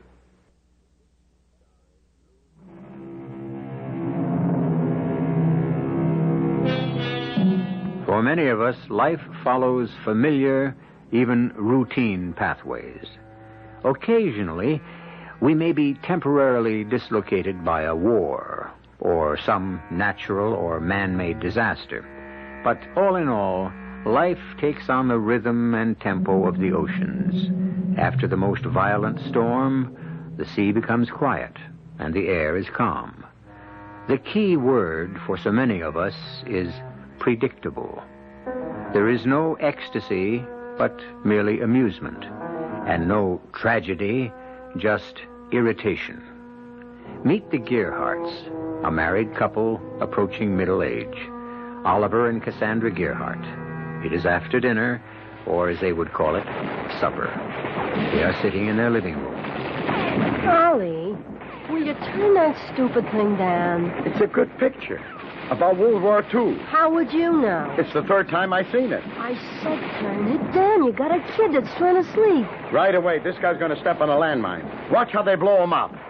I need a quart of milk. Here it comes now. Kapow! Hey, what did you turn it off for? You had your big moment? Go get the milk. Whatever you say, Cassandra. And don't call me Cassandra either. What a couple of names we got. Oliver, Cassandra. Just go down for the milk, huh? I hate it when people call me Ollie. On the other hand, you want to be called Cassie. Go down to South Main where they got a milk machine. But Hoffman is closer. Hoffman charges a nickel more. Is a nickel going to break us? A nickel here, a nickel there. Anyhow, you go to Hoffman's, you hang around for hours and chew the fat. Mr. Hoffman is an intelligent man. He's a funny duck. Besides, he's a foreigner. Everybody in this country's a foreigner. Except maybe the Indians. You know what I mean by a foreigner. Go get the milk. Okay, Cassandra. And don't call me Cassandra.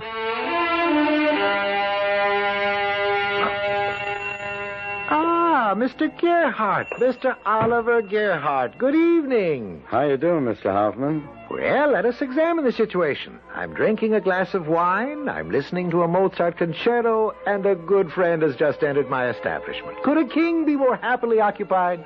Let's see. What did I come in for? Oh, yeah. Oh, no. Only barbarians rush headlong into their business transactions. First, I must pour you a glass of wine, and we shall consider... Excuse me, my friend, while I tend to this gentleman. Yes, sir, may I, do something for you? Can you do something for me? Yes, sir. What may I do for you? I heard you the first time, Pop. Now, what you and this other clown here can do for me is to put up your hands. It's a stick-up. You are a very bright person. Now, shut up. Young man, that revolver, please, it isn't at all necessary. Here, I'll open the cash register.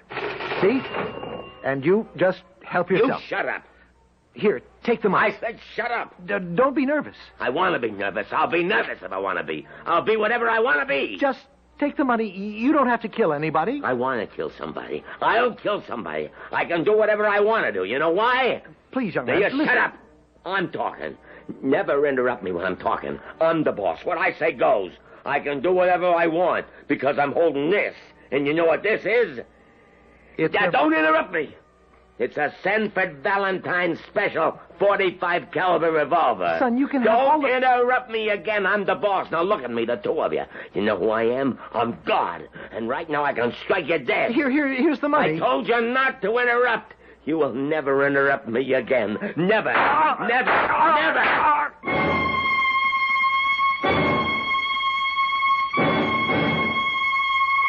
I told you, don't go to Hoffman's. But no, don't listen to me. I'll never understand why I wasn't killed. Why did you have to go to Hoffman's? This guy, he just kept shooting, like you see in the movies. I don't know if he was aiming at me or not. But poor old Mr. Hoffman, he's dead. I kept telling you not to go. The cops come in. This detective says to me, "Can you describe him, Mr. Gerhardt?" Well, did you? Well, sure, to a T. Oh, that was smart. That was brilliant. If there's a stupid thing that needs doing, you can always be trusted to do it. What did I do that was stupid? You shut your mouth off. All I did was describe the guy. All you did was stick your neck out. I was there. I saw the guy. Am I supposed to say I don't remember what he looked like? Yeah, that's what you're supposed to say. How could I say that? You were scared to death. You were in a state of shock. The whole thing, it's gone from your mind. What's the matter with you, Cassandra? What's the matter with you? You got a wife, a family. And this killer friends. Maybe they won't like the idea that you want to identify him. Do I have to spell it out? Well... Something's not your business. You don't get involved. What kind of a country would it be if everybody was like you? If everybody minded their business like me, we'd be a lot better off. Mr. Gerhardt, I'm Edward Spurlock, the district attorney. Yes, sir, Mr. Spurlock. Thank you for your excellent description of the killer. Well, about that, maybe... In my 20 years, I have never seen a more accurate, a more detailed delineation. Yeah? Have you ever had any police training? Well, no, sir. There are veteran police officers for whom attention to detail is a profession who couldn't match your account of the gunman. Is that so? Yes, your description is almost scientific in its precision. I shouldn't be surprised if it's used as a model in training courses. Well, Thanks to you, we had no trouble running down the killer. You got him already? With your kind of description? Now, look through the window. It's one-way glass. You can see into the next room, but the people in there can't see you. I know. I saw this exact setup in the movies. Well, we try to follow them in every detail. Now, those 4 men standing on the platform... Oh, yeah. That's the lineup. Is one of them the gunman?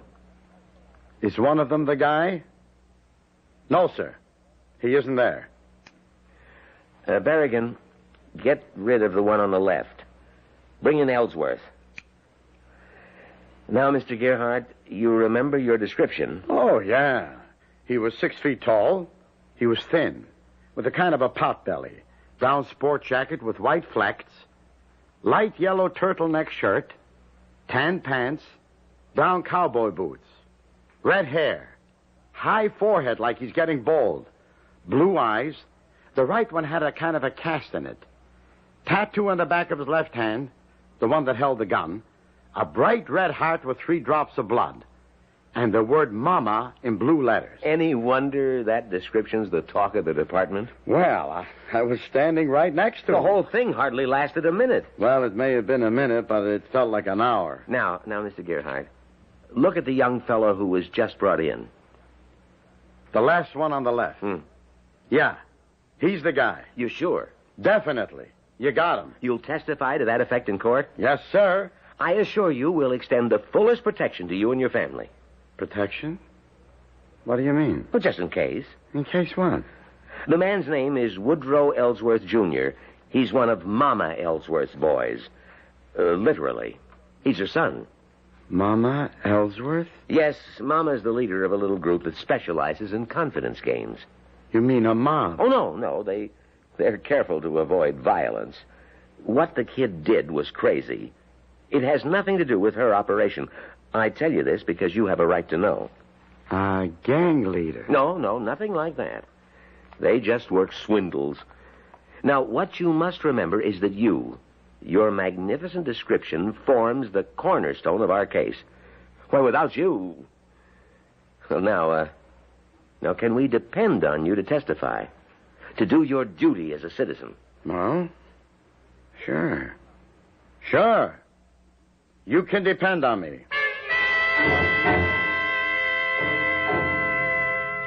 It's my duty as a citizen, Cassandra. How about your duty as a husband and a father? Hey, It's almost time for the 11 o'clock news. Who cares? I'm on it. Can you imagine? Me on the news.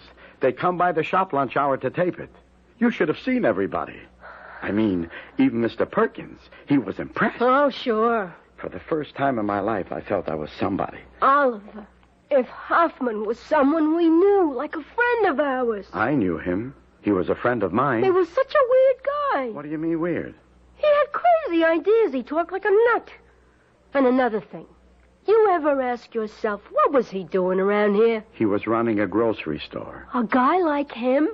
Well, what do you want to run a grocery store for? I never trusted him. What does this have to do with my... Ollie, people like us, we can't afford to get involved. But I told the cops and everybody. What'll people think of me? Like they say in the movies, you want to know the bottom line. Okay, the bottom line. You identified this guy at the trial. A couple of weeks, a couple of months, maybe a year later, they find your body in some alley. Or maybe in the trunk of a car. Now, Cassandra... Don't call me Cassandra. You mean it don't happen? And it'll be in the papers. And everybody will say, oh, yeah, that's Oliver Gerhardt who testified at that murder trial. What a jerk. He should have kept his mouth shut. You mean it's right for a guy to come in and just murder Mr. Hoffman? I don't say it's right. You gotta admit it's wrong. What it comes down to, Ollie, is right or wrong. We can't afford to get involved.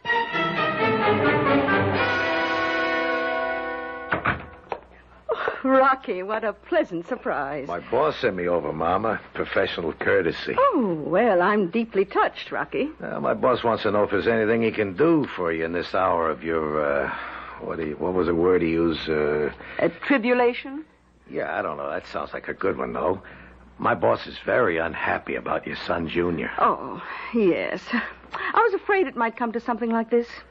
And I tried so hard to raise him properly. Yeah, kids today. There's not a thing you can do with them. Yeah. You're telling me. The truth is, your outfit ain't geared for conditions like these. I mean, you ain't got a halfway decent button man in your whole entire organization. Oh, that's true. But we specialize in other aspects. Yeah, my boss understands. This witness the DA's got, this clown Oliver Gerhardt, he don't have to be no problem at all. He can disappear. Oh, Rocky. Well, thank your boss for me. Well, off the record, it ain't just a favor for you.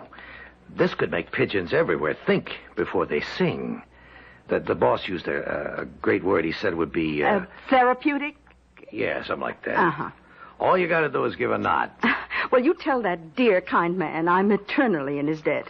And I may accept his offer, but only as a last resort. Well, there ain't no last resort.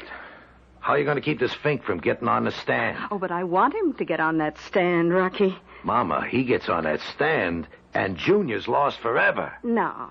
No, if Mr. Oliver Gerhardt gets on that stand in the proper manner, Junior is saved forever. We live in a world of changing concepts. Even the last bastion is crumbling. Motherhood. Mama is breaking out all over. Out of the kitchen, away from the apple pie. But this is neither new nor unique. After all, Mamas used to rule mighty tribes and conquering confederations of warriors. Are we approaching new dimensions of motherhood? Just you listen to Mama in action when I return with Act 2.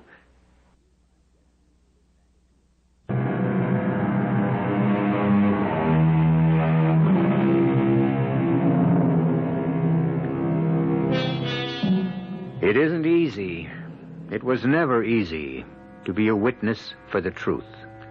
As a group, people who bore such witness found their reward in personal satisfaction, because other rewards have traditionally been quite scanty, to say the least. Indeed, speaking out for the truth can be one of the most hazardous and least remunerative of all occupations.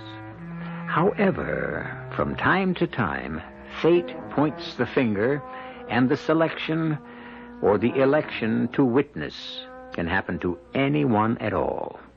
even to Oliver Gearhart. Oh, excuse me, sir. Do you mind if I share your table? Help yourself. I had no idea this cafeteria would be so crowded. Well, it's lunch hour. If it ain't going to be crowded now, when is the guy going to do business? Oh, that's a very sage observation. But then again, your powers of observation are legendary, Mr. Gearhart. How do you know my name? Oh, I recognize you. I've seen you on the news. Oh? You, sir, have become a celebrity. Well, I wouldn't go so far as to... Actually, you've become a household name. No, I wouldn't say that. Well, you are in our household. Oh, sorry, I forgot to introduce myself. My name is Esmeralda Ellsworth. Ellsworth? They call me Mama. I don't know why. Do I impress you as the maternal type? You mean you're Mama Ellsworth? You're the mother of that killer? Oh, killer is a harsh word. What do you want? Just an opportunity to chat. About what? About my son. My wayward boy. Oh, you simply don't know how much trouble I've had with him. And now this. He's a maniac. He's a menace to society. What do you want from me? Already gave the cops the description. Well, when an unfortunate event occurs, we cannot undo what has happened, but what we can do is make the very best of it. Now, Woodrow Ellsworth Jr. did murder a Mr. Ferenc Hoffman. You admit it? My dear Oliver, would I insult your intelligence? We know who Woodrow Ellsworth Jr. is, but who is Ferenc Hoffman? Don't you knock Mr. Hoffman. I mean, he might have been a foreigner and all that, but he was my friend. Yes, and as his friend, you have a responsibility to him. Oh, well. Then what are you trying to do? Mr. Hoffman, there were many things about him that you may have been unaware of. Look, nothing you can say about old Mr. Hoffman could justify... Mr. Hoffman was a saint, a great-hearted man whose life was dedicated to helping others. Now, like many people of his kind, he died penniless. His widow will try to support herself and an invalid daughter on a meager Social Security pension. Now, doesn't Mr. Hoffman deserve better? Well, sure, Now, but... probing further into the affairs of our good Mr. Hoffman, did you know that he was practically in the terminal stages of an incurable disease?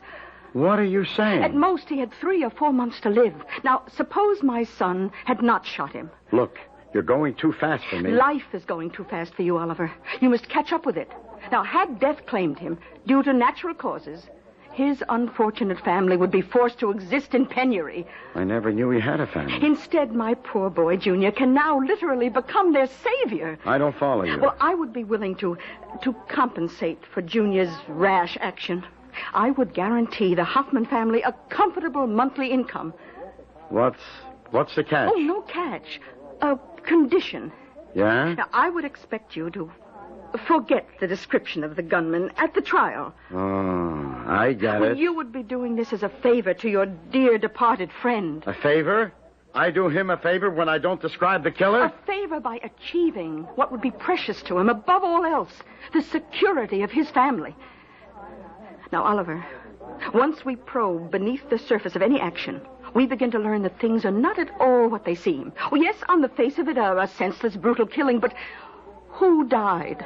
A man whose life would have died in the midst of horrible suffering. Perhaps what Junior did may have been for the best, after all. But Mr. Hoffman, he didn't want to die. Who does? Oliver, she forgives him. She forgives Junior. Who? Mrs. Hoffman. I've spoken to her. She says there has been misery enough. Hmm?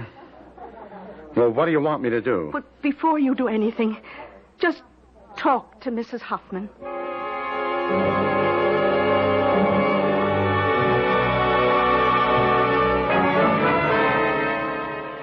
Yes, Ferenc spoke of you. He would say that Ollie Gerhardt, there was a human being. He was a great man, Mrs. Hoffman. My husband's life was a tragedy. It is fitting his death should be tragic, too. I forgive the boy. We are commanded to forgive.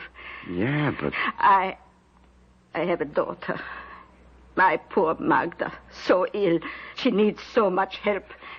And the lawyer looked at the paper Mrs. Ellsworth wants me to sign. It is so generous. Well, look, I feel pretty bad.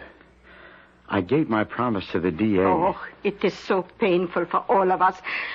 We must not delve further. If I can forgive him for taking Ference's life, can you not also forgive him for sparing yours? Look, I'll go to the DA. I'll tell him. I might have made a mistake. No. But I thought you... No, you must not tell anyone.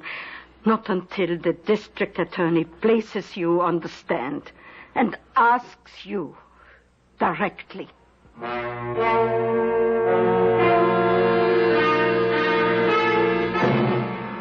Now, Mr. Gerhardt, at approximately 10 p.m. on the night of January 3rd this year, you were in Mr. Hoffman's grocery store? I was. The door opened, a man entered. He held a .45 caliber Sanford Valentine special revolver with which he shot Mr. Hoffman dead. Is that what happened? Yes. Now, that man who wantonly killed poor Mr. Hoffman, did you see him? Yes. You got a good detailed look? Yes. You could identify that man if you saw him again? Yes. Beyond all shadow of a doubt? Yes. The defendant in this trial, who was sitting at the table, is he that man? No. Mr. Gerhardt? No. But you positively identified that I was wrong. I made a mistake. Oliver, I gotta talk to you. Where's the money? What money? The money you took to forget what the killer looked like. What are you saying? I'm only saying what everybody else is saying. Yeah, that's what everybody keeps saying, all right, But what? It ain't true. You had the identification down cold. What made you change your mind? Oliver, you were paid off. How much did you get? I didn't get anything. Do you expect me to believe that? Yes. Then you're a fool. You're the one. You're the one who kept saying, don't get involved, don't identify him, think of the safety of your family. You also had a duty as a citizen. Now you're hopping on that bandwagon. What bandwagon? Before the trial, you were saying to me, Ollie, you're crazy. They're going to fish your carcass out of the river. What are you getting mixed up in it for? Okay, so I backed off. And now everybody said, on account of guys like you, crime's going to take over the country. How much did they pay you to keep your mouth shut? That's what I want to know. How much? Nothing. I told you. Nothing. Then why did you do it? Okay. Somebody has to believe me. Somebody should know why I did it. And it wasn't for any money. What was it for? Come on. I'll show you.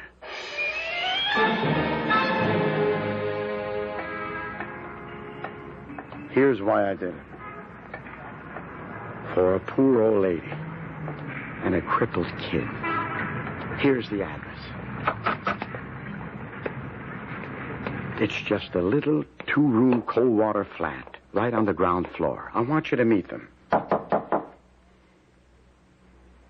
Nobody home. There has to be somebody home. The kid is sick. She can't move. The door's open. I hope nothing's wrong. Mrs. Hoffman? Mrs. Hoffman? There's nobody here. Maybe they had to go out for something. I mean, there's nobody here. Nobody lives here anymore. But I was here the other day just before I had to go on the stand. There's no furniture. This place is empty. Mrs. Hoffman? Mrs. Hoffman? What kind of trick are you trying to pull on me, Oliver? But I tell you, this is the place. Apartment 1B, 4800 South Jefferson. Mrs. Hoffman? Ollie, there is no Mrs. Hoffman, so save your breath. Now, how about the money? I tell you, there is no money. Mr. Gerhardt, so kind of you to come calling. Listen, Mrs. Ellsworth. Everybody thinks I took money to forget what the killer looked like. Regrettable that people should always imply sinister motives to generous actions. Miss, I was worried about Mrs. Hoffman. I went there with my wife, and the place was empty. Oh? I went back again later, and I spoke to the janitor, and he said no such person ever lived there with a crippled daughter, and that some lady had rented the place, Gave him a month's rent, moved in and out in one day. He couldn't understand it. Well, Oliver, what can I tell you? You tricked me. There is no Mrs. Hoffman. There will always be a Mrs. Hoffman. She will live forever in our imagination, yours and mine. What's going to become of me? Like I say, everybody thinks I got paid off. Oh, it will all blow over. Tomorrow another crime will take center stage. Hey, Mama, you said I could buy a new car. Junior, say hello to an old friend, Mr. Gerhardt. Oh, yeah. Hey, Mr. Gerhardt, you're a terrific guy. Wow. You did a job on that DA in the courtroom. You killed him. I couldn't have killed him deader with a gun. Mr. Gerhardt is leaving. Oh, yeah? Well, look, Mr. Gerhardt, come around, huh? Anytime you need something done, like a guy gives you a flat. Goodbye, Mr. Gerhardt, and don't do anything rash. Just think about it, huh? You owe me quite a bit. For what? For the lesson. After all, you may be sadder, but just think.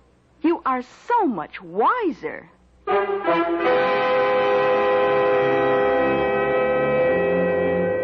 Sadder, but wiser.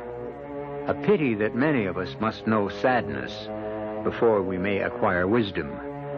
I wish I could say that we have seen the end of poor Oliver Gerhardt's troubles. However, I am compelled to report that they have scarcely begun, as you will see when I return shortly with Act 3.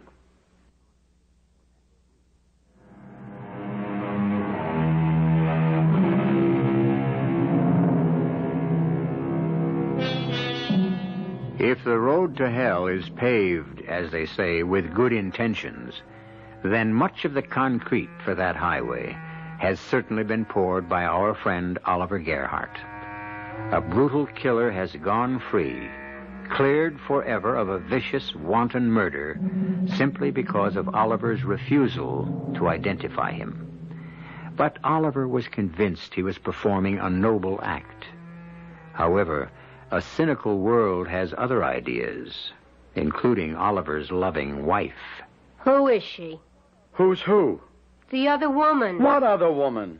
The one you're gonna run away with. What are you saying? I figure you have to be planning on running away because you haven't asked me for a divorce. What are you talking about? That's what you're gonna use the money for. Another woman. There ain't no other woman. Don't lie. You never thought of running off with another woman. Sure, I thought about it. And you admit it. Every man thinks about it. That don't mean I got one. If you're thinking about it, then you're holding on to the money until you find one to run away with. I give up. I quit. Ollie, I'm entitled to some of that money. I mean, look, you were all ready to be a hero. I'm the one who made you think twice, wasn't I? I'm the one who made you see the light. Won't you even try to understand something? Besides, I'm your wife. There's no money. I'm warning you, Ollie. You're not going to pull a fast one on me. Hey, where are you going? Out.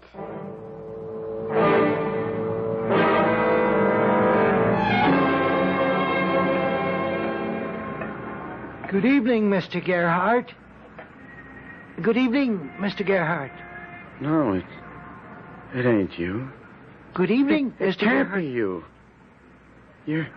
You're dead. You're dead, Mr. Hoffman. Aren't we still friends, Mr. Gerhardt? I gotta be seeing things. It's been weeks since you've come into the store. I've been wondering, have I done anything to displease you? Mr. Hoffman, you're supposed to be dead. So tonight I decided to stand outside the store and watch to see perhaps if you'd pass by on the street. The store? It ain't dark. It's open. It's light. The store. Won't you come inside, Mr. Gerhardt? I have a special wine, rich, sweet, the kind you like.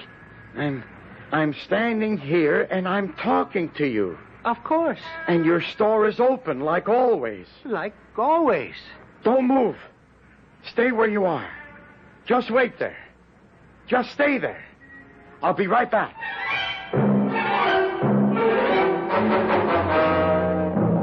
What do you mean, dragging me out on the street this hour of the night? I saw him. Oh, sure. I saw him. I spoke to him. Like you saw and spoke to his wife.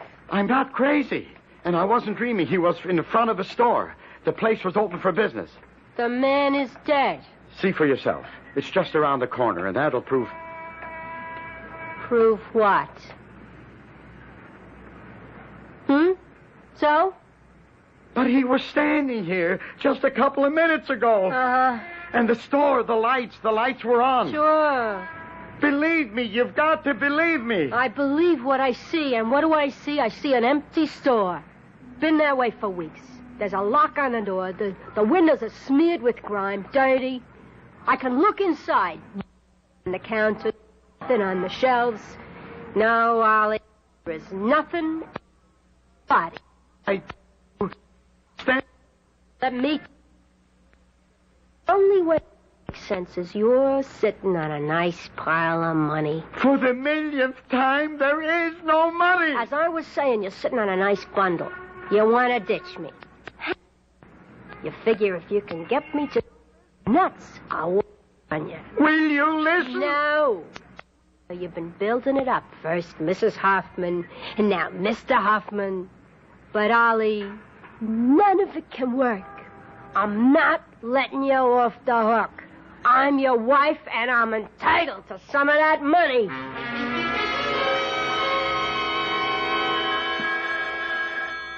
Holly? What? The phone. The phone? Can't you hear the phone? Who would be calling me at this hour of the night? You better answer it. Hello? Mr. Gerhardt? Yeah? Good evening. This is... No. Well, I'm sorry if I'm calling so late, but you must forgive me. I'm an old man and very lonely, and I do miss our interesting talks. Who is it? It's him. It's Hoffman. You're crazy. It's Hoffman. It's you, Mr. Hoffman, ain't it? But of course. Who else would it be? Get me off the hook, will you? Tell my wife. Tell her. Here, Cassandra, you talk to him. Hello? Hello? There's no one there. I just spoke to him. There's no one on the phone. Now, look, I know what I heard. I know what I heard, too. I heard nothing. I ain't crazy. It won't work. I mean, you get somebody to ring the number 3, 4 o'clock in the morning so you can answer it and put on this act. It's not an act. Who'd you get to dial the number, your girlfriend? I don't have a girlfriend. Ollie, what's wrong with you? There's nothing wrong with me. I mean, you were never like this about money before. The only thing I can figure is it's so much money it must have turned your head. But, what's the use?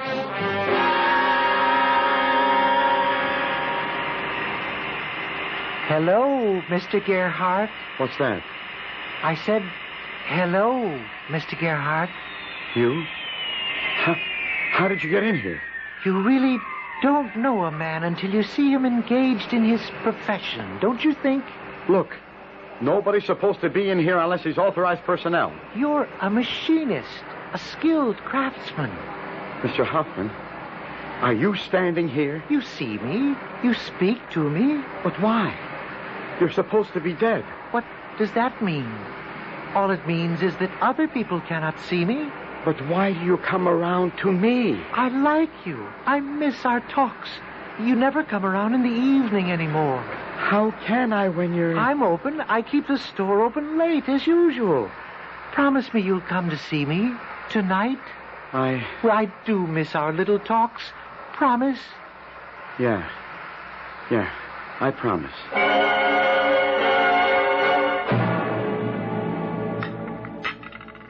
Hash again tonight. You know what prices are today. Look, I need my strength. We could have steak every day, even 3 times a day. If you gave me some of that money you got stashed someplace. Oh, so that's how you're going to play it. You're going to starve me. I'm wise to your little game. I'm wise to your little game, too. You know who called today? The foreman in the shop. Listen, Miss Gerhardt, maybe you better take Ollie to see a doctor. Something's wrong with him. This afternoon he shut down his machine and just stood talking for 10 minutes to a little man who wasn't there. Your game, Ollie. You're trying to get everybody to think you're nuts, so maybe I'll believe it too. I was talking to... Yeah? I'm tired. I gotta go to bed.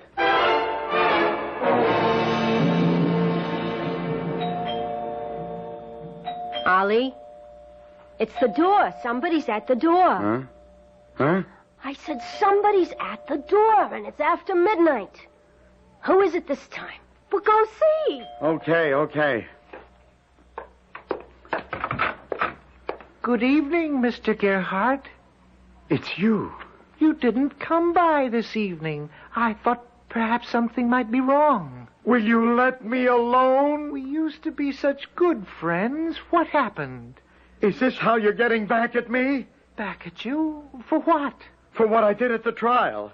Is this what you're going to do to me? Drive me out of my mind? I don't understand. All I want to be is your friend. Hey, what did you slam the door for? Why did you think I did? I can't let you stand there talking into an empty hallway. What do you want the neighbors to think? But Hoffman was... Okay, right here. Cut the act. Put a stop to it. You hear? Yeah. I'll put a stop to it. I know just how I can put a stop to it.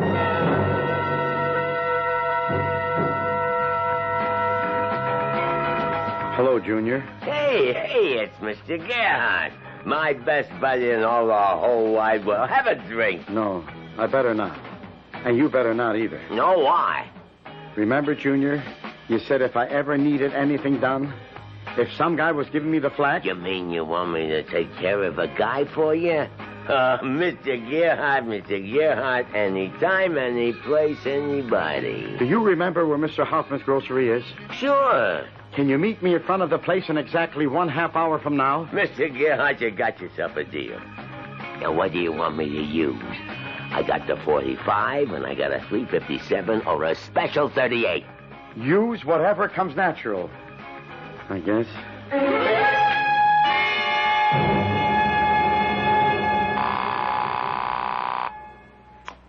Hello?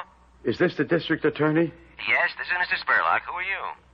I want to report there's going to be a murder at exactly 10:30. Wait, you sound familiar. And this time you can get him. Get who? The killer. You be at 899 South Adams at exactly 10:30.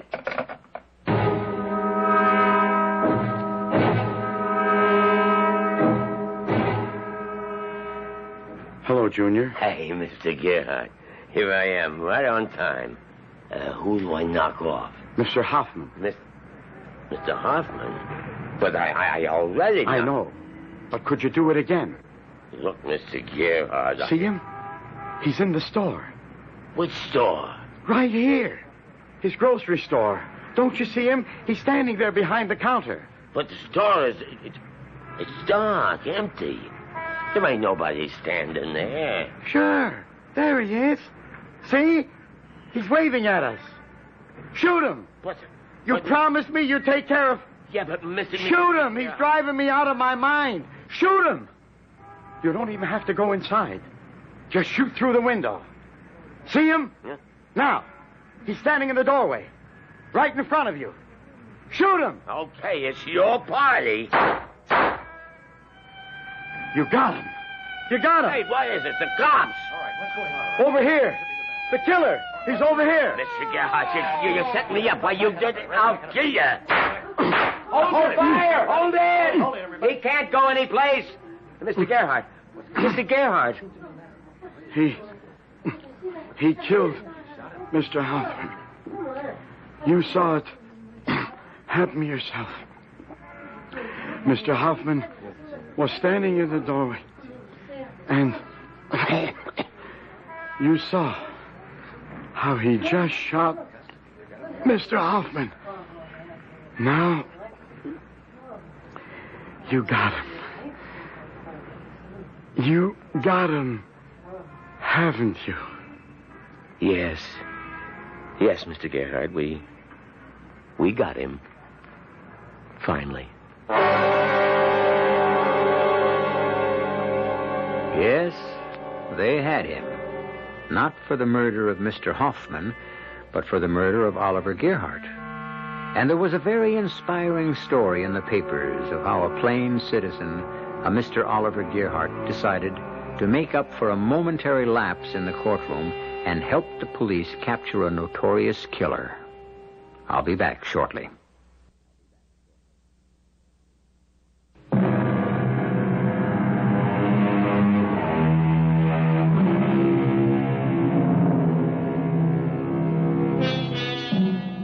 It's easy to condemn poor Oliver Gearhart, and yet how many people step fearlessly forward to perform the duties of citizenship in the face of danger?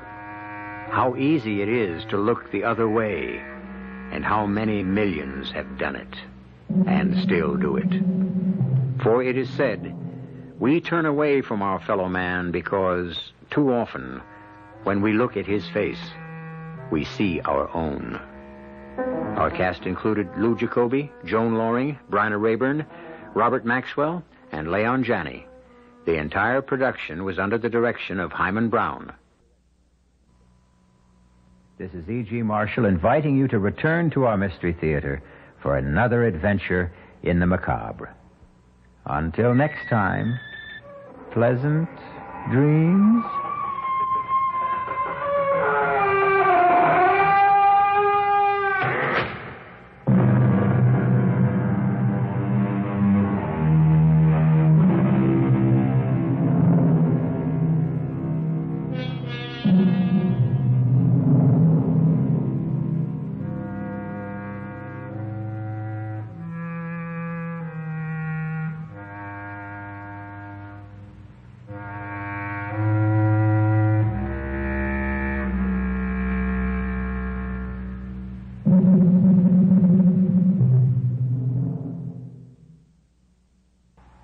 And now, Mystery Theater.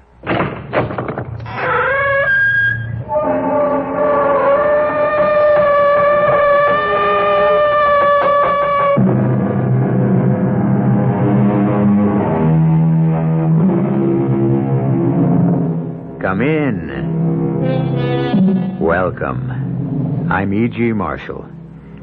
We have a drama for you. An adaptation of a story written long ago. A lady by the name of Mary Wollstonecraft, dead now for a century and a quarter, accomplished in her lifetime two things for which she is well remembered. She married the poet Percy Bysshe Shelley, and she composed the novel Frankenstein. The first brought her misery, the second brought her fame. Though she never married another man, she did write other novels and a goodly number of short stories besides. It is one of these we bring you now.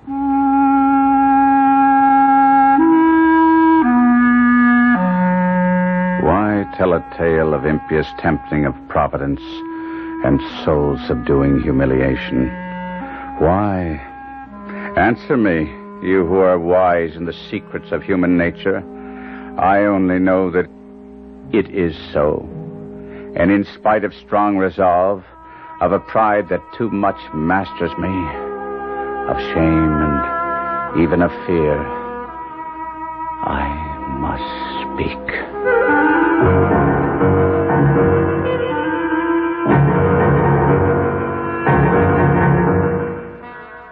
Our mystery drama, The Transformation, was adapted especially for the Mystery Theater by Elspeth Eric and stars Kevin McCarthy.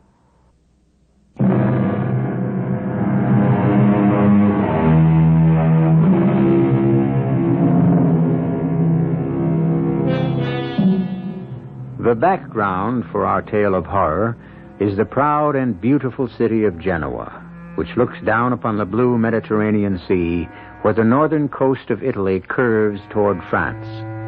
It was in Genoa that our hero was born, and on the shore of that sea that his strange adventure, or should we say misadventure, began.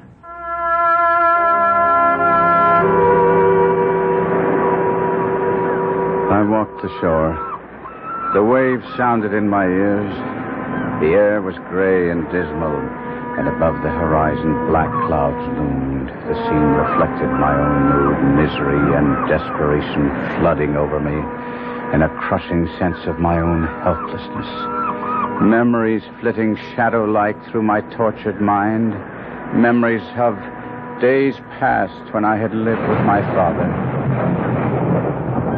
I was born with, I freely admit it, a most imperious, haughty, and tameless spirit. The words of our confessor, Father Pellegrini, echoed in my head. Your father seems a tyrant to you, Guido. I know that. But you have no mother, and someone must check the wild impetuosity of your character. You must respect your father's wishes, Guido. But I did not. The only hope of my rebel heart was to be a man, free, independent, or, in better words, insolent and domineering. Ah, Guido, what is to become of you? My father had one friend, a wealthy Genoese noble, the Marchesa Torella, who, in a political tumult, was sent for a time into exile. Like my father, he was a widower with one child, a little flower of a child whom he left under my father's guardianship. You will take care of my precious daughter, will you not, Guido? You're several years her senior. You will be her protector, her defender, will you not? I had only nodded my head, but my heart had said much more. My heart had given glad shouts that this exquisite child was to be put into my care. Though words would not come to my lips, this little child, this Juliet, had held out her tiny hand and placed it in mine with such simple trust and affection that then and there I knew I had met my fate. Guido? We grew up together, she and I. When I was 11 and Juliet 8 years of age, a cousin of mine, much older than either of us, he seemed to me to be quite a man, took great notice of my playmate, and one day he called her his bride and asked her to marry him. And when she shrank from him, he insisted and drew her towards him. I had watched the odious scene, and with the emotions of a maniac, I threw myself upon him. Guido! I strove to draw his sword. Failing in that, I clung to his neck with a ferocious desire to strangle him. Guido, no! Boys! Guido, loosen your hold! I'm ashamed of you. No, don't try to explain. I know the bully was trying to force himself on our little Juliet, and I know you had to come to her aid, but Guido, had you not been too small to draw his sword from his scabbard, who knows what you might have done? Father? Your actions were a great sin. Come with me to the chapel, and we will pray for your impetuous soul. This I did, and that very night I returned to that same chapel, holding little Juliet by the hand, and in that holy place I profaned her child's lips with an oath that she would be mine forever, forever only mine. Well, those days passed away. After a few years, the Marchesa Torella returned from exile and became wealthier and more prosperous than ever. When I was 17 and Juliet a blossoming 14, my father became gravely ill. As he lay dying, Torella, Juliet, and I stood by his bedside. I know what you seek of me, my friend. That I will take your son to my heart and into my home. You have my word on that. But there is more, is there not, my friend? Ah, yes. You wish me to bestow upon your well-loved son the hand of my equally beloved daughter. That is your wish, is it not, my dear friend? And so it was done. The beautiful child I had so loved from childhood was promised to me against the day when I should be so situated as to claim her for my wife. And now on the rocky and rain-swept shore, as I walked bent over against the rising wind, the memory of these early feelings returned to mock me, torture me, drive me to a distraction I thought I could not bear. My dreams had vanished. Hope had abandoned me. I had been willing to die there on the shore, to let the rain and the cold congeal my blood and freeze my marrow and end at last a life which had become unbearable. Then, all at once, a gigantic flame pierced my eyelids and made me lift my head to look seaward. The spot where I knelt was locked on one side by a rugged promontory. Round this cape suddenly came, driven by the wind, a vessel. In vain the mariners tried to force a path for her to the open sea, but the fierce gale drove her on the rocks. With a frightful shock, the vessel dashed upon her unseen enemy. In a brief space of time, she went to pieces. I covered my face with my hands and wished with all my heart that I could have sunk beneath the waves with those unfortunates. Then, all at once, I looked up. Something was floating towards the shore. Was that a human form? A human being bestriding a sea chest? A fellow creature saved from a watery grave? Was it human? Surely never had such existed before. A misshapen dwarf, I could see it now, with distorted features, a torso as wide as it was long, legs thin as threads and extending an inordinate distance from his body. His arms were the same, and the hands that dangled were tipped with pointed nails that were black all over. By St. Beelzebub, I have been well mentioned, and by the feast, here is another ally of the Mighty One. To what saint did you offer prayers, friend, if not to mine? Now I could see his face. God in heaven, his face. His head sloped back from his eyes so sharply he could be said to have no forehead at all. His hair was black, as were his eyes, but long and growing unevenly over his shriveled pate, and from the backs of his hands, from his legs, and even from the... What a noise the big ocean makes! The waves disturb me. I will have no more of any of my rowing. Silence, winds! To your homes! Clouds! Fly to the antipodes! And leave our heaven clear! He stretched out his long, lank arms that looked like spiders' claws and seemed to embrace the expanse behind him. Was it a miracle? The clouds became broken and fled. The azure sky first peeped out and then spread a field of blue above us. The sea grew calm. Come! Don't be frightened, friend. I am good-humored when pleased. And something does please me in your handsome face. Though you look a little woebegone. Shall we be friends? He held out his hand. I could not touch it. Oh, well then. Companions. That will do as well. And now, while I rest after the buffeting, tell me why you wander thus alone and downcast on this wild seashore. Have you no home? I have a home. Then why are you here? I dare not go there. Tell me, is it a woman? What? Did she throw you out? Did she betray you with another? She is the purest, the loveliest, the most faithful. She has done nothing but good, nothing that is not consonant with her noble nature. Well, then why in the name of the devil are you here? At first I could not speak. And then the words started to come, and soon they were flowing in a steady torrent. Before I could marry my Juliet, I must amass a fortune, and before domesticity claimed me, I must see the world, and see it I did. I went to Florence, to Rome, to Naples, and at long last to the bourne of my wishes, to Paris. Paris! I was arrogant and self-centered. I loved display, and above all, I threw off all control. I became a spoiled child. Who could control me? Not the letters of Tarela. No, only strong necessity in the shape of an empty purse. Oh, poor, handsome boy. Acre after acre, estate after estate, I sold. My dress, my jewels, my horses were unrivaled in Paris, while the lands of my inheritance passed into the possession of others. Well, go on. I'm caught up in suspense to hear the outcome. I thought that I would come home to Genoa. I was nearly a beggar, yet I would come home and rebuild my fortunes.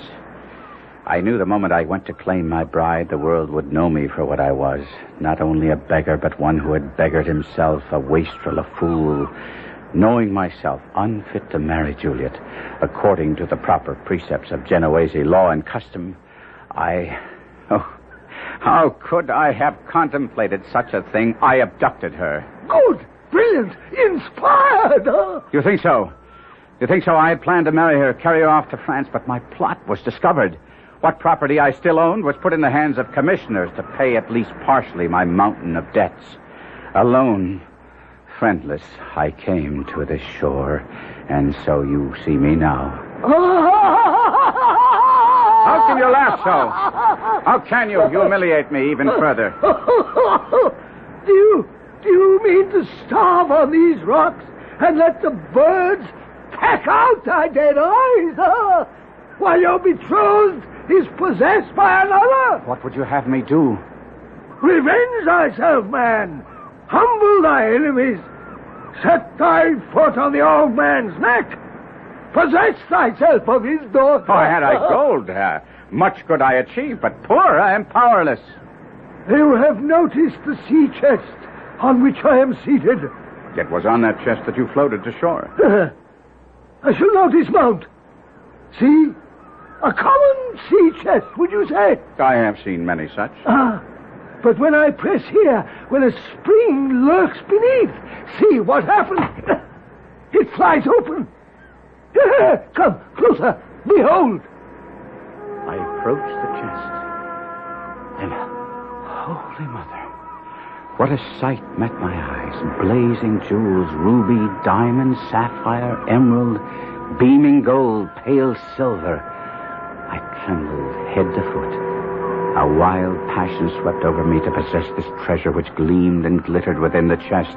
I looked helplessly at the hairy monster who stood watching me through half-closed eyes.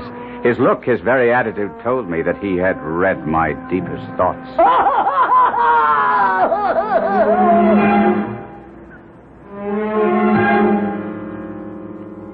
Can it be that from horror comes beauty? Can hope be born of despair? Even as the winds die down, the thunder ceases, the waves subside, and the wind quietens, there comes the suggestion, only the suggestion, mind you, of the sun's revival, the heralding of a clearer day and a fairer sky. We will be back shortly with Act Two.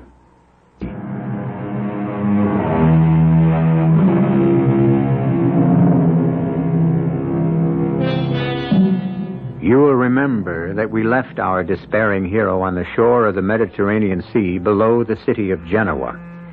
He had poured out the story of his wasted life, his extravagance, his self-indulgence, his profligacy, into the ear of a misshapen monster who had survived a shipwreck by floating to land on a small sea chest. It is this chest which the monster has just opened for our hero's inspection. What a sight. Blazing jewels, beaming gold, pale silver. A mad desire to possess this treasure which gleamed and glittered within the chest was born of a sudden within me. Though I was trembling, yet I controlled my voice as best I could. Doubtless one so powerful as you could do anything at all? Nay, I am not so omnipotent as I seem. Some things I do possess, which you may covet.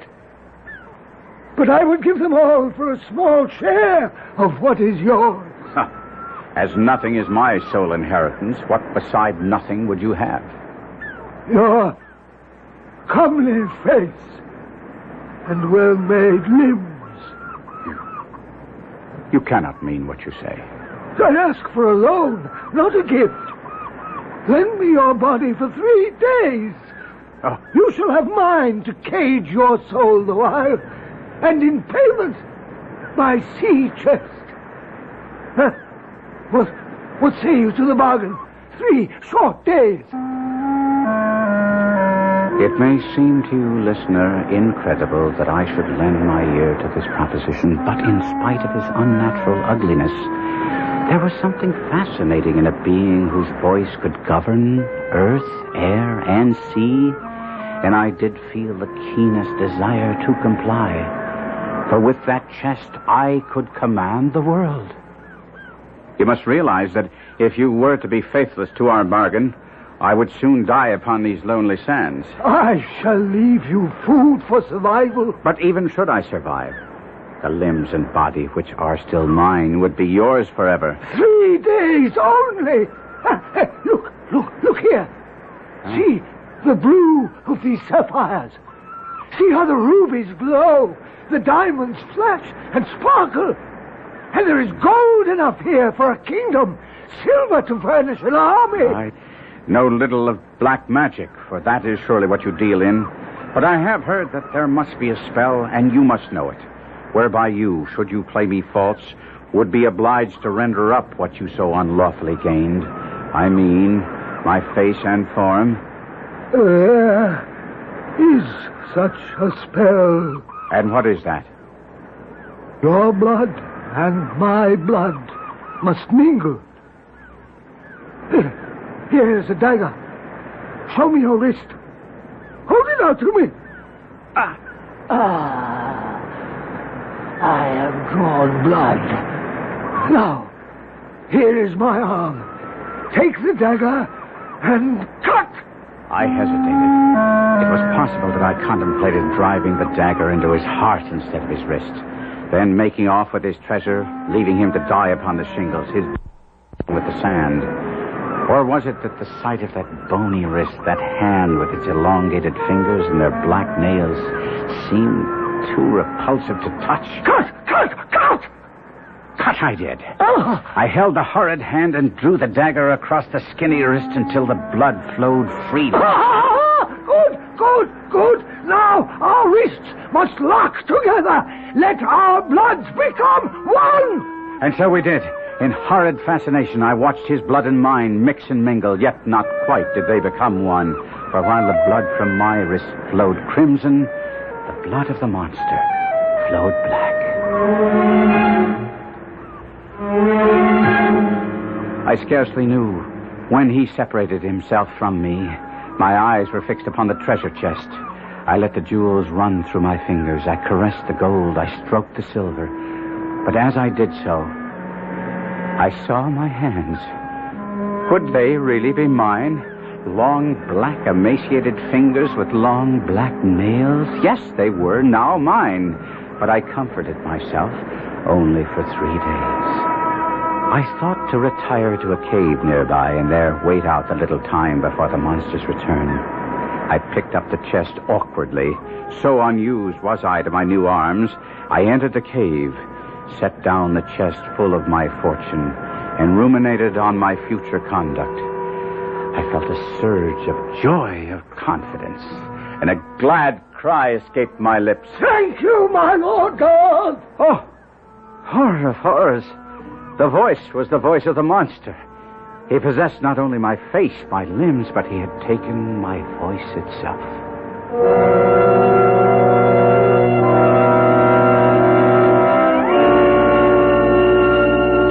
Suns had set. The third dawned, slowly paced the bright orb up the eastern sky. Long it lingered in the zenith, and still more slowly wandered down the west. It touched the horizon's verge. It was lost. The evening star shone bright. I thought to myself, he will soon be here. And for the second time, I shouted aloud for joy. At last! At long last! But he came not. By the living heavens, he came not.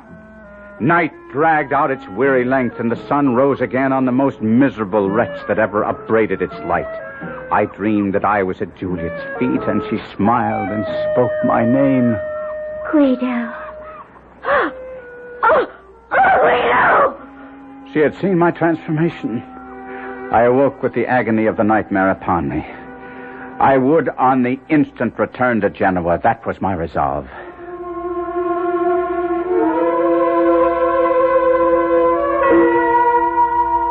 I began to walk towards Genoa. I was somewhat accustomed to my distorted limbs. None were ever so ill-adapted for straightforward movement, and with Well, it was with infinite difficulty that I proceeded. I tried to avoid the hamlets, for I was unwilling to make a display of my hideousness. But I was not always successful. Oh, what is that? Sweet Savior, what is crawling up the path? It's a spider! A spider the size of a man! Maria, get in the house. Quickly! Quickly! I had the wild notion that I might beg at her house for food, for I had brought none with me. But I understood immediately that there would be no food here. No help of any kind. Wait, Maria! Hand me my broom! Be quick! It's starting to run! Give me my broom! With my spindly arms wrapped around my tiny head and my long, crooked limbs carrying me away from her as fast as they were able, I escaped the enraged woman. I stumbled up the cliffs, searching for a cave where I could hide my repulsive body, and I lay panting on the rock. Below me, the splashing sea, the quiet sand, and above, the blue sky of heaven. Bruised in body and broken in soul, I slept.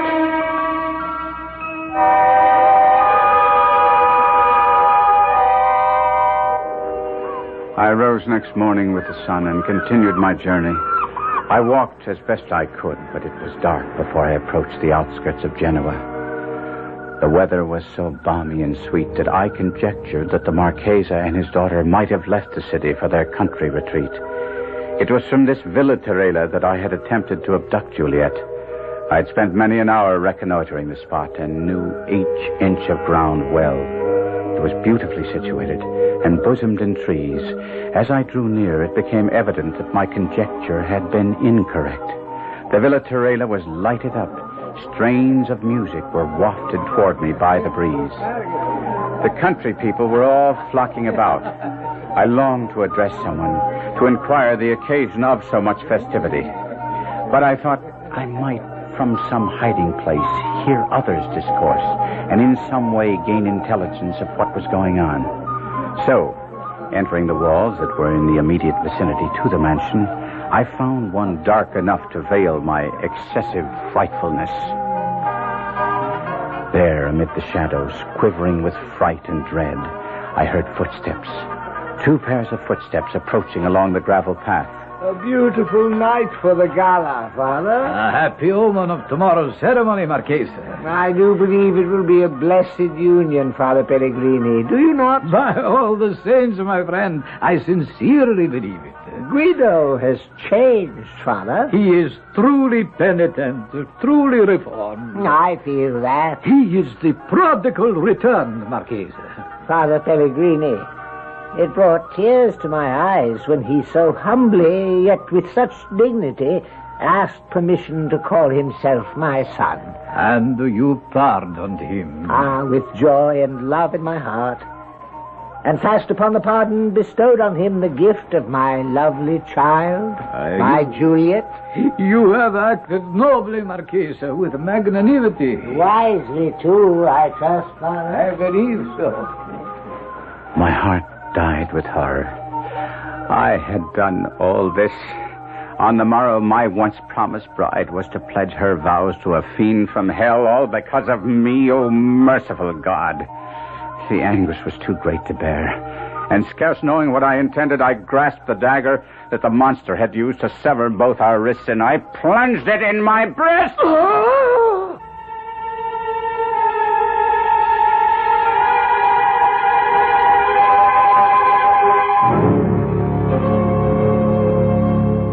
Where does the devil live? How does the devil speak?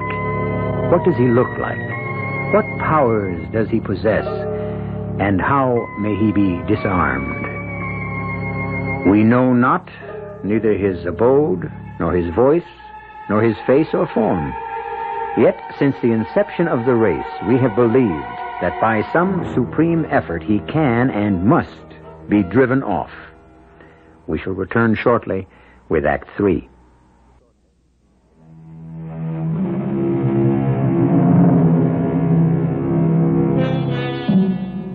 Recall with me now, dear listener, how we left Guido, our gallant cavalier, transformed now into the shape of the most repellent monster, hiding in the shadows of the Villa Torella, where he heard the Marchesa Torella and Father Pellegrini discuss the marriage on the morrow. His long-loved Juliet was to marry the monster who now appeared to be, and everyone believed to be, Guido himself. The anguish was too great to bear, and scarce knowing what I intended, I grasped the dagger and plunged it into my breast. I know not how long I lay there in the darkness, but I sensed somehow that the dagger had not pierced my heart. I had not ended my agony, only prolonged it. Then I heard voices. Father Pellegrini and the Marchesa Torella were returning along the gravel path. I had wounded myself badly, and too weak to move, lay directly across the path where they could not fail to see me. Father, look here. There, on the path. Oh, my sweet Savior. What can it be? Is it an animal? Certainly it is nothing human. It's some dead thing, some beast who dragged itself from Lord knows where to die in my garden. But what shall we do with it? Don't touch it, Father. But I must make sure. It is foul and putrid. Let it lie there where it is. I'll fetch a servant to take it outside the walls and bury it. Poor creature. Whoever or whatever you are, God have mercy on you. Oh, what? Did I see you still? Is it possible? Do you still live? There, you moved again. You need the doctor for Reg. Hold fast to whatever life is in you, and I will return. My wretched body had somehow, without my wishing it, responded to the kindness I heard in Father's voice. Despite my self-inflicted wound, I somehow raised myself and staggered toward the villa. Wild thought races through my brain. Could God permit the foul union slated for the morrow? I hid myself among the trees. The garden grew deserted. The gates were closed. I staggered about and came under a window. Well did I know it. A soft twilight glimmered in the room. The curtains were half drawn. It was the temple of innocence and beauty. I saw Juliet enter, approach the window beneath which I lurked. Oh, she clasped her hands. She raised her eyes to heaven. Guido, mine own Guido. Then, as if overcome by the fullness of her own heart, she sank on her knees. Oh, Guido, my only love. What joy the dear Lord has conferred upon me. Oh, let me live only for my life's love, my Guido, my best beloved. I heard a step, a quick, firm step, and soon I saw a young man richly dressed, young and graceful to look upon. Yes, by heaven, he was handsome. He had the lithe body, the fine features of oh, God in heaven, of myself. I crouched closer. The youth approached. He paused beneath the window. She arose, and again looking out, she saw him. Guido, oh, my love. The guests have gone. My dearest, you must go too.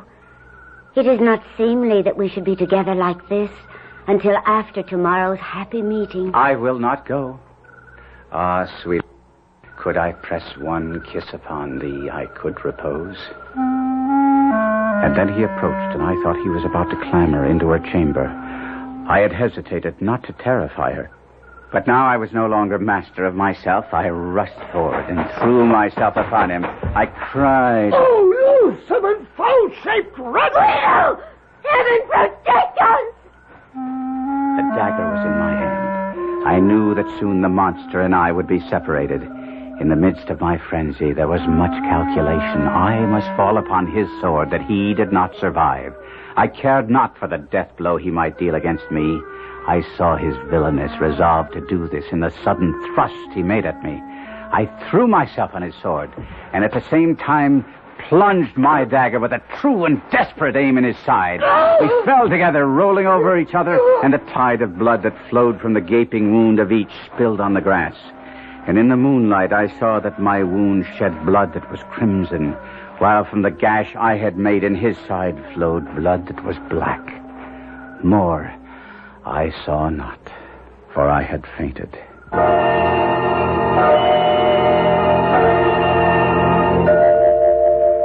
returned to life, weak almost to death. I found myself stretched upon a bed. Juliet was kneeling beside it. My Guido. Oh, thank heaven you live. Juliet. My love. The voice in which I spoke was mine own. Mine. Not the horrid screech of the monster, but mine own. My dearest one. My sweet love, I have a strange request to make of you. Anything, my heart. Bring me a mirror. A mirror? I must have a mirror. Oh, do not agitate yourself, my darling. I will fetch you a mirror. But you must not be shocked at what you see. Quickly, quickly. Here it is. Give it to me. You are wan and pale after last night's encounter. How? By the mass, I think myself a right proper youth. Your color will return. Do not condemn me. No one knows better than I the value of his own body. No one, probably, except myself, after having had it stolen from him. Whatever are you saying? Are you feverish? Perhaps a little. I have endured much. Are you strong enough to see anyone? My father and Father Pellegrini are just outside the door. Ask them to come in. They are so happy that you are recovering. Do come in. He is anxious to see you.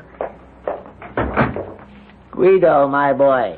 Marchese. You look well, Guido. A little pale, that's all. The doctor says that in a few weeks' time you will be up and about. And well enough for the wedding ceremony. Do you have any pain? None at all. Oh, hardly any.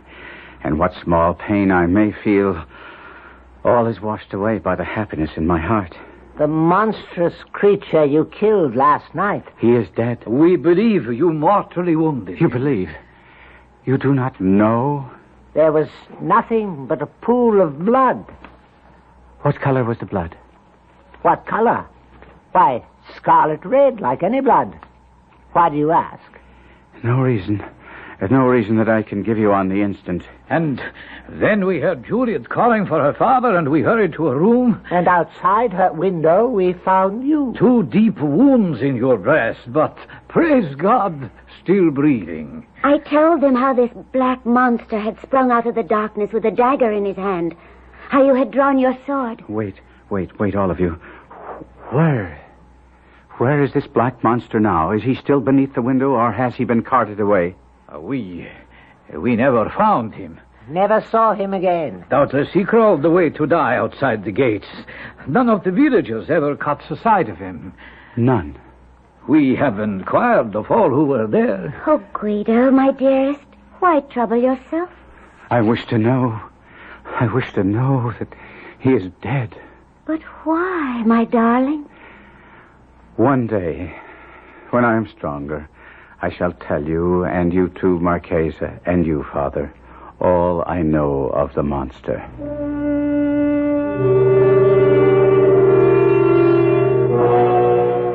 And so I did. Incoherent as it may have sounded, some weeks later, I talked first to Juliet of the monster and his crimes. But you are raving, Guido. You are still suffering from your wounds, your encounter with the beast. You nearly married him. Hush, my darling. Speak no more of that dreadful encounter. It has left you fevered and distressed. But do not fear, my heart. I shall tend you and nurse you back to health. And once we are wed, you will forget the black monster forever.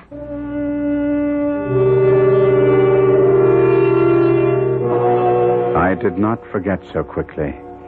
I talked next to my future father-in-law, the Marchese Tarella, who gave more credence to my story.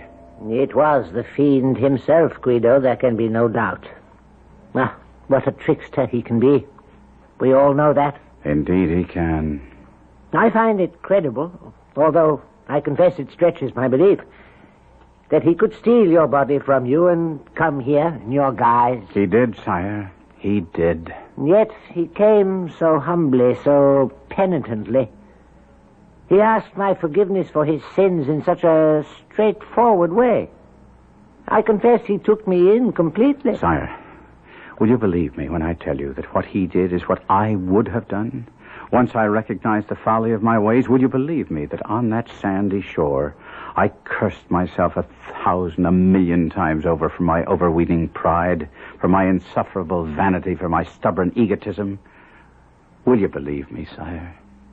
My son, with all my heart, I believe you.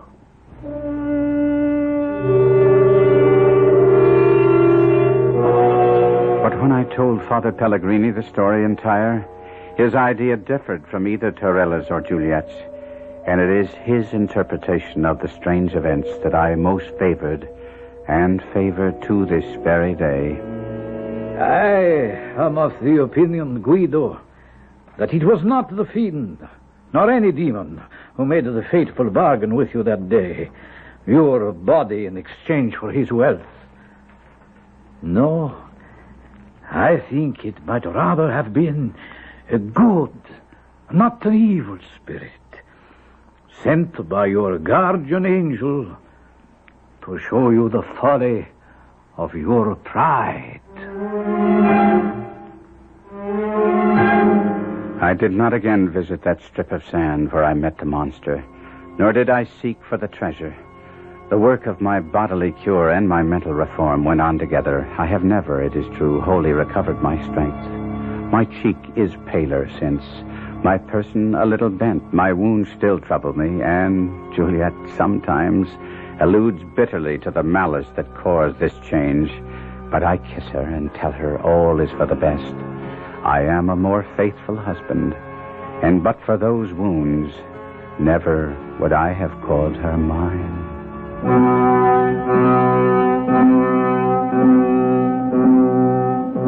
Which interpretation of Guido's story do you favor? Juliet's, the Marchesa Torella's, or Father Pellegrini's?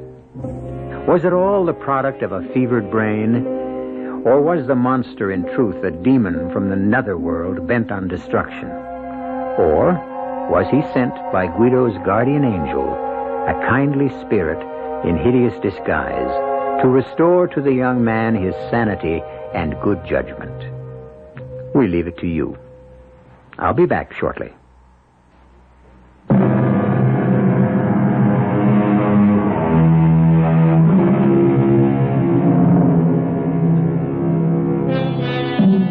We have said that each one of you may opt for whatever explanation of our story you prefer. Was the monster a vision, a devil, an angel? There is a fourth interpretation which we offer for your consideration. It is from Joseph Conrad, the great Polish writer. The belief in a supernatural source of evil is not necessary. Men alone are quite capable of every wickedness. Our cast included Kevin McCarthy, Robert Dryden, Ian Martin, and E.V. Juster. The entire production was under the direction of Hyman Brown. This is E.G. Marshall inviting you to return to our Mystery Theater for another adventure in the macabre. Until next time, pleasant dreams.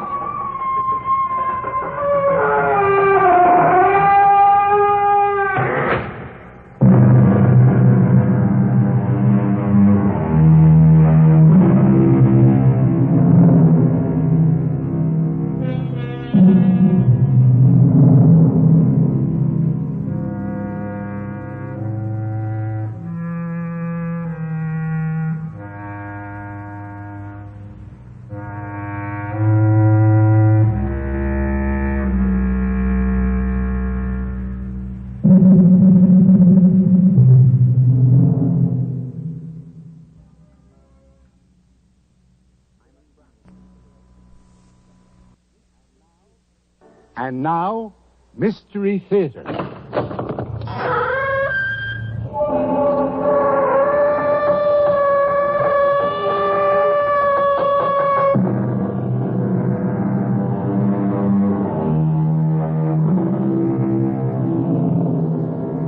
Come in. Welcome. I'm E.G. Marshall. Bleak, lonely, evil. Such are the moors of England, where even today one can go for mile on mile without sight of another house or another human soul, where death-dealing quicksand bogs and mires wait to trap the unwary walker, where many who enter are not seen again, and where some of those who are seen again are strangely changed. For example, Sandy and Jack Burton. We didn't see it, Jack. Wrong, Sandy. We did. We couldn't have. An Elizabethan headsman? An executioner in a black hood with an axe dripping blood? No, I don't believe it. Sandy, we saw what we saw. No, we saw what our nerves saw. We saw what that moor out there made us see. You talk about the moor as if it were a living thing. A living, breathing, malevolent thing that can kill us if we let it.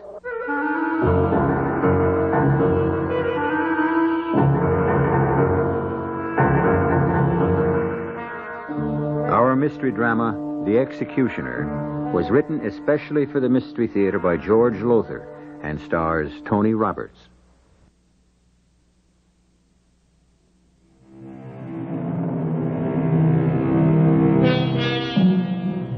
Few will deny, I'm sure, that weather and climate play a great part in our lives. To a large degree, affect our mood, our nerves. People in warm and sunny climates tend to take life more casually than those where the weather is cold and bleak. What I'm getting at is that one of the characters in the tale I bring you now is not a person, but a moor. Moor. The very sound of the word strikes a note of dread to the soul. Dread, but fascination, too. For believe me, there is a certain allure in evil, a compelling magnetism which some cannot withstand. Two such people were Sandy and Jack Burton. Jack, how much further to Linton? 20, 30 miles. Not sure. We'll never make it by nightfall. We may not make it at all. The road is running with water. I try to go faster than 5 miles or so. The engine gets wet and starts to die. The wiring is soaking wet. That old farmer was right. We should never have taken the shortcut across the moor. He warned us. Oh, but, honey, I wanted to see the moor. I've never been on a moor in all my life. There's a writer. A writer who's supposed to be on vacation, resting and recuperating from a nervous breakdown. Oh, no. You promised me. On the plane over, you promised not a stroke of work till we got back from England. What's that? It's wet wires. I better slow down a bit more. All you've been doing since we landed is take notes of this and notes of that. You filled I don't know how many notebooks. Well, I am a writer, and it's sort of second nature to take notes. Yes, I keep hoping I'll hit on an idea that'll pay off for an article.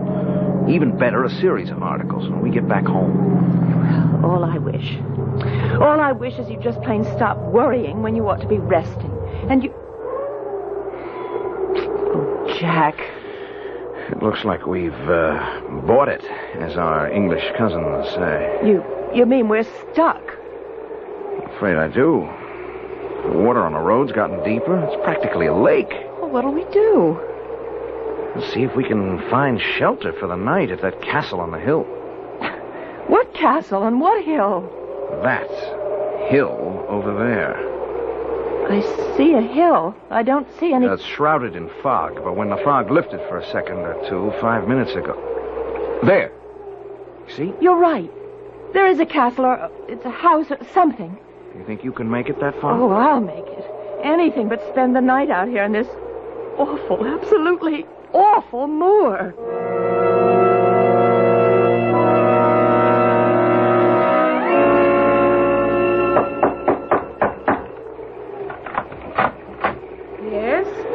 Sorry to trouble you, ma'am. My name's Jack Burton. This is my wife, Sandy. Our car broke down on the road below, and I'm afraid we need shelter for the night. Not here. But, ma'am... I said not here. Oh, now, just a minute. Jack, don't argue. That man... I see him, but big as he is, well, never mind. Look, ma'am, we're in a serious situation. Our car is stalled in what's practically become a lake. In common decency, you gotta let us come in. Dunning? Jack, look out! That man... Now, hold it, chum. All I'm asking...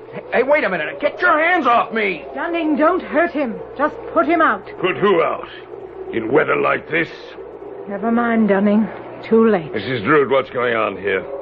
Who are these nice young people, and why was Dunning putting them out? Sir, our car is stalled on the road below, and with night coming on and all, we were hoping you could put us up until morning. Well, of course we can. Come in, come in. Dunning, close the door. Permit me to introduce myself, Sir Leonard Hastings Brooke, and this is my home, Bodmore Manor. My housekeeper, Mrs. Drood, with whom I shall have a few words later about her lack of hospitality, and this is Dunning, man of all work. He cannot speak. He's a mute, but he can hear well enough and carry out orders. And you, sir? Jack Burton, and this is my wife, Sandra. We're Americans here on vacation. We were taking a shortcut across the moor to Lincoln. Yes. You can fill me in on the particulars later. Right now, you both look like drowned rats. Very pretty rat in your case, Mrs. Burton. We must get you both into dry, warm clothes. You're awfully kind. I can't thank you, and... What was that? I beg your pardon? I heard it. I thought I heard... I heard it, too. Someone screamed. Oh, just a trick of the wind, that's all. The wind? Yes. Howling about these old manor houses, it can sometimes make the strangest and most nerve-wracking noises. Well, I shall look forward to seeing you again at dinner. If you... Oh, yes. Thank you, Mrs. Drood. Jack, that wasn't the wind. That was a scream. It sure sounded like it. Oh, Jack. Jack, let's leave. And go where, Sandy? Where?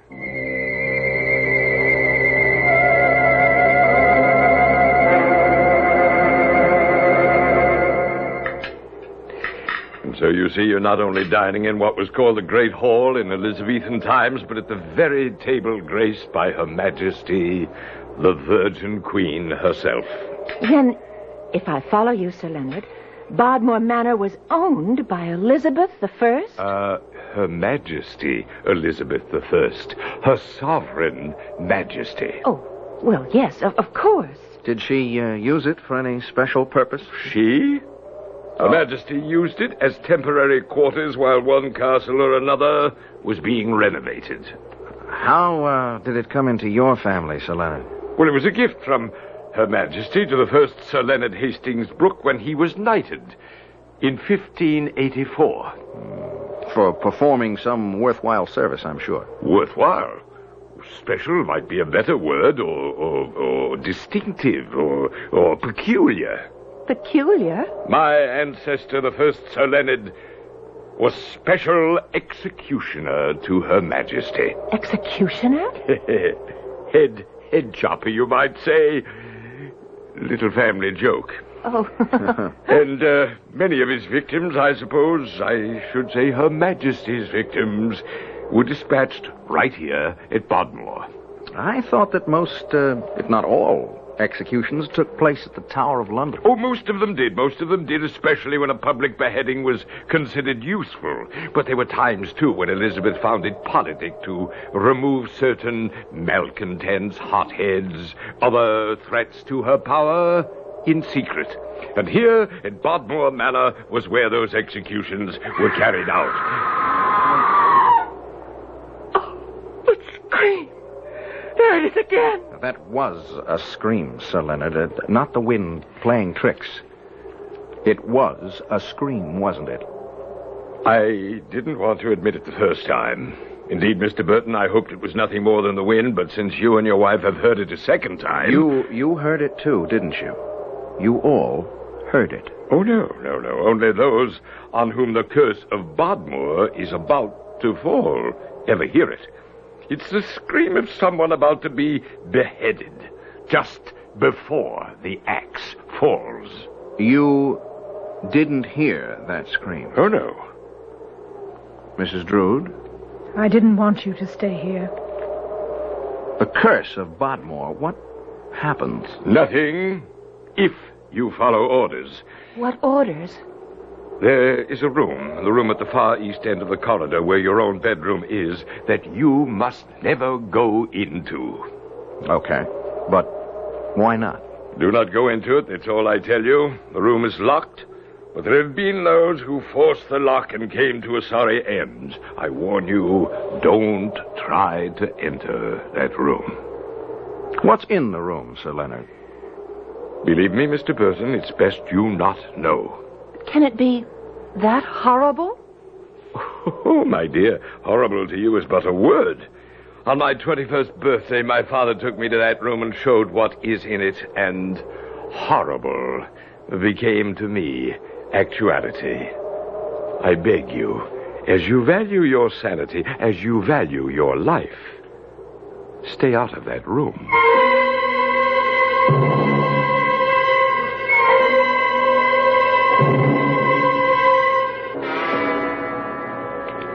Jack?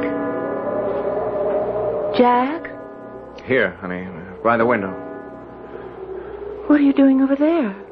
Why aren't you in bed? Oh, just looking out at the moor, thinking. The rain stopped. And there's a moon. With black clouds scudding across it. What have you been thinking about? Not thinking exactly. Wondering's more like it. Wondering about this whole freaked-out setup. Sir Leonard and Mrs. Drood. I'm wondering, could I do an article if I can find the right handle? Did we hear that scream? Really hear it? Or was it just the wind? Well, Sir Leonard said... I know, but... Well, was he maybe just taking advantage of the circumstances, us thinking we'd heard a scream? But why would he? I don't know. That's what I've been sitting here trying to figure out. All I can come up with is that he's playing some kind of childish game. He doesn't act like a child. No, but... Come on to bed. No. You go on and on. I'll sit up for a while yet. Jack, what are you up to? Up to? Me? That room at the end of the corridor. Now, whatever gave you the idea that I would... Jack. Honey, it would make one terrific article. If there is anything in that room, something really horrifying or whatever, or even if there isn't, the experience we're having here right now, I mean, the car stalling, Bodmore Manor being Liz the One's private execution place, the curse, the whole bit. I mean, I can sell it like that when we get back. You are not supposed to be working. Dr. Delmar warned you. And sent me his bill at the same time. Now, you don't pay that kind of bill, and a few others that are bugging me, by resting. All right. Let's go. Well, you don't have to go. I have to. Now, question. Sir Leonard said the room is locked. How do you propose to open it? Simple. You've forgotten that article I did on safecrackers and lockpickers. You're right. I had forgotten. All right, if you're ready. Come on. Well, coming? Just the sight of that long corridor. All those suits of armor lining the walls. Look, go back to bed and I'll... No, go ahead. I'm with you. This. Yeah, it's something, isn't it? A big glass case filled with clothes worn in the 16th century, I guess. There's no need to guess. Look at that one there. If that wasn't worn by Elizabeth I, the jeweled high stand-up collar, flounced sleeves sewn with semi-precious stones. Oh, Jack, Elizabeth herself wore that. Yeah, I guess she did. But look, it's the inside of that room down there that I want to get... What's that? I don't know. I thought I heard... It sounds like someone's... coming from the end of the corridor. Jack, look. What? Where? There. Walking through the patch of moonlight. Walking towards us. No. Oh, no!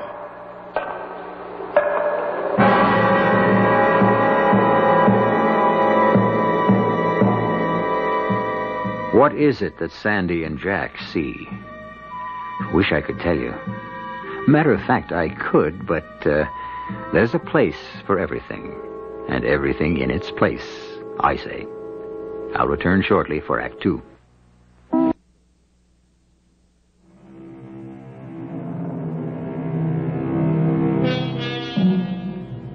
Now we're in the Burtons' room at Bodmore Manor.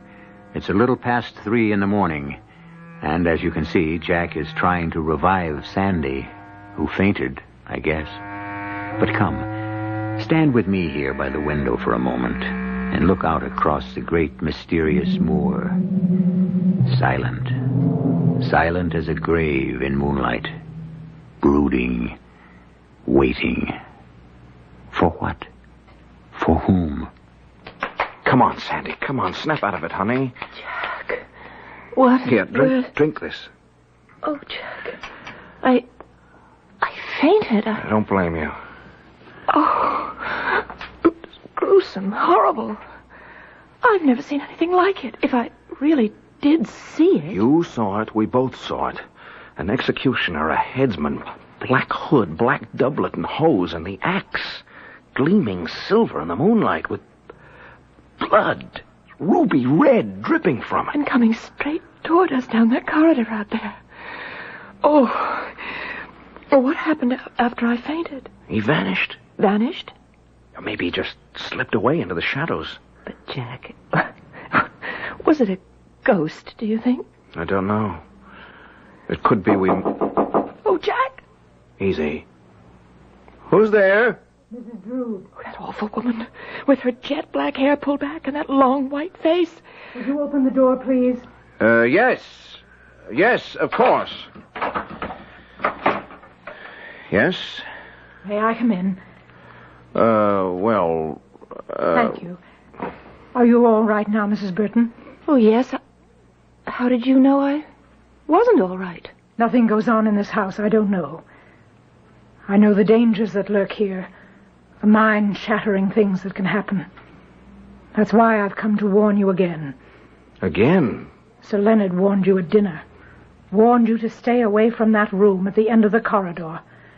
I knew, even as he warned you, that he was arousing your curiosity, that at the first opportunity you'd try to find out what lies behind that locked door. That's what you did, didn't you? Yes. Take care. Don't do it again. If you do, you may not leave Bodmore Manor alive. We are in danger of death? Nothing less. I don't understand. No need to understand. But You saw the headsman, did you not? The headsman with his axe dripping blood? Yes. Count yourselves fortunate that you only saw him. That you still bear your heads on your shoulders. Still... Are you saying there's a murderer in this house? Am I telling you something you didn't already know? Didn't already feel? Haven't you felt its loathsome presence? Who? What are you talking about, Mrs. Drood? The moor. The moor, child. It more than surrounds this old manor house. This house that reeks of blood.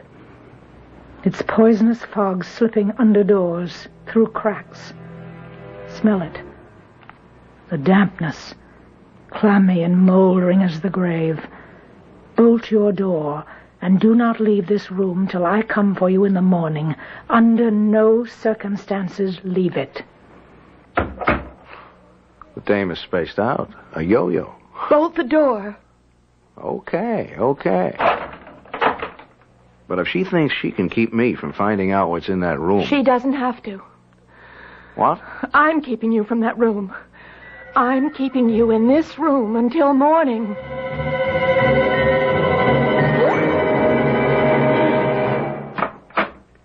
Oh, Sir Leonard. I've been waiting for you, Mrs. Drood. What are you doing out of your quarters at nearly 4 in the morning? What are you doing in my quarters at nearly 4 in the morning? The Queen has sent word that she wishes to be present at the next execution. Her chambers must be put in readiness, and all else required for her comfort. See to it. Of course. I've already instructed Dunning as to the axe. I want it sword blade sharp. It will be. You can depend on Dunning. What troubles me is... And I depend on you, Mrs. Drood. Have I ever given cause for doubt, Sir Leonard? Not until now. Take heed, woman. Her sovereign majesty, Elizabeth Regina, demands unswerving loyalty of her subjects. I warn you, try no more to save another's head, lest your own be forfeit.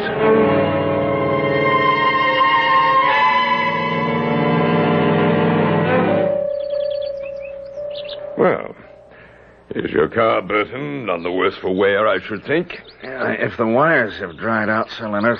See if it will start, Jack. Right on. We figure Linton to be about 30 miles away, Sir Leonard, according to our map.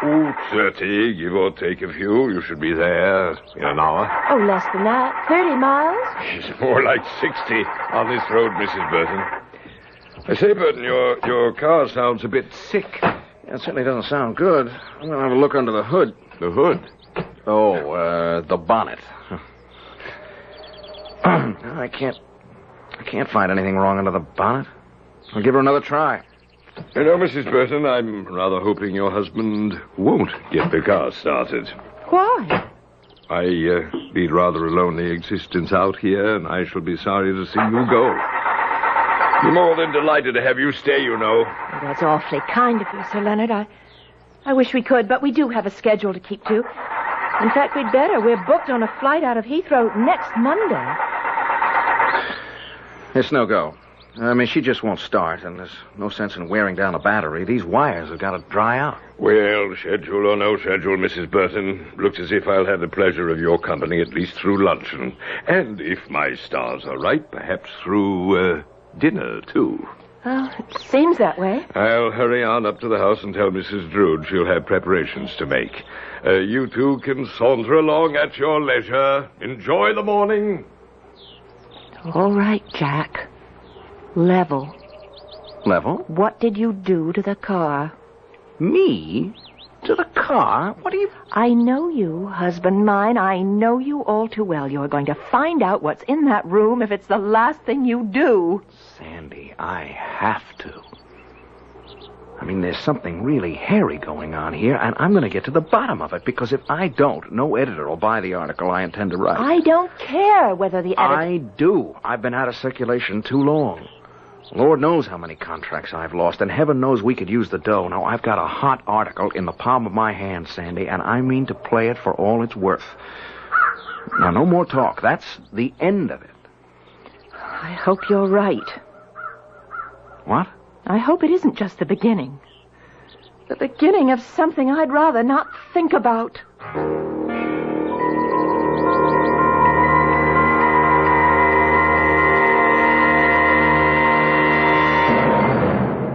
Oh, Mrs. Burton, I saw you sitting out here on the terrace. Brought you a cup of tea. Thank you, Mrs. Drood. How very thoughtful of you. Not at all. Sir Leonard tells me your husband couldn't get the car started and you'll be spending the night with us. Yes. Well, if you must, you must. Can I get you anything else? Oh, thank you, no. The tea's enough. In that case, I'll... Mrs. Drood? Yes? What you said last night, in the middle of the night, about the moor, what exactly did you mean? If you need ask the question, I cannot answer. I don't understand. Some things in life can't be put into words. There are things of the spirit, beyond words. Look out at the moor now, with the sun all rose and gold, setting in the west. What does it look like to you? What feelings does it bring to you? Why, it looks quiet, beautiful, serene, lovely. Yes. But within the hour, when the sun is gone, and the mists begin to rise from the boglands, and the moonlight plays strange tricks, it will be anything but quiet and beautiful and serene. It will be pure evil. Mrs. Burton, I strongly suspect that if your husband wanted to, he could get your car started. Take my advice. Persuade him to do so. And then leave Bodmore Manor. Leave as quickly as ever you can.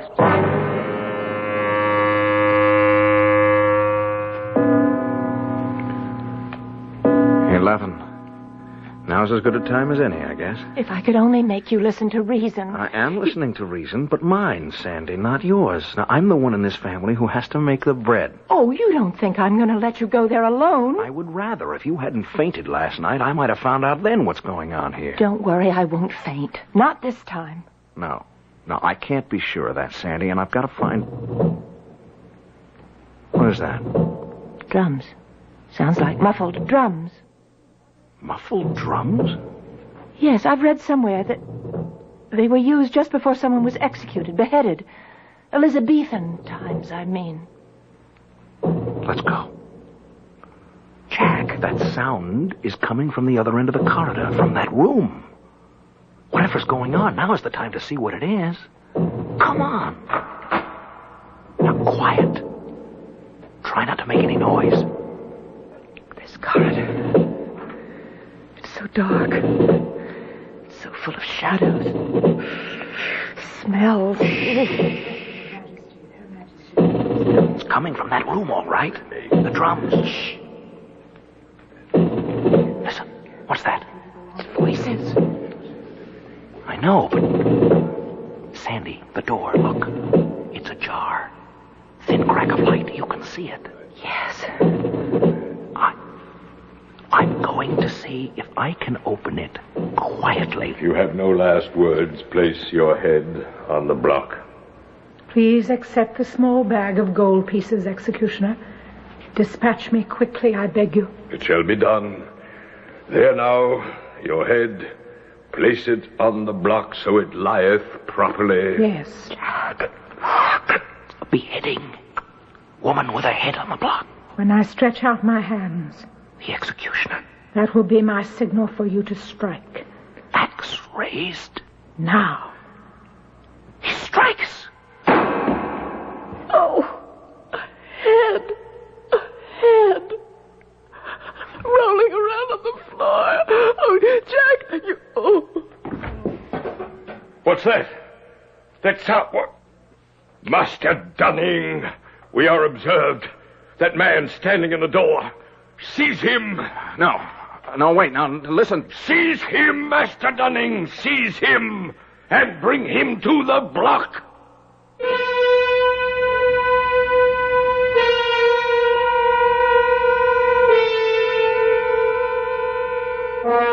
I don't want you to worry. Jack and Sandy Burton are going to come out of this all right. What intrigues me, and should intrigue you, is not that they will escape, but how will they escape the headman's axe? The truth is that if it hadn't been for some quick thinking on Sandy's part, some of the quickest thinking on record, well, back in a minute for Act 3.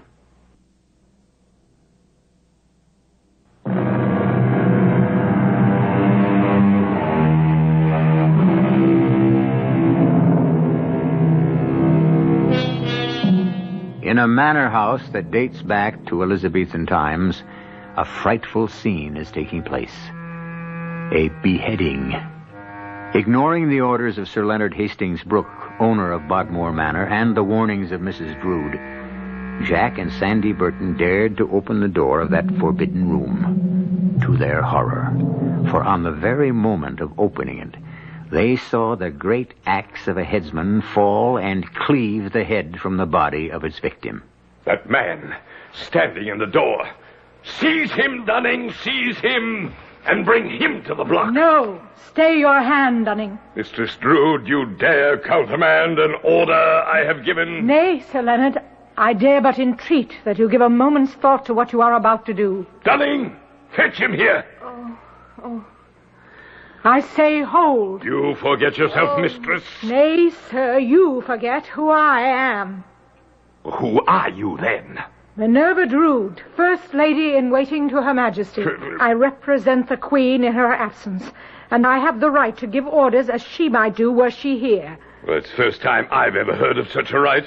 Your ignorance, sir, will not protect you from Her Majesty's wrath, should you dare take my entreatment lightly. But there stands Sir Jonathan Burton, a traitor to England and to Her Sovereign Majesty, if ever one lived. Jack, he's pointing at you. Not proven. Not proven? He has not even been put to the question. Yes, but I thought... Well, never mind. I shall look into this at once. Come, Dunning. We must consult the records. You, Mistress Trude, remain here with the prisoners. But, Sir Leonard... Do as I bid you, madam. Dunning, come. Mrs. Trude, what in heaven's name is this all about? Use your eyes, Mr. Burton, and I think you'll have the answer for yourself. Jack, that figure kneeling at the block, it's a dummy. As you can see, a storefront mannequin dressed in Elizabethan clothes. The head, just a dummy's head. The executioner, the headsman in the long black hood. That was Sir Leonard? Yes. Is he crazy? Again, yes. Oh, good Lord. Nothing to be alarmed about, Mrs. Burton. In any case, not until now. But I'm afraid he's begun to take a turn for the worse. Yeah, but what's just happened here? I don't get it. Let me explain. Bodmore Manor was, as Sir Leonard told you at dinner last night, a secret place of execution used by Elizabeth I. Sir Leonard, of course, knew this when he inherited the estate on his 21st birthday. You see, he had never been what you might call mentally stable. Learning he was the descendant of a headsman was all it took to send him over the edge. He's harmless, you said? Yes, or has been till now. Until now, when these seizures came on him, about every 3 months or so, we put on the little act you just saw. I would pretend that an order of execution had come from Elizabeth. Sir Leonard would get dressed in the headsman's outfit, the original, by the way. And we'd go through this mock beheading, even to the sound of muffled drums, recorded on tape, incidentally. Good heavens! Yes, it's all rather mad and ghastly, but harmless. Till now. Now I can't be sure. But I think his mania has begun to make more violent demands on him. In other words, Beheading a dummy doesn't seem to satisfy him anymore. He remains restless, unsatisfied. I don't like to think this, but I'm beginning to fear that he may... He's returned. Sir Leonard. I am in your debt, good mistress. There is nothing in the records to indicate that Sir Jonathan has been put to the question. You see? And so we must put him to the question. Master Dunning is at this moment preparing the Star Chamber. A Star Chamber trial? Is that not what Her Majesty would wish? I suppose so. As for you, Sir Jonathan, found guilty or not guilty, you will at least have the comfort of knowing you were accorded the highest honor of trial in Her Majesty's own tribunal. Come, sir, to the Star Chamber.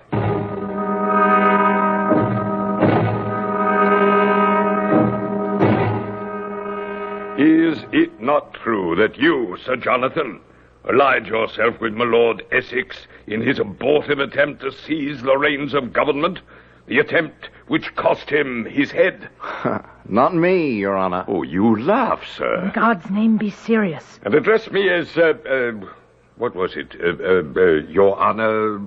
Well, either you will show proper respect to this court, sir, or it will go hard with you. Now look, Sir Leonard... Be serious, and it's my lord. Jack. My lord, I didn't mean to upset you, and I'm sorry. It won't happen again. Well, you see to it. You, deny any allegiance to my Lord Essex? I do, my lord. And what of your association with Sir Mortimer Shawcross? Sir Mortimer Shawcross? I've never heard of him. Ho. You've never heard of Sir Mortimer Shawcross? Why, you serious man, or are you again showing contempt for this court? My lord, I assure you... This court has heard enough. I pronounce you guilty. Well... Okay, I'm guilty. And such being the findings of this Star Chamber, you are hereby sentenced to be executed at dawn tomorrow morning. Dunning, take the prisoner to the place of execution there to wait the headsman's axe at dawn. I shall retire to rest until that time. Look, wait a minute, Dunning. Come on now, Dunning, no rough stuff. Play acting is play acting. This is going too far. Mrs. Drew! Warned him it isn't play acting anymore. Look, if it isn't play acting, damn it, Dunning, let go of me. What is this? The real thing, you foolish man, the real thing.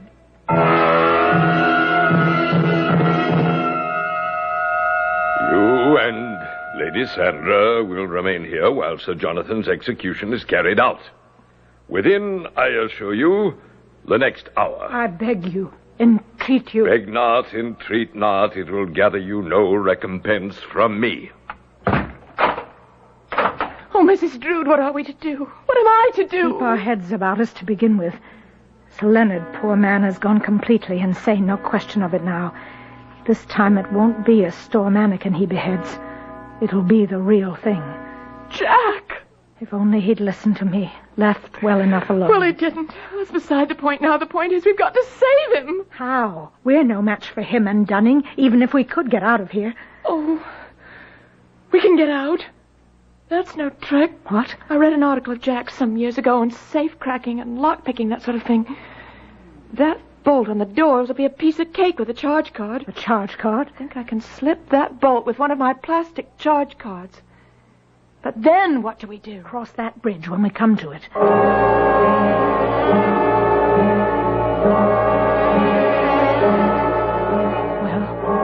Well, it's coming. The bolt is moving, but You've been almost an hour at it, and you said it would be simple. I also said I'd only read Jack's article. I never tried it out. The bolt's slipping. We'll get this door open all right. The drums. The muffled drums. Mrs. Burton, I can tell you, you have 10 minutes. 10 minutes before that axe falls.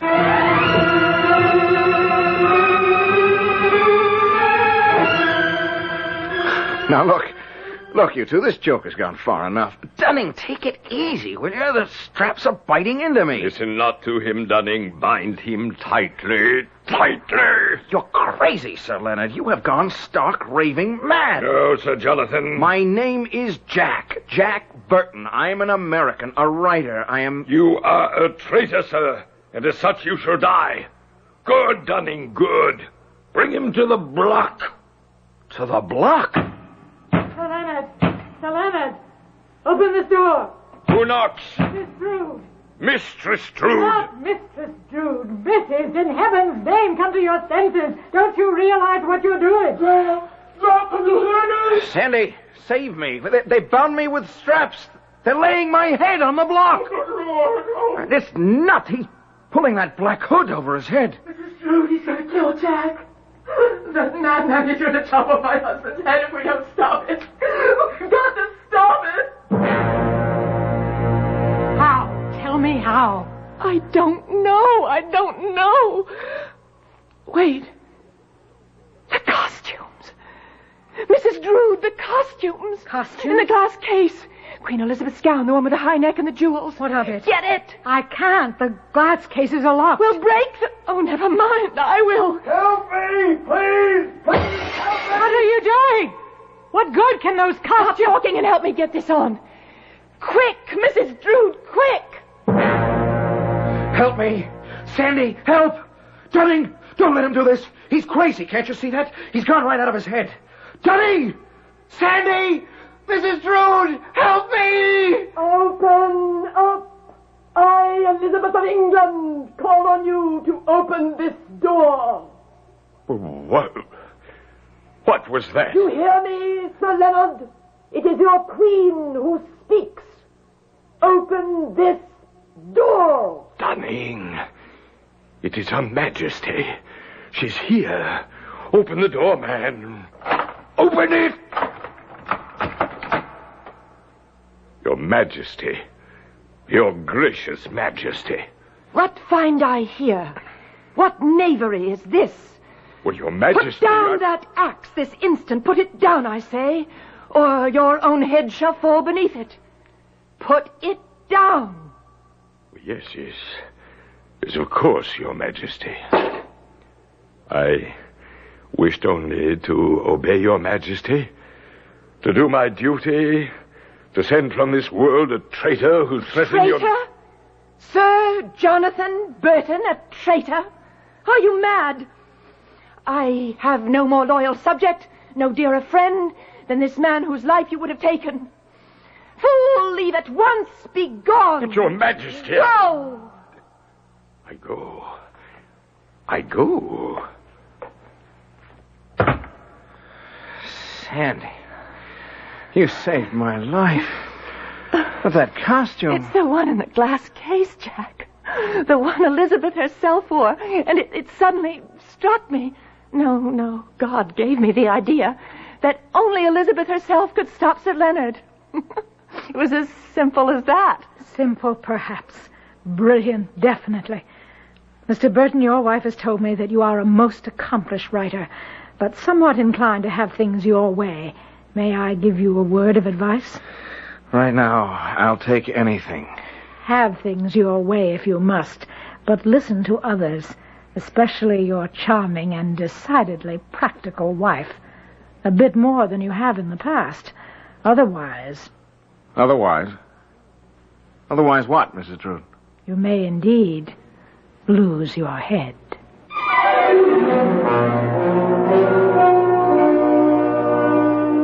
A strange story? Yes. Incredible? Definitely. True? Well, I can personally vouch for its authenticity. How? Now what have I got myself into? You see, the truth is that before I became an actor, I was a writer. No, now, wait a moment. I didn't say I was Jack Burton. I didn't say that at all. I'll be back shortly.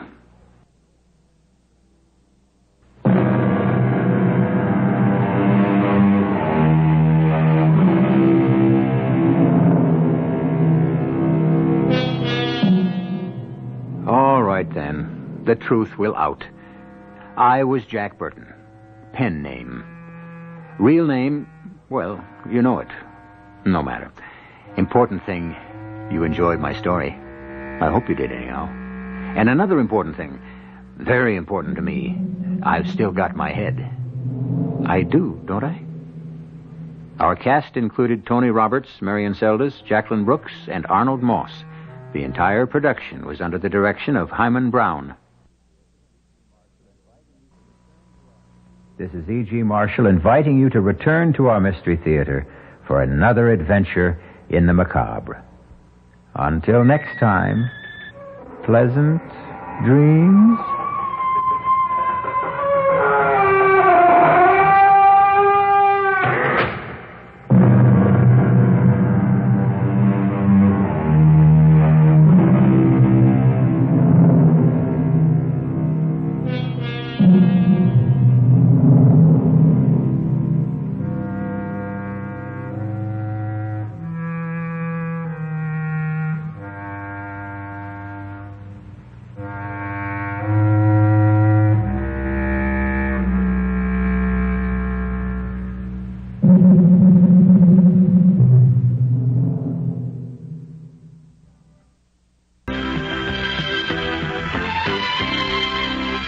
And now, Mystery Theater.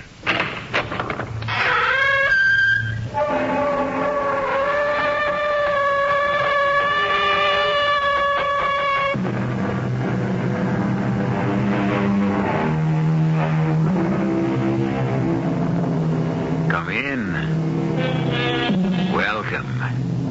I'm E.G. Marshall. Outside the Straits of Gibraltar, to the northwest of Cadiz, lie some of Spain's most beautiful beaches, protected by island sandbars.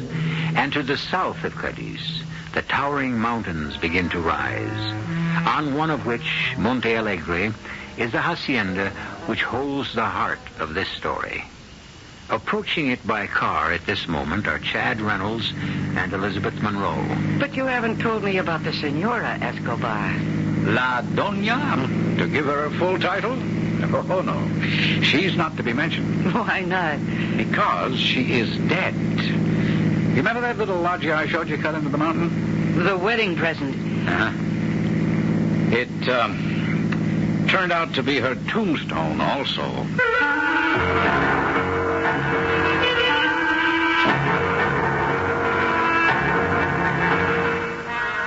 Our mystery drama, The Devil's Leap, was written especially for the Mystery Theater by Ian Martin and stars Mercedes McCambridge.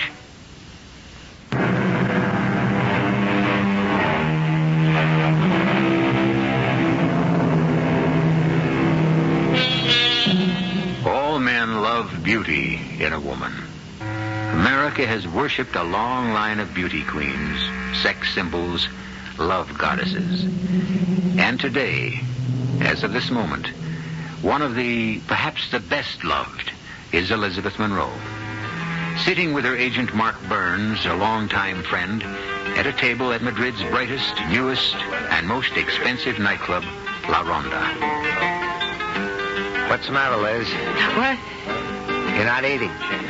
Oh, no, I, Don't stop worrying about me. I'm washed out. You shouldn't have let me book you into this place. Oh, don't be silly. I was here for retakes on the picture, and I had this... Well, I wanted to sing again, Mark. I mean, in front of people. Listen, you could go home, take the Hollywood bowl, and fill it and get your heart's desire. Little wine? All right. No, I didn't mean that. I meant... Oh, hey, you spilled it. I'm sorry. No, I'm the one that's sorry. Well, why did you start so and turn away like that? I just didn't want that boy crossing the dance floor to see me. You mean Joe College or whatever he is? I mean Don Pedro Escobar de Villarmo. Oh, okay. So outside of his name, what's his particular problem? It's just that he hates me. He's male and he hates you? Enough to kill me. And with reason. When I think of what I once had to do to that boy, Mark, I can't stay here. Come on. I'll have to go back to my dressing room.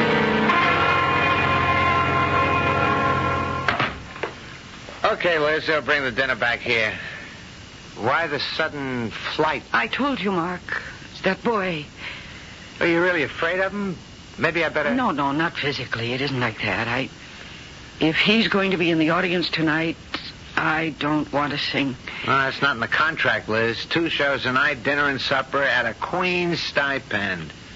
Not enough for you, but it's what you insisted on signing. You should be taking a rest between pictures. Who needs this? I told you. I had an unstoppable yen to go back to my beginnings, to be with people. Something that lives and breathes and reacts so that you can feel it. It began a long time before you found me. I couldn't get anywhere at home, but here in Europe they liked me as a singer. And it was here, in Spain, in Cadiz, that I had my first really big success. What was I then? Well, not all that young, really. I was 27, I guess. Have you ever been in Cadiz, Mark, in the height of summer? The water is a dancing fire, sparkling 1,000 colors under that burnished sun. The skies are high and blue and cloudless, and the faces of the people shine with love and laughter. One night at dusk, one of my most insistent suitors, a party boy from the American jet set with too much money and too little else, was driving me to a weekend party at the Hacienda Monte Alegre, which is the home of Don Emilio Escobar de Villarmo. Oh, Chad, for heaven's sake, take it easy on the curves. Have no fear, lady. I wouldn't risk a hair on that blonde and lovely head. Well, I'm just a hard-working nightclub singer who's looking for a restful weekend. I don't promise you rest at Monte Alegre. It's apt to be more fiesta. I hope. Well, it'll be a change of scene anyway. Are we getting near it? Yep, very soon now, around this next bend. Hey, look up there at the mountain as we go across the bridge over the gorge. You see that little loggia up there, like an eagle's nest? Yes. Oh, it looks like it's cut right out of the mountain. It was, by Don Emilio. Wedding present for his wife. Oh, there's the most magnificent view from there. Cadiz to the north, Gibraltar to the south, and the whole Atlantic beyond the sandbars, stretching into infinity. Ah, what a lovely wedding present. Yeah, only backfired. Turned out to be a pretty deadly one. What do you mean? Oh, let's drop it, Liz. What do I call my host? Well, if you want to be very formal, it's Senor Escobar. More intimately, or informally, Don Emilio. Well, which do you suggest? It's up to you. You're going to find him unbending, remote, and very much in the tradition of the Spanish Grande. And the rest of his household? One son. His only son, Don Pedro. His nickname is Perico. He just came back from a year as an exchange student at Princeton. That's how I met the family, through my kid brother knowing Perico. He's a strange guy. He's shy and intelligent, but well, just let's leave it. He's strange. How old is he? About 17, I guess. He's kind of young in a lot of ways for his age. 17? I'm surprised. He's a very young son for Don Emilio because he's not that young. Oh, well, he seems older than he is. He's had quite a bit of sadness in his life. But come on, Liz, I don't want to depress you. You haven't told me about Senora Escobar. La Doña. Well, she's not to be mentioned. Oh, why not? Because she's dead. Oh, I'm sorry. Was it recently? No, 5 years or so ago. Look, you remember that little loggia I told you about? The wedding present? Oh, yeah. It turned out to be her tombstone also. What? The road down to it is closed up. No one goes there anymore. The natives think it's haunted. They call it El Salto de Diablo. I mean, the Devil's Leap. That's right. One night 5 or 6 years ago, part of the balustrade gave way, and Don Emilio's wife fell 1,000 feet down the mountain from there to her death. Well, you're certainly making this weekend sound less and less attractive. Well, to compensate, I guess, Don Emilio has surrounded himself ever since his wife's death with color and gaiety and young people. That's why he asked me to bring you. You'll see. Oh, look. Oh, how gorgeous that is. I don't know how to describe it. The famous carnations of Monte Alegre. Oh. Don Emilio's hobby. I suppose there isn't a color or variety he doesn't grow. They were her favorite flower. They say that when she was found, she had a blood-red one, clasped in one hand.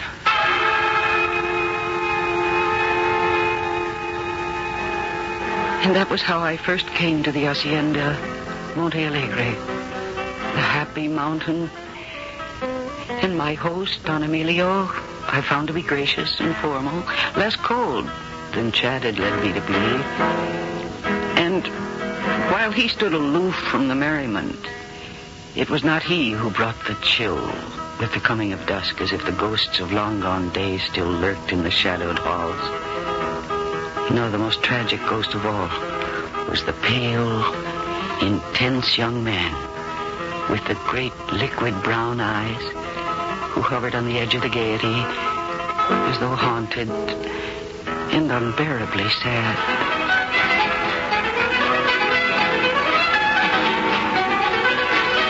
Hello, Don Pedro. Senorita. We haven't had much of a chance to talk since we met. I am not a very good talker. I saw you talking to my father. Yes, naturally, he's my host. Yes, but... But what, Don Pedro? Please, it is formal. You will call me Perico, perhaps? Please, Senorita Monroe. All right, it's a very nice name. And I am Elizabeth. Elisabetta. My friends call me Liz. I want to be your friend. Would you want to promenade in the garden before the light goes? Oh, I'd love it. Thank you. So much smoke in here and noise, and those are two things I want to get away from. Come with me, senor. I mean, Liz.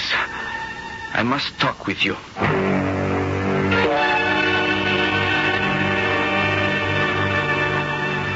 Even in this fading light, they are still so beautiful. Los claveles. I beg your pardon? The carnations. They were my mother's favorite flower. Would you like to see where she died, Senorita Liz? Why, I want to show you. Because I think you should leave here tonight. Now. If I asked you to, would you? Why, Perico, I can't. I'm a guest.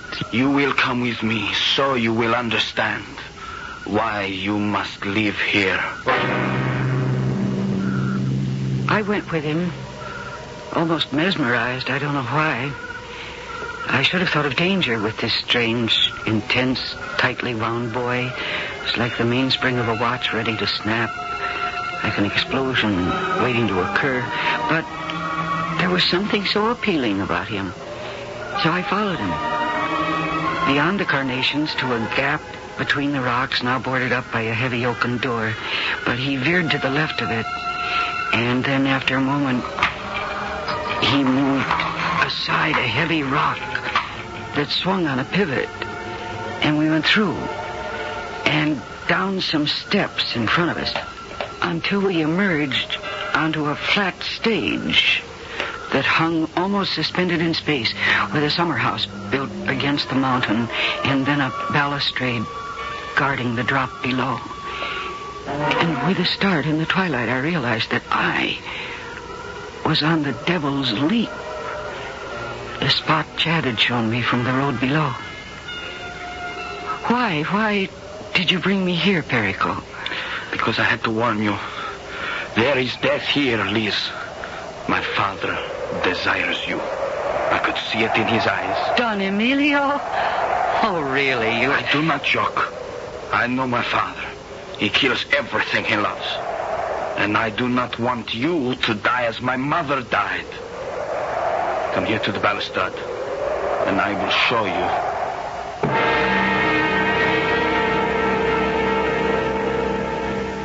In the half-glow of twilight, there is something strange and terrifying about this tortured young man. What wild fancy has opened up his shyness and made him pick on Liz to bring to this deadly spot? I'll be back shortly with Act 2.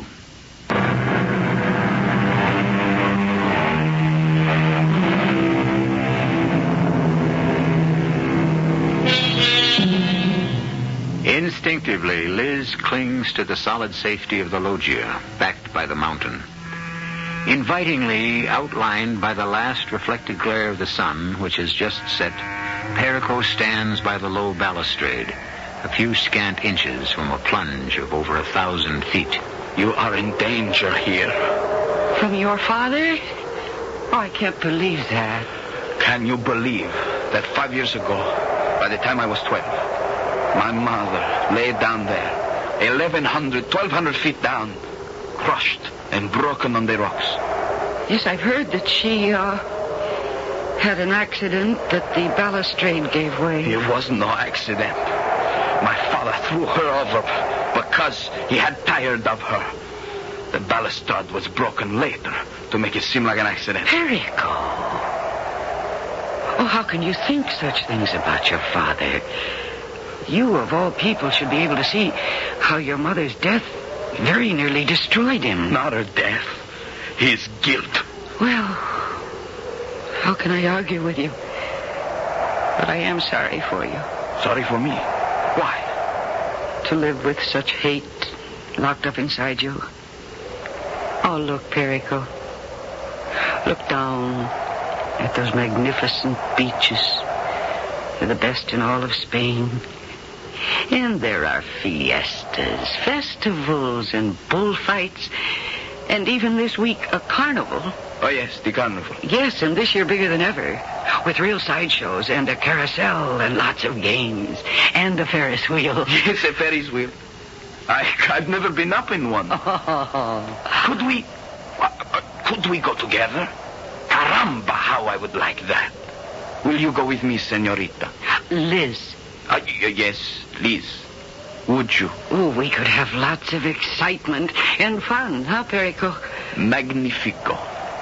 Will you let me take you with me? I think that would be just magnifico. And exactly what is everybody singing Magnifico about?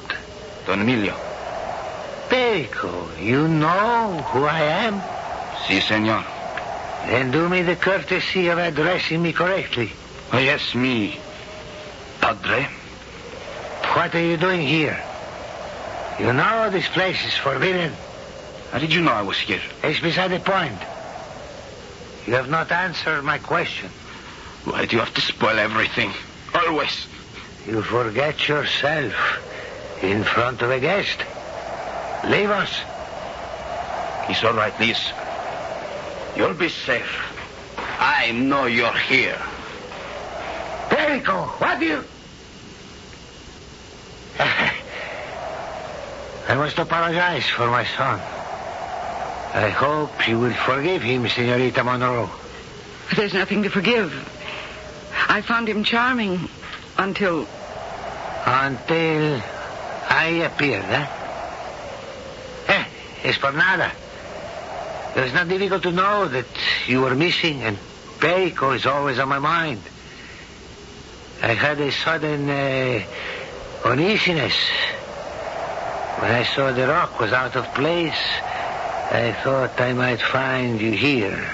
Well, I should be the one who apologizes, really, but Perico was so anxious to bring me here that I didn't want him. I don't know if Perico brought you here or what he has been telling you. Well, he's been telling me that he has never been to a carnival and that he would like to escort me to the one in Cadiz. Senorita, I would not want to impose on my guests. I've already accepted. Subject, of course, to your approval. What can I say? I am only sorry that I am not the one to be your escort. The wind is rising. Yes, not a good place to be. You'll forgive me as a bad host, but I cannot stand this place, senorita. El Salto de Diablo. Well named. Oh. Senorita, what is it? Well, that lovely red carnation. You've crushed it in your hand. Oh? I'm sorry. It was meant for you. We will find you another on the way back. I lay awake for a long time that night. I wondered about that long ago accident or suicide or... Yes, I wondered, too, if some guilty secret had laid its pall over this uneasy house. But washing all that out of my mind was a wave of pity for two lonely people. A proud, unbending older man and a shy, hurt boy whose world had been shattered before he'd even had time to build it. Both of them were haunted by a tragedy that should have brought them closer together, but which instead had driven them apart.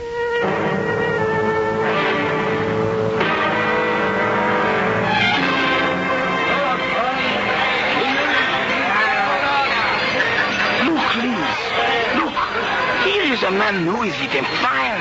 How can it not hurt? It doesn't seem to. Oh, but the torch is burning the paper. See? Ayya! Look here! A donna colossal. A woman and a Miss Lipan. Come, Liz, come. It was hard to recognize this excited, well, boy. But that's what he was like. To imagine him as he was now, full of bubbling good spirits, as being the same person as the pale, retiring, tortured Perico of Monte Alegre. And as I followed him from booth to booth at the carnival, I found that I was feeling as young and as full of life and laughter as he. Now come, we must ride the Ferris wheel. We entered our little cage at the bottom of a huge wheel, and seconds later we were whirling upwards. And suddenly Perico's hand was grasping mine, his eyes darting about the carnival below, all eager and pleased. And then just as suddenly, as we stopped at the crest, his grip was agonizingly strong. What is it, Perico? I am afraid. Why, there's nothing to be afraid of. It is like El Salto del Diablo. So high above. Oh, no, forget about that. You don't understand. It is when I am on heights, I have this. I want to throw myself over or push. No, you're not going to fall. Not while I'm with you. If only you could always be with me, Liz. But then nobody is. Nobody. I'm sorry. You're sorry for what? And yet... There you are, you see? Now there's nothing to worry about. Here we go, down again. Everything is all right. But everything was not all right. A shadow had passed across the bright day. And something twisted in this boy sprang back like a spring released to its original form. And that challenged me. I promised myself that before I left Cadiz, I would try to banish that shadow.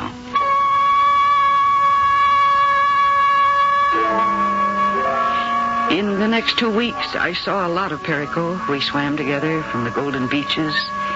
We laughed and danced at fiestas. We sat entranced at the bullring. I stayed too at Monte Alegre a great deal, playing chess in the evening with Don Emilio, or dining at the great carved oak table while he talked of poetry, or the theater, or the past glories of Spain. But my time with father and son was mostly divided. I could not bring them together. And at the last, at the end of my singing engagement, I had to leave Monte Alegre. Suddenly, without warning, and forever. We had gone, Perico and I, that last day on a picnic far from the hacienda. It was a drowsy, lazy summer's day. And after the picnic lunch, we lay back, dozing in the shade of an orange grove. Que dia maravilloso. I could die this moment. Thank you for the compliment. I mean, because I am so happy. I am too. What a pity it has to end. To end? Oh, yes, Perico. I can't be on vacation forever. I've got to leave and get back to work. You cannot leave me. What should I do? Well, you go to college, find new friends. I do not want new friends. Well, for your father's sake. Don't mention his name. I hate my father. Oh, I don't think that's true. He killed my mother. No, I don't think that's true either. You talked to my father. Have you asked him? No. It's as hard to talk to him sometimes as it is to you. To me? Yes, to you. Even though you say we are friends. Friends? You are not my friend, you are... I am what? Oh, tú eres mi vida. Y I adore you with all my heart. Te amo. Te amo. Te amo. No, not me, Perico. Oh, no. Oh, what a fool I've been. I should have known. Why? Because I am so much older. No, when I've been with you, I've been thinking of you as a... Don't say it. It is my fault. Now I'm so ruined. I never meant to tell you. It's hopeless. Perico. Completely hopeless. Perico, come here. Don't touch me. Of course I'll touch you. Come here now. There. Oh, here in my arms. Listen to me. There's nothing so terrible about love, Perico. Would you wait for me? That's up to you. You have so many things to finish first. There's college. And where you want to go with your life. You have a world to conquer. If I could, I would lay at that feet. So I think that you could. But first, conquer it. And yourself. Then it is not hopeless. Nothing is ever hopeless, Perico. Nothing in this whole wide world.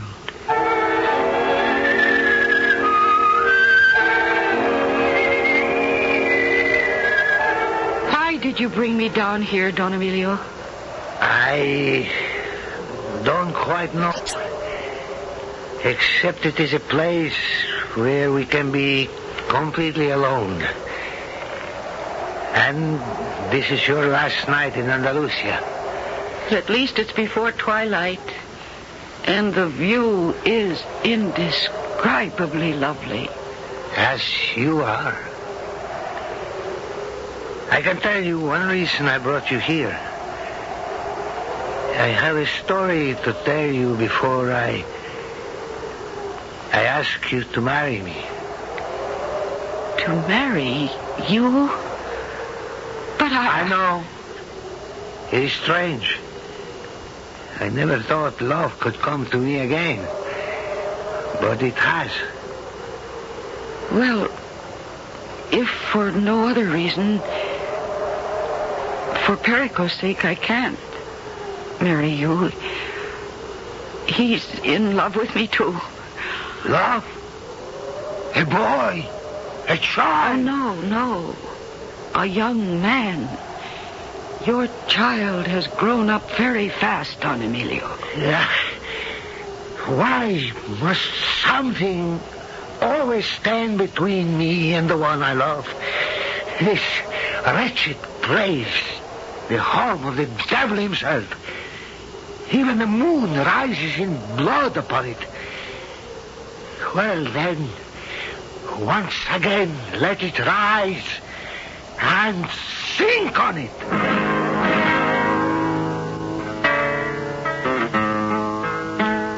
With the same sudden violence as he had earlier crushed a blood-red carnation in his hand, Don Emilio moves across the terrace towards Elizabeth Monroe, and she, in sudden and unanticipated terror, braces her back against the balustrade that is the only protection between her and the sheer drop below. I shall return shortly with Act 3.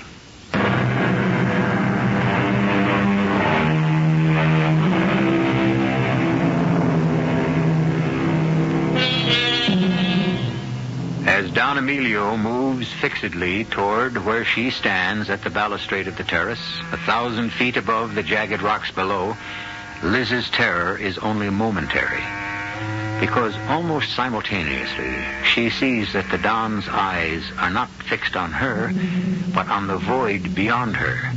And instinctively, she flings herself back against him, dragging him away from the awesome drop. No, Don Emilio, no. No, that's not the answer. That's never the answer. Let me go. And repeat your wife's mistake. My wife's mistake? Yes. What do you know about my wife? Nothing. Only it's obvious that between you and Perico, who should know best, neither one of you thinks that her death was an accident. How could you know that? I don't know that. It's only my guess. Perico thinks you pushed her to her death, and I think that you believe that Perico was the one who caused it. Would you like to know the truth? If it will help you and Perico. It would be a relief to tell it to someone. And perhaps just once to be believed. She was very beautiful, Dolores. Almost as lovely as you. I loved her. How can one measure? I would have gladly died for her. And even though I was older, I thought she loved me. Then came a summer like this, 5 years ago when Perico was 12.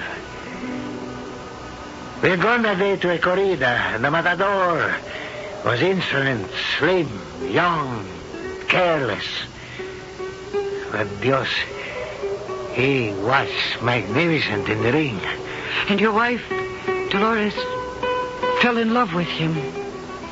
All that summer, he was to fight in Andalusia, Cadiz, Granada, Sevilla. Sometimes she followed him. And when she didn't, they met by night. Here, in this loggia, in the shadow of my own roof. And all this time you stood by and said nothing. She would not hear me. I kept thinking it would end. She would see this empty, strutting pigeon for what he was and come back to me. Till at last, I knew I must end it. You don't mean that Perico is right? No. I bought this strutting peacock of a matador off, as I should have in the beginning. He walked out without a backward look. And your wife? One night, Dolores stole from the house down here to the Devil's Platform. I thought perhaps I don't know what was in my mind. I stumbled down here blindly, half expecting to find them together again. And on the way, I have a half memory of looking back and seeing Perico running in the shadows somewhere. But when I got here, I don't know what I might have done if I found them. Instead, I found... Don Emilio, you'd better finish it now that you started. Cleanse my soul. I found myself alone under a blood-red moon till I looked over the parapet. And there, far below, she lay broken and bloodied as the moon and the carnation we found in her hand. An accident. I mean, the balustrade was broken, wasn't it? That had happened in the rains a day or so before. So it was what I finally guessed. A suicide. I might have learned to live with that. But not... Not what? Oh, you can't think that Perico could possibly have... We both loved her so. Anything is possible. The curse of our heritage is too much pride. Too much pride? You think that Perico might somehow have found out about his mother, and that he... I cannot allow myself to think such a thing. And to the best of my knowledge, he has never known, and does not to this day. Well, now, what is there left to be said? I had hoped, watching you and Perico together, and from all the times we have been together, that somehow what has been lost could be found again. I had dared to hope that you would marry me. To bring you and Perico together? I am not that totally unselfish or incapable of love. No. First, for yourself. Then the other. But for you to marry Perico... Marry him? No. I'm much too old for your son. As much as I love him. You have all his trust and confidence. And his heart. I know, I blame myself for that. Senorita, forget the Escobar family. There is nothing you can do for us. Well, maybe I can. If I can face being cruel enough. Okay? First love is full of pain. And it is sometimes better to be cruel in order to be kind. I think perhaps what this situation needs is a new villain. Yes. That's the best thing I can do. What are you going to do, senorita? I'm going to help you try to find your son.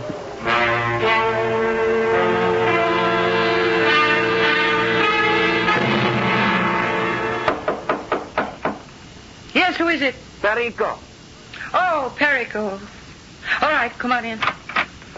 Buenos dias, Liz. Isn't it a beautiful day? Everybody seems to be smiling. What are you doing? Well, as you can see, I am packing. To leave? Yes, to leave. But yesterday you were not planning to leave. Why now? Oh, don't you know about women, Perico? They're just like the weather. They're subject to change without notice. There is a man. That Chad. Or someone. You are in love with another man. Oh, don't be silly, Perico. Don't treat me like a child. Well, then don't act like one. But yesterday you said... I thought you were going to wait. I thought you loved me. Yesterday was another day. That was sweet and amusing, and it suited my fancy. But today, I am going away. Now, will you please lift that bag off the bed for me? Yes, of course. But I cannot understand you. Well, then don't try. And I'm not going to apologize. Yes, I led you on, only to find that you are not ready for love, just as I did with your father. My father? Oh, yes. Did you know he asked me to marry him? He what? Oh, why do you act like that, Perico? Your father's lonely, too. Well, that is his fault. He got what he wanted. Are you so sure? Have you ever talked about it, you two? No, and I never will. Besides, he has nothing to do with this. What matters is you and me. Oh, there never was a you and me, Perico, or me and your father. I'm sorry. It was a long, hot summer. It amused me to play with both of you, but now that game is over. I will kill myself. Oh, I hope not. Why don't you talk to your father about it first? You might learn something. All right, I will. At least he is a man. A man you can trust. But I say one thing before I leave, Senorita Monroe. Yesterday, I say I love you. With all my heart. I take back those words. Today, with all my heart and forever, I hate you. And I don't blame you, Perico. Right at this moment, I'm not very fond of myself.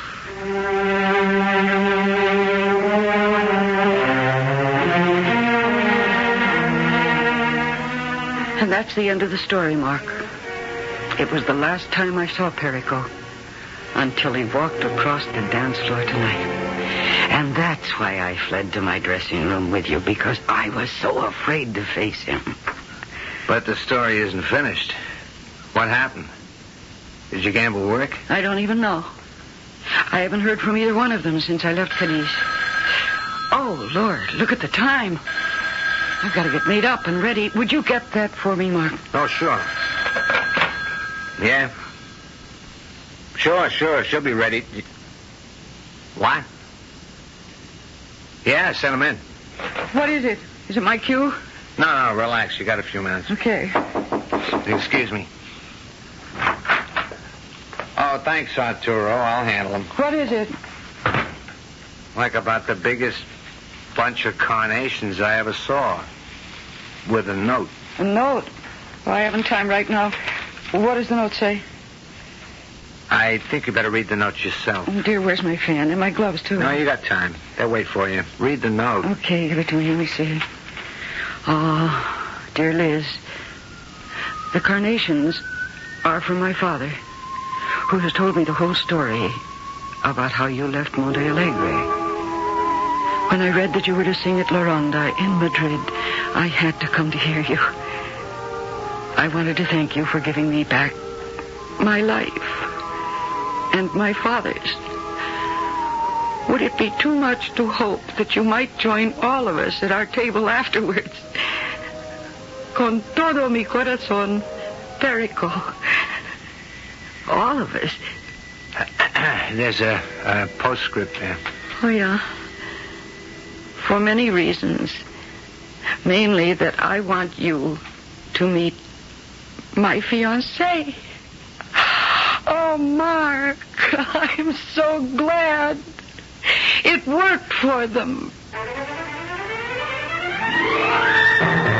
That's your intro, baby. Better get going. All right. Except... What? Oh, Mark, I'm so tired of this. The pressure and always being on. I want to be me just the way I was that summer. Okay, Liz. We can arrange that, too. If you want to. Oh, if I want to. It's always been an open contract between us. All right, then. I'm closing it right now.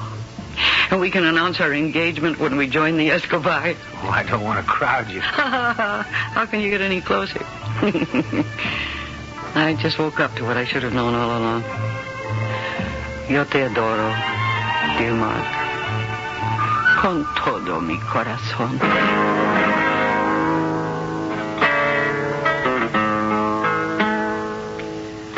reunion with Perico and Don Emilio and the new young bride-to-be after the show was a warm and wonderful one.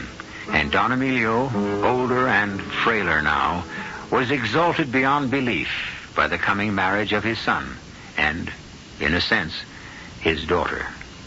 I'll be back shortly.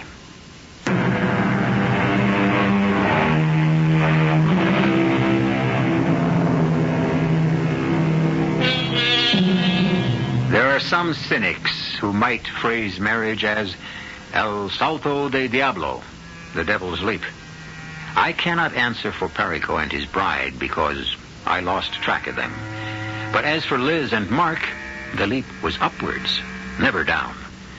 Our cast included Mercedes McCambridge, Robert Dryden, Ian Martin, and Christopher Tabori. The entire production was under the direction of Hyman Brown. Still inviting you to return to our Mystery Theater for another adventure in the macabre. Until next time, pleasant dreams.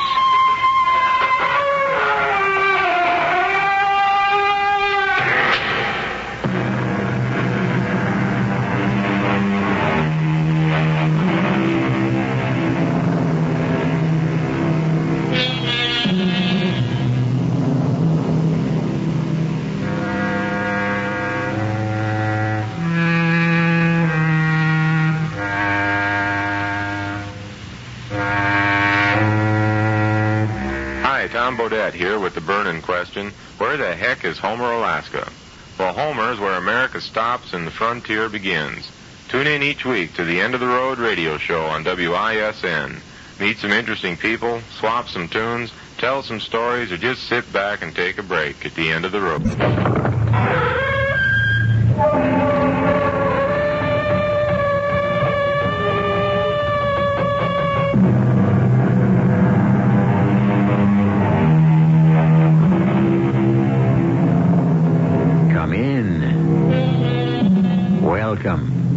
I'm E.G. Marshall. Bang, bang, you're dead, shouts a little child. And his playmate clutches at his heart and collapses to the ground. Now, when children play this game, are they innocently imitating their elders? Or are they expressing some deep-seated biological urge? Are professional killers basically children who have never outgrown the game? Is the taste for murder ingrained or acquired? Questions like these should never be answered quickly. Lieutenant Kaufman, I was sent in here to see you. How can I help? A man named Tom Beckwith was murdered last night. That's right. Do you have any information that would... Yes. I'm responsible for his death. What are you saying, Mr... Wilson. Roger Wilson. I caused his death. Are you confessing to the crime? I suppose that's the only way to put it. How did you murder Tom Beckwith? I wished him dead. You wished him dead? Yes, Lieutenant. I wished him dead. I wished it with all my strength. He was killed by 2 shots from a .38 caliber pistol. Now, did you fire them? That's immaterial. Mr. Wilson, you don't look well at all. I'll have an officer see you to your home. I see. Well, let the record show that I did my duty as a citizen.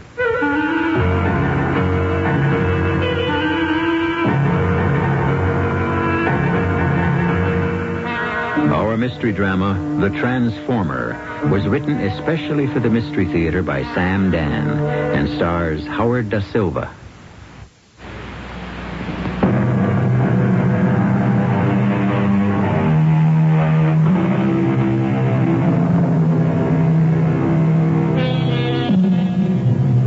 Strange and mysterious transformations.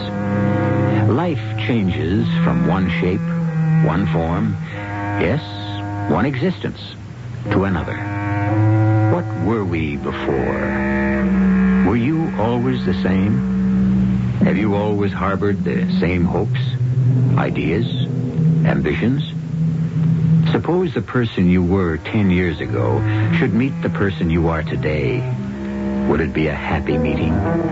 Let us meet Roger Wilson. Roger Wilson, 42 years of age, just beginning to lose hair and gain weight. Roger Wilson, who has already accepted the fact that while he will not set the world on fire, he will at least bask in a cheery, comfortable glow. Roger? You were expecting... I was expecting a knight in shining armor. Again? Well, I thought I showed up 15 years ago. Why didn't you call from the airport in Chicago and tell me which flight you'd be on so I'd know what to do about dinner? The only thing you have to do about dinner tonight is eat it. Get your coat. Which one? The mink. Oh, which client are we supposed to impress tonight? Tonight? Tonight is all fun. We're never supposed to have fun at dinner. We're supposed to be in there selling away. Oh, come on. It's not that bad. Oh, the nonsense I've had to hold still for these past 15 years. Well, Dolly, if you sold your soul, at least it wasn't for a mess of pottage. It's been first class all the way. Whose ego do I have to flatter tonight? Tonight, you're going to meet the greatest guy in all the world. All right, I'll laugh at his jokes. After all, he's a client. He's not a client. He's not. You'll be crazy about Chappie. Chappie? Beryl Spencer Chapman. Beryl? Well, you know, some people's parents have absolutely no sense of the fitness of things. They named his sister Sam.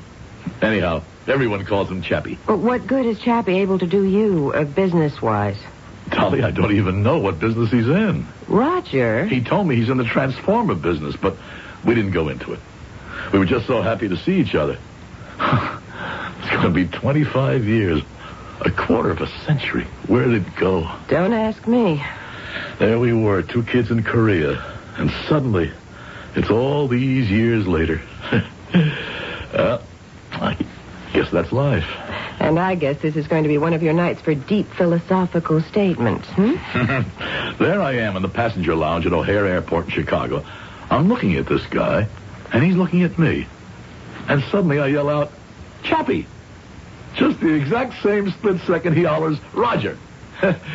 How would you feel if you're out to somebody you knew 25 years ago? I can't think of anybody I knew 25 years ago that I'd care to see today. He hadn't changed a bit. Well, where is this legendary Chappie? Where? If he was such a great buddy, why didn't you bring him home? He has this business meeting at 6:15. That's why he came here. If he has a meeting at 6:15, how can he have dinner with us? What are you talking about? A man comes all the way into New York for an evening meeting and it doesn't include dinner? Well, what's so radical about that? Well, you could never treat a client like that and get away with it. Well, maybe he's the client. Anyhow, he's going to meet us in Luigi's at 6:45. You mean he came all the way to New York for a meeting that will hardly last a half hour? He's a man of very few words. Oh, really? Well, that should be quite refreshing.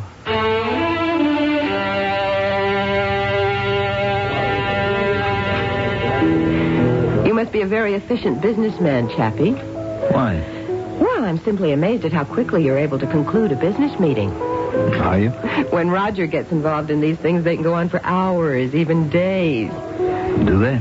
I can never get Dolly to understand there's so much to talk about. How do you avoid all that talk, Chappie? Well, what's to talk about? You know the deal, you go in and close it.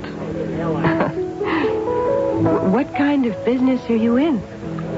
Transformer business. Oh, well, tell me all about it. It's kind of technical. Well, I was a science major at college. A transformer is an instrument used for changing voltage. You have a step-down transformer. You have step-up transformers. Oh, darling, I'm sure Chappie doesn't really want to talk shop. All right, you're absolutely right. When a couple of old war buddies get together, I'm sure they can't wait to swap stories. I'll sit here quiet as a mouse and just let you boys talk. Dolly, when you see, Chappie and I were very close. Very close. And one of the reasons we got along so well was because we could just sit there in that foxhole for hours and just say nothing. How could you just sit there for hours and say nothing? Well, sometimes by saying nothing, you say everything. How about dessert? Nothing for me. Cheesecake.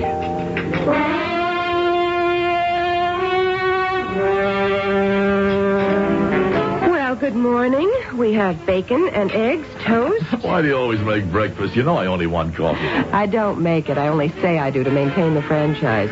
Well, how'd you like Chappie?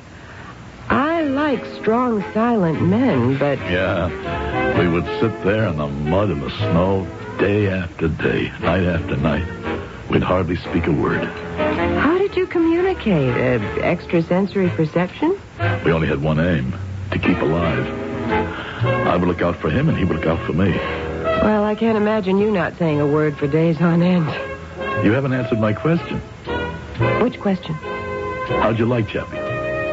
Has he left town? No, he plans to stay for a week or two. As a matter of fact, we're having lunch. A quiet lunch, no doubt. Now for your morning news headline. Oh, must we? Gangster Chief Tony Arman was murdered last night, the victim, obviously, of a gangland execution. The medical examiner places the time of death at about 6:30 p.m. The killer fired 2 lethal shots and disappeared as if into thin air. No one in the neighborhood, 3rd Avenue and 67th Street, heard or saw anything suspicious. Your next headline report in 10 minutes. 3rd Avenue and 67th Street? Oh, we were just 2 blocks north of there at Luigi's. You still haven't told me what you think about Chappie. Oh. Well, he doesn't seem to be your type. I mean, you appear to have nothing in common. When you're huddled in a foxhole, you have everything in common. Because after the war, you drift apart. But there's always that deep feeling of friendship. He has fascinating eyes. Yeah? When he first came into the restaurant, they had sort of a glow. And then they changed, and they seemed to grow softer. As soon as she spoke about that look in his eyes, I got a sudden chill down my spine. I knew that look. I remembered that look. That funny look that glowed in his eyes. Every time. Each time. Each time. Each time he would be crouching there, freezing,